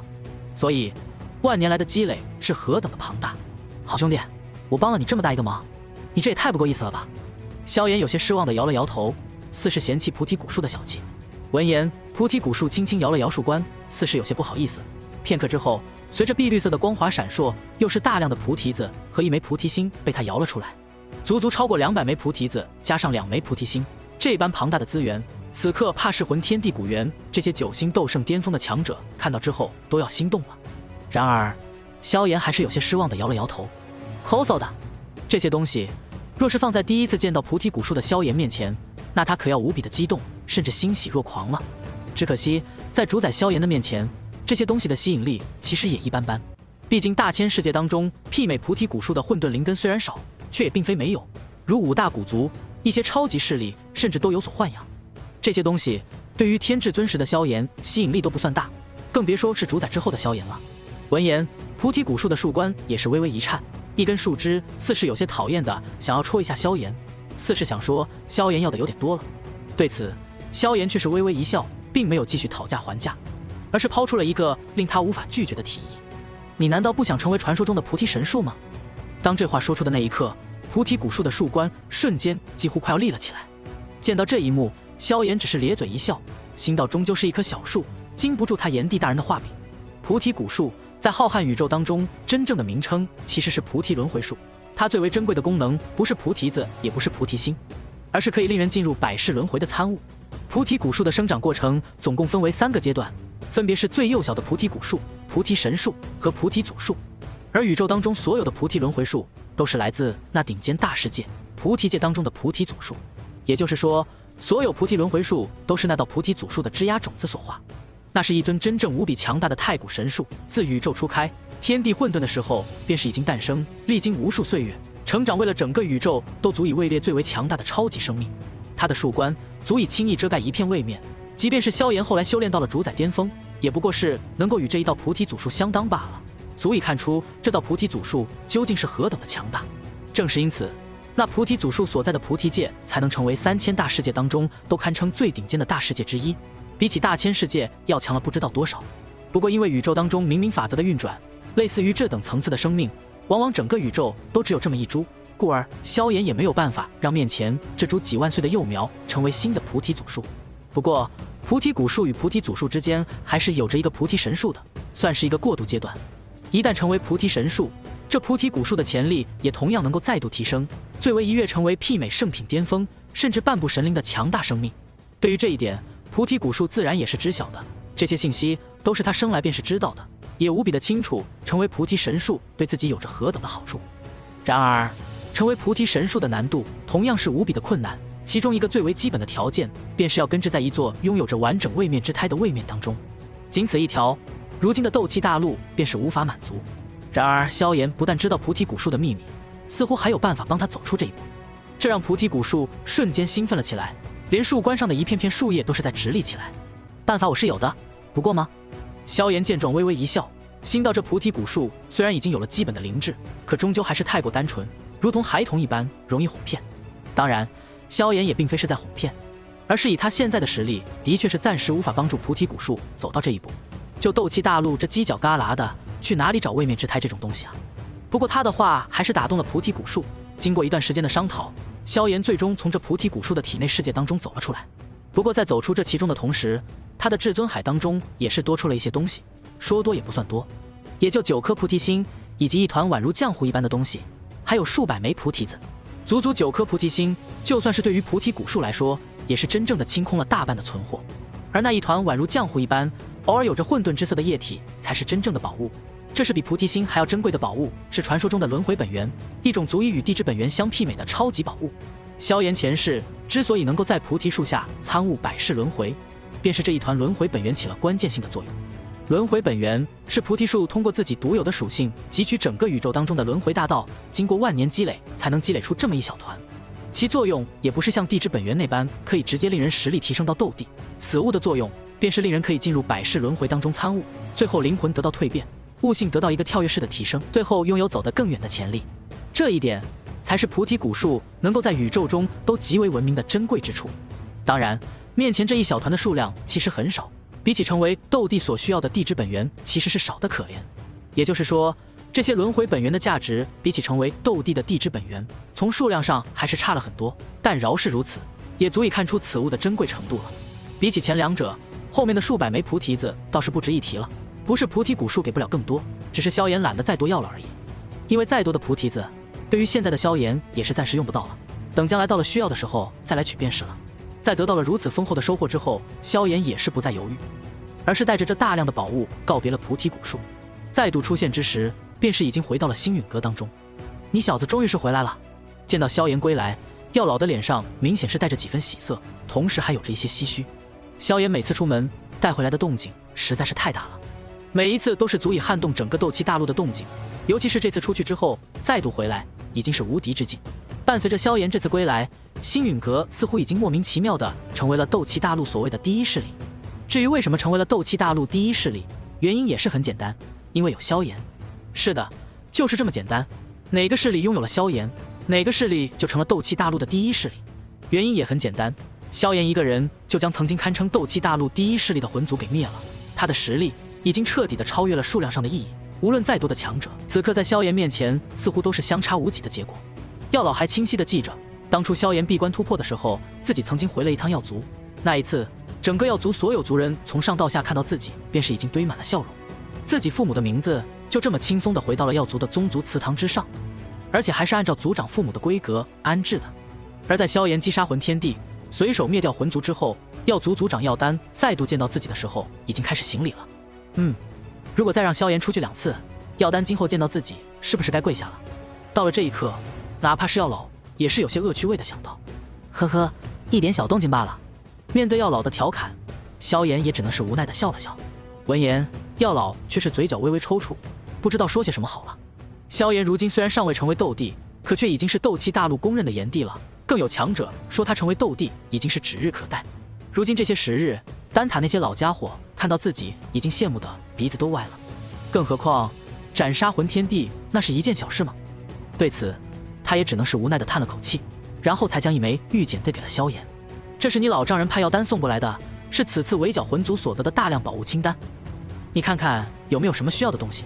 闻言，萧炎也是眉头微微一挑，接过玉简微微一扫。新到古元，终究还是在这种时代都能修炼到9星斗圣巅峰的强者，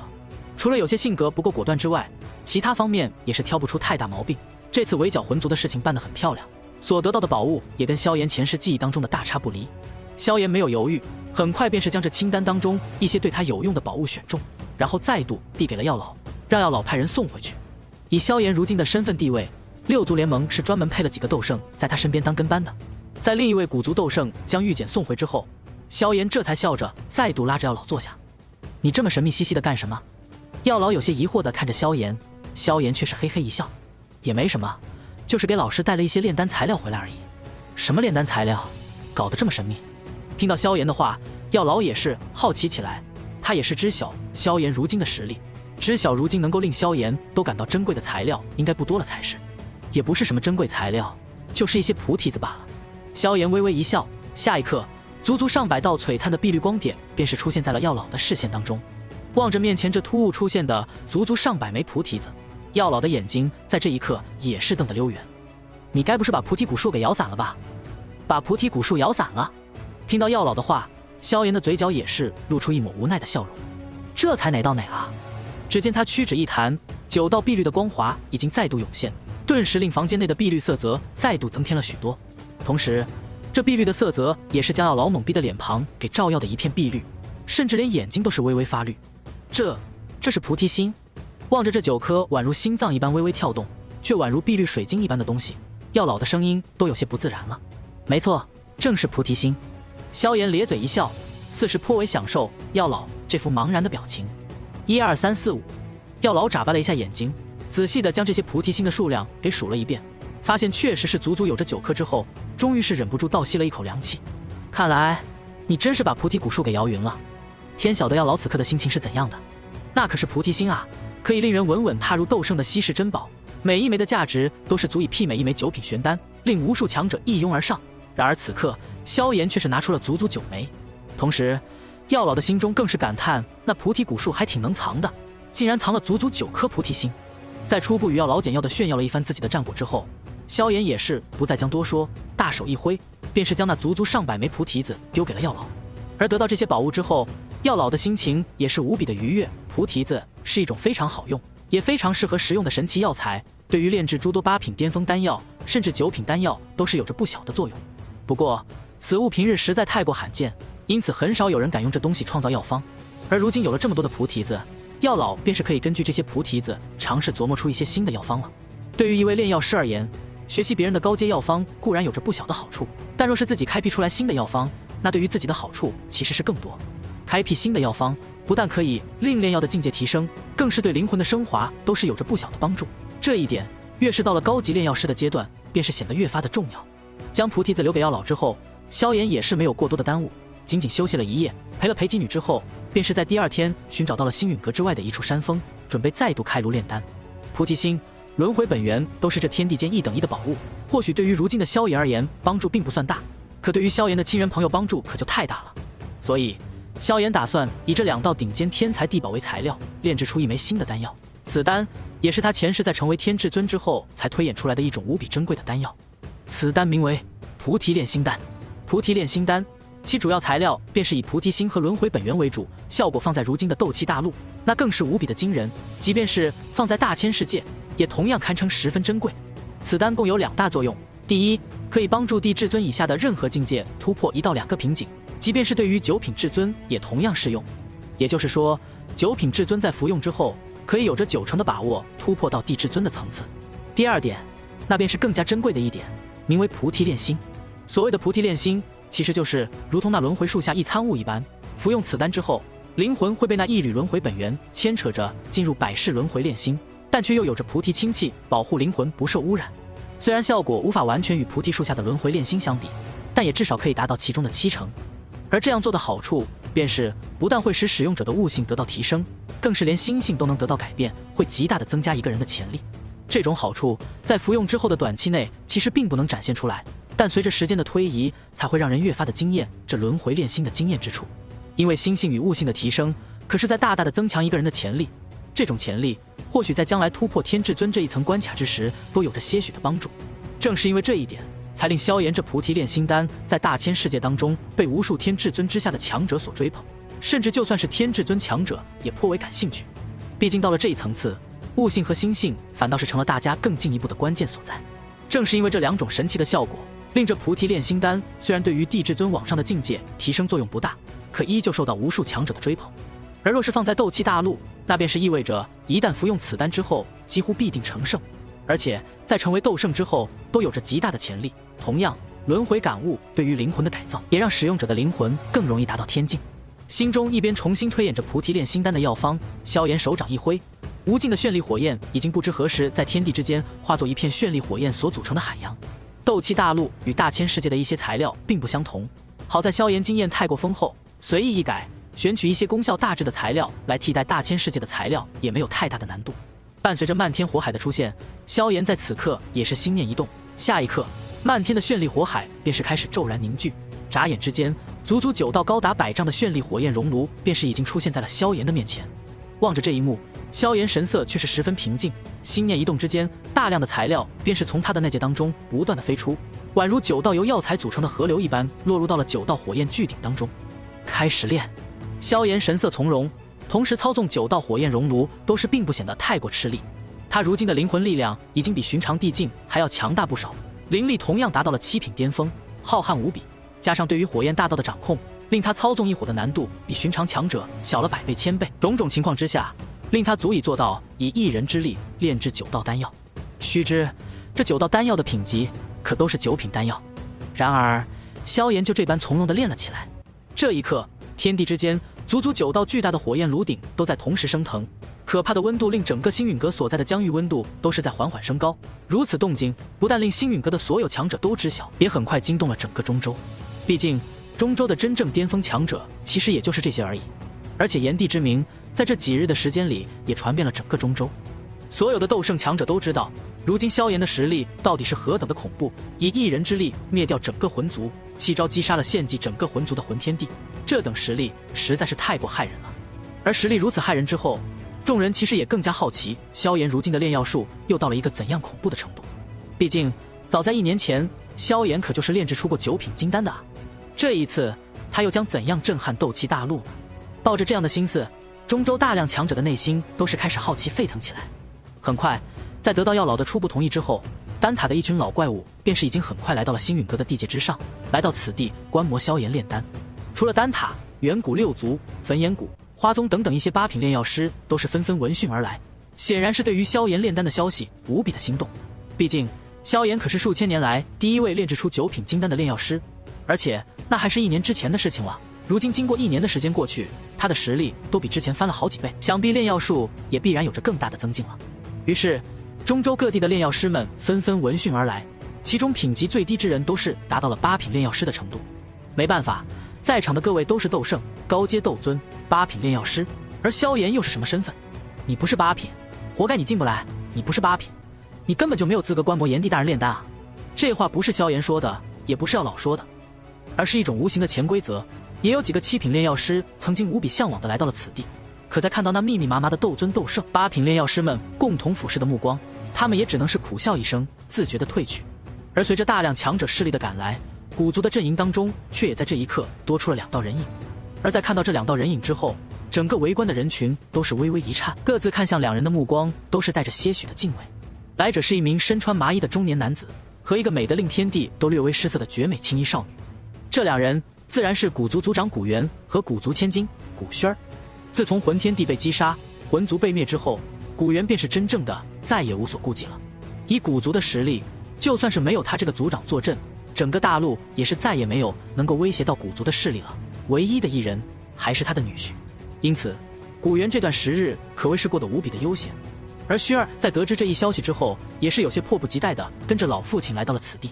2人的到来无疑是令周围原本有些嘈杂的人群变得安静了许多。所有人都是知晓这2人的实力，也同样清楚2人与那正在炼丹的萧炎之间的关系。萧炎哥哥。薛儿一来到星陨阁的地界，一双美眸便是已经望向了那盘坐在虚空之上的黑衣身影之上。同一时刻，似是感觉到了这道气息的降临，那始终未曾有所动静的萧炎，终于是在这一刻缓缓回过头，望着那看着自己的青衣少女，露出一抹温和笑容。望着这一幕，少女嘴角的笑容也是越发的绝美，仿佛令天地都在微微变色。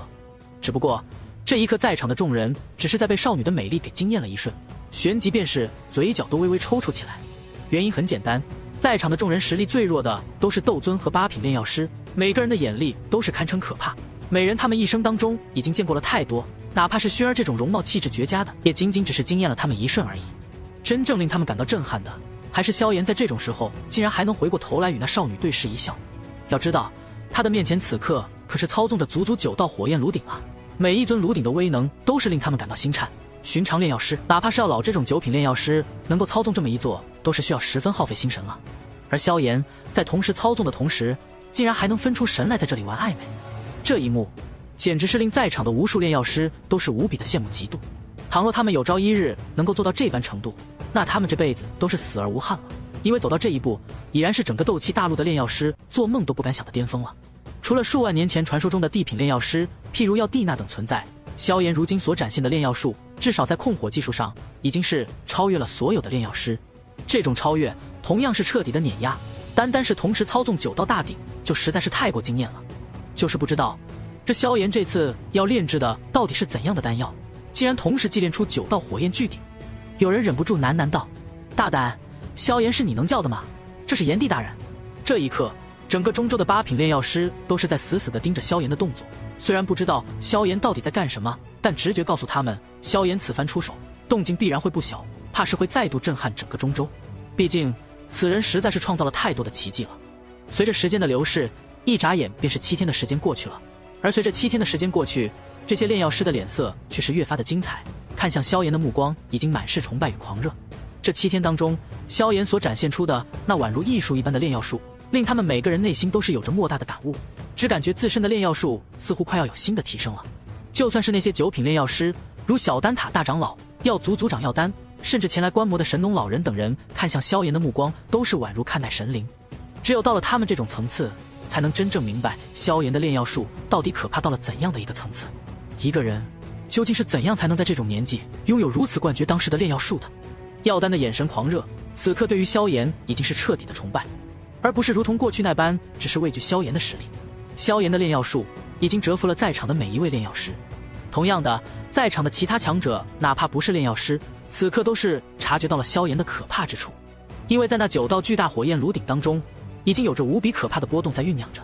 只见下一刻，足足9道漆黑的雷云瞬间遮蔽了整个星陨阁地界的上空。而当看到那足足9道雷云的那一刻，众人脸上的震撼在这一刻也终于是彻底的遮掩不住。9道雷云全部都是玄丹雷云。当看到这一幕的时候，在场所有人的脸上的表情已经无法用震撼来形容，而是已经完全僵住了。9品玄丹已然是这些年来斗气大陆可以依靠个人之力炼制出的堪称品级最高的丹药了。在萧炎没有出现之前，最近数千年当中，已经再也无人可以依靠个人之力炼制9品金丹了。因此9品玄丹便是如今斗气大陆堪称最为珍贵、品级最高的丹药了。不过好在在座的诸位都不是寻常任务，很多也是见到过9品玄丹出世的顶尖强者或是顶尖炼药师，只是任凭他们过去曾经如何的顶尖，在看到这一幕之后，都是彻底的绷不住了。以萧炎的实力和炼药术，若是此刻仅仅只是炼制一枚9品玄丹的话，那实在是太过正常了。不会有任何人会感到震惊。然而，此刻萧炎却是同时驾驭了9道丹炉，而每一道丹炉当中所孕育出的都是一道9品玄丹。同时炼制9枚9品玄丹，这得有着何等强横的灵魂力量和修为作为支持，又得对于火焰的操纵到了何等出神入化的程度。可以说，这一幕所代表的难度已经远远超过了炼制9品金丹的难度。在场的几位9品炼药师不知道传说中的地品丹药炼制起来会是何等的难度，但想来比起面前的这一幕，应该也不会有太大的出入了。萧炎此刻所表现出的炼药术已经超出了他们的认知范围，就算是那些9品炼药师都是不敢想象，原来炼药还能这么玩。同时，在震撼于这一幕的同时，他们的内心也是升起了一种难以言喻的无力感。无论是那些斗圣还是9品炼药师，他们都曾经是自己同龄人当中风华绝代的天才人物，经历了无数成长之后，最终成为了斗气大陆的巅峰人物。只是这所谓的巅峰人物，这曾经的风华绝代的天骄名头，在面前这个身穿黑衣的男子面前，似乎是那样的脆弱不堪，那样的不值一提。他的天赋，无论是放在怎样的强者身上，都是一种纯粹的降维打击，因为无论何人在天赋这一方面与他比起来都是不值一提。所有人望着他，都只有仰望的份。而就这样，在众人的凝视中的某一刻，9道高达100丈的火焰炉顶却是再度一颤。顷刻间，方圆万里本就已经枯竭的几乎十分稀薄的能量，在这一刻瞬间变得更加的稀薄，甚至就连整个星陨阁地界的能量都是在这一刻疯狂凝聚。而那9道巨大的炉顶，在这一刻也是宛如9道无底洞一般，疯狂地吞吸着天地之间的能量，最后凝聚成9道完全由能量组成的巨大龙卷风。这般持续，足足持续了1个时辰的时间，几乎是在那遮天盖地的黑云开始有着雷鸣闪烁的同时，9道火焰熔炉在这一刻也是微微一颤。顷刻间，一种令人心神瞬间变得无比宁静的气息开始从9道丹炉当中同时迸发，紧接着便是足足9道粗大的碧绿色光柱开始从其中迸发。碧绿的青光带着令人心神摇曳的玄奥气息，将天空之上的漆黑雷云都是映照出一抹充满生机的翠绿之色。而伴随着这般浓郁的能量迸发，那浩荡的漆黑雷云却是在这一刻有着一滴滴翠绿色的雨滴开始散落。说是雨滴，但若是将这些雨滴抓到手中，便是可以看到这其中其实是一滴滴翠绿色的丹药。丹药当中酝酿着颇为浓郁的能量，以及一种令人心神宁静的气息，看上去应当是颇为的珍贵。玄丹出，丹雨降。1枚9品玄丹出世，其溢散出的丹气便是足以化作大量的丹药在天空凝聚，最后便是如同雨水一般开始倾洒而下。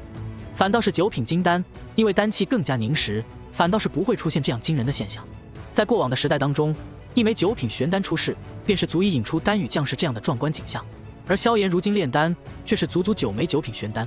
9枚9品玄丹共同溢散的丹气，几乎快要将那浩荡雷云都浸染上一层翠绿。如此磅礴的丹气所引发的丹雨，又该是何等的磅礴！只见顷刻之间，以萧炎为中央，方圆千里的天空都是被浸染在了层层翠绿色的雨幕当中。每一滴雨水都是1枚溢散丹气凝聚成的丹药。这些溢散丹气所凝聚出的丹药，虽然能量不多，但终究是9品丹药所溢散的丹气所化，品质却是十分不错。所以，哪怕仅仅只是溢散的一些丹气所凝聚，每一枚也足以比得上3品4品的丹药。而此刻，方圆千里之内已经被这翠绿丹雨所遍布。等到这片刻的丹雨结束，方圆千里的地面之上已经被一粒粒宛如翡翠一般的翠绿色丹药所弥漫，看上去无比美丽的同时，也更加的令人震撼。好在如今在场之人实力最弱，也是斗尊级数，无论是自持身份还是敬畏萧炎，都是不敢出手抢夺。但虽然这些丹雨当中的丹药品级不高，可依旧是令很多强者都感到眼馋。毕竟这浩荡的数量，甚至已经足够一些远古族群使用很长一段时间了。对于这些丹药的价值，萧炎自然是同样的无比清楚。当下浩荡灵力扫过，那遍地的翠绿色丹药便是化作一道碧绿的洪流，流入到了他的一个高级纳戒当中。而在丹雨降世之后，不足一息的时间之后，连萧炎都未曾来得及将那大量丹雨收集起来的时候，令众人更加震颤的一幕也是再度出现了。只见伴随着一道璀璨的雷霆划过，顷刻间整个天际开始被无穷无尽的雷海所包围。